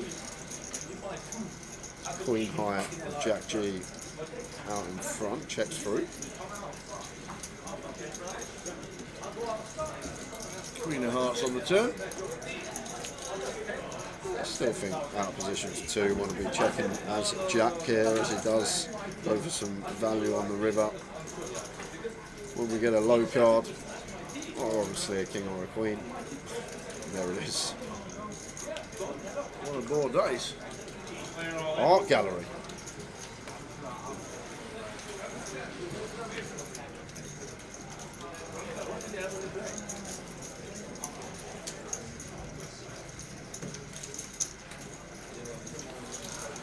So Brandon Partington just taking his seat. Just give a refresh on Twitch. I've just watched it for a minute and a half on YouTube and it's absolutely perfect. BWFC, gets it at Bolton Wanderers. Just give yourself a quick refresh because it doesn't seem like you at all on YouTube. We were just saying earlier how there's hardly any Bolton fans out there. I know, yeah. And right on cue. Starting stack of this is 20,000.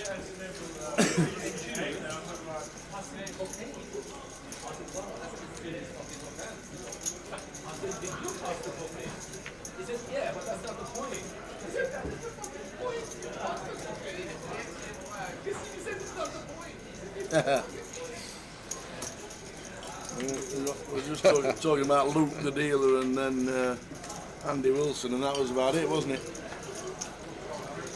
They all stopped supporting when Big Sam left. Don't blame them. Most of them stopped supporting him when JJ Kocher left. I stopped supporting England when Big Sam left. 1 game, 1 win. See you later, mate.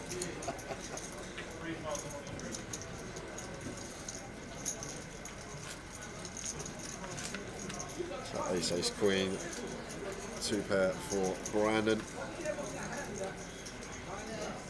Don't have to go big if we are going to see that here as Phil, but likes to check back. King High still can be the best of it.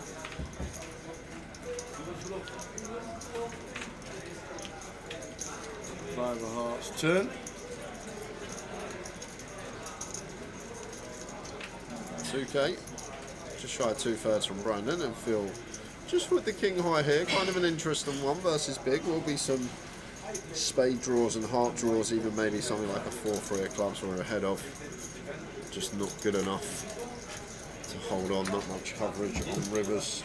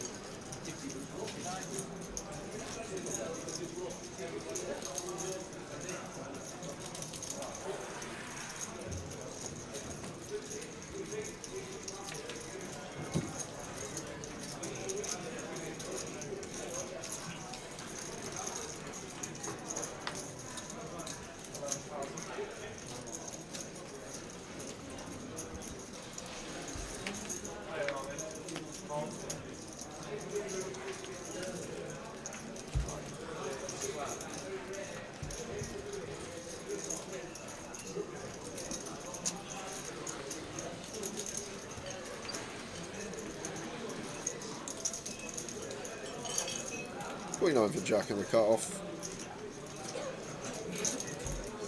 Fairly close one. I think can just get in. The blinds aren't too active. Well, King Queen in the big blind here. Nice one to just defend. Keeping some dominated stuff.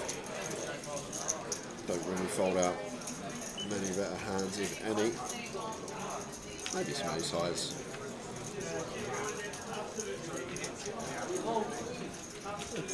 Six, 7, 8, 2 spades.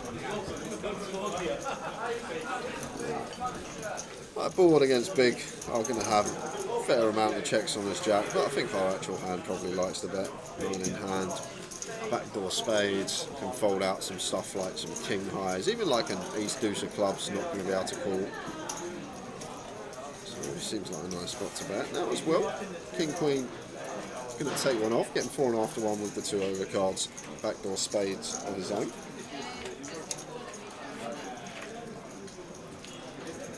Ooh, and that's kind of an interesting one because Will's going to have perceived more 9x here. So potentially could see some leads holding the Queen of Spades.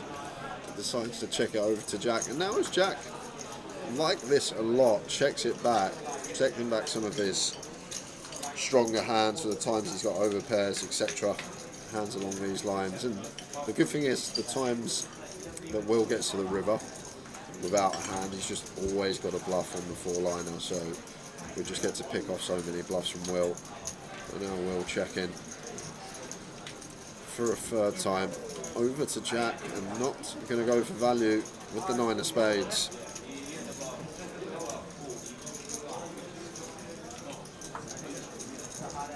I think well played from both. I actually really like the check back on the turn from Jack. Just big blind perceived more straights. Induce some bluffs on the river times. But Will gets there with bottom end of his range.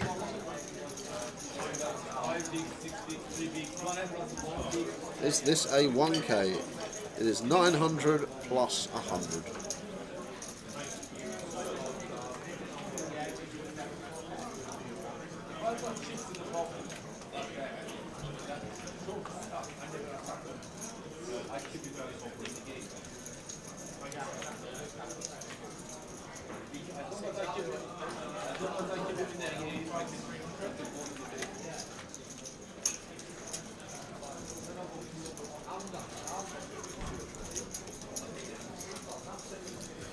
First look at Jack. Good to see him at the tables. Doesn't play as much since that WSOP final a few years back now. Always nice to see him when he does get involved. And Charlie here, ace-8 off of 18. 19 with his big, so just sub 20. Gonna make the call. Yeah, I don't think we fold out many better hands. Ace-10's not folding, cut-off versus big. So I feel a nice one to just call, keeping some dominated stuff. To the king, queen, 7. Just going to be lots of continues here from Jack.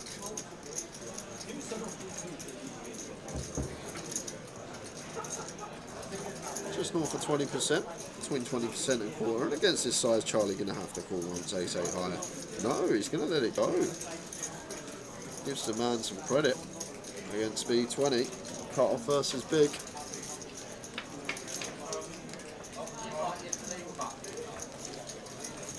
I guess doesn't expect Jack to open as wide as 10-6 from the cut off. I still feel ace-8 good enough to call against someone that might be opening wider than most. Like against even quarter, probably fold. 20% just north of seems appetizing. Guess it just feels doesn't have many turn calls against double barrel.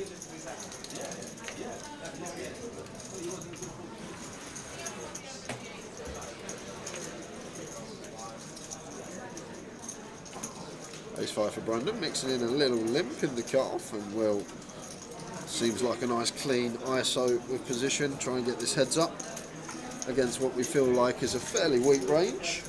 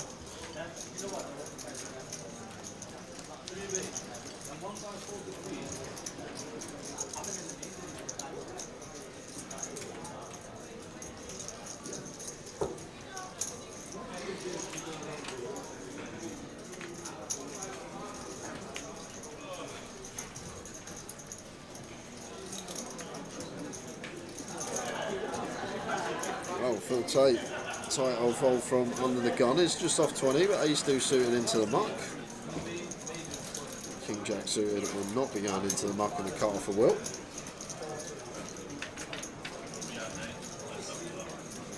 1300.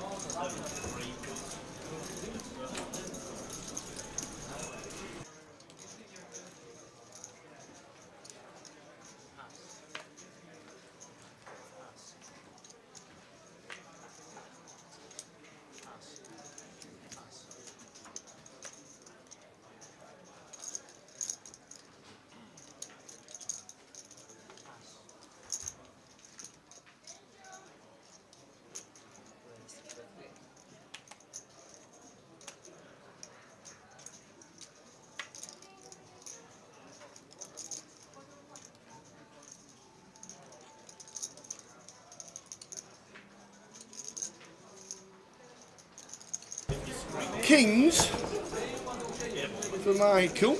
He won't be folding this one. 3 bets up to 5,400. Going to lose Phil in the big blind, or at least we should be, unless he fancies a little punty punt. Doubt he will.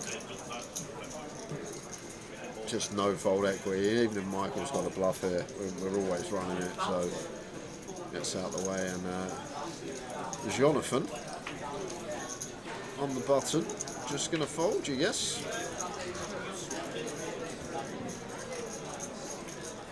Must have some fun with this name, Tower. Imagine it called up the doctors. What's the name, sir? Jonathan with an X. Sorry? Where's the X go? At the front. At the front. Yeah.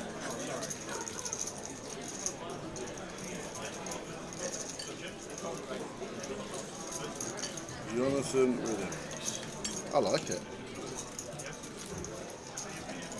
Adventurous.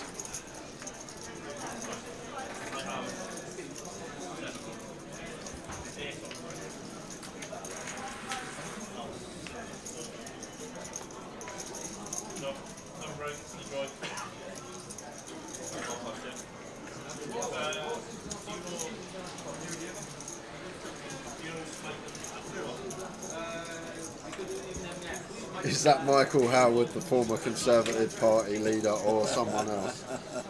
Could be. We'll ask him.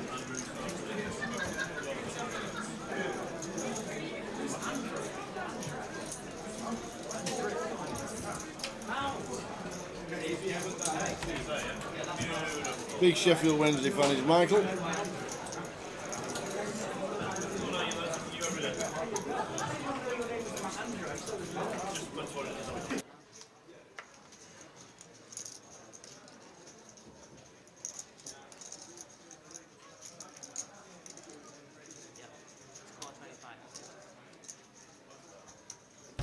Playing at the Oaks Working Man's Club in Barnsley.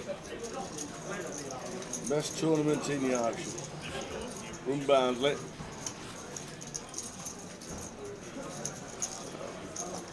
Phil hurt. 3 betting. Went small. Brandon thought he had to take his price. Queen half flop. I think good.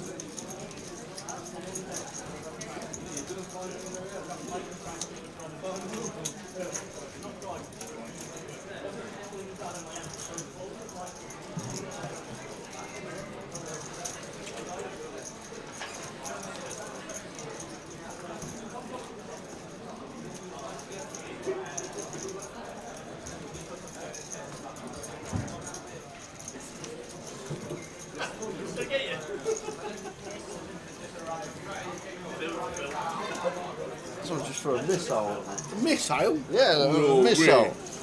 Really? No way. Yeah, it's like,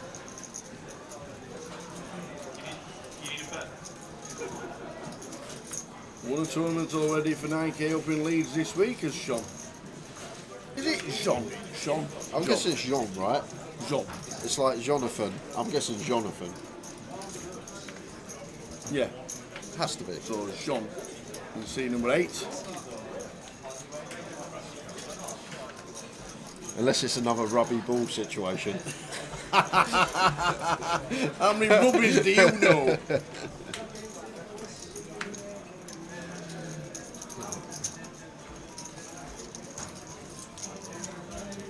We're playing 10 levels today. This is level 7. Hour and 40 minutes of this session. 15-minute break. 2 hours. Finish.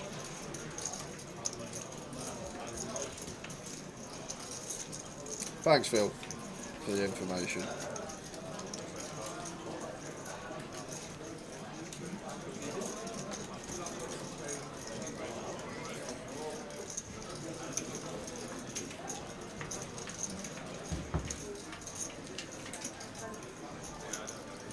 Replay to the end of level number 10 today, so finish the live stream around about 12:30.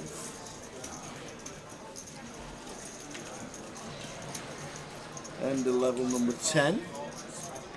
Blinds will be 6:12.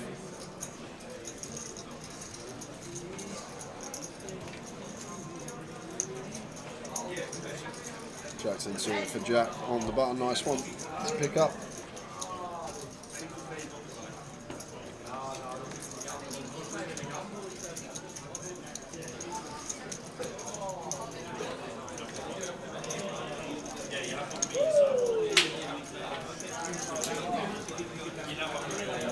No, we'll be switching tables. Always switch at the break.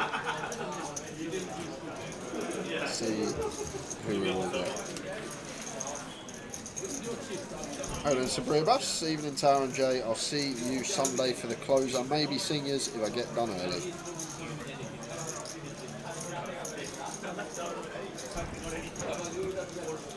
Nice one, Sabria Bass. We're good to see you. Still not put a name to the face to the name yet. So Sabria Bass keeps himself to himself. Come in with your name badge. Yeah.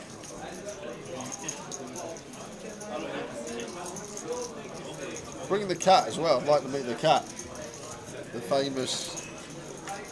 I can't remember what it was. It was a straight flush hand, wasn't it? Ryan Spittles. Oh yeah. Poor old cat. Yeah. Nearly lost his hearing. Poor little mate. Ace 9 for Michael opens from +2. Jack on the button here, 10-7 spades.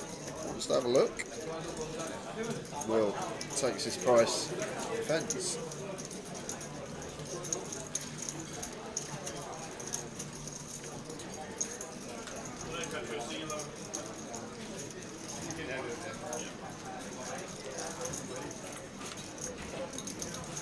Six, eight, ace. Rainbow.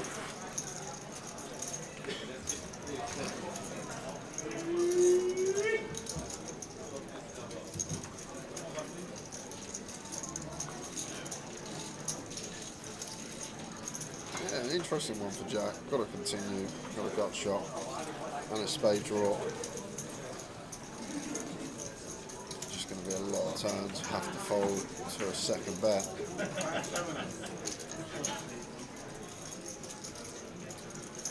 The 10 of clubs.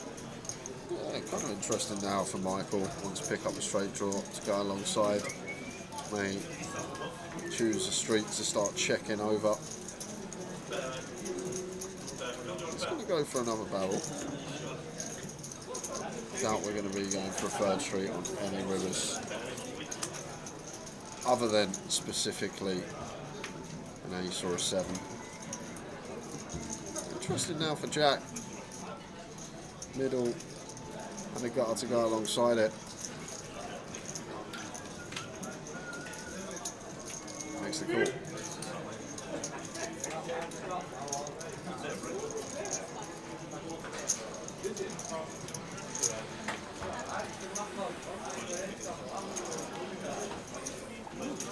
There's the 8 on the river. Check mark for Michael. The top pair on the flop. Has to be checking now. Thought we may check turn after called on Jack in position, but we get a nice bit of value on the turn.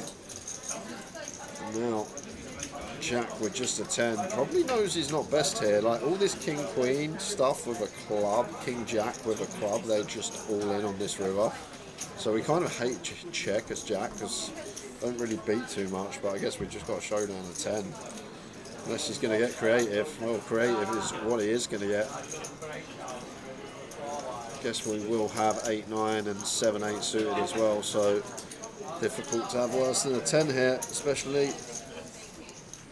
when the flush completes.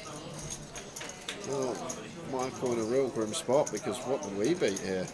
And I always say these are the spots that are the best to bluff when you can't really have too many bluffs. Clubs completing, 8, 9, 8, 7 completing. Michael probably doesn't expect us to turn a 10 into a bluff here, so it's like a worse ace doesn't bet. So we just don't really beat much tower. You really got to be creative here to find a bluff like Jack has done. No, he's found it out, that's all. No, he hasn't. Right, Jack's got flushes here, he's got 8s, flushes. He doesn't have too many flushes actually, now I think about it, like 9, 7 of clubs. That's about it actually. King queen of clubs, probably not going to float with the ace out there, so yeah, Jack doesn't actually have too many flushes here. I guess he can just have 8, 9 suited, 7, 8 suited, all this type of stuff. Yeah, but does get it through. Creative from Jack, turning second pair into a bluff, gets the top pair to fold. When he doesn't really get to the river with many worse hands than a 10 there.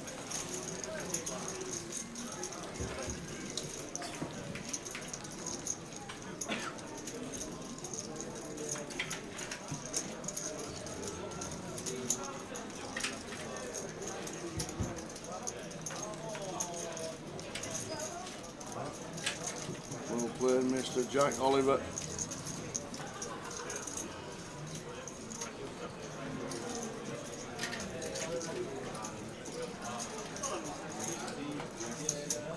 You got to know your customer there as well. I think like if Jack's against someone that you don't think's ever going to fold an ace, he probably just takes his showdown. Knows that Michael's probably a thinking player and will deduct that Jack just can't really have many bluffs there. And he can't because don't really expect many 10x to be turned into a bluff. John with the boots, raises to 1.2, just clicks it.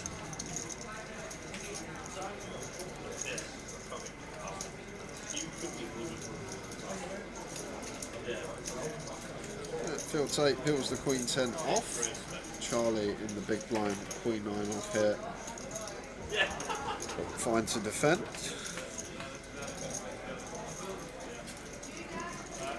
She gets a bit more dicey a three-way because splitting equity in a three-way situation, not heads up, can be dominated. But I feel like Queen 9 wants to be defending here as Charlie. No, we can see he's absolutely crushed, but gotta get in my opinion.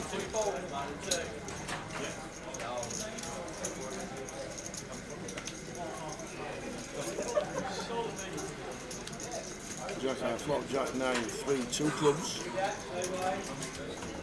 Not too dangerous for John with the aces. Both of these players sub 22, so I think we're just happy to start betting here as John start ranging. Charlie and Phil get some value from our aces against some Jack X, some flush draws, some King Queen, King 10.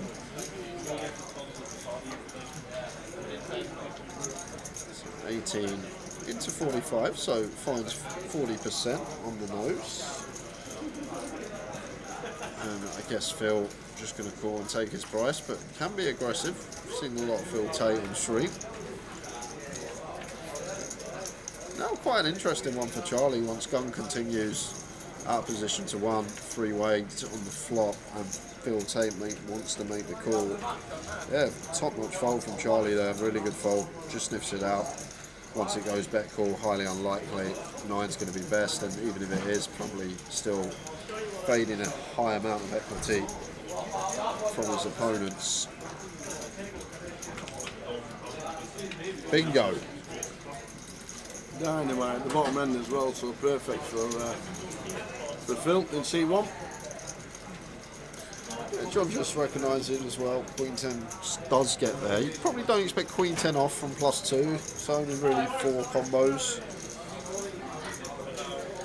That can't be doing anything but continue here as John. And he may even choose to check jam at this stack depth. Like Phil's not folding Queen Jack, Jack 10, Jack X of clubs is a thing. So I feel like as John would find to just check jam here. We're a lot deeper, yeah, just flat, but like don't let Phil check back a Jack 10, a Queen Jack on a brick river, something like this, a King Jack. Might be doing it with something like 9-10 as Phil specifically. So we'll see what John does, but I'd be surprised if he didn't run this here and now. I feel like we just miss value from some Jack X. Phil looks like he's committed anyway here.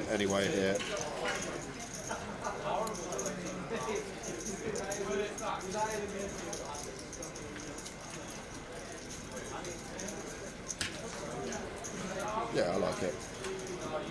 We do not like the snap though. We do not. Drawing dead.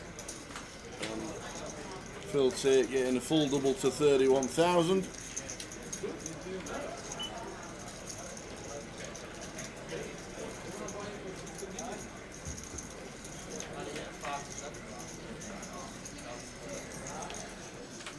Meaningless river. Yep.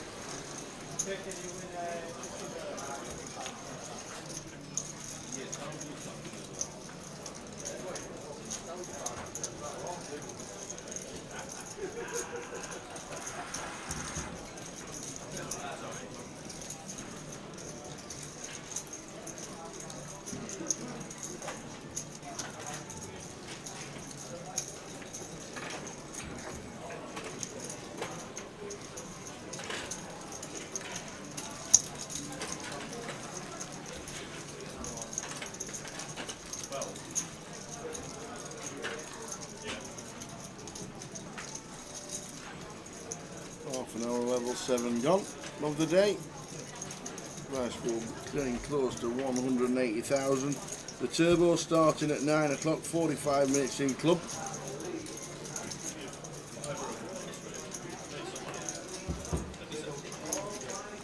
Just the 5 entries in that at the minute.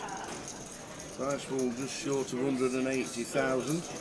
We're still needing 25, 26 runners total to hit the guarantee. Shouldn't be an issue, but always nice to get over the line. 156 today for the day 1B. Great effort after a very slow start yesterday.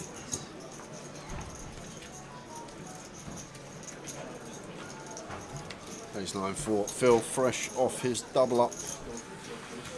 2 bigs to play.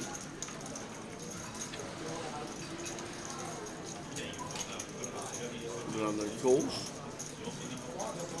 I kind of like it against +1. I feel like against Phil, maybe one we could 3-bet call, starting the hand just north of 30 VVs. I feel like in general just flat this spot against +1 specifically. It seems nice.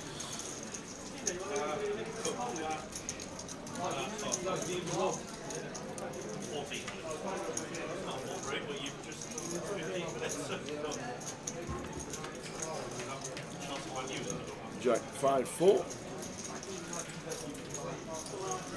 It seems like fine to continue +1 versus cut off. Jack high board. There will be some Jack X in there from the cut off, but we still got overpair advantage. Stronger Jack X.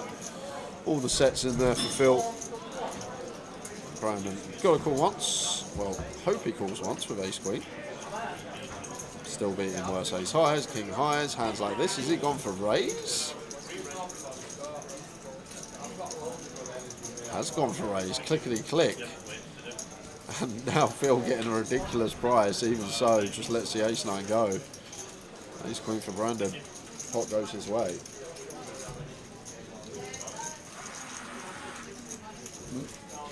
Ian Needleman. Alright guys, looking forward to tonight's stream. Hope you're both well. Jay, you're a real poker globetrotter nowadays. Yeah, not for playing though, Ian. But I enjoy it. It's nice to get to travel. I know, lucky to get to go to a place like that and get looked after.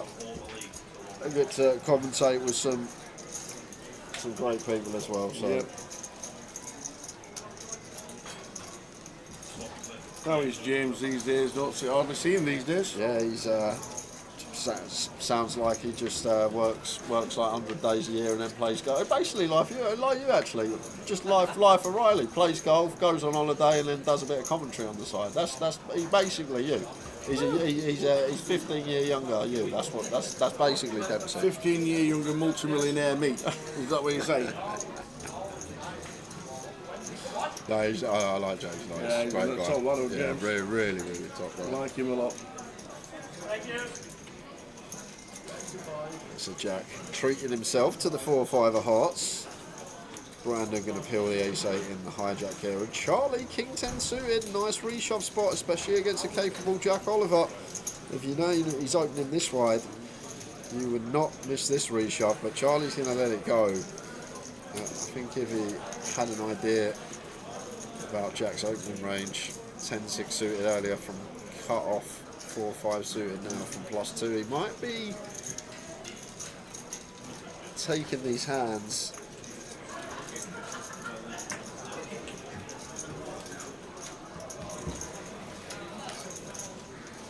A-side flop ace 3-7, and Charlie would have flopped the flush draw. Double gutty for Jack here. With the 4-5. He's just going to come out firing. Going to run into Brandon's top pair, who instantly reaches for his chips. Is he going to go for a raise again? No. Just, is that a raise? It is a raise. Here we go. Brandon going to bump things up with his top pair. Looking for some value. Clickety-click again. And getting this price as Jack, we just make a call. See a turn. 6-1 on our money. Off we go.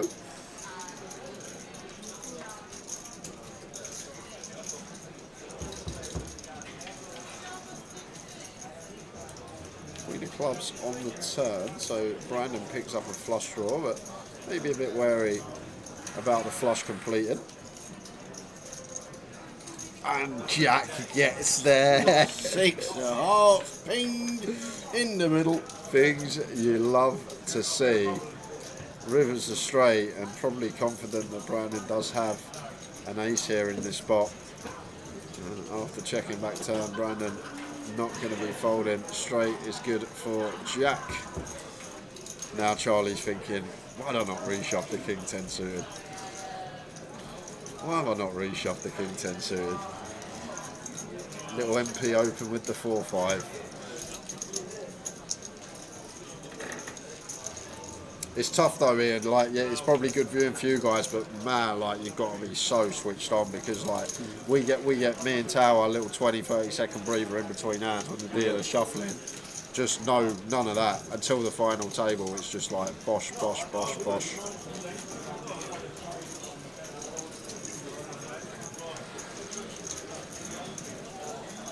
We're going to a giveaway, guys, in 10 minutes time. 10 minutes. 8:30. Oh, gold. I've got my paper ready. My brain's not intact, but we don't mind.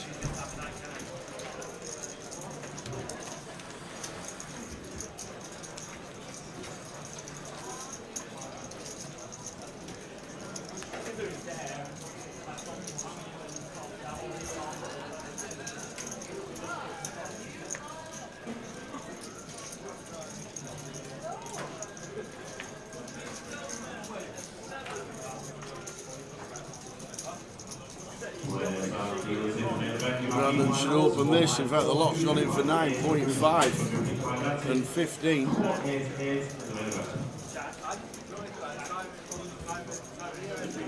16 BBs and going to get looked up. Bit of a wide shove. 16 BBs. There's a call. Charlie is out of the way. John will do the same with King 3.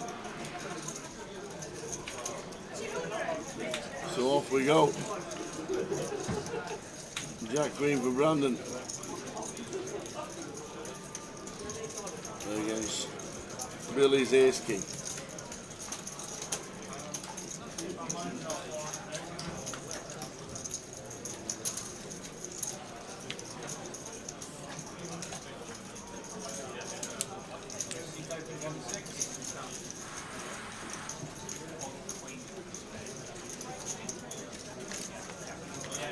Six, seven, eight. Needing a jack or a queen. All available. Yep. 9 of clubs would be nice. That's okay. 9 to chop, 4 to chop. Jack and queen to win. And it doesn't, it pairs. So the ace king on Billy takes out Brandon. Unlucky Brandon.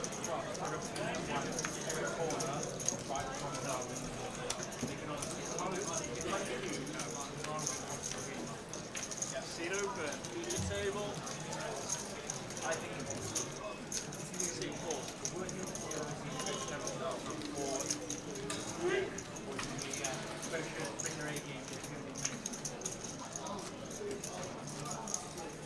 Even the view swipe. Even the view swipe.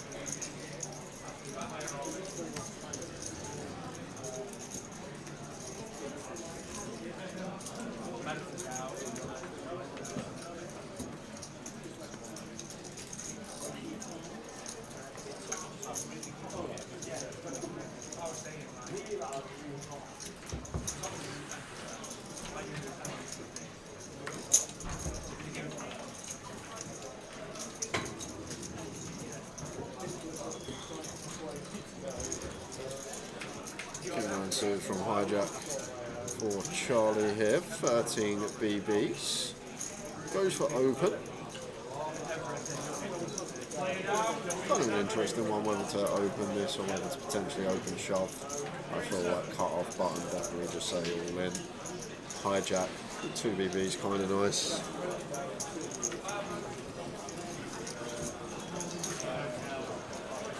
Jack. Potentially just set Charlie in. But no, we're going to go with call. Let's keep the dominating King 9 involved. So the King 9 suited. And 11 big blinds. I could see a world that Jack just gets to put Charlie in, but now we get here. See what occurs.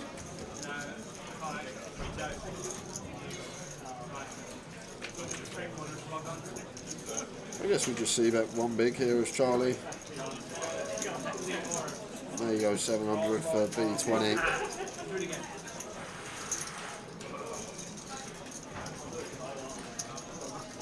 Goes for 8. Just south of quarter. And Jack got a call the King Queen. See some turns.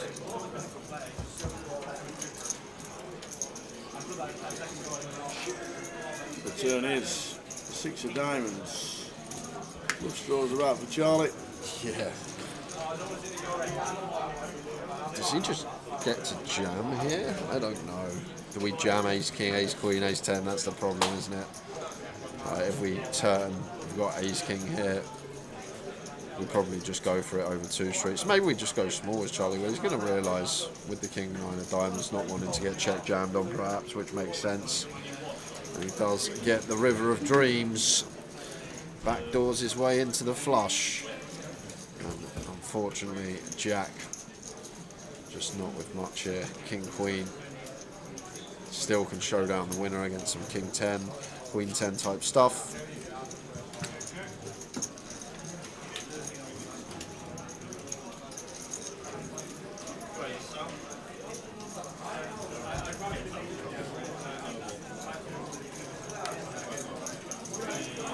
Options on Charlie. How big do we go? Unfortunately, what we're getting paid. 10 of diamonds would have been interesting. Charlie builds his stack back up to 11 and 18 big blinds. So 3/4 of the way through level number 7 of the day. Turbo starting in half an hour. And don't forget the satellite on stars that have started at 8 o'clock. 5 seats guaranteed tonight. There's 100 in total in the next 7 days. plenty going on. And we've also got satellites on PokerStars as well for the GUKPT in Coventry at Goliath, the $1 million guarantee. We'll try and pull those up.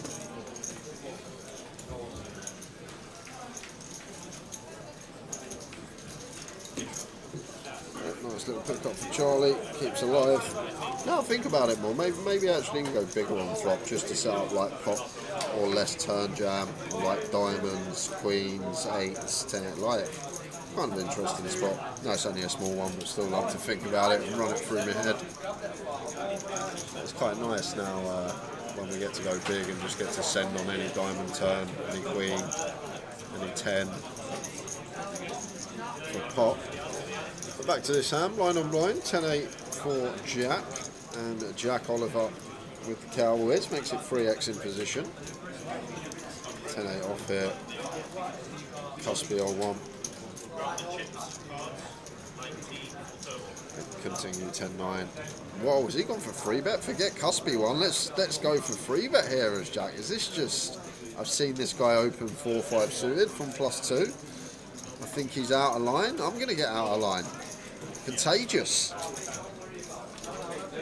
Taking 10-8 of all combos is intriguing at the least. I tell you that right now.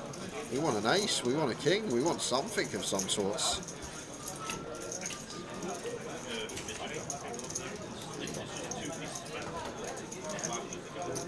Here we go. Here comes the 4-bet.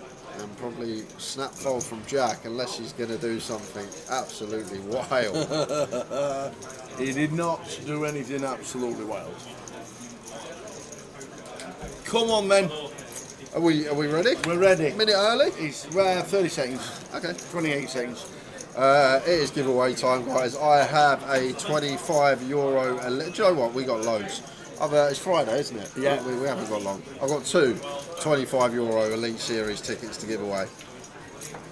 Rules are as simple as this. I'm going to ask Tower a question. He will write his answer down on that piece of paper. Closest to Tower's answer is going to win the tickets. You get one guess per account. Any multiple guesses, you will be disqualified. Please only guess once. Wait till Tower's wrote his answer down. Don't be giving him any clues. Because this is going to be great. So, Tower. Yo. No relevance to anyone at the table, don't worry. Not like my one that I had with Tony Horn about the Engelbert.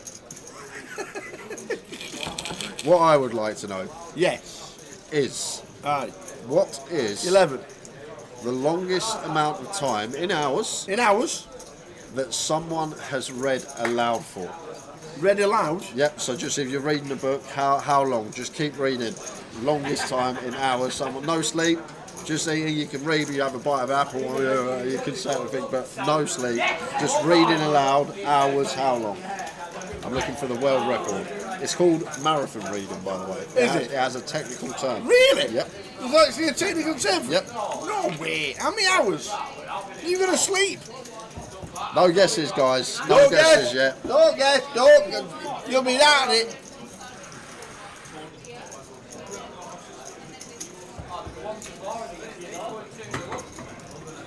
Towers guess nailed it. In. Good luck, everyone. Yeah, it's called marathon reading, and you just read and you keep reading until you fall asleep. Okay, done it. Easy.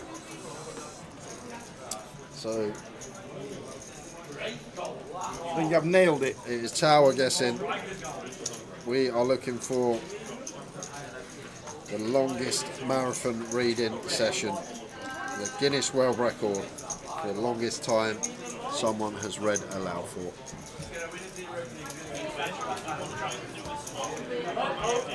And we've got two €25 tokens for Grosvenor Poker as we pick up here. Check flop. And 10 of clubs turn. Jack bets 1100 and Charlie discipline. Just going to let the Jack go.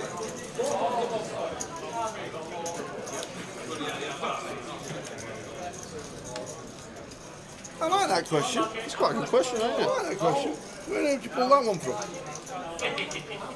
Well, I actually was trying to do what you done, and now I got Charlie Reid, and then that's the closest question about Charlie Reid. Yeah, there you go. But it's red, so it's hard.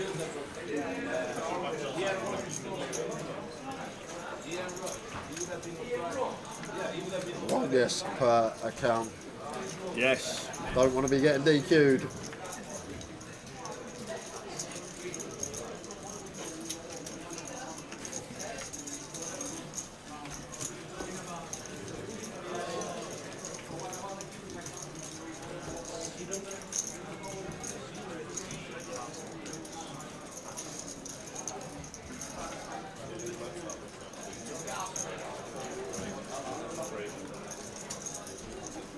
Ace 10 for Charlie. Has to take this one. No questions asked. Just seen Jack open 4-5 suited from +2. Nice, clean reshove. Going to be working. Indeedy, indeedy. Can I ask who did it? Yeah, I can tell you done it. Was he American? It doesn't sound like it. Deepak Sharma Bajagane. That sounds like an Asian name. Nepalese. Nepal. There you go.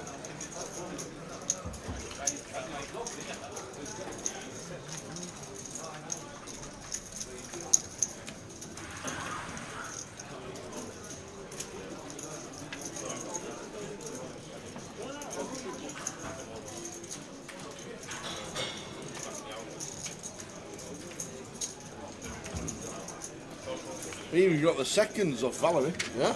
Seconds as well. Yeah, there you go. I'll round it down, Val. No, it's after half a minute, so you've got to round it up.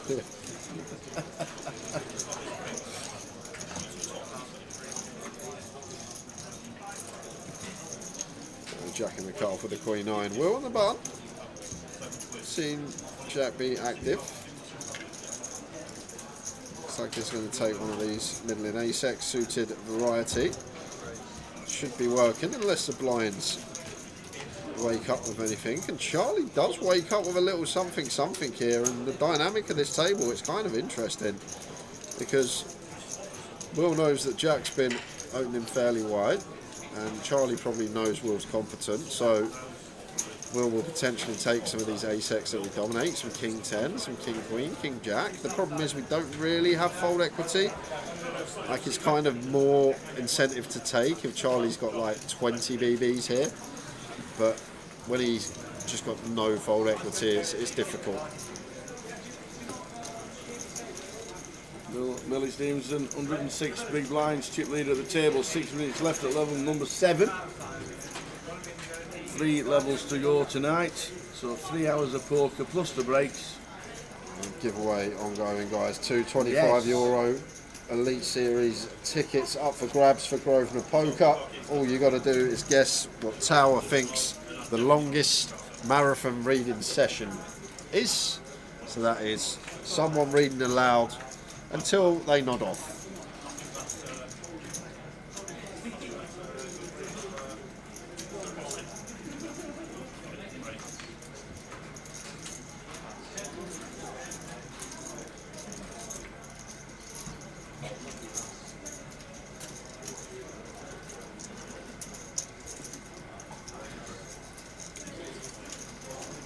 Will with the ace 7. I'll give you the correct answer after this hand.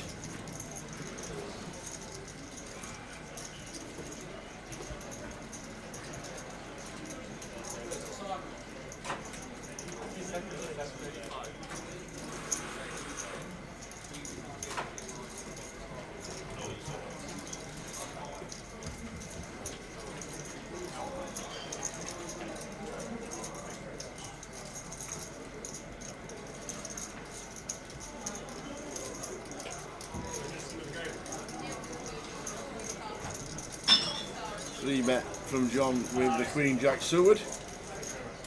Yeah, really like this one from John. Nice take, good combo choice. Fold out some better hands, decent playability when we go post. Nice little find. Now over to Will. A7 off. Oh my, he's got to be 4-betting if he's reaching. 4-bet incoming, and to be fair, LP versus blinds. A6 off would be in there. This is the 4-bet to 8,500. Now it's kind of interesting for John. Gets this 2.5 to 1 price, but we're out of position with Queen Jack of Diamonds. But Will, just impeccable timing.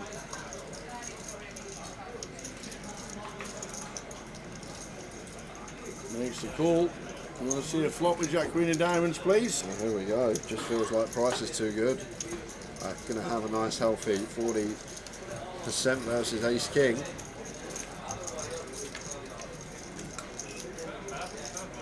4-4-5 flop.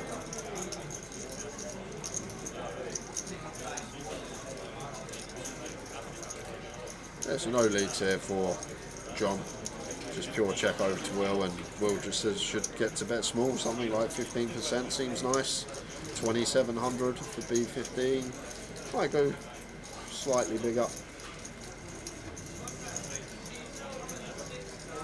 Yeah, it does just very quarter. Feel like on a 4-4-5 when it's just everyone stripped of any 5x, 4x. Well, I guess we can have some 4x in the full of Ace 4 suited, but I feel like we just get to go really small with most of our range. Quarter on this occasion.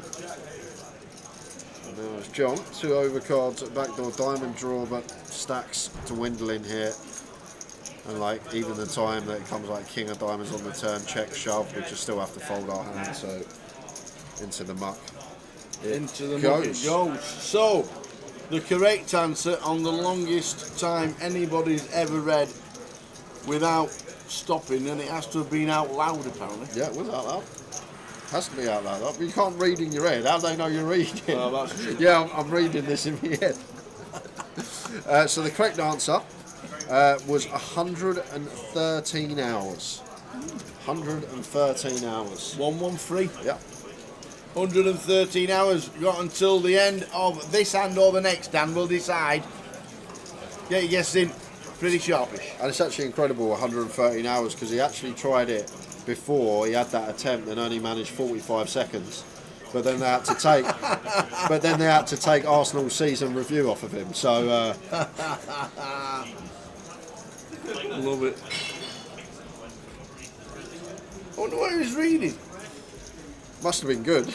Must have been a great book. He could have gone through the old Harry Potter books, like. Yeah.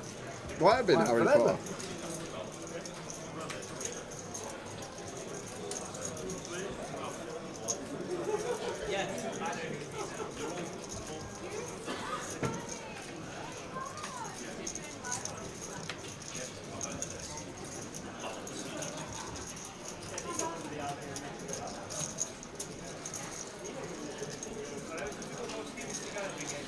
Queen 8 for John on the button, opens, Phil defends the dirty diaper, wants to see 3 in the big blind.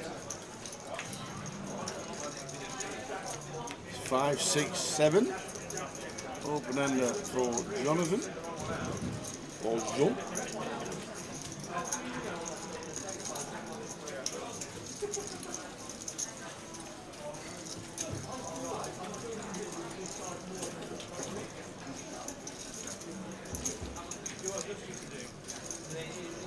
King of Diamonds on the turn after it's checked. Yeah, may have had some ideas and lead in certain turns as Phil, but King not going to be one of them. John's just going to check back a lot of his range on this board versus big blind. Going to be a lot of turn King X in there, and can still have some overpairs for sure. Now just gets the delay, and that should be that hand over.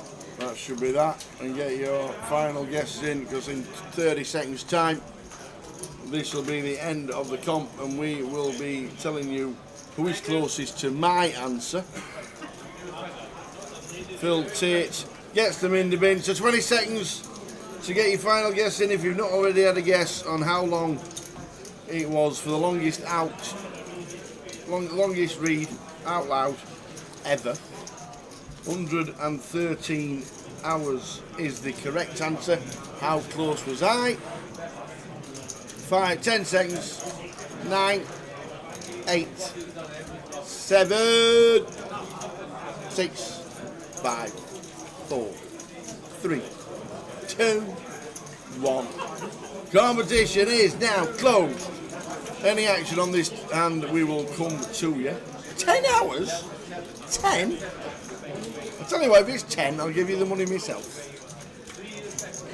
Off this hand, Tower will give us the rundown.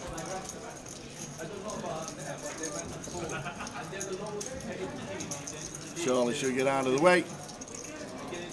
John should see a flop with 10-9 suited. He likes his suited connectors.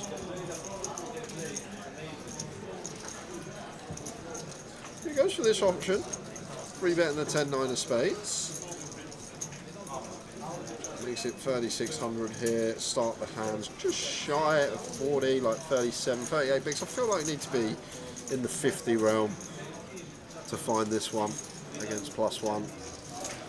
Maybe wrong. I do feel like 10-9 of spades needs to be slightly bigger stack to be 3-betting, and man can't really do anything with the ace-10 off. Does just hit them up. Nice little 3-bet from John. So the competition is now closed. 113 hours was the correct answer.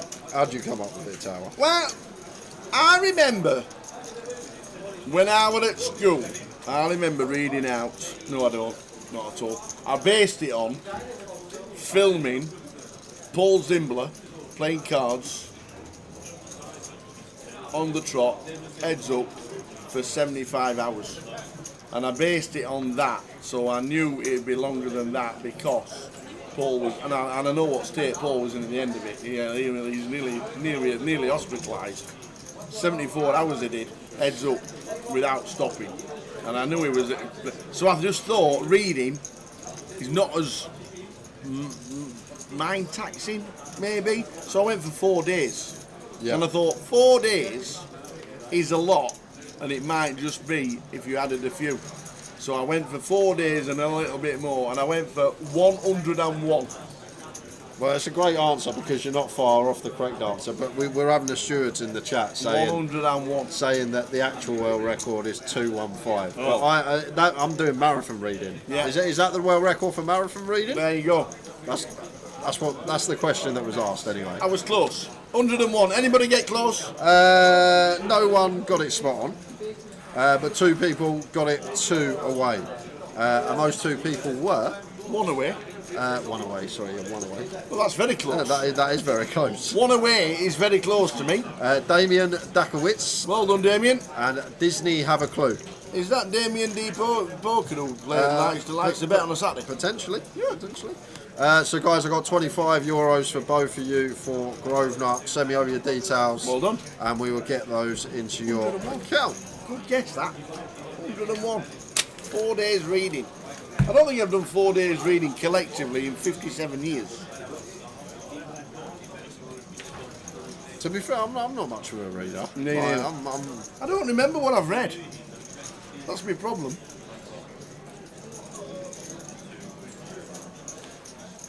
Yes, well done to Damien and Disney Have a Clue. YouTube and Twitch. Drop us your alias. They'll probably be a Monday.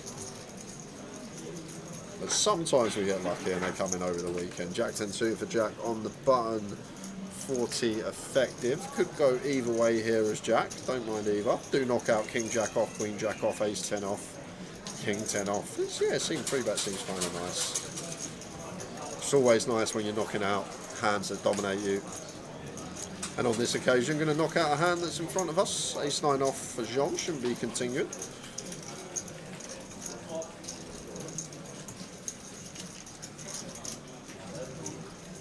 Damien D is one of them. There you go. Nice one, Damien D.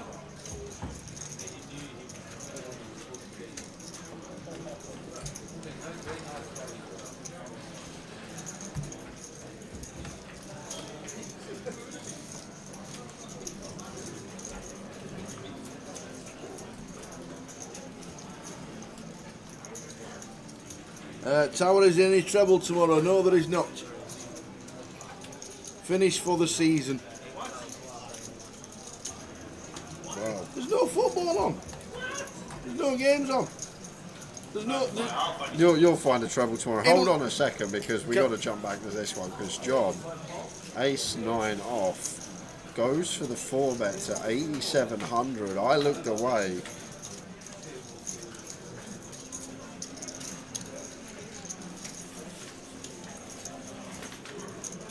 There we go. Jack 10 suited. The Jack takes his price now.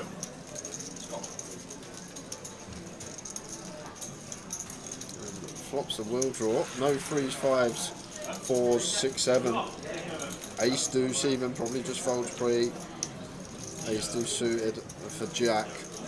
Maybe it takes the price, but just overpair advantage here for John. Once again, 4-bet coup. So I'm playing so many 4-bet pots today. Just a small size from John does the trick. 1-0 Aston Villa. Great. Apparently. 1-0 Aston Villa. It's a nothing game for us, so. Yeah. It is a nothing game for us. We're finishing, we're not going down. We've just got to be ready for the final. But that does put you 4th bottom. It doesn't matter where it puts us, we could be lifting a trophy. Does not matter where we end up. Could be European champions. There's nothing that good can come out of this game.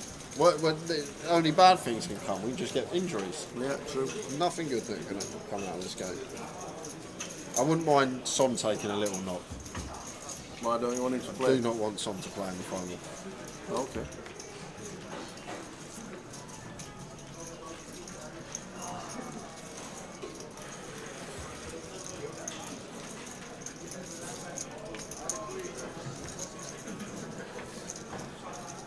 Disney have a clue. Still waiting for your alias. Yes, Disney, where are you?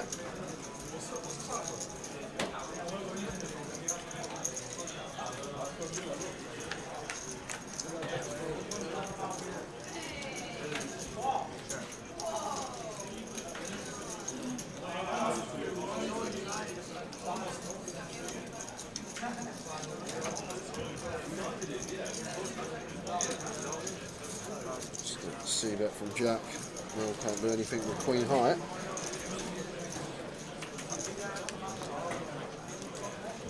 So blinds up for level number 8.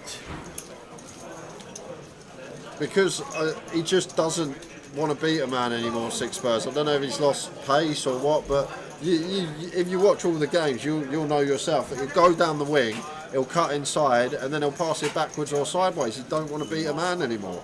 He just wants to run down the wing, cut it sideways. Yeah, once a game he gets a bit of space, he gets a cut in and have a little finesse at goal, but he's not the player he was. Hurts to say it because he's one of my favourites for so many seasons, but he's just not the same.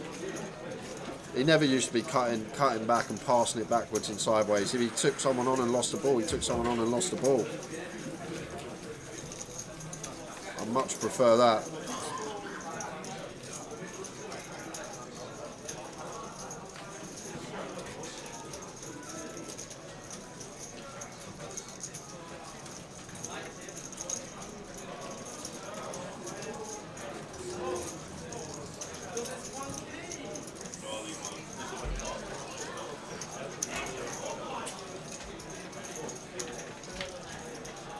First time Disney has won anything poker related, so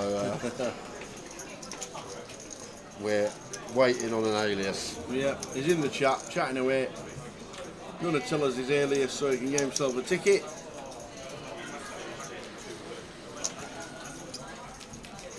Go on, Disney. What is your Grosvenor Poker alias so we can credit your account?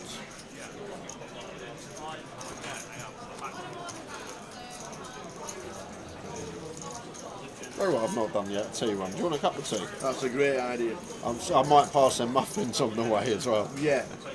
Blueberry one, please.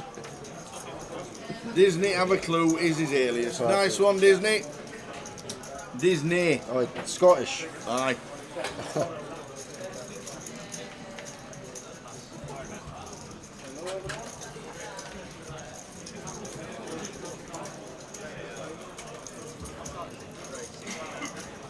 Congratulations. Probably do another 2 during the end of the during the last session of the night. We'll do one more this session. We've still got an hour. Are we? Where are we out? Oh, I'll get on the old think tank then. We'll do another one.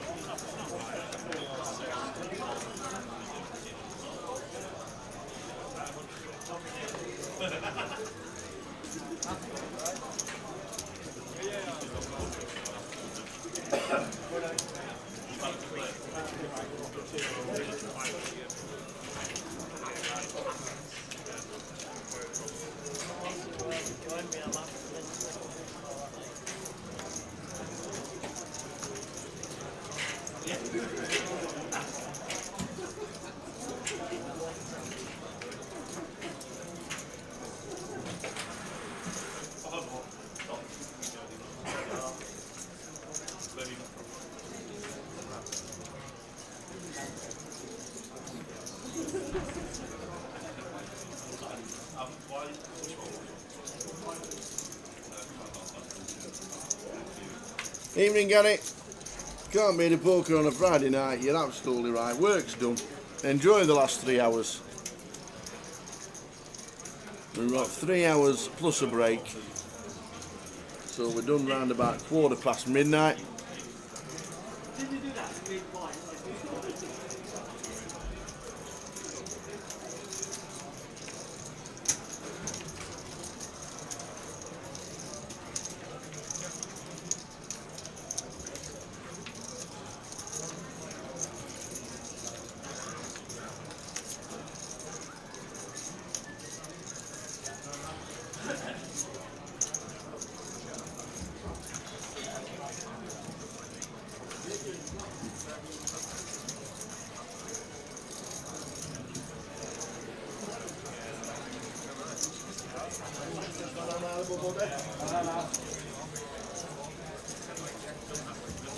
Jack high flop, Jack 4-3, Rainbow, both flopping. Michael Howard in 9, flopping best.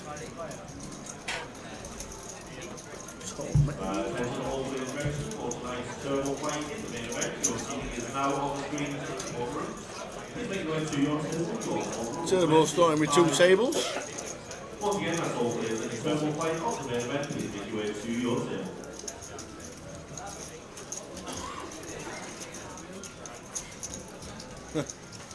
Season finished for us. Great result. And us. We were rubbish this year. I think we finished about 13th.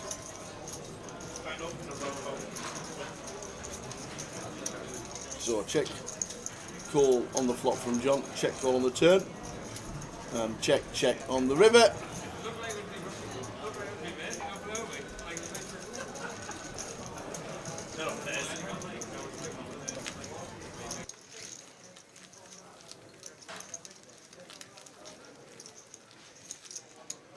Yeah, that'll be an amazing game at Wembley, whenever it is. Is it Saturday the 24th or something like that? Sunderland marching on.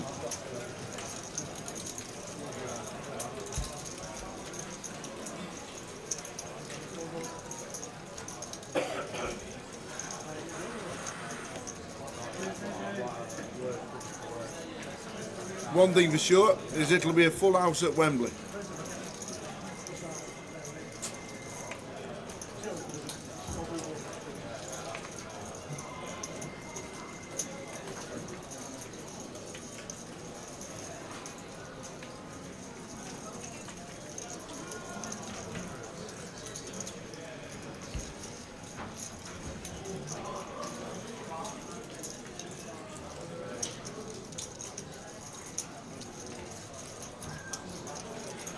Ace King for man raising up, no action so far. Round to the blinds.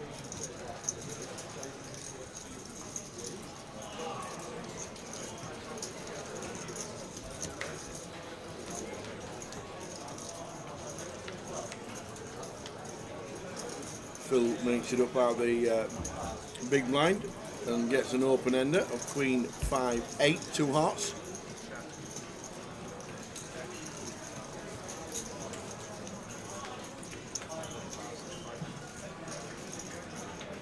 There, 1500 and a call. Interesting one for Phil. Any check raises going on, maybe just slightly too shallow, not wanting to get 3-bet jammed on. I think cool. Best avenue.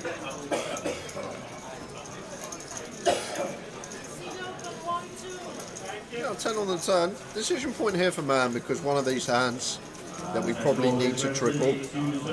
Like a lot of these gut shot now staff, the Jack 10, the 10-9, the Queen Jack, the Queen 9, 8-9, Jack 8, 10x of hearts, Queen X of hearts. There's just so many one pair hands that have to call turn but will fold river. So if we're barreling turn here, we're going to need to follow through on a lot of rivers. Ace of hearts, nice one to have. We can just clean send on hearts, on the bricks as well.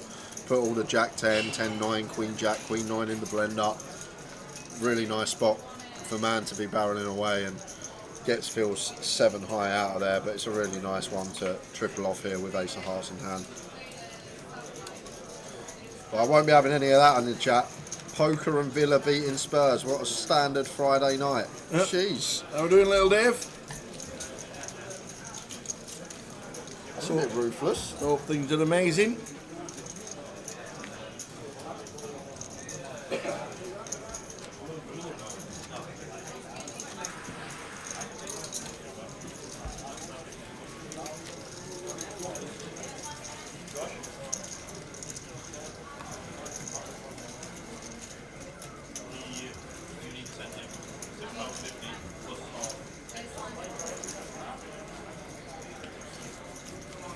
Jack out of the way, man does the same.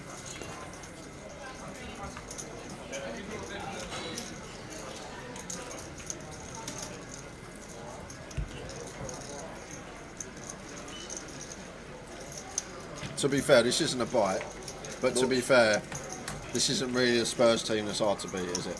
No. And we're not really wanting to win this game that much. We're not really playing for anything. It's not a bite. I'd just like to put that out there to the chat. As Michael Howard, no action from his Kings. Can't get sound on Grosvenor Poker.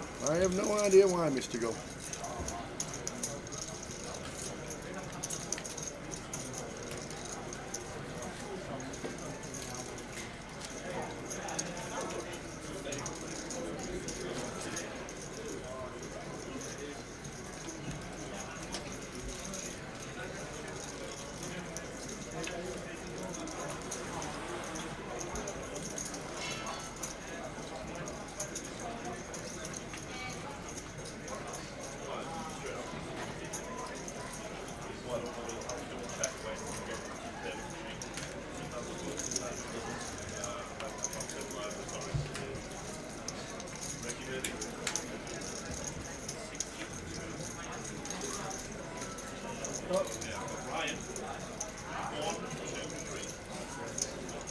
King do suited for Phil.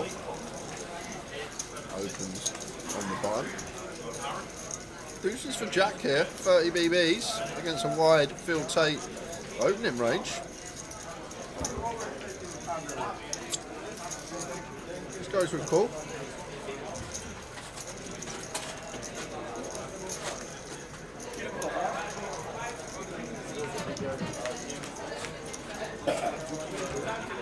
Flop a 10 Jack King. Full flopping at best.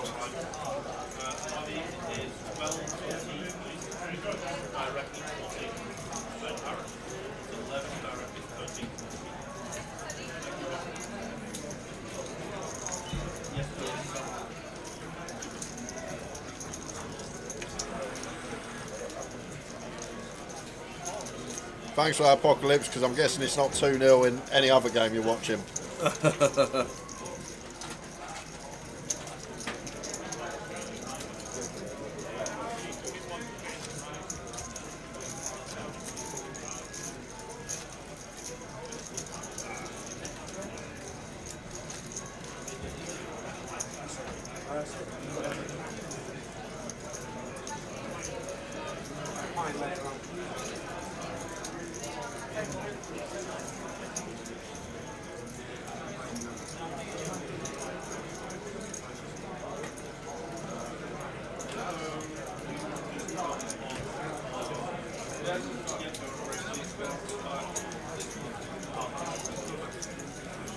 Here's 9 for Michael.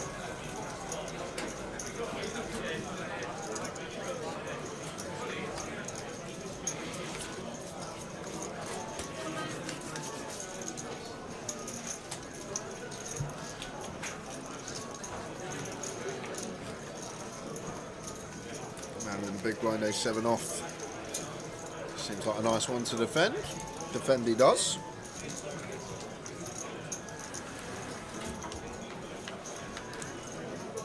Queen 5-3 mono.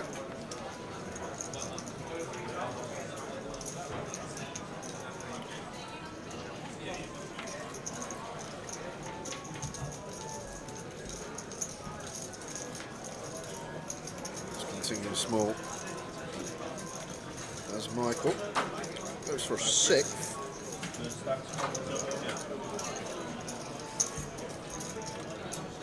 Heart on the turn, flush complete up for man. No decision from Michael. We can still bluff rivers if we check back. It's not a situation where we check back, we're done with a hand. Like if we bet turn and bet river, we just condense our value range. We're just going to have the ace or king of hearts. Whereas if we check back turn and then bet river, like we've got a lot more value hands now. We could bet 9s, 9 of hearts, jack of hearts, 10 of hearts, all this stuff. Still doesn't oblige. Man takes it.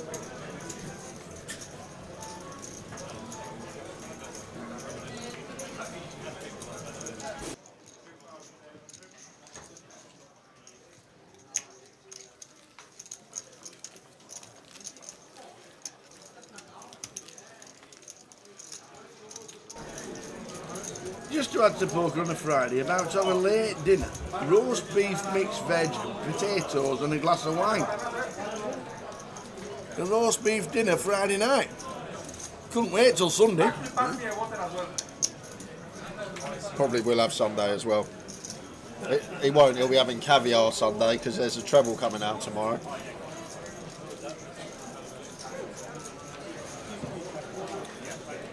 King 10 off for Charlie. We'll just let this one go. Off of 11.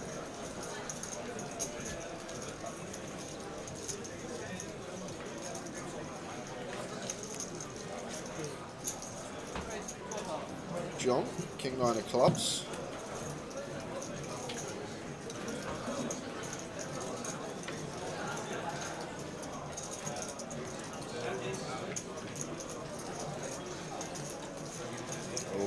Will in the big blind finds the boots.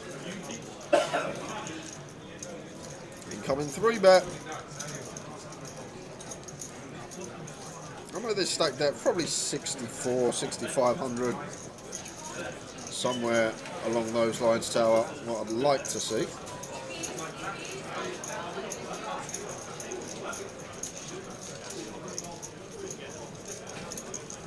That's just fine. The full 8 big blinds, very nice. People say it's always easy to play aces, but it still needs to get your sizings on point. And we've already seen one light 3-4 bet from Jonathan, but this would be ill-timed. Doubt we're going to see it again.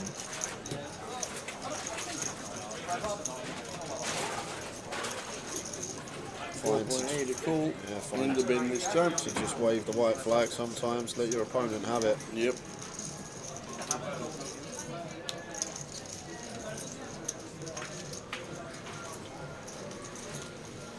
Gary McGaffney says, if you're on the treble, it will be KFC on Sunday. No caviar.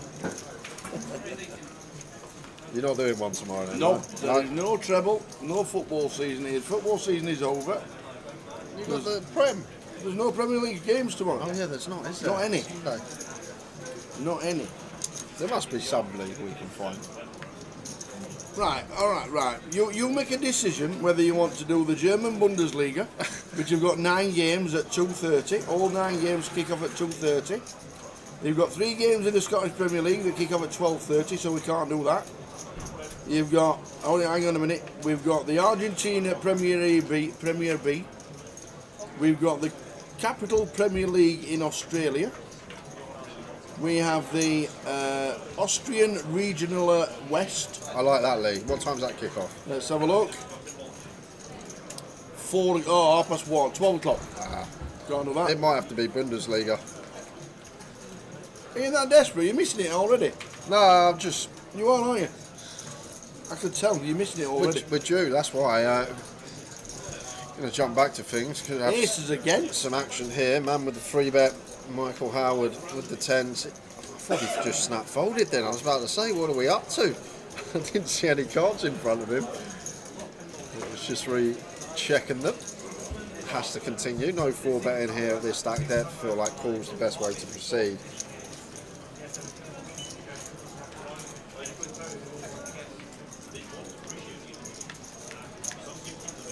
Problems lying ahead for Michael. Man, ace of spades here.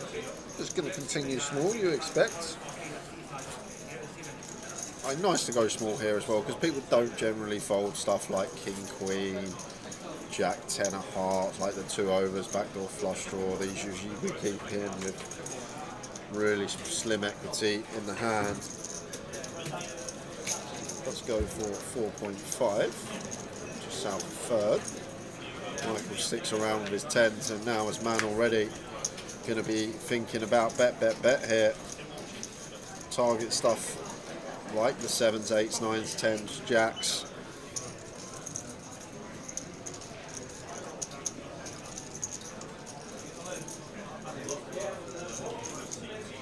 So what size do we go? Something like B60 here, seems kind of nice, 13k, thereabouts. Going to go smaller, maybe not looking to play for stacks. Oh sorry, I missed one of the red chips, does go for just north of half. And Michael with the 10s, going to have to continue again here. It's getting horrible. Our hand's just too good to be folded just yet against someone who's capable as well. Got to stick around for a river, and that's when the decision is going to occur.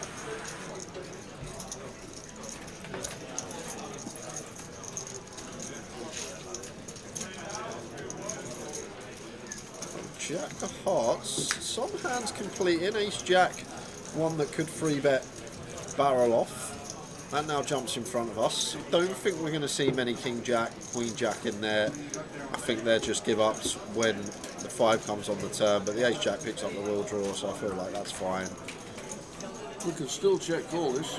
Yeah, of course. Like man can for sure have some ace king, ace queen tower. Not anymore. We'll not be calling with 10s in this spot. Oh, for all of it. Man's basically saying he's got jacks for aces. That's it. Jack's only 3 combos left now. Yep. 18 combos of queens, aces combined. So that's like 21 combos of over pairs. How full does he take this with ace king, ace queen? Ace 10 is a 3-bet. That's the question. Like if he's taking it full frequency with ace king, ace queen, suddenly we've got 32 combos right there. And we've only got 21 combos of these over pairs / jacks full, so it's not as easy as it looks, Tower, to just fold 10s here, trust me. It's a real grim spot for Michael Howard against a capable opponent. We're against someone that we don't think is capable, 3-bet tripling. Yeah, snap fold. Think for 5 seconds, say, all right, this guy's not capable of folding. We're against someone that will take some ace king, ace queen, ace 10, king queen. It becomes really grim for Michael Howard. And rightly so in the think tank, mulling it over.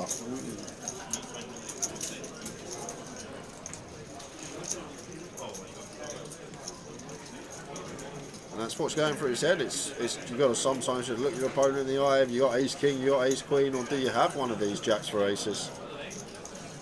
Sometimes in these spots, and I always say, try and gauge something. Chat with your opponent. You're allowed to do it. You're in a heads-up situation.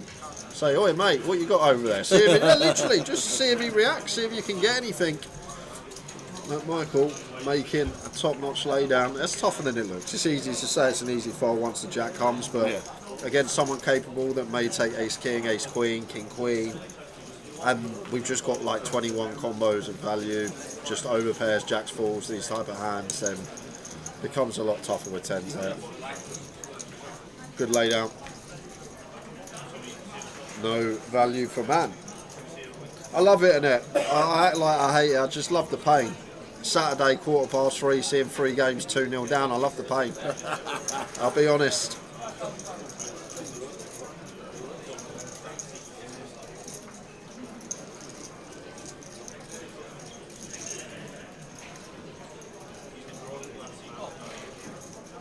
Have you got your question? Oh no! Oh, he's only had 20 plus minutes. Concentrated. Unbelievable. One job. One job.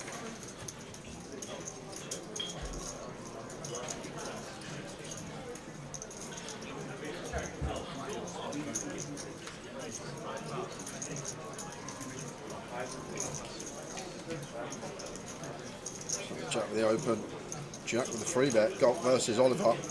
Oliver likely to succeed in winning this one. Does Jack want to go hunting for a set? Yes, he does. May let these fives go.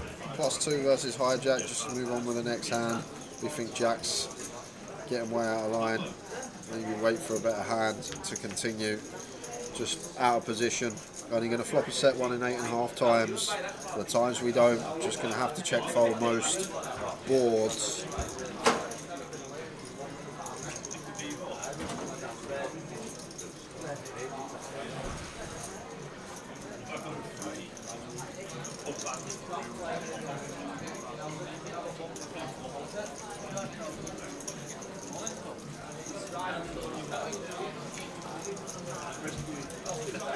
Buzzing now in the card room. Turbo underway. Don't think there's ever a worry with the guarantee, in my opinion. Always huge turnout for the Fridays. What have we got in total? Let's have a look. 38 plus 159. And plus the turbo, 212 we are on at the moment. Very good. Getting close. Very, very close.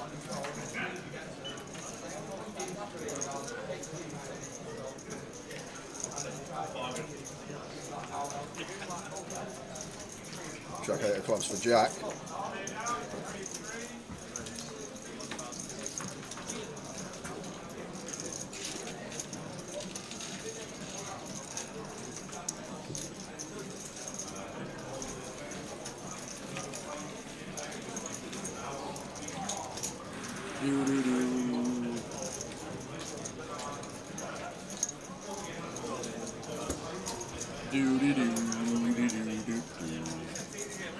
Calling two spots, man. 6-5 suited makes the call.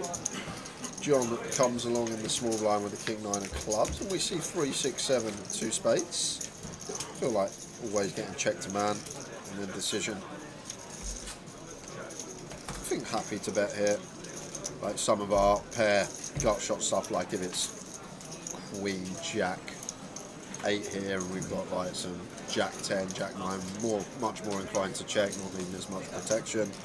But on the lower boards, middle, gutter, feel like happy to just flush out some equity as man and start ranging our opponents. We can still get some value from worse as well.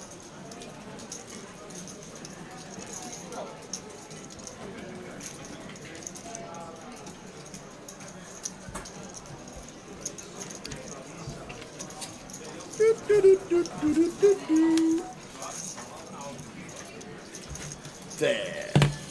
Look at this from John. Just decides to check raise here with the king 9 suited. Kind of interesting. I guess we will have the sets, the 3s, the 6s and 7s. Pretty condensed what we're representing. Obviously the king on the turn. Well, there you go. Obviously. You did say you're going to start 3-betting another story with nothing. And there it is. Bang on the turn. Knew it was on its way. Yeah, wouldn't surprise me if we got another street here from man for that reason. A lot of bluffs, 8-9 suited, 10-8 suited, 10-9 suited, maybe an ace-x of spades, maybe a queen-jack of spades. Fair amount of bluffs in there for John, and like as I say, tower value is pretty condensed, and when we hold a 6 it's great for man because now there's only one combo of 6s, 3 of 7s, 3 of 3s. There's not much this man can have for value here. Does make the call. And if this is an offsuit queen, this is going to be fun. Because I guess John is all in.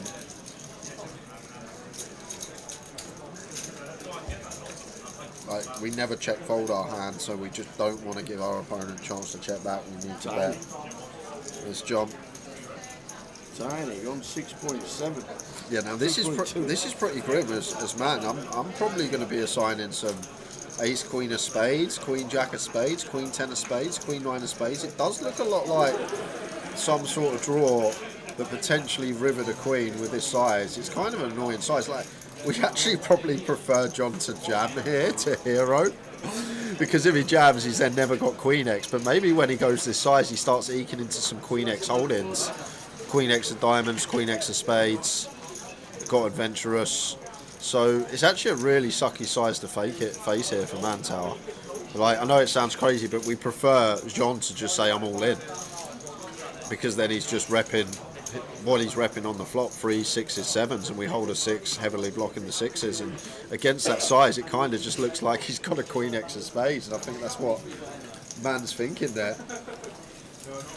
There we go. Oh, we got some Krispy Kremes coming. What? Jay on Friday, bonus for the analysis. We're there Sunday. What's the Krispy Kreme order? It's on our way. Any of them. I like them all. The big box, as Tower said. In my last donut of the event, and then I'll be on a diet for Vegas. You're gonna get the Vegas bod on. Oh yeah, the Vegas bod. Right. Yeah. I'm gonna get the Vegas bod on. I've got to kill the old cap backwards. Right, quick giveaway, guys, before we head out on the next break of the day. We've got 20 minutes, so we can squeeze one more in. I've got one €25. Do you know what? I've got two €25 Elite Series tickets to give away. Tower will ask me a question. I'll write my answer down here. Closest to my answer is going to win the tickets. One guess per account. We do check. Please do not multiple guess. You will be disqualified. Yes. And one guess per account. Do not guess until I say go. That'll be a banage. It's been a while. I'm getting back into this. Don't guess until we say please. Till we say go. Till we say please go. Go please. Charlie should just be all in. So I was going to do a question on seat 9 McLeod. But then you realise I'm not good at politics, and I couldn't even tell you what he was or anything. He was. So I'm going to go for a pretty random question. Okay.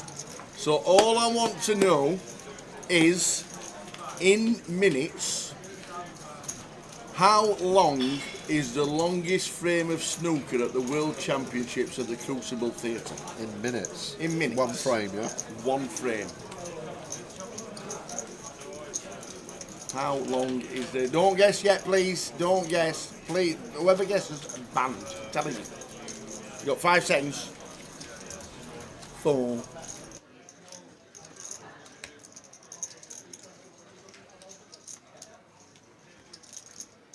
He has done it in minutes. How long is the longest frame of snooker ever recorded at the Crucible Theatre World Championships? Away you go. Please go. Thank you. It don't matter if you know the answer. Someone's saying I'm sitting out. I know the answer. I don't. Exactly. Apocalypse says Jay doesn't. Yes, Chris Ramsden. I love that. It will be Peter Ebdon involved. Hey dear.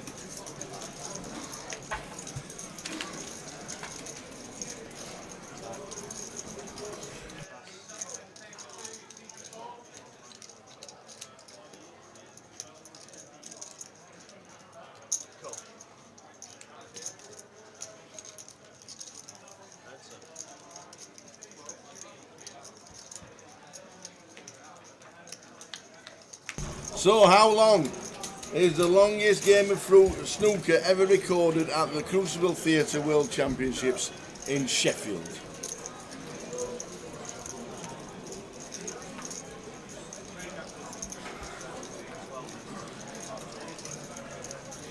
And what you got to think is somebody's going to be playing. Oh, is it 2 or 1? It's 2. 2. Yeah. Excellent.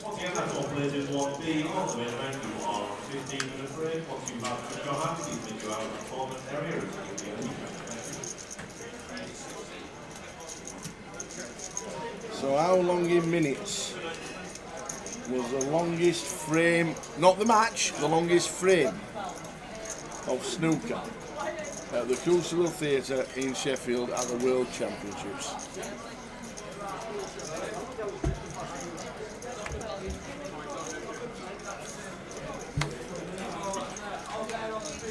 Has to be Terry Griffiths. Everybody's, what about Steady Eddie? Steady Eddie Charlton. He was amazing, wasn't he? Him and Cliff Thorburn, flipping heck.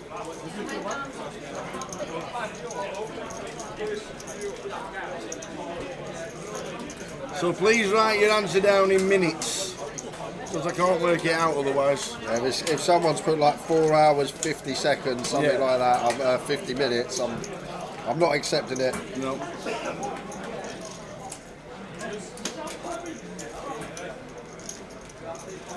Ah.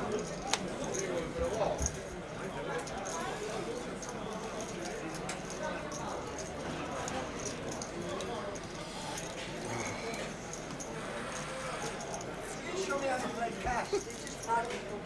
Why?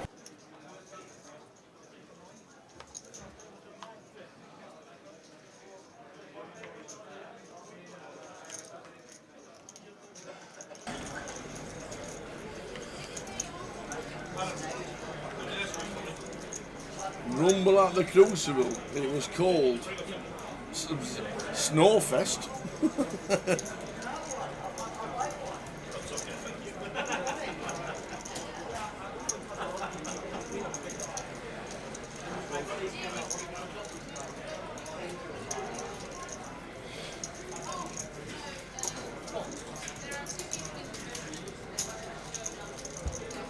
Well, with the free bet from +1. Good timing against Man's particular hold'em.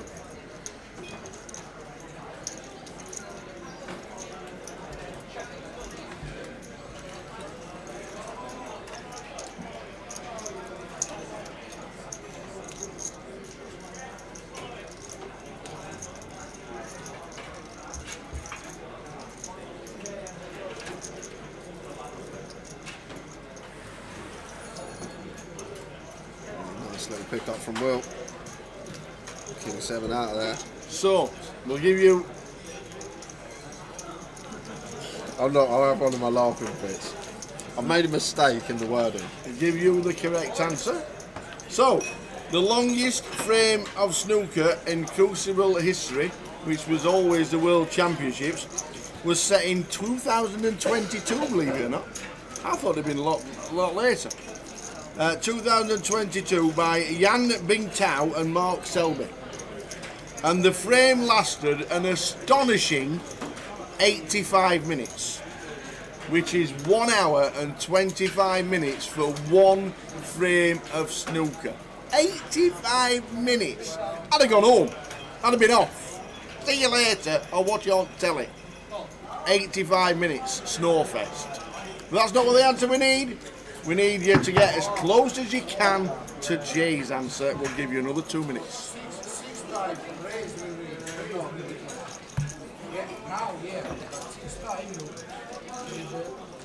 An hour and 25 minutes, one frame. I can't believe it. Takes me that long to pop one ball. The previous like longest was 79 minutes. And that was in 2019. Evening, Stato. Evening, Stato. Nice flight for Jack. Just going to continue with the over pair. Depending what size Jack's gone here, whether man continues, probably on the larger size, I guess against really small. Potentially take one off against button with 2 overs and diamond, but was big bet from Jack. Does the job.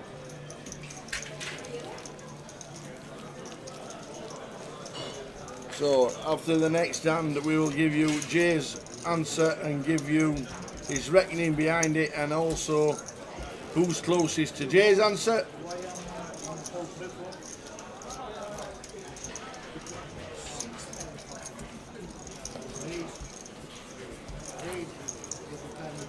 I've never wanted that emergency tone they put on everyone's phone 5 years ago to go off more. I'll be honest with you.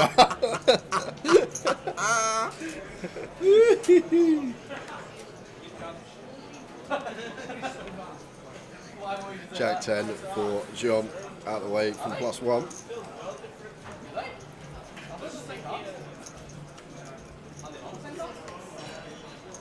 ...85 minutes and 22 seconds, believe it or not, is the longest. 85 minutes was the answer we were looking for. But that's the correct answer. 1 hour 25 minutes for a game of snooker. In through the window, damn it, I guess spot on, and I'll still lose. Yeah, I agree with you. That's the most nailed on thing I've seen all day. Correct.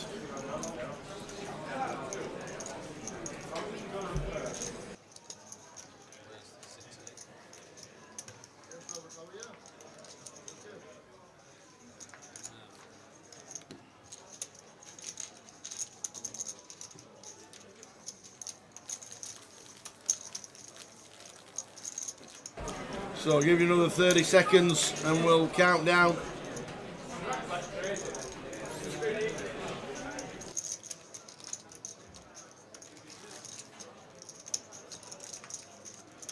So the final 20 seconds, get your guess in. Final 20 before we close the comp.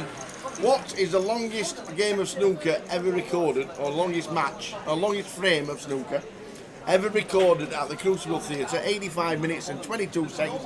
We didn't need the seconds.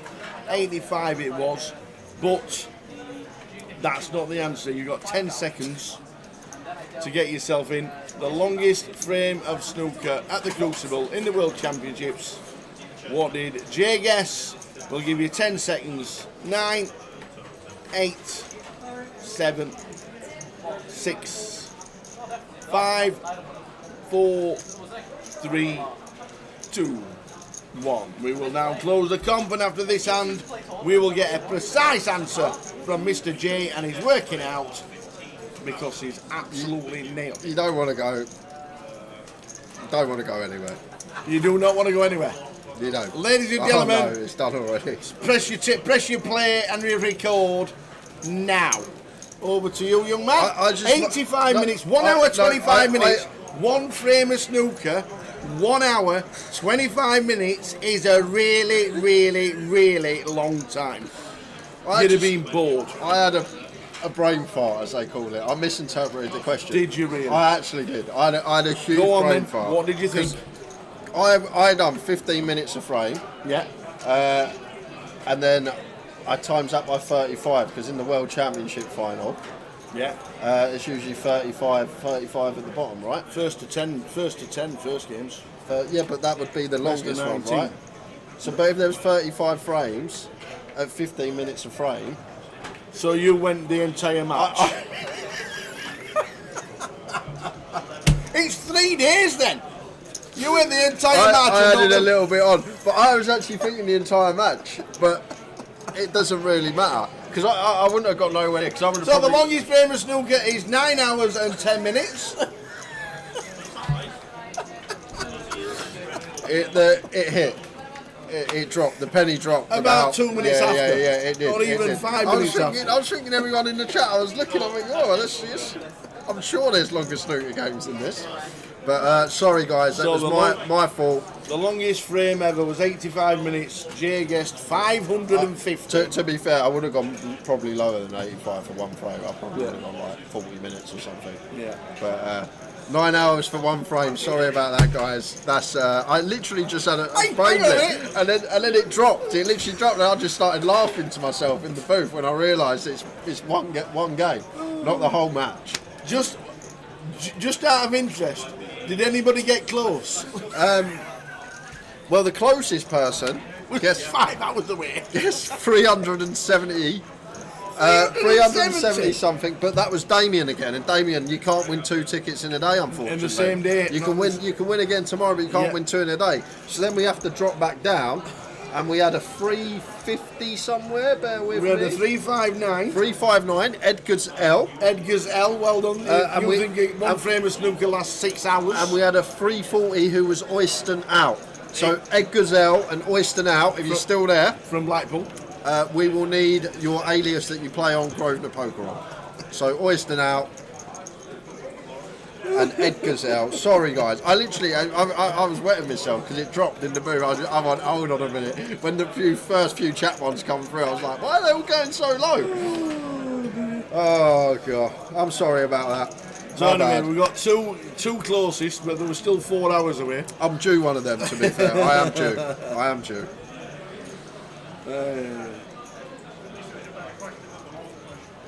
So there we go.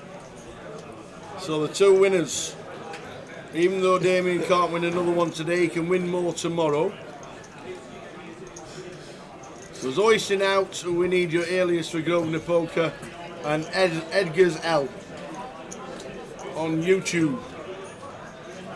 So a little check raise from John. Gets the turn that he gets the barrel on. Up and down now, and a flush draw. Would be priced in if Phil jammed though, but Phil Tate can't do much of his hand.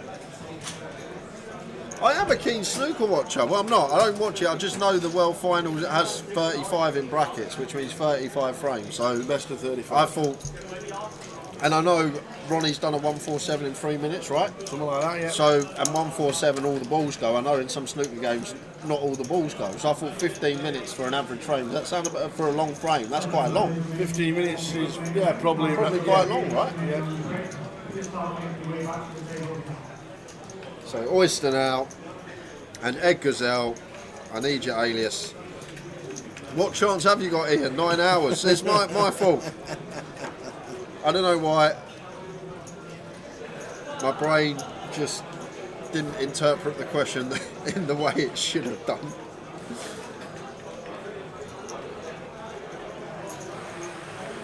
But we got more giveaways coming up next session, guys. We're going on break in 7 minutes. There's going to be a few more tokens to throw at you before we finish today.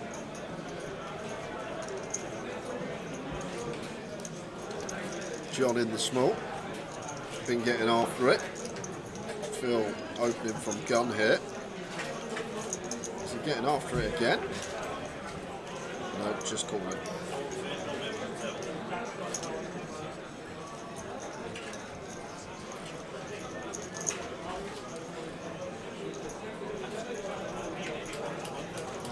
It's a busy old place tonight. It is.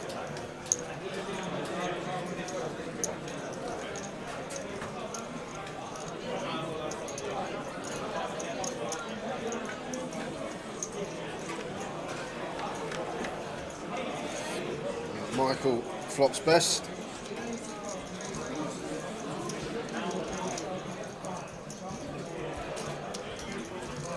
There we go, Oyston Out, Jordan C. Smith. 94. Thank you. And we just need Edgar's. I think I need new YouTube. I don't know how many times you can change your YouTube name, but I'm guessing it's often. But Oyston Out was about 10 years ago, wasn't it?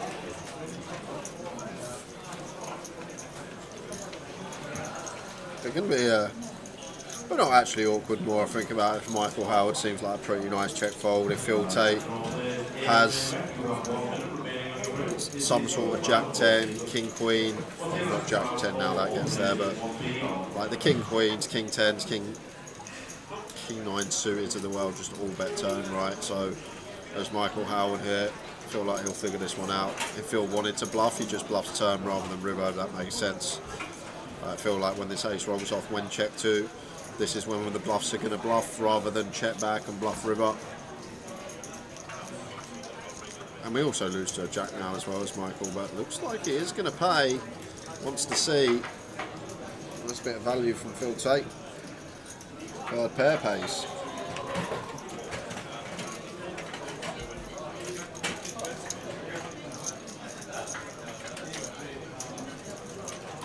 There we go. Thanks, Edgars. Congratulations. The Mad Dog UK. You got those tokens for me being useless. You can change your name twice in 14 days. Think of a good one, Oyston Out. Attention all the players, I'd just like to remind you that there is no vaping permitted at the table. If you wish to vape, we have a lovely smoking area for you on the balcony, or please step away from the table.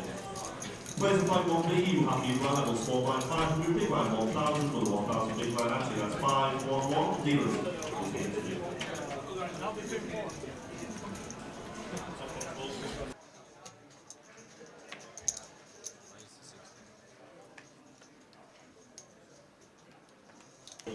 King 10 for Jack from +1. And John, been free betting a lot. This is not the worst one to take. Can knock out some King Queen, some Ace Jack off. It's gonna let it go.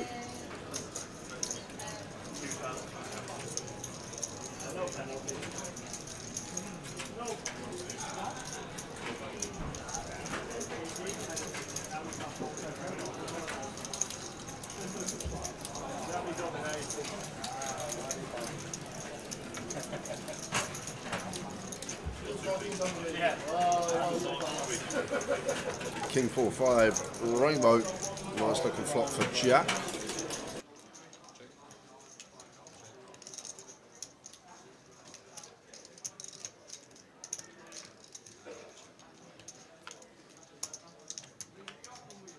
Eight of clubs turn. So Jack not going for a straight on the flop, having some stronger check backs, and going to go for a sneaky check back again, and going to regret it. 5 on the end for Phil Tate. No need for Michael Howard to bet the ace 10, but Phil going to be coming out for some value here. 7k on the river, big old bet. We don't love this as Jack, because against this size, King 10 is going to shrink. Maybe there's some like King 9 bets here. That's kind of the problem. Like once Jack checks twice, never looks like he has a king from Phil's perspective. So maybe that's what's going through Jack's head there. Beat some value, and Phil might get greedy with a king when we check behind twice, and it doesn't look like we have much king, if any, in our range. I like to think so, Spencer. Like it's tough because I feel like people that want to think a lot and think about everything like struggle a lot when you've got 30 seconds on these time bank cards. Like even just little natural things that you need to be aware of and thinking about all the time puts you under a lot of pressure when you're playing under time pressure. But you got more, I feel like, people that are just subconscious competent and just sort of on cruise control. But yeah, I like to think it's the same. All I'm pretty much doing in the booth is putting myself in both the players' shoes, what our opponent's range looks like, what our range looks like.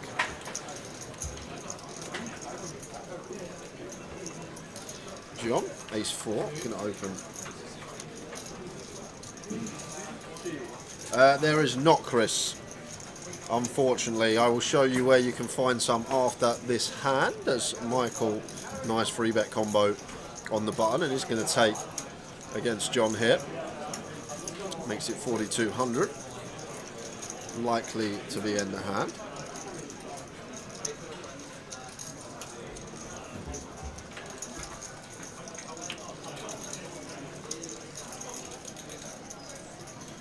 What's Tatey up to?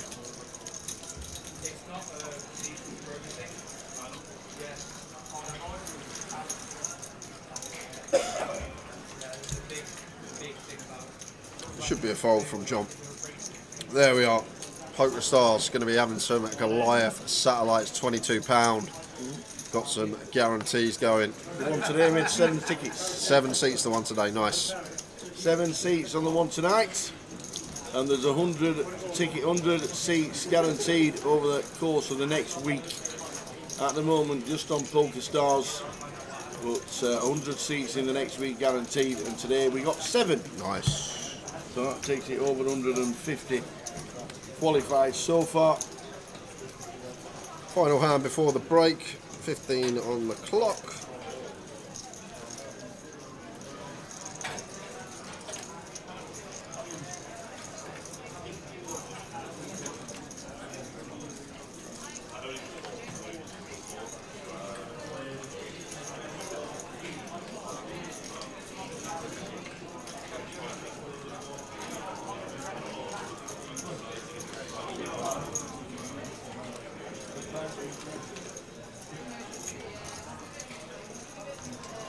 Couple of 5s for Michael.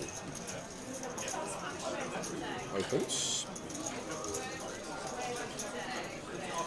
Makes it 17. Jack with the 5-3 suited should be defending in the big line.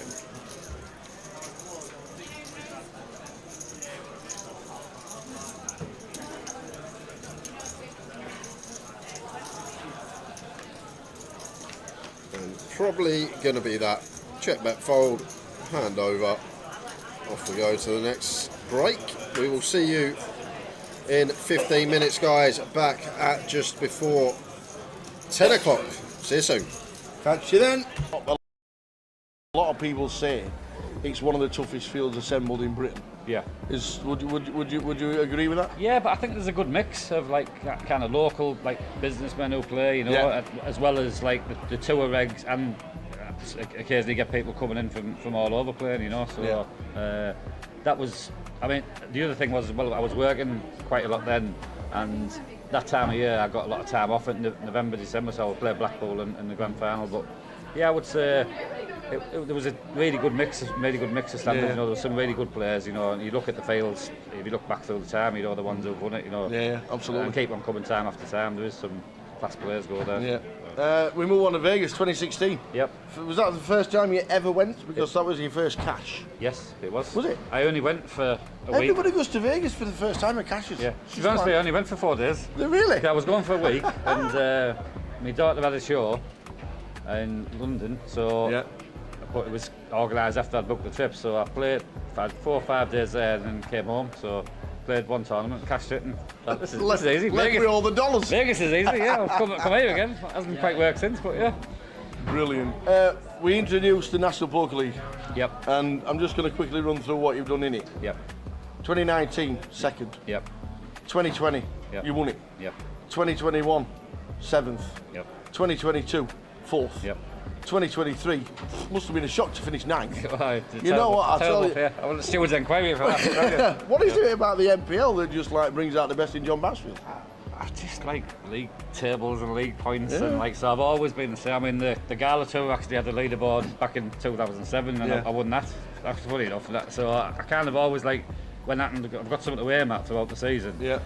And when the NPL was first discussed, I'd kind of heard a few rumours behind the scenes, and I just knew I was going to give it a good go, you know. It's obviously a big commitment it's been for the last 5 years, but I've loved it, and of course each year you get new players, cover new faces turning up, and kind of giving it a go, and then some of them drop by the wayside when they realise how tough it is to the stamina you need for the full season, you know. Yeah, absolutely. So if you put a list together of the NPL over since 2019, you're top. Yep. But you're not just top. Yep. You're top by an absolute margin this wide. Yeah, That's a testament to yourself. Yeah. But it just shows with the NPL as well. It just shows how the players take to it. Yep. And obviously you do see the same faces in the top 10 for a few of the years. But it just means you're still going to be playing and getting results. Yeah, you have, especially the way they changed. I mean, I know I've got quite a big lead in the NPL, like overall leaderboard, if you like, but it was a couple of the years you got points for cashing, so it's a little bit of a cheat. I got a few extra points there when you were just getting points for playing rather than cashing. They've changed it to cashes, which was a lot better, a lot fairer, you know. And obviously a lot of people have took to that as well and give it a good go. This year they've added more stops, which has been tougher again for a lot of people, but we'll kind of see how that goes, you know, next season, see what it's like then. 2022, your biggest cash. Yep. 31k, the mini main. Was it disappointing not to get the win, or is it all about the trophies at the minute? Yeah. Obviously 31k. I like money. Yeah, I like trophies. I like the fame, the press. But no, it was. I was well down heads up, so it was a little bit disappointing because he had a 5-1 ship lead, and I managed to get just in front, and then lost hands straight away. So it was like I took about 3 hours grinding back the level, got in front, and then I bluffed it all off. Yeah, I don't do very often. So, favourite stop? I know we've touched on it a little bit earlier, but where is your favourite stop in the UK? Yeah, Blackpool. Yeah. Blackpool without one doubt. Blackpool and London have always been my two for the grand final. The Vic's like a great card room, you know, and Blackpool is definitely up there. Yeah. Leeds, but I love Leeds as well. We're here now today. Leeds, it's my most local one, so it's very friendly. You know, you get a lot of the same faces turning up for that. I really enjoy coming down here, and we still get a lot of the Teesside lads who don't travel as a group. We still get a few coming down here. You know, it's closer. A few weeks ago, we posted like 20 faces on who would be the picks for the GUKPT Hall of Fame. Would you have any inclination of who would you, if you had three, if they came to Bousey and said, Bousey, give me 3 names? Yeah, I would have to say I wouldn't put me in it. So I did get a couple of mentions, but I wouldn't put me in it with the main event. I haven't done well enough in that, I don't think. But I would say, looking back over time, Kimber for his record, Jeff Kimber for the record he had for so many years. Ben Windsor for them. For, the grand final wins and the 3. And I'd probably put. I mean, the third one's close because you could put any of 10 of them, but Matt Davenport has kind of been around for a long time. Like last few years, been brilliant, and he just keeps. He's really consistent. It's amazing with Matt as well because he stopped for a few years. Yeah, he did. He wanted the hiatus. He wanted to leave it for a few years. Come back. And has absolutely smashed it. Yeah, I think again, but that's like the NPL has kind of helps people. Kind of you think, well, I'm going to give it a go, and so you do get that commitment. And when you play more, you get to know players. You get your confidence builds up. So there's a lot about it that you kind of once you're playing week in, week out. So. I mean, Matt's having he's having a great one again today, like the Leeds, and he's well up there. There's a few like Cal is probably going to be in it, and if you ask me in 10 years' time the way he's going, but obviously he's done really well the last few years. There's a few older ones, maybe like Simon Deadman, Trigg, we could put in there. Absolutely. They're all really tough to pick from. But yeah. Do you know what happened 16 years ago? 16 years ago. You posted a picture on the Endon mob. Oh yeah. Can we have it changed? That was about 3 weeks. That was about 3 weeks ago. That's 3 weeks ago. That one. We say it to loads and loads of people.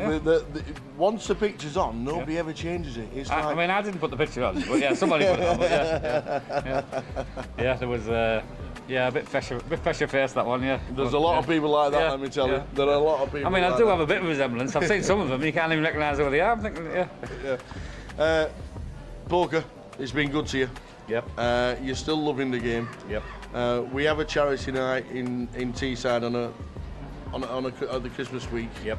What does that mean to you, and especially with your charities as well that you do? Because you do a lot for charity. Yeah, I'm a trustee of a local charity at Teesside. We help kids with neurological conditions. The charity is called Remembering Rebecca, and we provide equipment, respite breaks. There's a sibling project where we send the siblings of the families on trips. Brilliant, all voluntary run. There's not everything that comes in goes out. We decided to have the charity night for one. John Law was really great lad. Really great lad up there. And we just carried it on. And then probably 5 or 6 years ago, when I got involved with the charity, they moved over to us, and we've had a great night. A fantastic night, singing, dancing, playing poker. What more can you ask for? Singing, dancing, raising a few quid. Raising money for charity. But that's how I got into charity in the first place.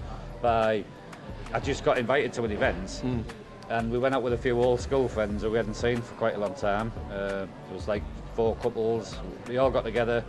We had a great night, a few drinks, dances, went out afterwards.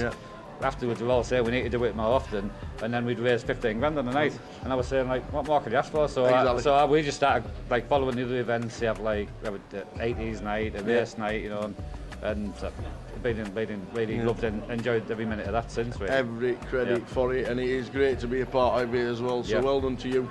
If you stay fit and healthy, which you're looking pretty good to be fair. Right. What's the future? Carry on playing poker? Yeah, loving it. Yeah, playing. I mean, fit and healthy. I'm doing the Great North Run again this year. So half marathon at Newcastle in September. Watch it. Yep. Yeah. So I'll have to do a bit more training on that over the next couple of months. But I'll still play. I've had a bit of a short of the biggest break I've had for the last 5 years, the last couple of months. But there's a lot more stops I'll be playing. There's Vegas next week. There'll be Goliath's a great stop, and then we'll have all my favourite ones back in later in the year anyway. Absolutely. So, yeah. It's been a pleasure. Keep it up. Always good to see you at poker tables. Yep. And we always have a laugh. Yes, we and do. A joke. We do. Thank you very much. Cheers, Long way to John. continue. Bouncy. Thank you.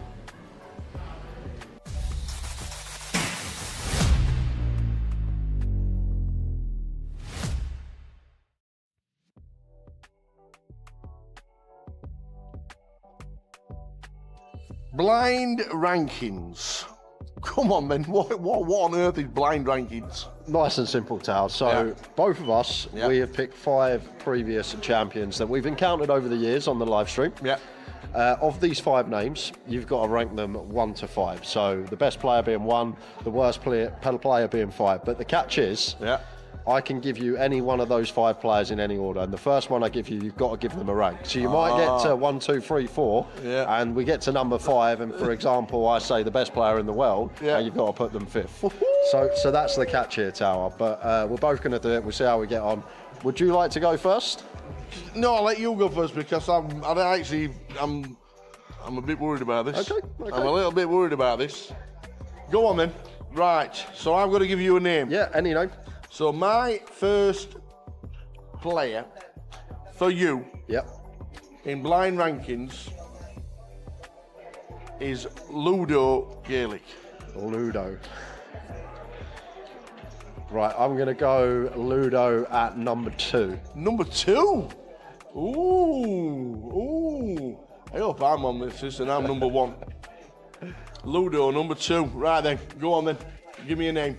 Oh, what? I'm not doing my 5 straight off the bat? Are we doing all 5? Yeah. Okay, oh wow. Yeah. I thought we were doing 1 each. You wouldn't remember who you picked if we go back to me. That's true. That's the thing. That's true.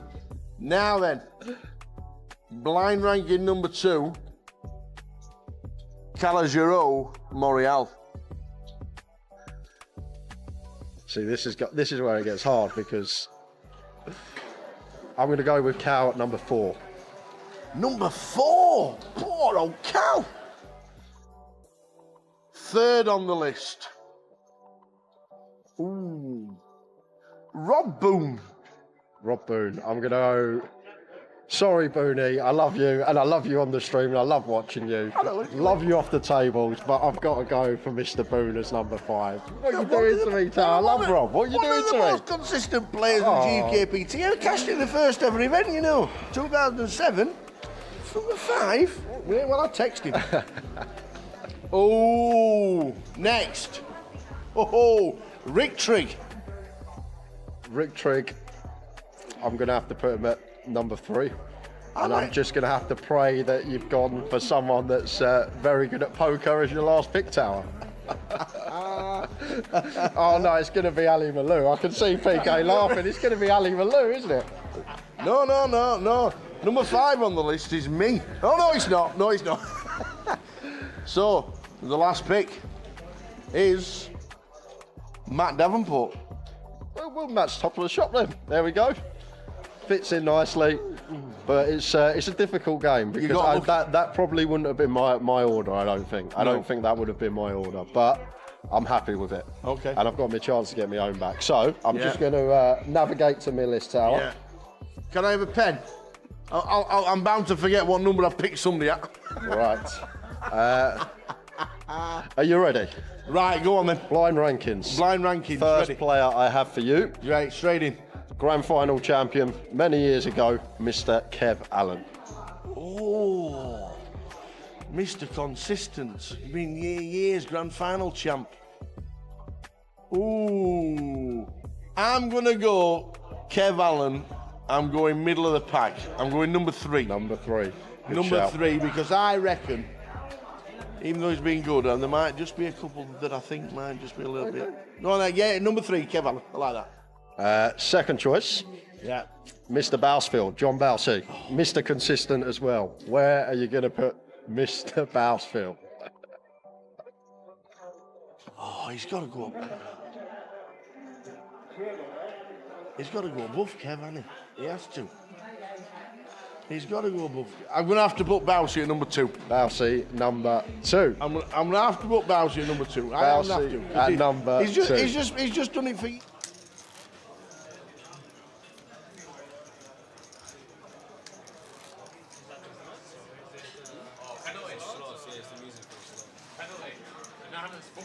So the final session is now upon us. 2 hours from now we finish, plus a few minutes for the late hands and 6 hands at the end and all that malarkey. Who we got final table for the session for the day? In 1. Guillermo in 1, 2 Dale Wilson, 3 Adria Dalmau, 4 Iron Opera, 5 Chun Man, 6 Marcin Mild, 7 Yu Wu, and 8 is Jamie Dale. Jamie Dale. Somebody must have nicked his hat, He's not worn it for months. So we'll get a couple more giveaways in this session for you guys. Do the first one about 11:15, maybe just before. And then we'll finish up late in the day with the final giveaway of the evening.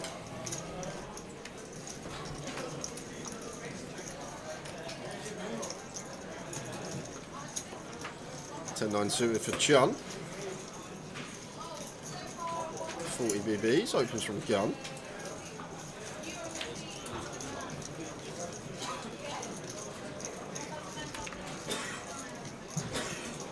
Six suited for Jamie, doesn't even think twice before letting that go into the muck. Patriarch, 4-5 of diamonds in the small off a healthy stack. Could see him getting involved with this one from the small blind specifically. Big blind not too inclined to be squeezing versus gun. Just going to get to see a lot of flops here. Eye on suited queen. And with a call.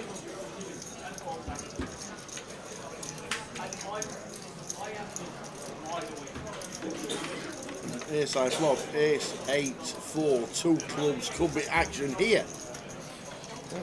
As Chun position on both three-way, just going to start betting here.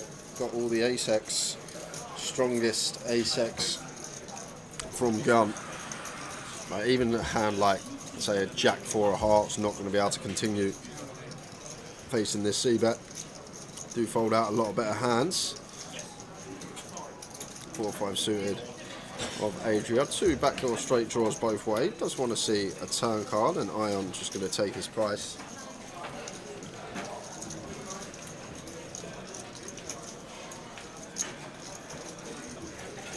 Jack of diamonds on the turn. So not only a flush draw for Chun, open ender as well. Yeah, mandatory barrel here. Right, we've just got so much equity. Targets and even like an ace-5 suited, like ace-5 of hearts, not going to be able to call on the turn once we barrel into 2 people. Like, difficult to find bluffs because we don't really want too many into 2, but when we pick up this amount of equity, this is one that's just going to be too good not to be barreled. We've got ace-jack, we've got ace-king, ace-queen in range, we've got a set of 8s. We even open ace-8, ace-4 suited. We've got so much for value here, and it's difficult for us to have too many bluffs when we bet into field twice, whereas when we just got this amount of equity, feel like just needs to be barreling as Chun. And it's one of these boards that we're kind of protected, and we shouldn't really be met with check raise here that often, if ever. It's just one of these boards that opponents are aware against under the gun, ace king, ace queen, ace jack all in there, so don't really take too many bluff spots. Nice double barrel from Chun, man. 50 bigs with the blinds at 1,000. 6-12 the last level, and then the first level of day 2 is 6-12 again. Is it? Yep. Is it changed? Change the sheet, change for leg 1. We'll change for leg 1, okay. Right.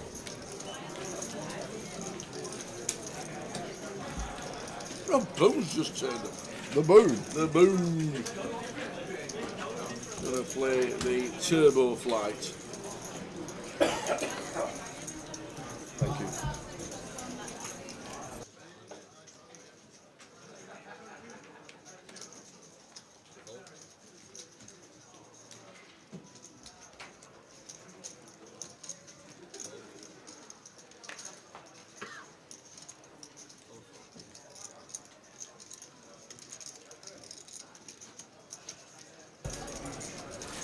Guillermo.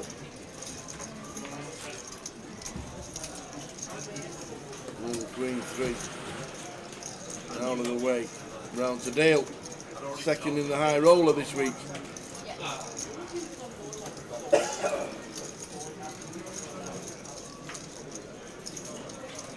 Looks like he's raised it up to 2.3.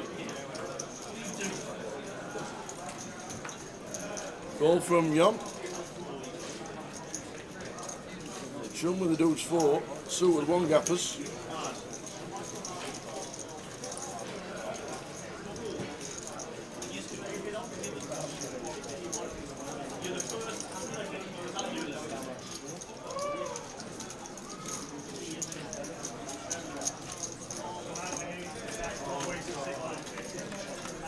comes along for the ride. And I see a flop of 8-8-10.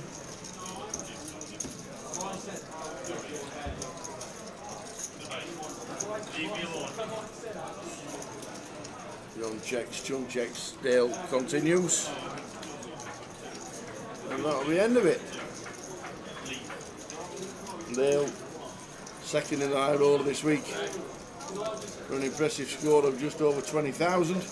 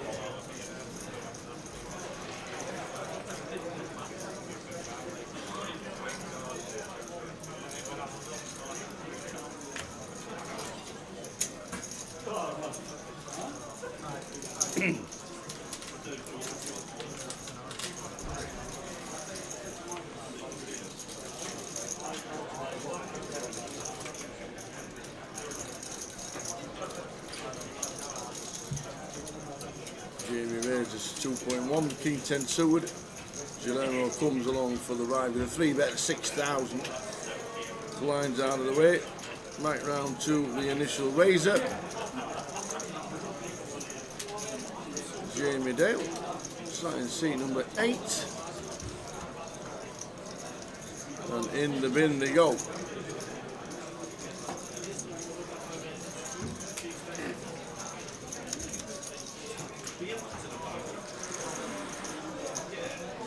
How are we doing, David? David Laird and Fiona watching in the pub. Enjoy. Got the Guinness on. Got the glass of red wine. Sat at the bar. Live stream on. Living the dream. Good to see you both watching the live stream, and we'll see you over the weekend. Good old lady. Pretty sure there's still Irish Open working the can. Could be working on it right now, sat at the bar. Have a great evening, guys, watching in the pub. Dale Wilson will win it. I tell you what, it'll be an impressive week for Dale if he does. Second in the high roller.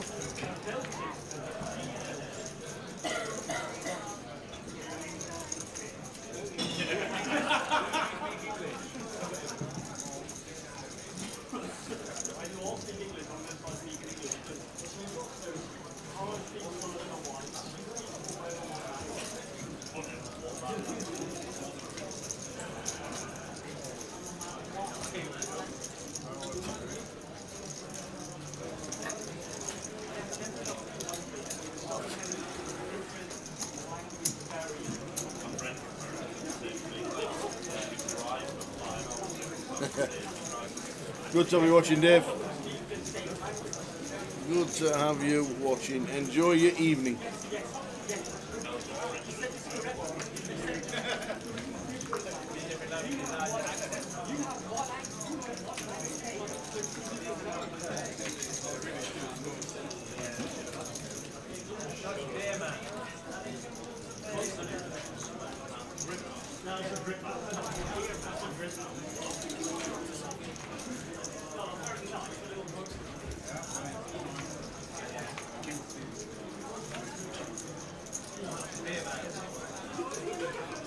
Here's two former high roller champ as well, Adria.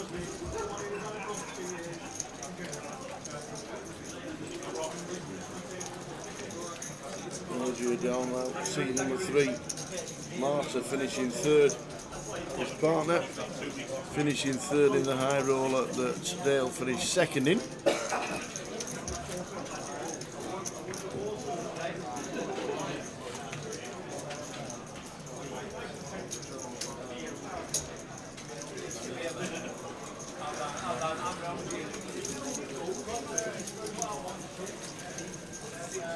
Race to 2 from early position, calling 2 spots. Look at this, we're raising in early position with ace deuce. And we're flopping trip twos.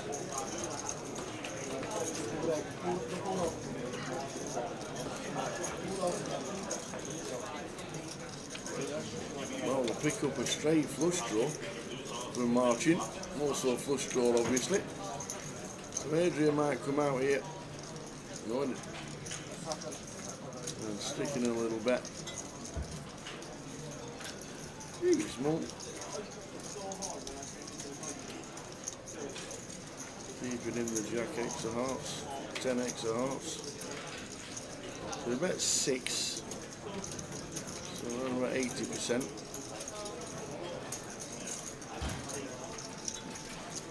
Marching, snap calls with a gut shot to the straight flush, misses. It hits a 10. How chunky does Adrian got? We're at 14. Ace Jack does complete. I don't think Ace Jack of hearts is a thing. Martin might have 3-bet that pre.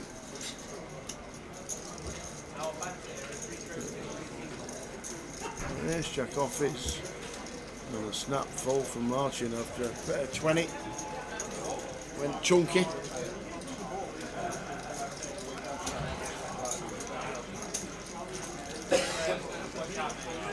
Final session of the evening, and we can tell you that we have just hit the guarantee. Whoop, whoop, everybody. And they've been a bit steady in Leeds, but they've turned out in force, 160 runners plus today. Turbo's going on with nearly 30 in it. Day 2 buying's on its way tomorrow. We've hit the guarantee. So a good shout by everybody. Oh, here comes it.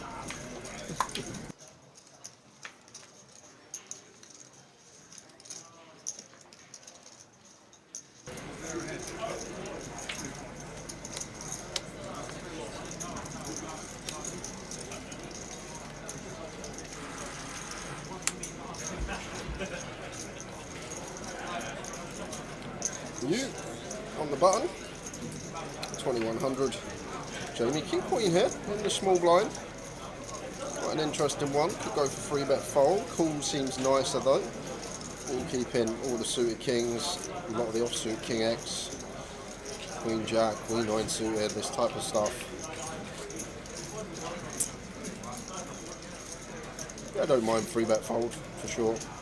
Nice combo to use, but has functions in both ways. Either or here, I think going to be fine as Jamie. Just don't fold. Well,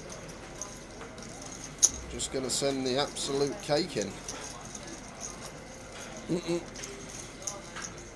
Just 36 VBs.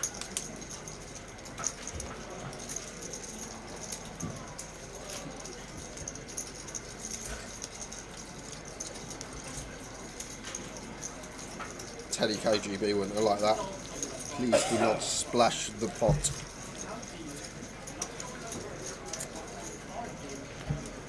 Stu Dawson, Walsall at Wembley in the playoffs. Good luck when you go to Wembley, whatever day it is.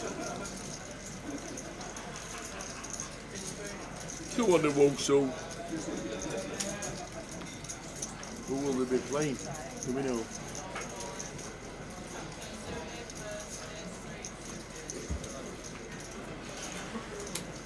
Playing Doncaster Rovers, what? I don't know. I don't look below 17th in the Premier League.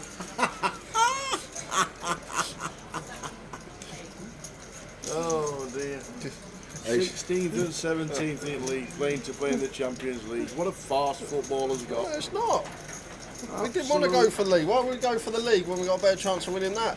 We would have finished top 4 if we wanted to, but this was the easier route. It just shows how bad the Europa League is when 16th and 17th are in the final. You can only beat what's in front of you, as they say. That's what I'm saying. Yeah, that's it. Like it shows how bad it is. Shouldn't even be a thing.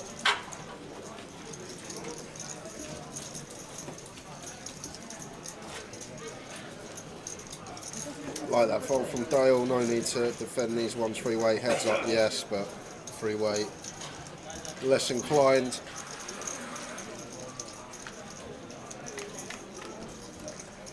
That's a fun flop for Iron.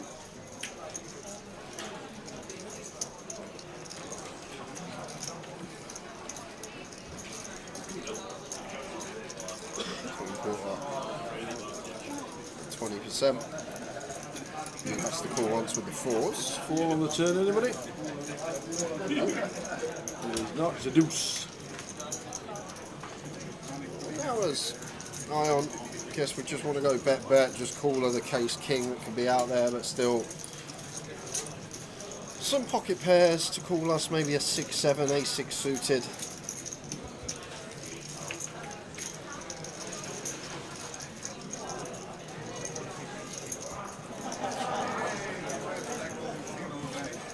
Now it gets a bit more complicated for you to stick around with 4s. Guess Ion will have some potential ace queen, queen jack. Backdoor diamond barrels. The problem is, are we going to be able to call 2 streets with this one as you? Maybe he feels he is going to be protected on the river. Did you just raise? Okay, so I didn't think this was an option. Thought it was going to be fold, maybe sometimes call if we're a non-believer, but goes for this avenue. And there's Ion now. We are just licking our lips. Why would we ever raise here? Our opponent repping a king or better, or at least they should be. So we get the value from the worst kings on the river anyway, but we also keep in some bluffs with the call. If he has ever floated a queen jack of diamonds, jack 10 of diamonds type hand. Don't like this. Really don't like this from Ion.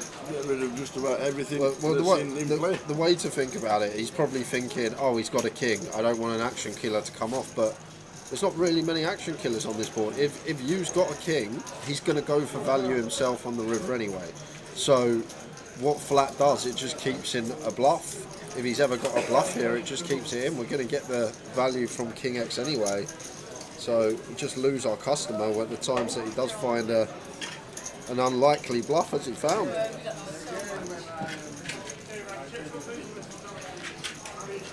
I understand what he's thinking, right? He's raised, he's probably got a king in position, but if he's got a king in position, he's going to give us the money on the river anyway. So we'll just fold out all these other hands that might have bluffed it off to us.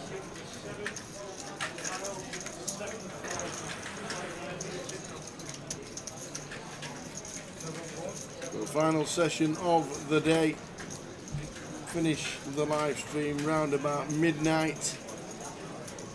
Couple more questions to give away as well with the tokens. The €25 tokens. My name is Sticker 50 in. Can we do the longest snooker match at the World Championship? Can we do that? Just to see how close I was. Have you Googled it? Nah. So Ion with the 8s. I guess he has got a lot of chips, maybe trying to use his image. Maybe there's some dynamic that's occurred that I haven't seen. Maybe he thinks that a 3-bet send is going to get him the maximum there. Always that to talk about. We don't know what's been going on at the tables, player dynamic. If there's been any history.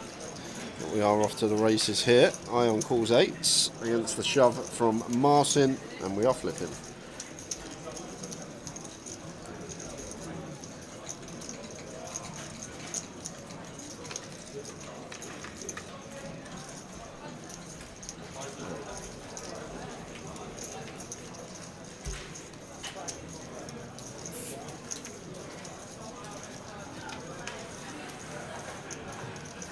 Queen on the turn for Marcin. Looking good for the double, but it's a 4 on the river for Ion. Up and down. Marcin Mild busting out in the last session. Maybe he will be back. A brutal run out. I think you got there on the turn, but still got some fading to do.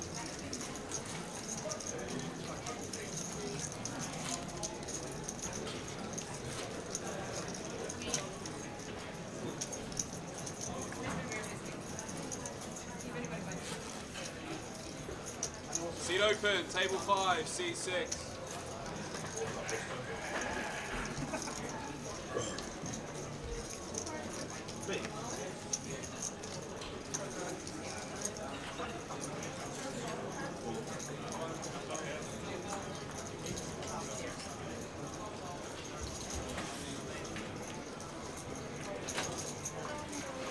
So, guarantee hit.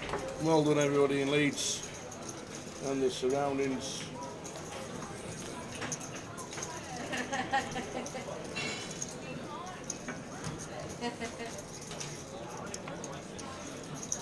Palermo.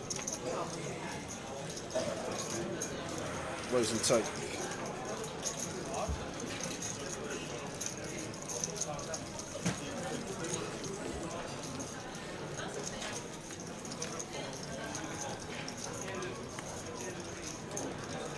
I know what you're saying, Spencer. When the raise is called on the turn, it doesn't look like our opponent's going to follow through because it looks like we have a king. But some people aren't thinking like that. Like, you get a lot of gifts sometimes in these live fields at this buy-in. He may just be thinking he's repping a king himself and he needs to follow through on river. You'd be amazed how many people don't think that far ahead, even at this buy-in level.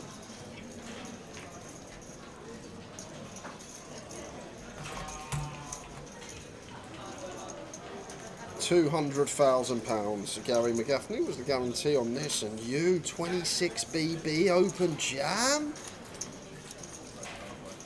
Like, we never get called by Ace Jack, we just get snapped by Ace King. Crazy move.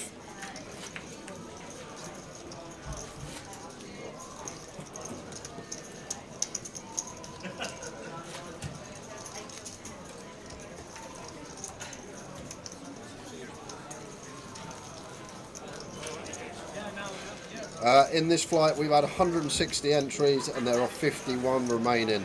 MJWK, 160 entries, 51 remaining, and that is for this flight. Not a bad effort at all.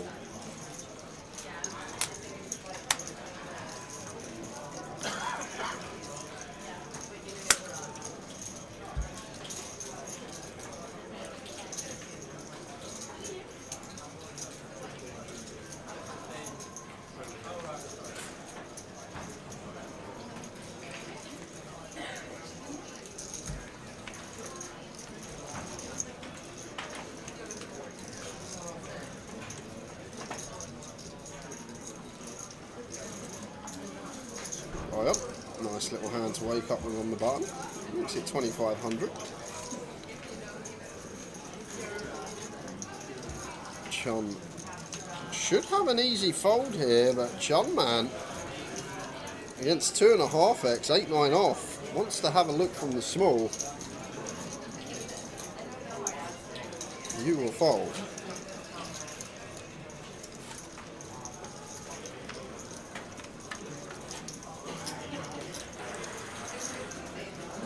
Queen 8-6, 2 hearts. Interesting one for Ion. I feel like ball we will have a fair amount of bets on, but our hand probably likes to do exactly that. Seems like a pretty clean check behind. 9s with a heart, straight draw both ways.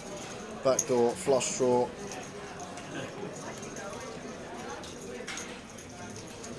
Now we're going to go for some value on the turn, and Chun should be calling against B40. Now we get here.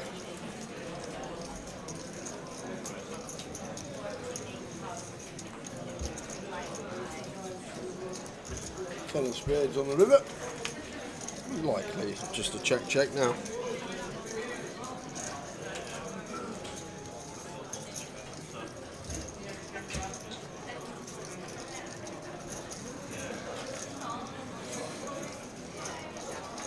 Flying Ion, great stack to have, 160 BBs. Great stack. Adrian's not worried about his stack either at 92 bigs.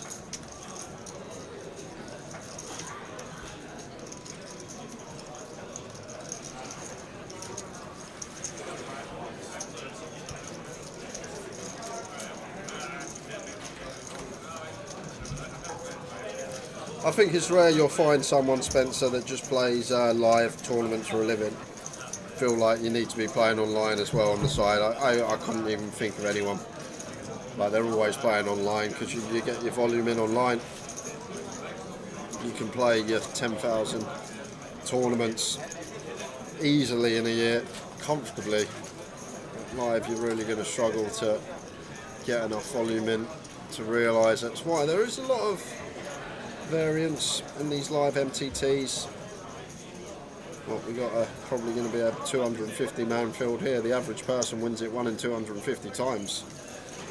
And imagine you're a roulette wheel with 250 numbers on it. You pick number 1. That might not come in for 10,000 spins in a 1 in 250 shot. It might not, and that's the best way to sort of explain this live variance. It's insane sometimes how long it can go on. So there's also the flip side. Some people sit there and being like, on the other end, it's insane how long the hit's gone on, because it can happen.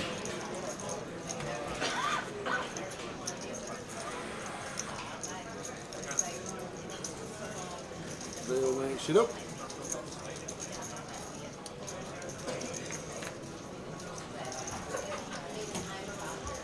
So I highly doubt it that there's many people that just do this for a living that just play live, because, as I say, it's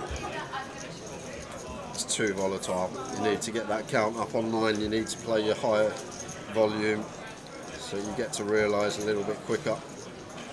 You can be scratching 5 to 10 years in the live setting before a big result comes, even if you're playing optimally.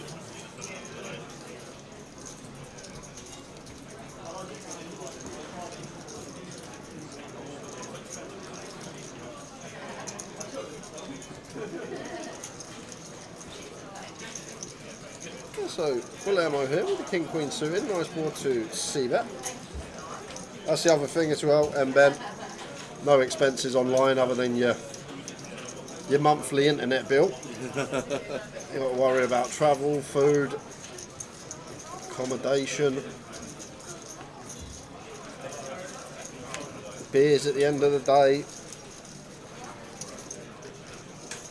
Yeah, that's the thing. A lot of people do prefer the social, having a chat. Social. Just walking around with a microphone in your hand, getting paid for it, chatting to your mates.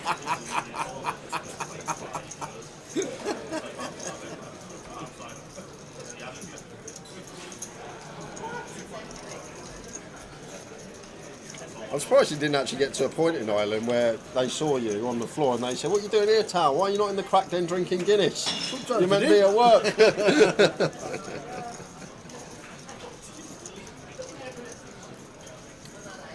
I was working in the crack den. It was a great excuse. Hello, David Lair, we all got the cameras, filming all the lip sync and all the karaoke and all the malarkey going on. Had to join in with the dancing.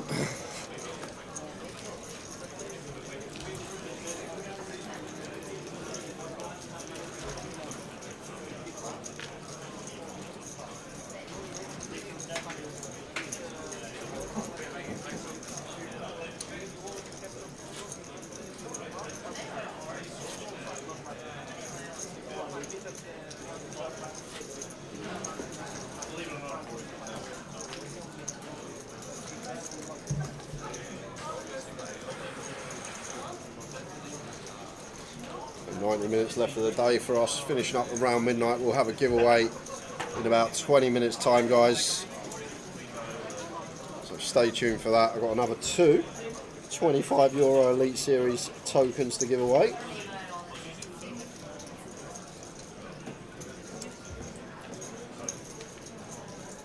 That was just for him, Gary, that 10k they put behind the bar. That was just specifically for Tower. That was his tab.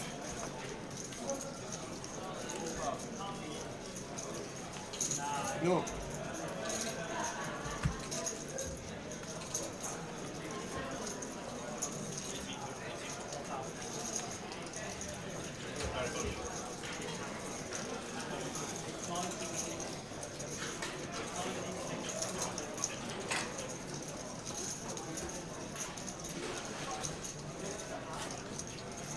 It was carnage indeed. They had One of the greatest they had events. 2 days of free bars. I know they did. Saturday and Sunday. One day for you, one day for the rest of Ireland. Sunday and Monday it was. Back to Dale here. Starts a hand, 36 effective. Feel like 8s is that cuspy one. 9s definitely continue. 7s probably fold. 8s are going to get in on this occasion.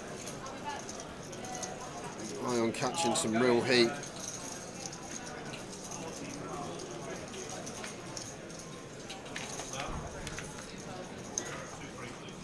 It's King Deuce Rainbow.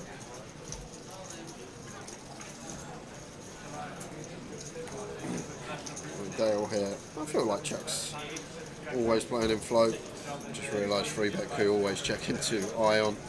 It probably just gets to bet small in most of his range. Queens is quite an interesting one, only needing to protect against an ace-x hand. Still feel like some ace-jack, ace-10 suited going to have to call against small. And 8s for Dale. Always continuing.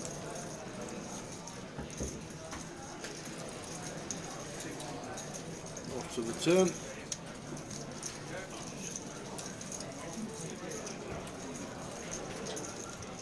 The jack of clubs on the turn. Oh, interesting spot for Ion here. Still some suited King 8s, King 10 through King Queen suited that they all can have. Jacks want to be getting it in pre, so they shouldn't be a thing, but we're probably not getting another street from 10s, 9s, 8s now, so I feel like check is the way to go when check to on river. Go for our value. And does Dale do the same again on the river? Yeah, Dale has to check here. Not getting called by it. Ace Queen, Ace 10. Well, he's going to go for blockety block. It may actually be a win for Dale here, this little block on the river, because I feel like Ion would have gone bigger, and then he would have had a decision whether to hero the 8s or not. So I feel like a nice little block there, actually saving some potential money if we went for a check call. Do I still play our Spencer? A little bit. Obviously with the commentary now, don't get as much time to play as I'd like to. Still get to do Vegas in the summer, which is nice. Irish Open. And then sort of some cash games whenever I'm free. This is how it went in Dublin for work. Now that's work. That is me in the crackdown working, microphone in hand, working really hard. Doesn't look like it. What is that on your wrist? Was you trying to do the socks over 1 foot challenge and one broke? What is that? They were leg warmers because it was the 80s night. So we had the 80s night and we got David Laird there with the camera. Okay. He was doing all the footage and that. Them pictures from Mickey May and Dave took that picture there on the left hand side. And it was an 80s night, so they said stick these on and go on customer relations. So off we went. Got everybody in there, dancing and singing away, and I was working in the crackdown. I'm actually going to put a complaint into Irish Open about this you getting paid for this. This is unbelievable. It's what we had to do. Yeah, I can see. Things we have to do for work.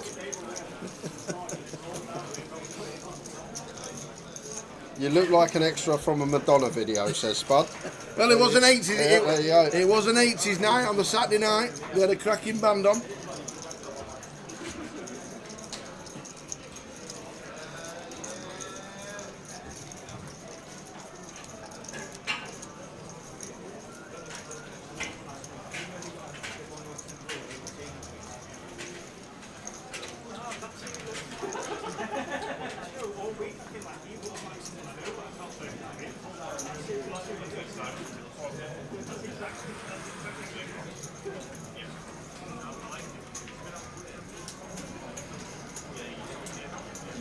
Yep, Edgar's on your Grosvenor Poker account. That ticket will be in your tokens on Monday.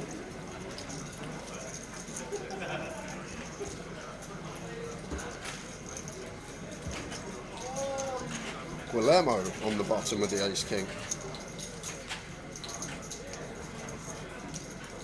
Opens to 2K. Should be a raise and take. Adriat can't defend the 9 deuce into the map.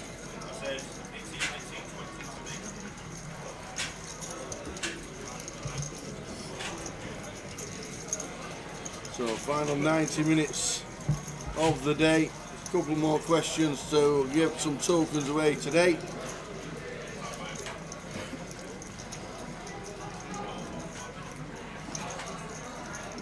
It's a tower thinks.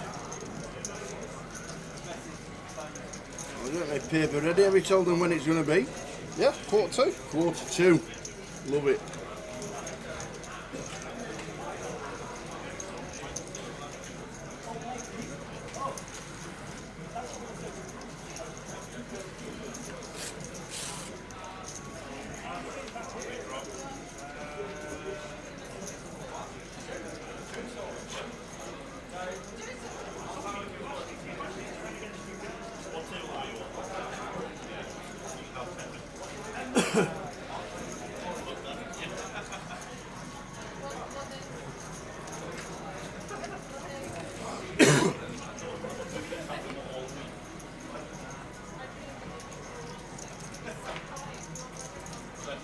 Chum and the ace queen raises to 2.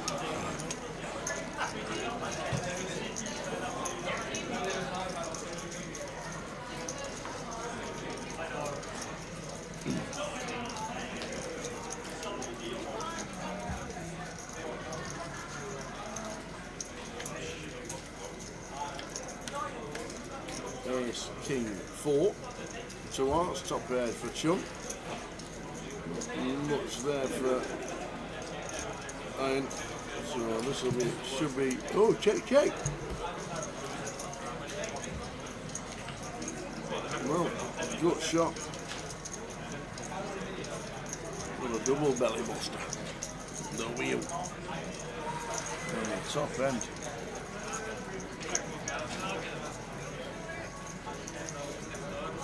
That's an intriguing check back from Chan, but Iron turns a double gut shot, doesn't even pay a straight. No, not one.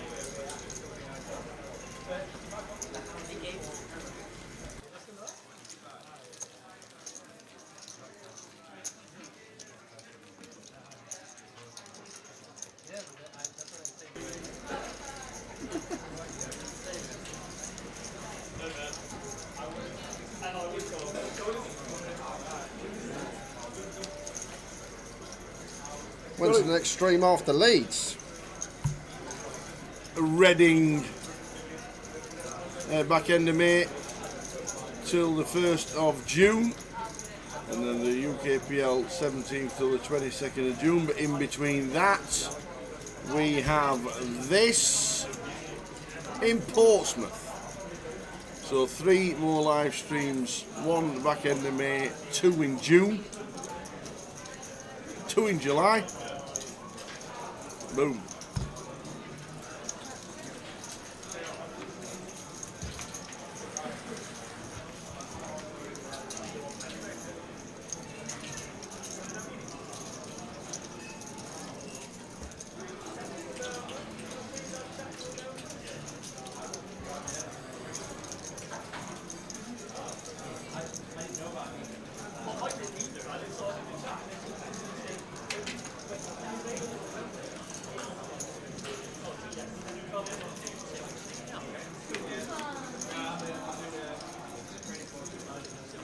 Got a quick question. I'm a member of the Swansea branch. If I go to the Cardiff branch, will I have to sign up there, or am I okay as I'm already signed up in Swansea? You're okay to play any Grosvenor casino in Britain. Once you've signed up in Swansea, your membership is valid for every Grosvenor casino in Britain.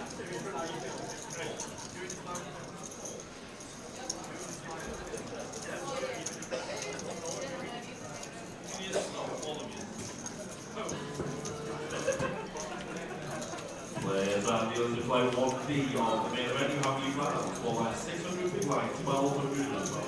So like that's even 6, 12, 12. This is your last level of play, and play 1B.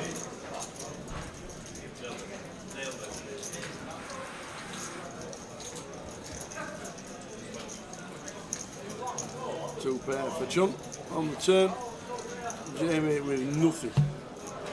Is he going to try and barrel? No, he's not. He's given up on the hand. I like it. Chun does like a check back, you know.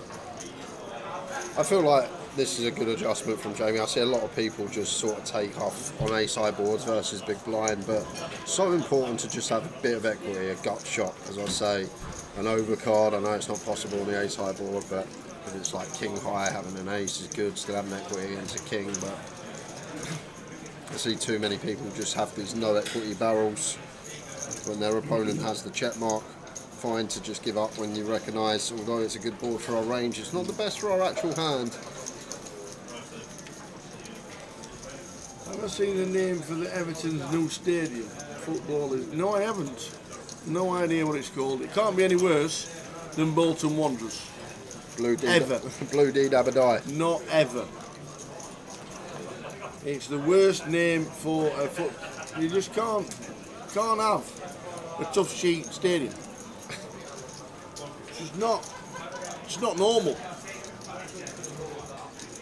The Hill Dickinson Stadium. Okay. Why? Obviously because of Hill and Dickinson, two huge legends. David and Jimmy. I just made that up. I have no idea. I don't know any of Everton's history or any old. Isn't it? Is there no big sponsor like Reebok or Adidas? The Reebok used to be a great stadium though. Jeff Stelling on a Saturday over to the Reebok Stadium. And now it's Tough Sheet Stadium.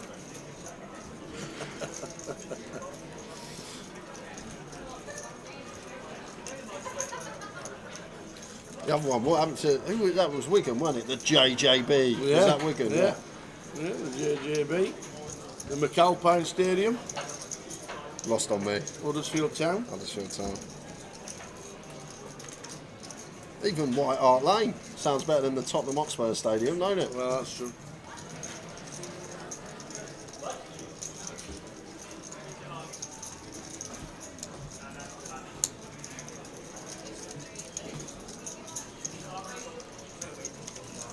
Yes, Neil, unfortunately, there's no Goliath Satis running on a Grosvenor. Plenty going on over on Stars. Yeah, there's even satellites for the 1K as well at Coventry, the GUKPT million guarantee. There's satellites on there as well. Queen 3-4, 2 clubs.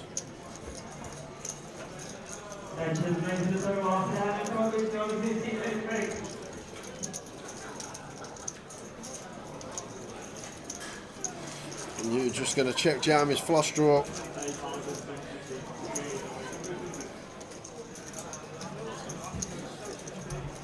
Runs in to the king, queen of down, not the best hand to see. Our king is not live. We're going to need a club, and only a club is going to get us out of this one. No other avenue.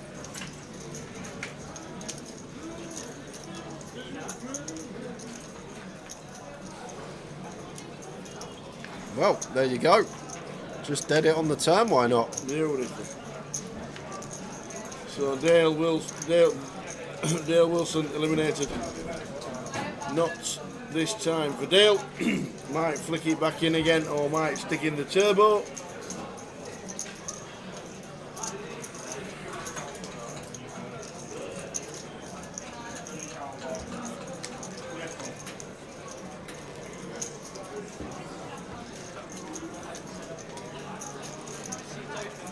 And yes, Magical Janet, there are plenty of £30 satellites on Grosvenor for the £250 live credits.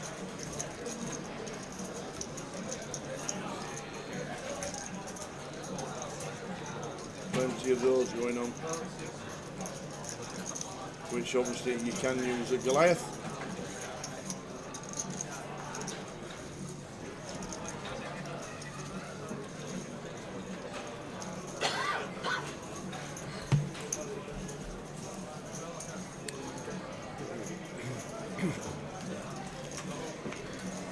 Pocket threes for Guillermo, straight into the muck from Gunn.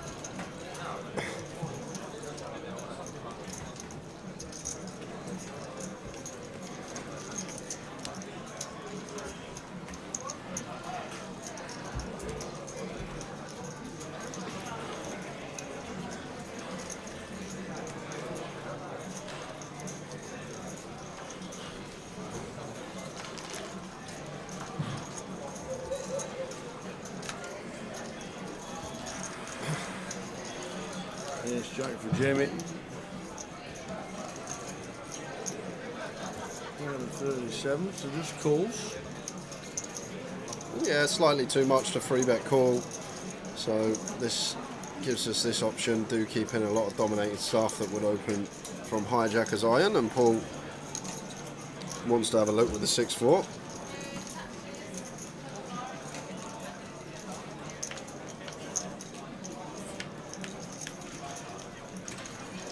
King 2-5.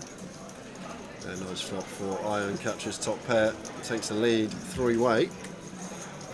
Probably wants to start betting.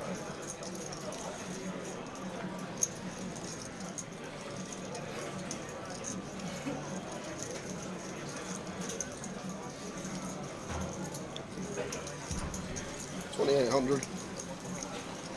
Ace Jack as Jamie here. Still got Paul behind us, but feel like our hand's going to need to come along. All this like ace 3 upwards, but makes a top-notch laydown. Guess off this stack depth it's awkward. The big blind's not there for sure. We've got to be in, but still a big blind left act behind sandwich. No action from top pair for Ion.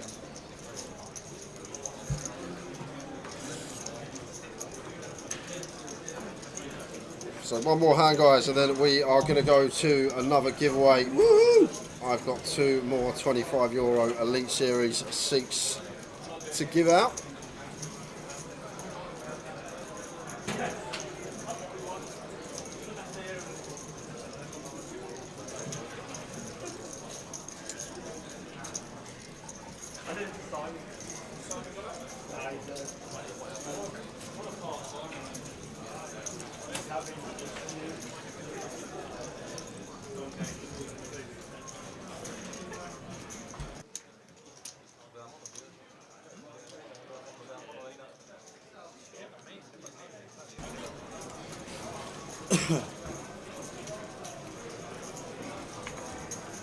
Mine's 500, 1,000. Getting the hands eye on, another open up.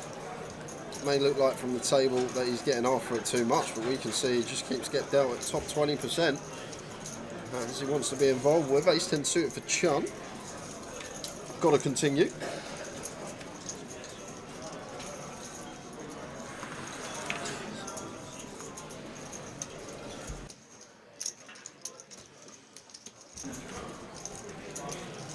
Chun at 46. I think call's nice. Horrible if we 3-bet, get jammed on here. Just such a nice hand to take in position, and if it looks like Ion's opening too much, will be a lot of hands that we can dominate in this given scenario. Now Paul with the Ace Jack. Going to call himself. Big blind of Guillermo. Defending the 10-8.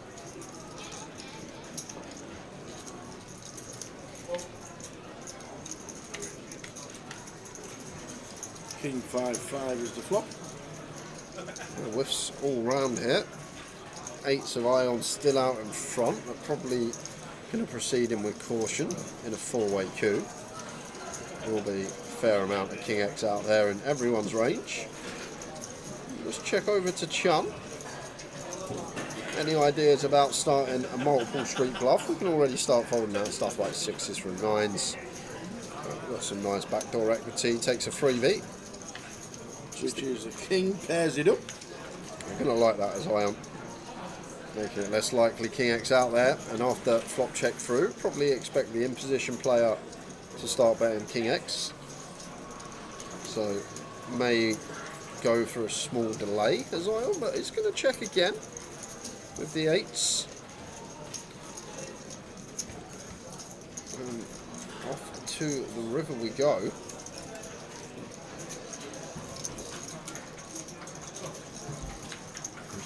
Two of spades. Check mark for the 8s. Yeah, have to go for value of check 2. May get some bluffs from big blind of Guillermo, but if check 2 as Ion, we've got a clear as day value bet. Don't even need to go big. Target ace high.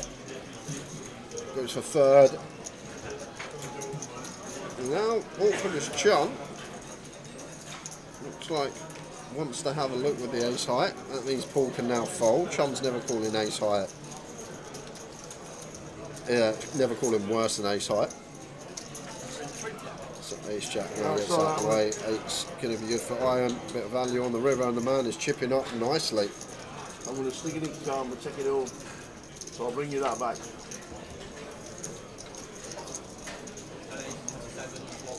Marv.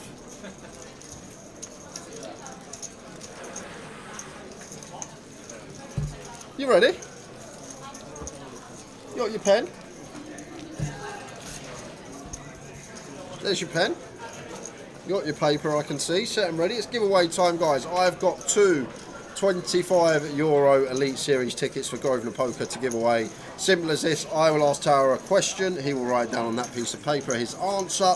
Closest to Tower's answer is going to win the €25 ticket. Yeah. One guess per account, please. Any multiple guesses, you will be disqualified.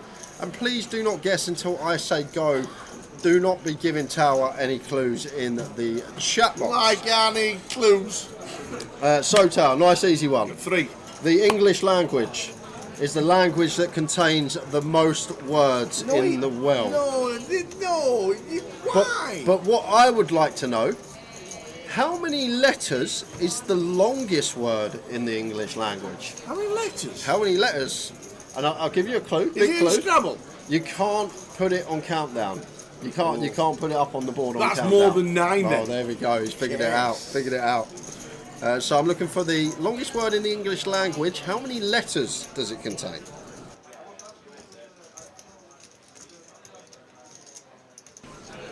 No idea. Tower's guess is in. Good luck. But I've probably nailed it.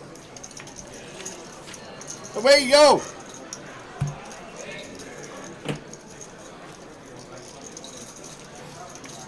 And 2 tokens up for grabs for this one, guys.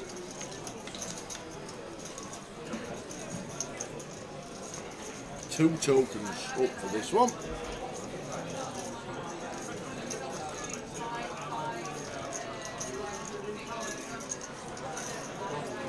Top pair for Adrian Paul with the 2 overcards. Does continue.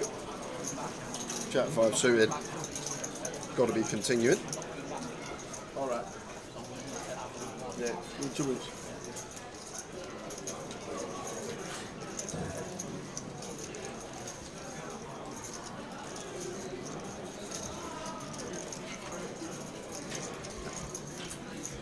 Queen of Spades on the turn.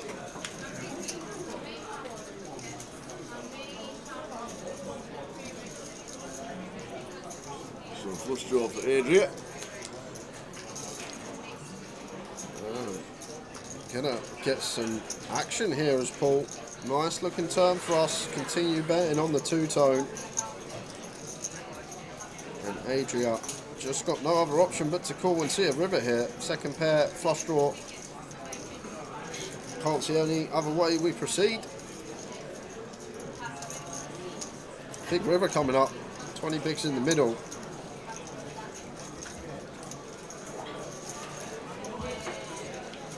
Which is the King of Diamonds.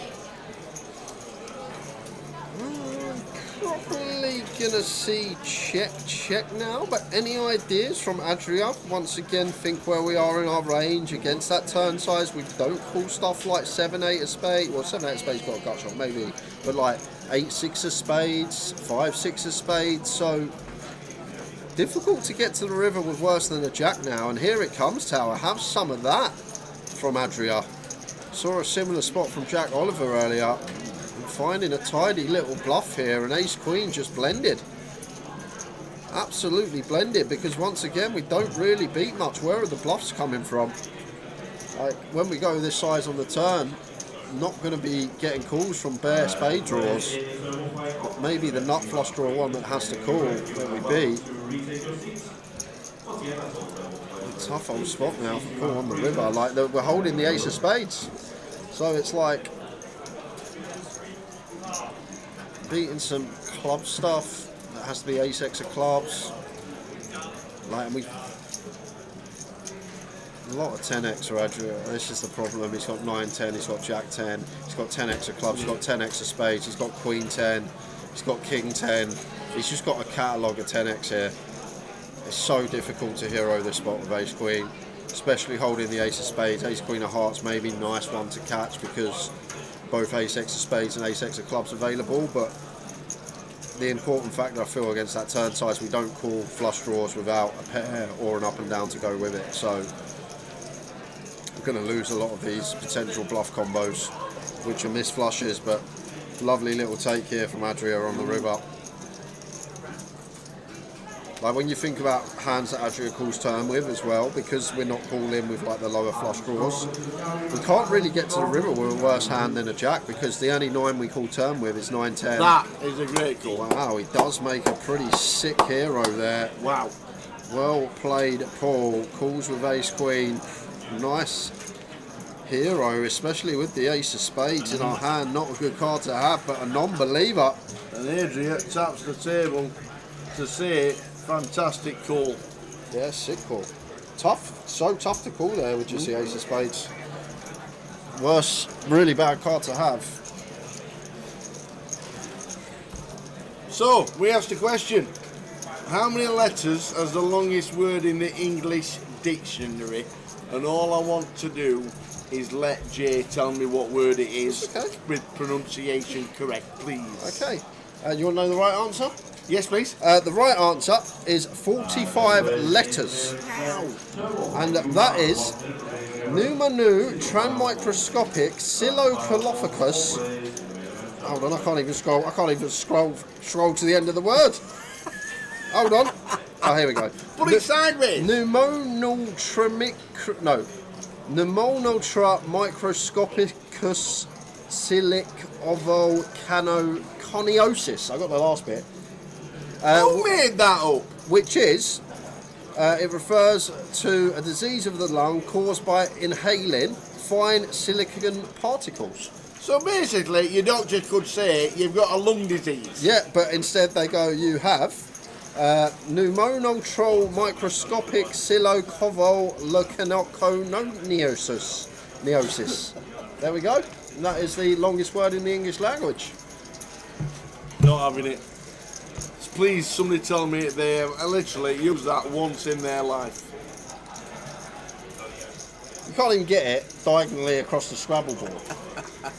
You can't even really?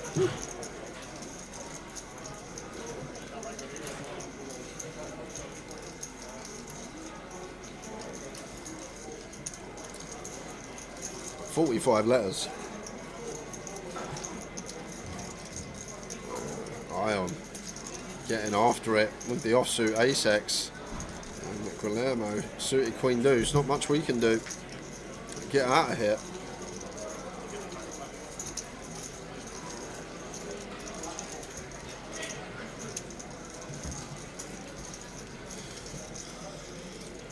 Wowzers. 45 letters. Can't play it in Scrabble. Can't play it in Wordle. Can't play it in Countdown. Pointless word. It's not. What if someone's got it? They've got a lung disease. Yeah, well, you need the technical term. But if you tell him you've got it, he won't be able to repeat it, would he? Yeah. What you got, love? I'm not quite. I know, but I can't really say. If that makes sense. Unbelievable. Well, I said Guillermo would be out of the way, but peeled the queen deuce suited. Bit optimistic. Wasn't the full 8 big blinds, but suited queen deuce. So get your guesses in, guys. Longest word in the English language. How many letters does it contain? The correct answer is 45, but we are looking for the Towers answer. Yes.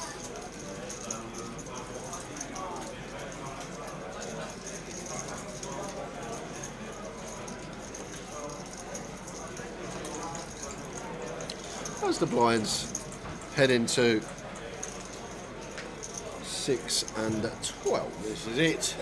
We'll be closing the giveaway after this hand. We will indeed. Oyster now still not changed his name. Just let you know, Oyster, it's 1 ticket a day you can win. So if you win this one, we'll give you a clap, but you won't get a ticket. And you know, weirdly, if he'd have changed his name, we wouldn't have known. Yeah, I know. We wouldn't have known.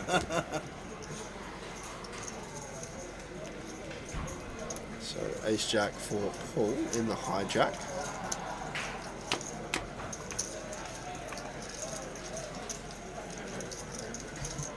Raises to 2k. Ion here, pocket threes.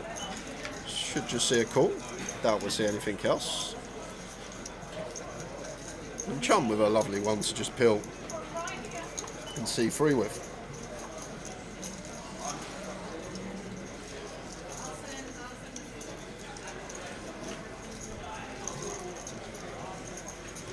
Harry puts, I'm hoping he's thinking supercalifragilisticexpialidocious, so I'll go with 34. And then Annette goes, I literally thought the exact same thing. Well, there you go. Is that how many are in super? No. No. And you've spoilt the answer now. Oh. Damn. Anti-disestablishmentarianism, I thought that one as well.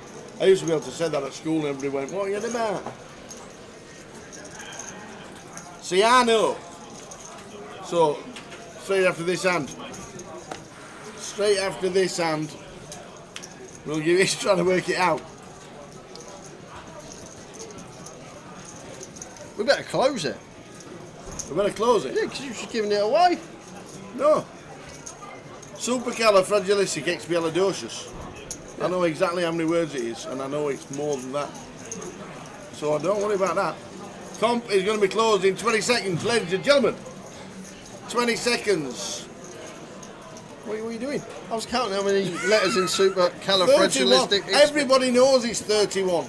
It's been a quiz question for years. 31 letters in supercalifragilisticexpialidocious.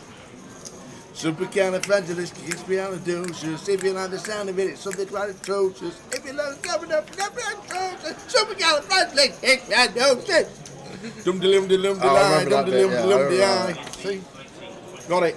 We are going to see a river this hand, lead from Ion, call from Chun, and this is interesting. Freeze might actually catch here because a 9's never going to bet for Chun. He's going to have like a lot of 8-10, 8-6. Not really no flush draws present though, that's the problem.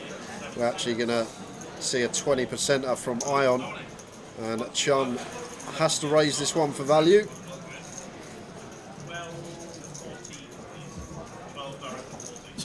I'm still not sure.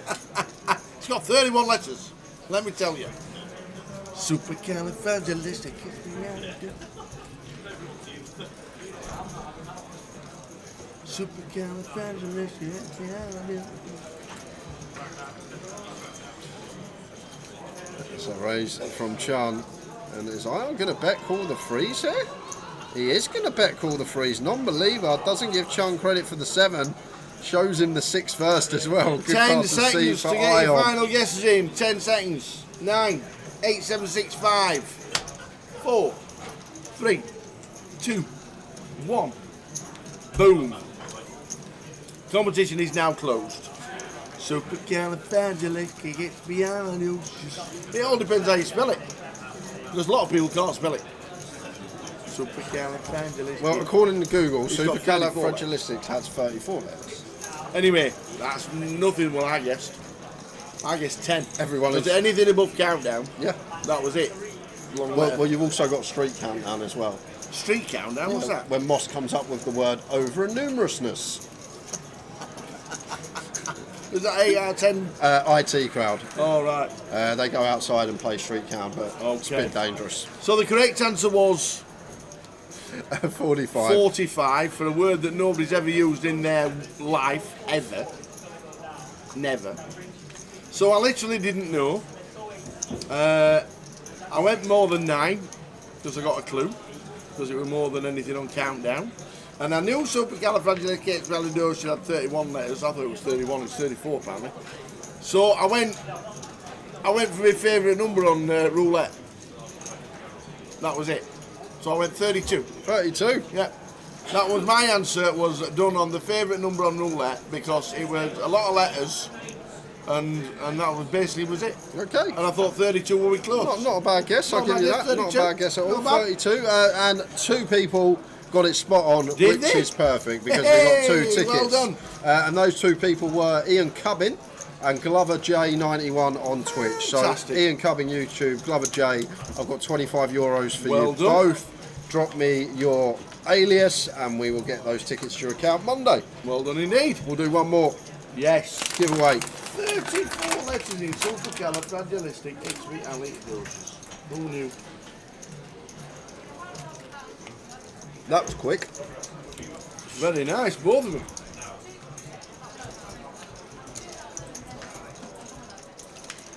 Well done, both. Well done, Glover. Who was the other one? Ian Cubbing. Ian's not rotated in yet. He'll be here. Come on, Ian. Give us your alias. I'd like to know what Oyster Now was thinking was the word with 120 letters in it. Who is Oyster Now? Oyster was the chairman of Blackpool that ruined the club. Okay. Nicked all the money. Right, I got you. Nicked all the 120 million parachute payment and went to the Seychelles with it all. But that was a few years back now. That's a long time ago. Okay. Must be 12, 13 years ago now. Long time ago. So Ian Cubbing, waiting on you. We'll do one more giveaway in about half hour, maybe in 20 minutes, because we'll be about approaching the back end of the day.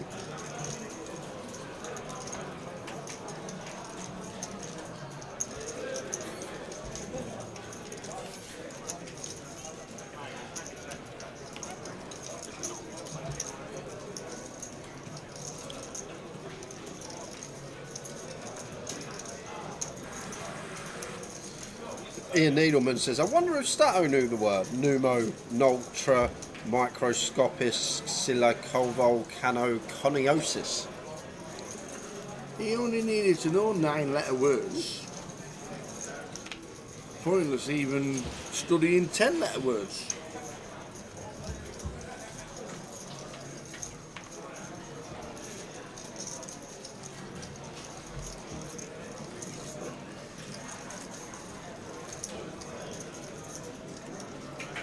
It's 4 of hearts for John on the button.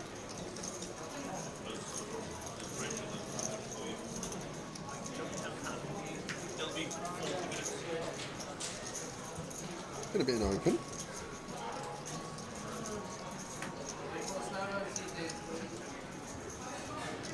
Jamie Queen Jack should be defended.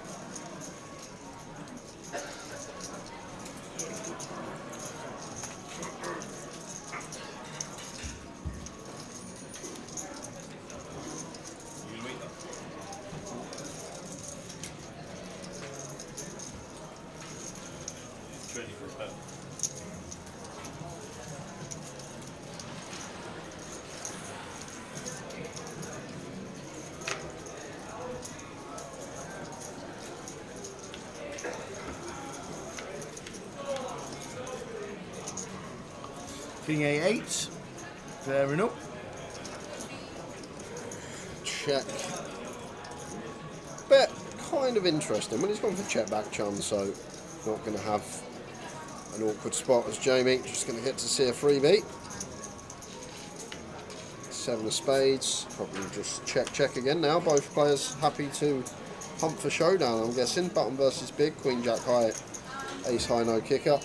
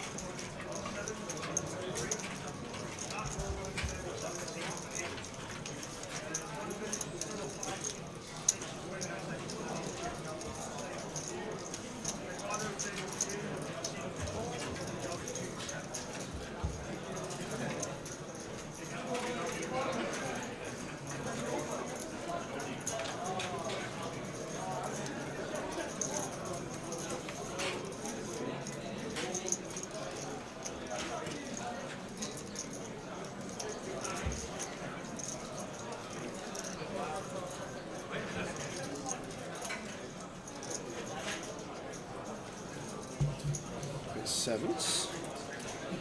But high on.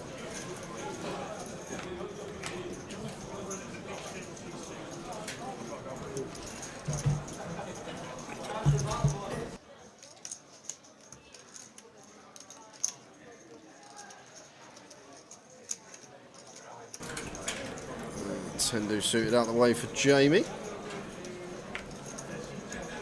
Anything to work with in the big blind for Paul. Jack 9 off seems fine to be defending.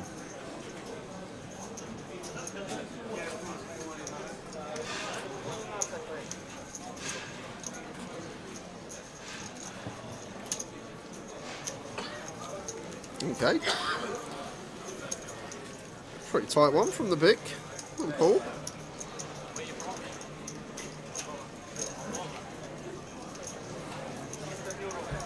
Maybe back end of the day in his sights.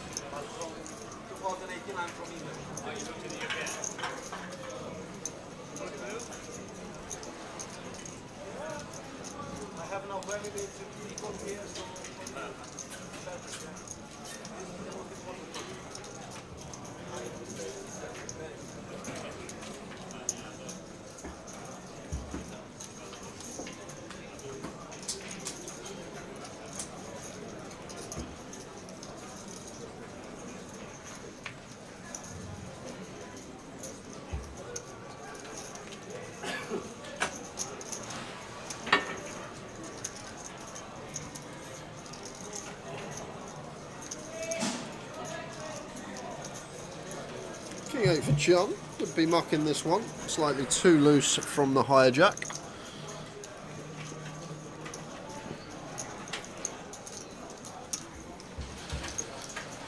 Queen 9 off for you in the calf, out of the way. Jamie on the button, Jack 3 off should be following suit. We're going to have some blind on blind action. And Paul with King 10. Starting the hand just north of 50 BB, seems like one that likes to complete.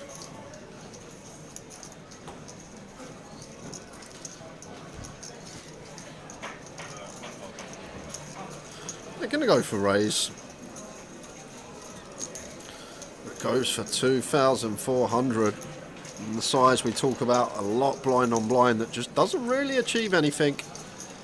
Needs to be going probably 3.5x at this stack depth between there and 4 BBs. Problem with 2x, most of you probably already know that watch the stream a lot, but it just doesn't achieve anything because, Paul, we only fold out a few select combos, and like the combos we fold out are stuff that like 10 deuce, 10-3, 10-4, 9 deuce, 9-3, 9-4. Like, we only target a few select combos to fold out. We're not folding out like a 9 deuce suited, which is still going to have 40% equity against us. So important when raising in these blind on blind spots, just to get the sizing right, because good players will just get to understand that they get to call any suited hand. They get to even call stuff like 5-3 offsuit, and then they've got position on us post. The idea is we want to try and flush out some equity. The 2 BB sizing just does not do that, doesn't achieve it. Better 2K. Once turning top pair, have the gut shot as Guillermo and ace high. He's going to see a river. Maybe idea of bluffing hearts.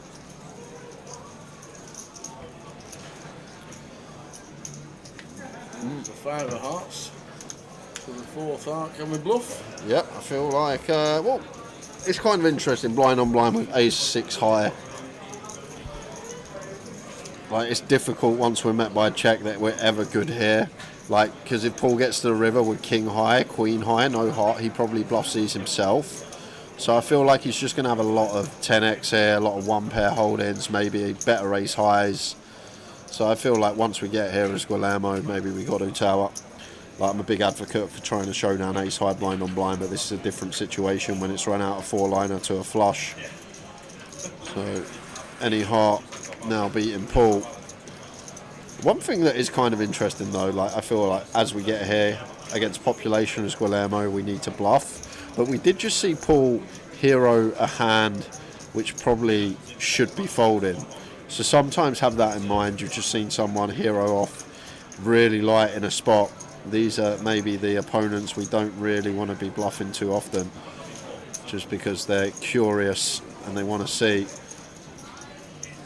So maybe something that Guillermo needs to take note of before bluffing the river, but even still does get the 10 to fold. Nicely done, sir. Just recognising once our opponent's checks that it's difficult to ever be good with ace-6 high, all the king high, queen high, no heart stuff, probably wanting to bluff.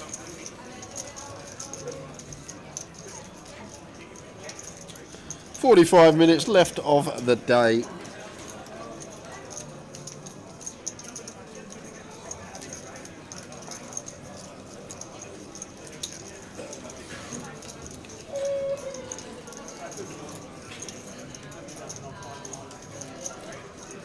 And we're doing the next giveaway at 11:30. That sounds good. We'll let Tower think of a question. I will listen carefully to every word this time. Love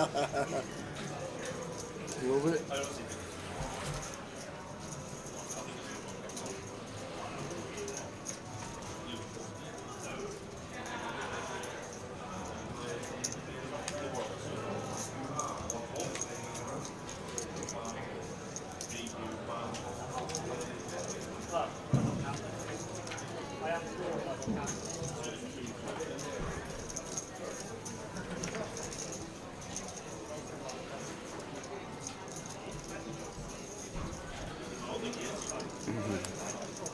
Queens for Ion. Adria with ace queen. Should just be a call.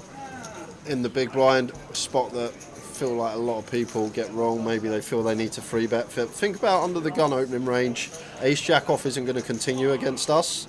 So we just get continuings from literally that better hand. Some pairs that we flip against, maybe some high equity like jack 10 suited. But we just keep all the dominated ace X in. We keep like ace 9 off upwards in. We keep king, queen, queen, jack, queen 10 suited in. So it's a sort of spot that don't always see played right. But Adria, who's had a fantastic year so far on the UK circuit, on point as always, does just fine call.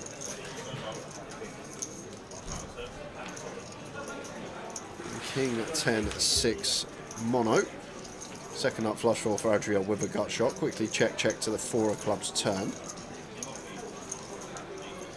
Oh, interesting one with ace queen. Whether we want to start bluffing, target some like 7s, 8s, 9s, target some ace 10. Feel like when Ion checks back this flop, gonna just have a lot of showdown type stuff. 10x, 7s, 8s, 9s, queens, jacks.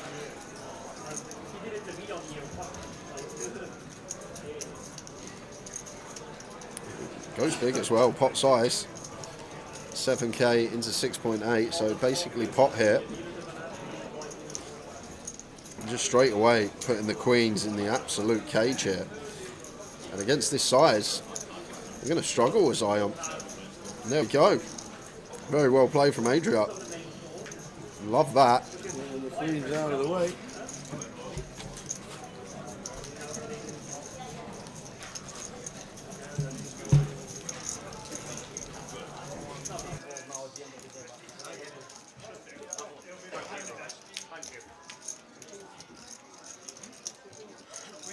Final 40 of the day.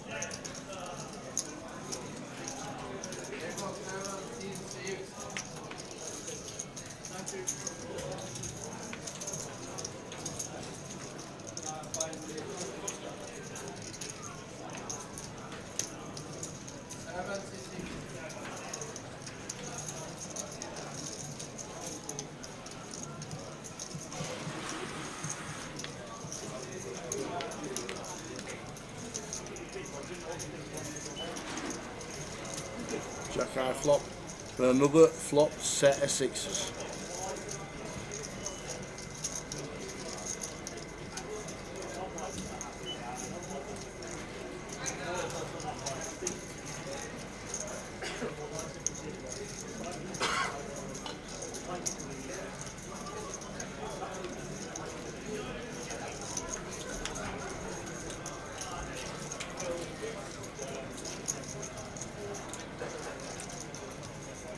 You got to come out and betting on the turn. I think Chum checks again.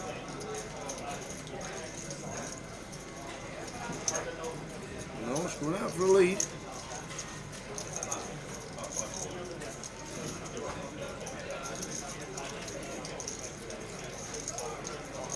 Yeah, just picking up this hand here now, Well, guys. can just call.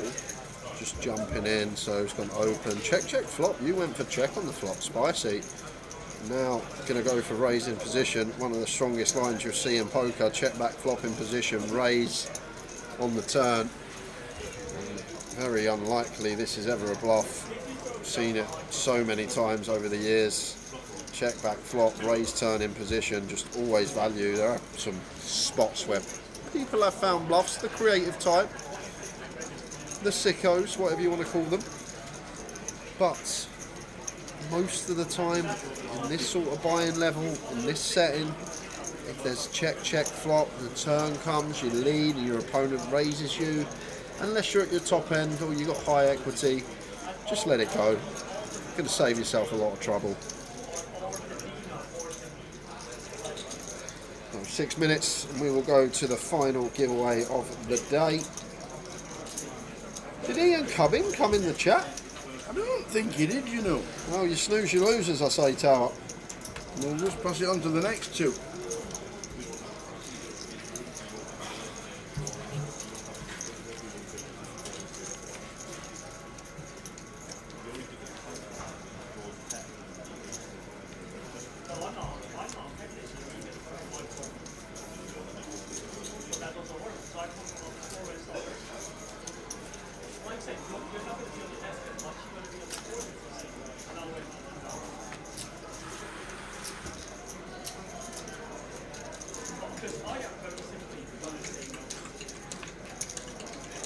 Is for Adria on the button, fine to open.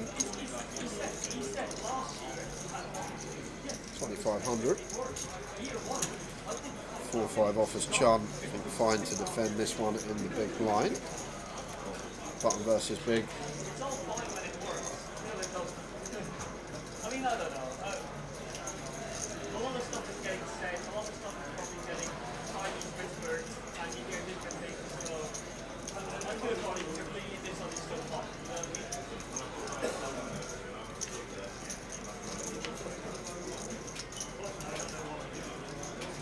Sixes this time. All wrapped around it is Chun. Kind of an interesting one for Chun here, because kind of neutral.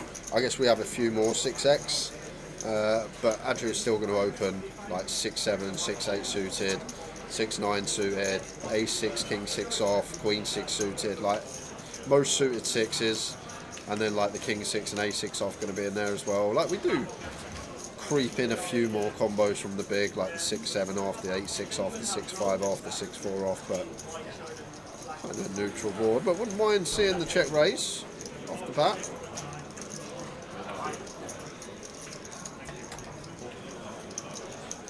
Looks like he's going to go down this avenue. We will also do this with some 3x. We will also do this with stuff like pocket 4s, pocket 5s, and then we'll also have some 6x in here for value as well. And at this stack depth, this is probably where our bluffs are going to come from. The 5-7, the 4-7, 4 deuce, 5 deuce, 4-5. Feel like these are the ones that are nice to choose when we're starting to hand north of 50.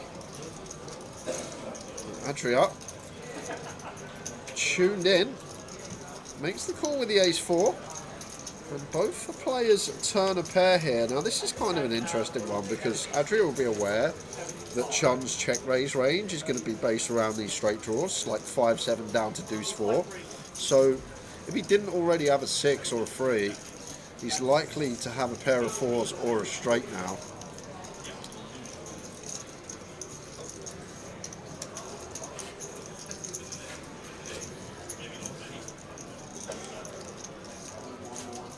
So interesting. We improved to 2 pair, none kick up. Once we catch this 4 on the turn as Adria, I doubt we're going to fold. Still some 3x we creep in front of. I expect stuff like 4 deuce, 4 5, 4 7 to start checking, but if Chun ever does want to bet a turn 4 for potential value against ace high, then still ahead of this. So got to call once more as Adria, and off we go to the river. But as Chun now, we hate this. Like, we understand that ace high is going to call some check raises on the flop, but once he calls turn, we're going to eradicate a lot of these. Ace X of spades still there, but shouldn't really be any other ace highs other than specifically maybe ace 5. Which is a jack of hearts. So Adria with a check mark. Yeah, and surely as Chun got to shut it down to we're essentially turning our hand into a bluff, which we don't need to do. Button versus big. I feel like check is in order. We still beat some stuff, the king 3, queen 3 suited, ace 3 off that Adria's going to open.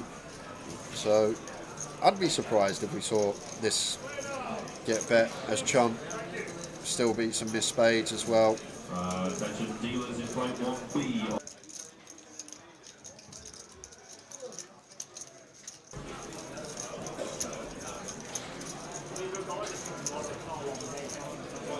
Might block, might go for the old 10%, our little 4K, blockity block, get called by a 3, make sure that overpairs aren't raising.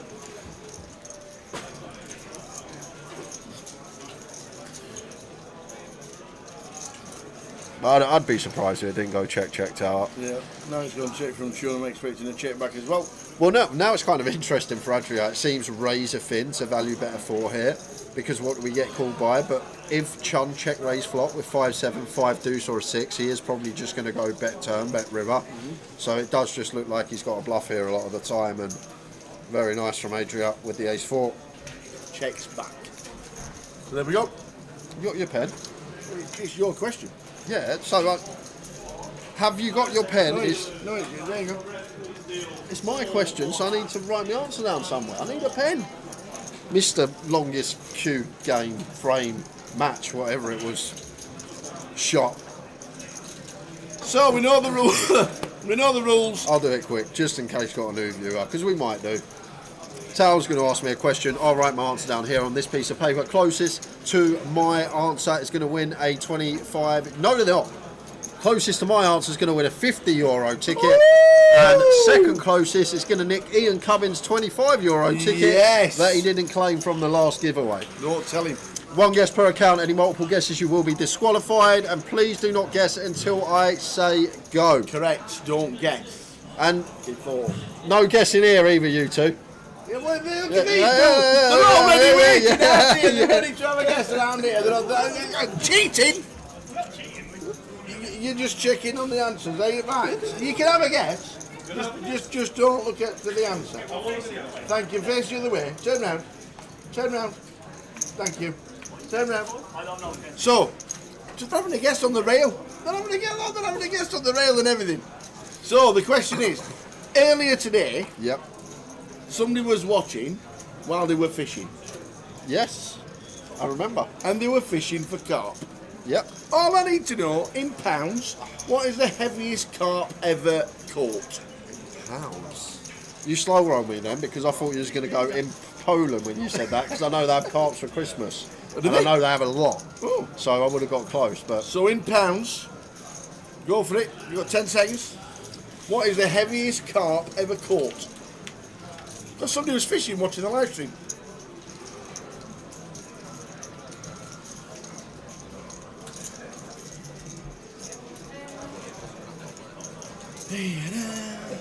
Don't guess just yet, because we don't get giving clues, especially after the last debacle. Have you done? Yep. Away you go. Heaviest carp.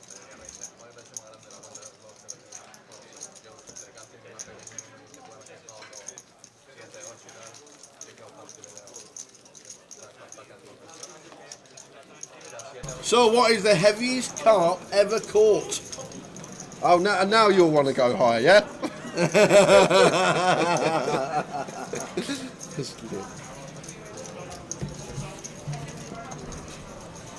I've lost the lid. Go. I've lost the lid. £89? It's not. It wasn't how much it cost.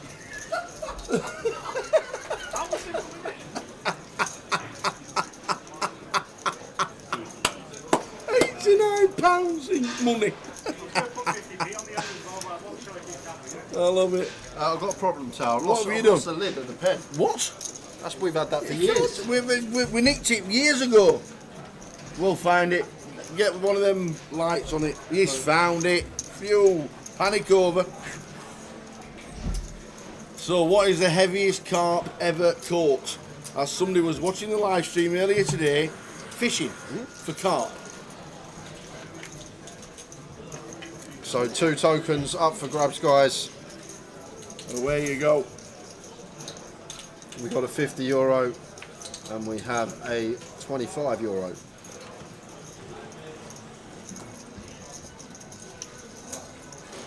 What is pounds LBS? Why is it LBS? Pounds. I don't actually know. Good question. Ask AI. I will. LBS. Yeah, I don't actually know.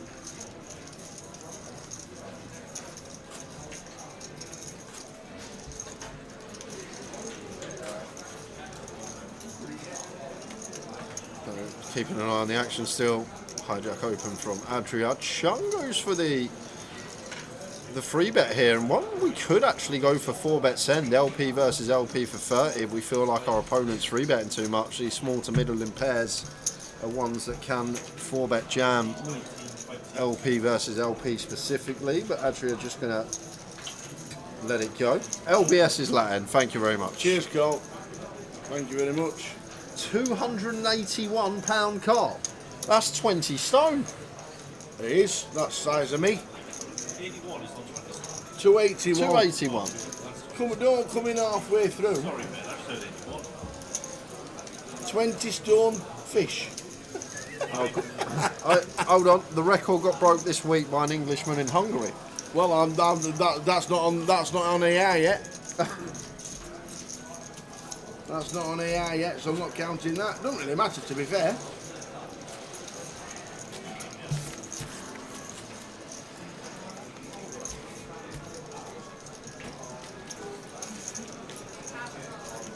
So, what is the weight of the heaviest carp ever caught? Now, somebody was watching the live stream today fishing. What are they doing that for? What, fishing? Yeah. No idea. Ace Queen for Guillermo from Gun.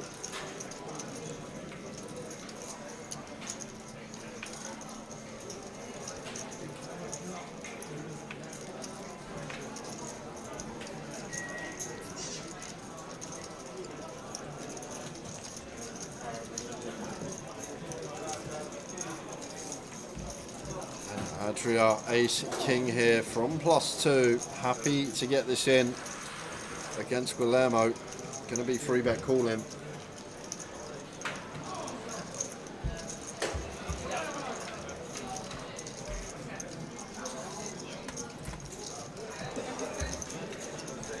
No! We don't watch the news, Neil. News? What's that?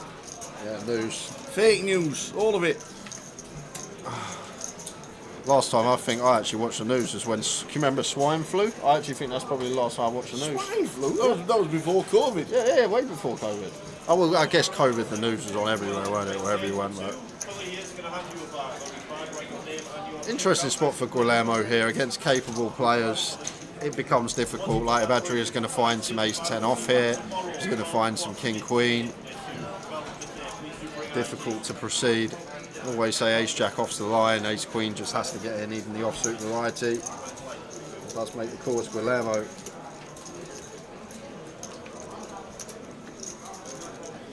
It's a jack 7-8.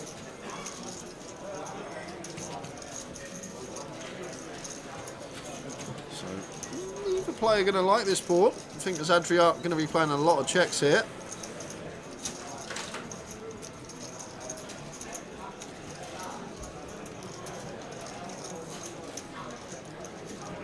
King of clubs on the turn. Nice looking card to see for Adria here. Just handcuffed as Guillermo. Can't do any leading here on this card. Yes, we still have some potential 7s, 8s that our opponent does not. But just so much ace-king in there for Adria. Still 9 combos from our perspective. King on the board, ace in our hand. So still a lot of ace-king out there. And king-queen, one of the free bet bluffs that may come to mind.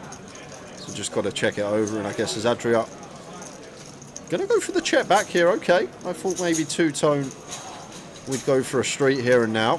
A lot of this sort of jack 10 suited, queen jack suited, king 10 suited, king queen suited in there for Guillermo.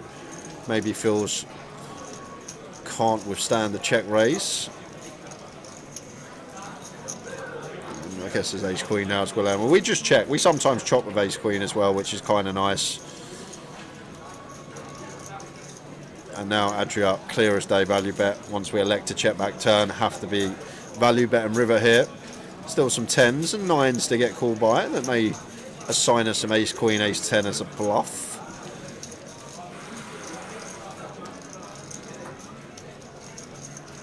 Let's go fairly small. 8k, just north of 40%, and Guillermo ace queen here just can't catch, has to go into the muck. Like ace 10 is going to delay. That's kind of important as well. Like the bluffs are probably going to bet turn rather than go for the delay on river. Yeah, so everybody's going on about this biggest record. It's still not the world record, because the world record's still bigger than the biggest ever common carp ever caught. Because the biggest carp ever caught was a mirror carp, and it was in America. And it was caught in the Euro Aqua Lake in Hungary in 2018, and the biggest carp was 112 pounds 14 ounce. So I went for 112. So it's 56. Eh? You said it was a mirror carp. I'm guessing do they weigh both? The mirror carp 112 pounds. The actual carp that was caught last week was only 105. There's no chance a fish nearly weighs 10 stone. That's not a whale or a shark. I've been carp fishing. They're tiny. Well, the biggest one, the heaviest one was caught. The mirror carp by Michelle Schoonemakers. That's not a carp. That's a monster. That's in Hungary in the 23rd of November in 2018. It was caught at the Euro Aqua Lake, which is a members-only fishing club known for its large carp. So there we go, 112 pounds, and the record of 105 was only the common carp. So they will give you Jay's answer in a couple of minutes' time. Get your final guesses in, please.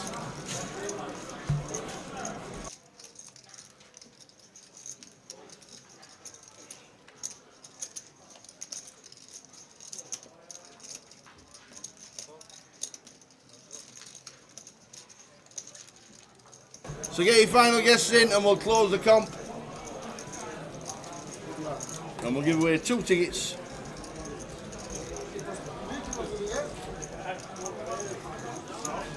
£112 fish.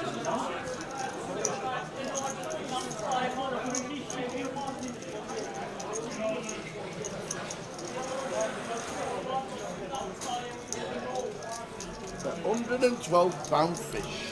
So picking up the action on the flop, c-bet from the ace queen of iron. King 9 deuce, +2 versus big blind, probably just a range bet. King on the turn, nice one to see for Guillermo here. And after check turn, I think we're happy to go for value here at 9. Just ace highs, snap checking back this river. Maybe we go small, little exploit, 2-3k, really try and eke out a hero from ace high. We can still have some queen jack, queen 10, jack 10 as our bluff here.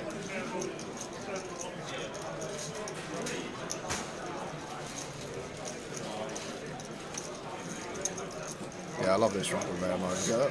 Maybe a bit big, but maybe feeling that wants to go this size with his bluffs and his value. Trying to get called by it. Exactly ace high and does exactly that. Very well played from Guillermo there. Gets a nice bit of value on the river, targeting exactly what he got called by. Carl says, you must have been fishing on a maggot, Jay. My biggest carp is 42 pounds, caught at Greenhouse Fisheries. Greenhouse Fisheries in Kirkham. Well, I'll tell you what we were fishing on. We used to fish on bread. That's what we used to use. We used to go to a carp lake and use bread. So the final 30 seconds to get your final guess in. What is the world record for the heaviest carp ever caught? 112 pound is the correct answer. But we don't want to know that. We want to know Jay's answer. And is it close to the correct answer? You've got another 20 seconds and then we'll close the comp and then there'll be no more guesses. And we've got 2 tokens to give away and you will have to write your alias in the chat before we leave. Yeah, only 20 minutes left of the day. Yep. Let's go rapid. John Roberts says Callum Key. Rapido. So the final 10 seconds. 9, 8, 7, 6, 5, 4, 3, 2, 1. Competition is now closed. So after this hand, yes, we'll go to my answer. Adria with the King Jack opens to 2,500.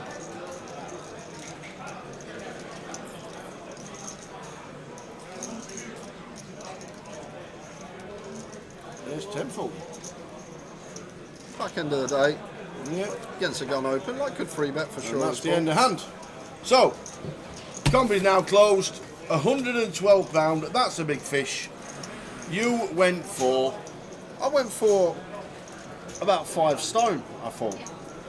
Okay. Obviously, being British, metrics, pounds and stones that we like to use for weight, I thought about 5 stone. But I thought a lot of people would put 70, so I took a little bit off as I do. You took a little bit off. And I went for 68 pounds. So 4 stone, 12 pounds. When he wrote that, I thought he put 681. Oh, don't be silly. We won't have that again. That's what I thought he'd done. But no, 68. 68. So, did anybody get close? No one got it spot on. Yes, but once again, we had a few that were 1 away. And those were someone that guessed 67 was a CFO. A CFO! Mal Gadsby guessed 69 and Simon Johnson also guessed 69. And as we had a €50 and a €25, none of you are getting the €50. I'm going to give free €25 to all 3 of you. Easy as that. So Mal, I thought we were doing a draw. Mal, Simon and CFO, put your Grosvenor alias in the chat. I will get you a €25 ticket to your account. Get them in. Nice one, Jay.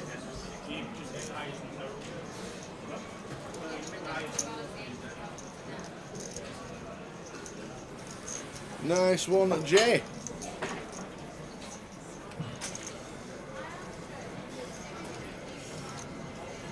Giving away money. That's what he's doing, just giving it away willy-nilly. The C4 is in, Mal Gadsby is in. Nice one, Gadders.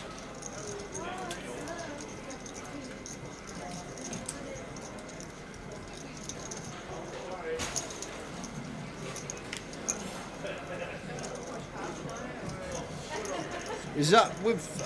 no, don't worry, CFO. I've got it. I was asking if there was an apostrophe there, but I can see there is not. No. Well done, Mal. So we're just waiting on Simon. Where's Simon? And you got 15 minutes, Simon, before we close up shop for the day. So you need to get in or you will not get that token as we pick up on Jack 99 Rainbow. Simon Johnson, give us your alias. Did Jamie just flat kings here? He must have done.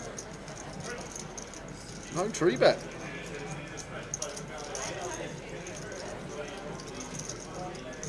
Interesting from Jamie. 10 of hearts on the turn. Everyone picks up a straight draw. The funniest thing, although I and Atria both pick up a straight draw, if they make it, they'll be no good. Queen no good, 7 no good, and 8 no good for Ion. Jamie checking back, really playing this one trappy. Gonna go for his value now. 68 I went for Carl, £68, just under 5 stone. good folds from both Adria and I on there. Adria does pick up on that up and down. Nice little lay down with the snowman. So clock going to be paused shortly, guys, and we will draw for final number of hands today.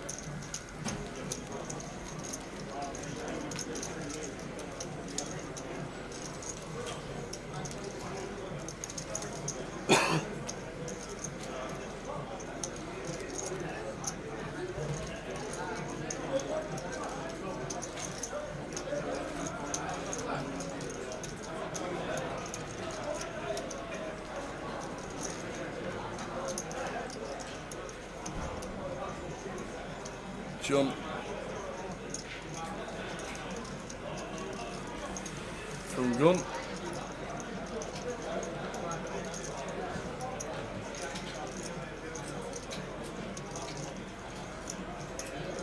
Brown and John 6. In the bin. John, by the way. John, I don't know if you remember a few months ago, John was the guy that said Rapid Roberts, I remember. He could do the old keep you uppies. Yeah, I remember, yeah. If he makes the final table, yep, I've got the best video in the world to show the world. Oh, okay. He might even only need to make day 3. Okay. And the best video ever will be shown. Do you know what? Just make the end of the day rapid. Do you reckon? Yeah. Make the end of the day and we'll show it. If he goes deep, yeah, we'll get it up. So clock's been paused. Is it going to be 4? Is it going to be 5? Is it going to be 6? Well, it's always 6. It is always 6. I agree with you, Tower.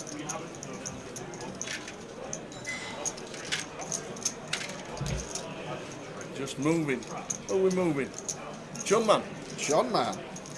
There's no need to fill down. John man. Get your chips on the ground. There we go, he's off, balancing the tables at the end of the night.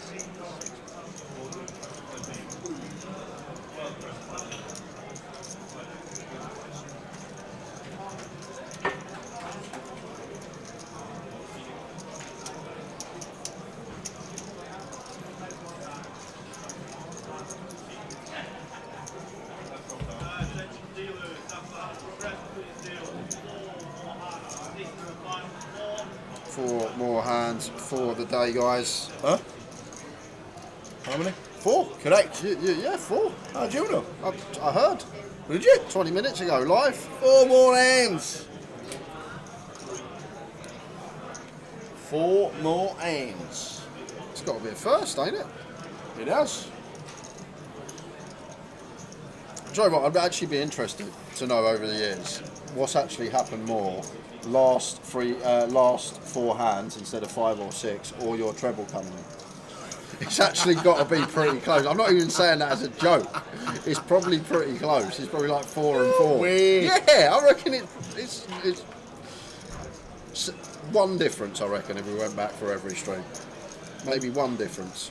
And just to let you lucky punters know, I am not doing a Towers treble on German football tomorrow or French football. You didn't fancy old Eintracht Frankfurt or FC Köln? Well, the only game of any note to tomorrow, I think it's Dusseldorf. Oh, okay. And they need to win to get in to the playoffs. And they're 1-11. So, back to the table, because we had a race from Paul to 2.5 with Queens.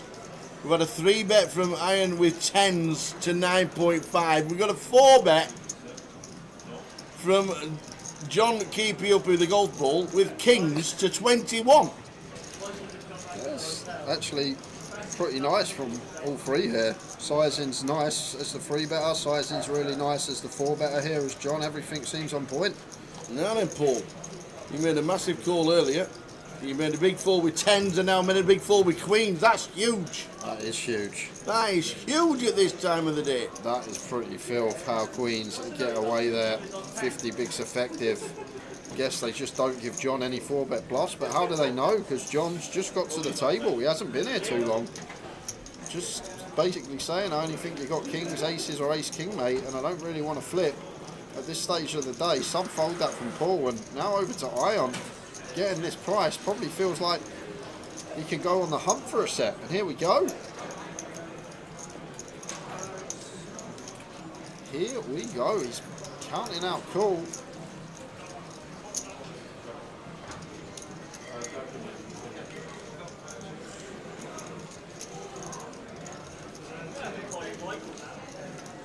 Oh no. Oh, wow.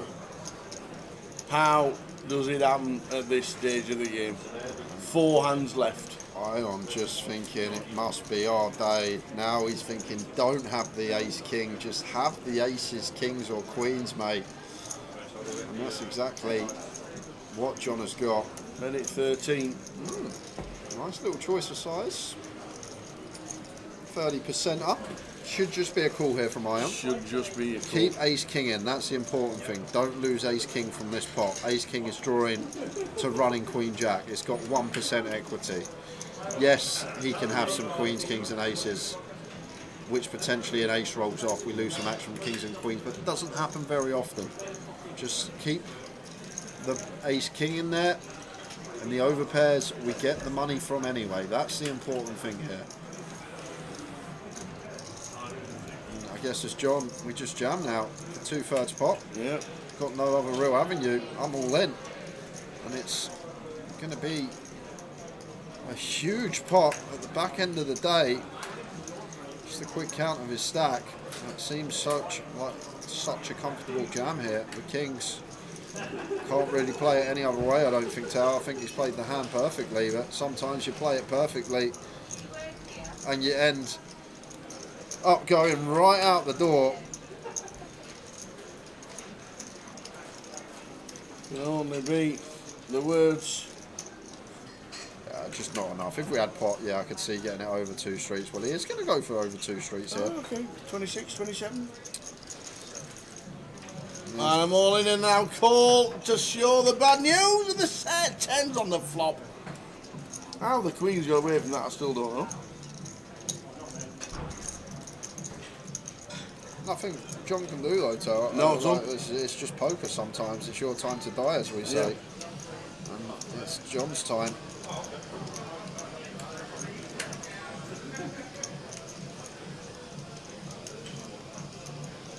So can John spike his king? And it's a 4 on the river. So biggest pot of the tournament going over to Ion. Unlucky, 250k, just shy off for the back end of the day. Not much we can do there. As John, I would just like to point something out though, guys. Something really important. Not mentioned John all day. Tower mentions him making day 3. 2 hands later, he busts. I'd like to just throw that out there. I would just like to point that out. And this is the man you back his treble every Saturday. Just letting you all know, this is what he does to people. But I did see Rob the Rush won the mini the other day. Yes. Yes. Yeah, indeed. How many times did we mention that he was going to win it? I bet you didn't say anything about Rob. I bet you kept stum the whole time. I didn't even mention his name while he was playing. And we got seat 4 here with the open. I don't know if he was in seat 4.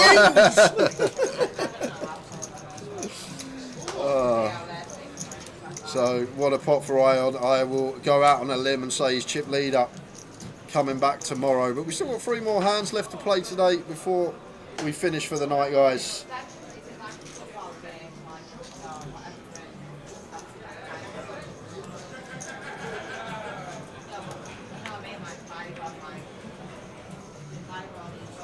Ace 3 for Jan.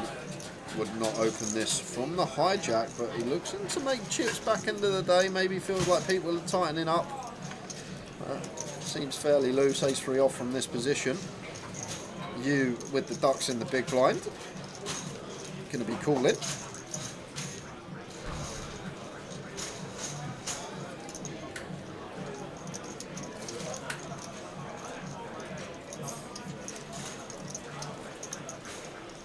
Queen 6-5 rainbow. 3 overcards to contend with for the ducks of you. Jan. Queen high board rainbow as the opener. Feel like high frequency C bets coming in. That's exactly what he does. And he ducks. going duck hunting for one more street. I'll just get out of the way now as you. The problem is we're not going to be able to withstand a double barrel on turns.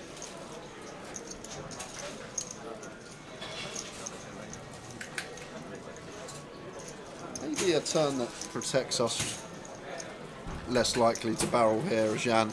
Much better card for the big blind range, but Jan gets there. With the 3 of spades, river. Now just surely check, and taking us into the last 2 hands of the day. There it is. 2 to go.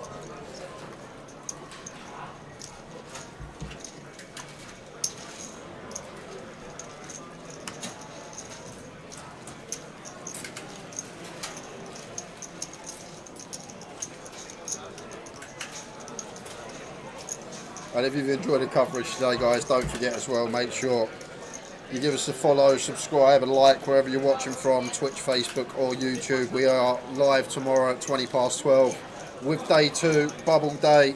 Football's on. Not much football. We've got the Bundesliga to look forward to, but FA Cup tomorrow. FA Cup, I don't worry about that. 4. Don't worry about the FA Cup. 4:30. But make sure, like, follow, subscribe.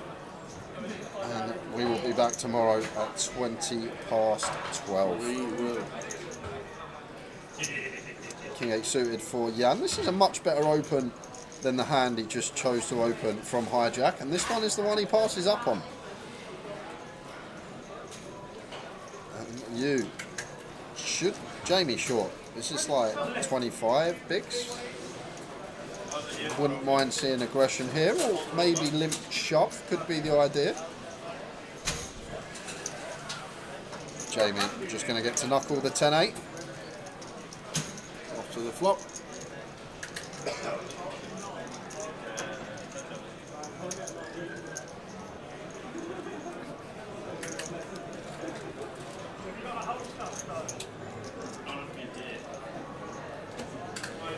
Check, flop, 5 of hearts on the turn. No need to bet as you. Ace high, just wants to look for showdown. Blind on blind. And Jamie going to want to be betting now.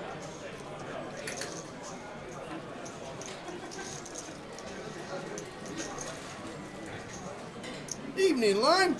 How are we doing, Lime? Late readiness for 2 hands. 2 whole hands. Look forward to chatting over the weekend when we're in Reading and in Edinburgh in the coming weeks.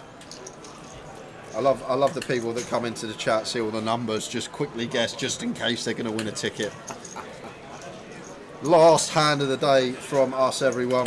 Thanks for the raid, Lime. 888 poker raid him, but 1 hand left to go. If you want to join us tomorrow, though, you can join us tomorrow. 12. 12 GMT. Probably about 5 o'clock where you are. Are we Gummer now, or are we Gummer to +1? +1. Okay, GMT +1. GMT +1. Final hand for this evening.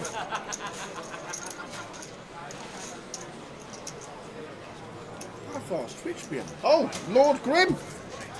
Lord Grim, you would have won. 68. No one got your spot on either. How far behind is Twitch? Well, no, what happens is they raid the 888 poker. Obviously, all the Twitchers see all the numbers in the chat box, so they knew we were doing a giveaway, and they quickly type in, see if they can get involved. Lord Grim. You would have won. But someone guessed 69. They won. You're too late. Damn. Ace-9 suited for Adria to finish the day in the hijack. Jamie out the way. Is it going to be bag and tag for Paul? No, it is not. Jack 8 of clubs. Got to see a flop.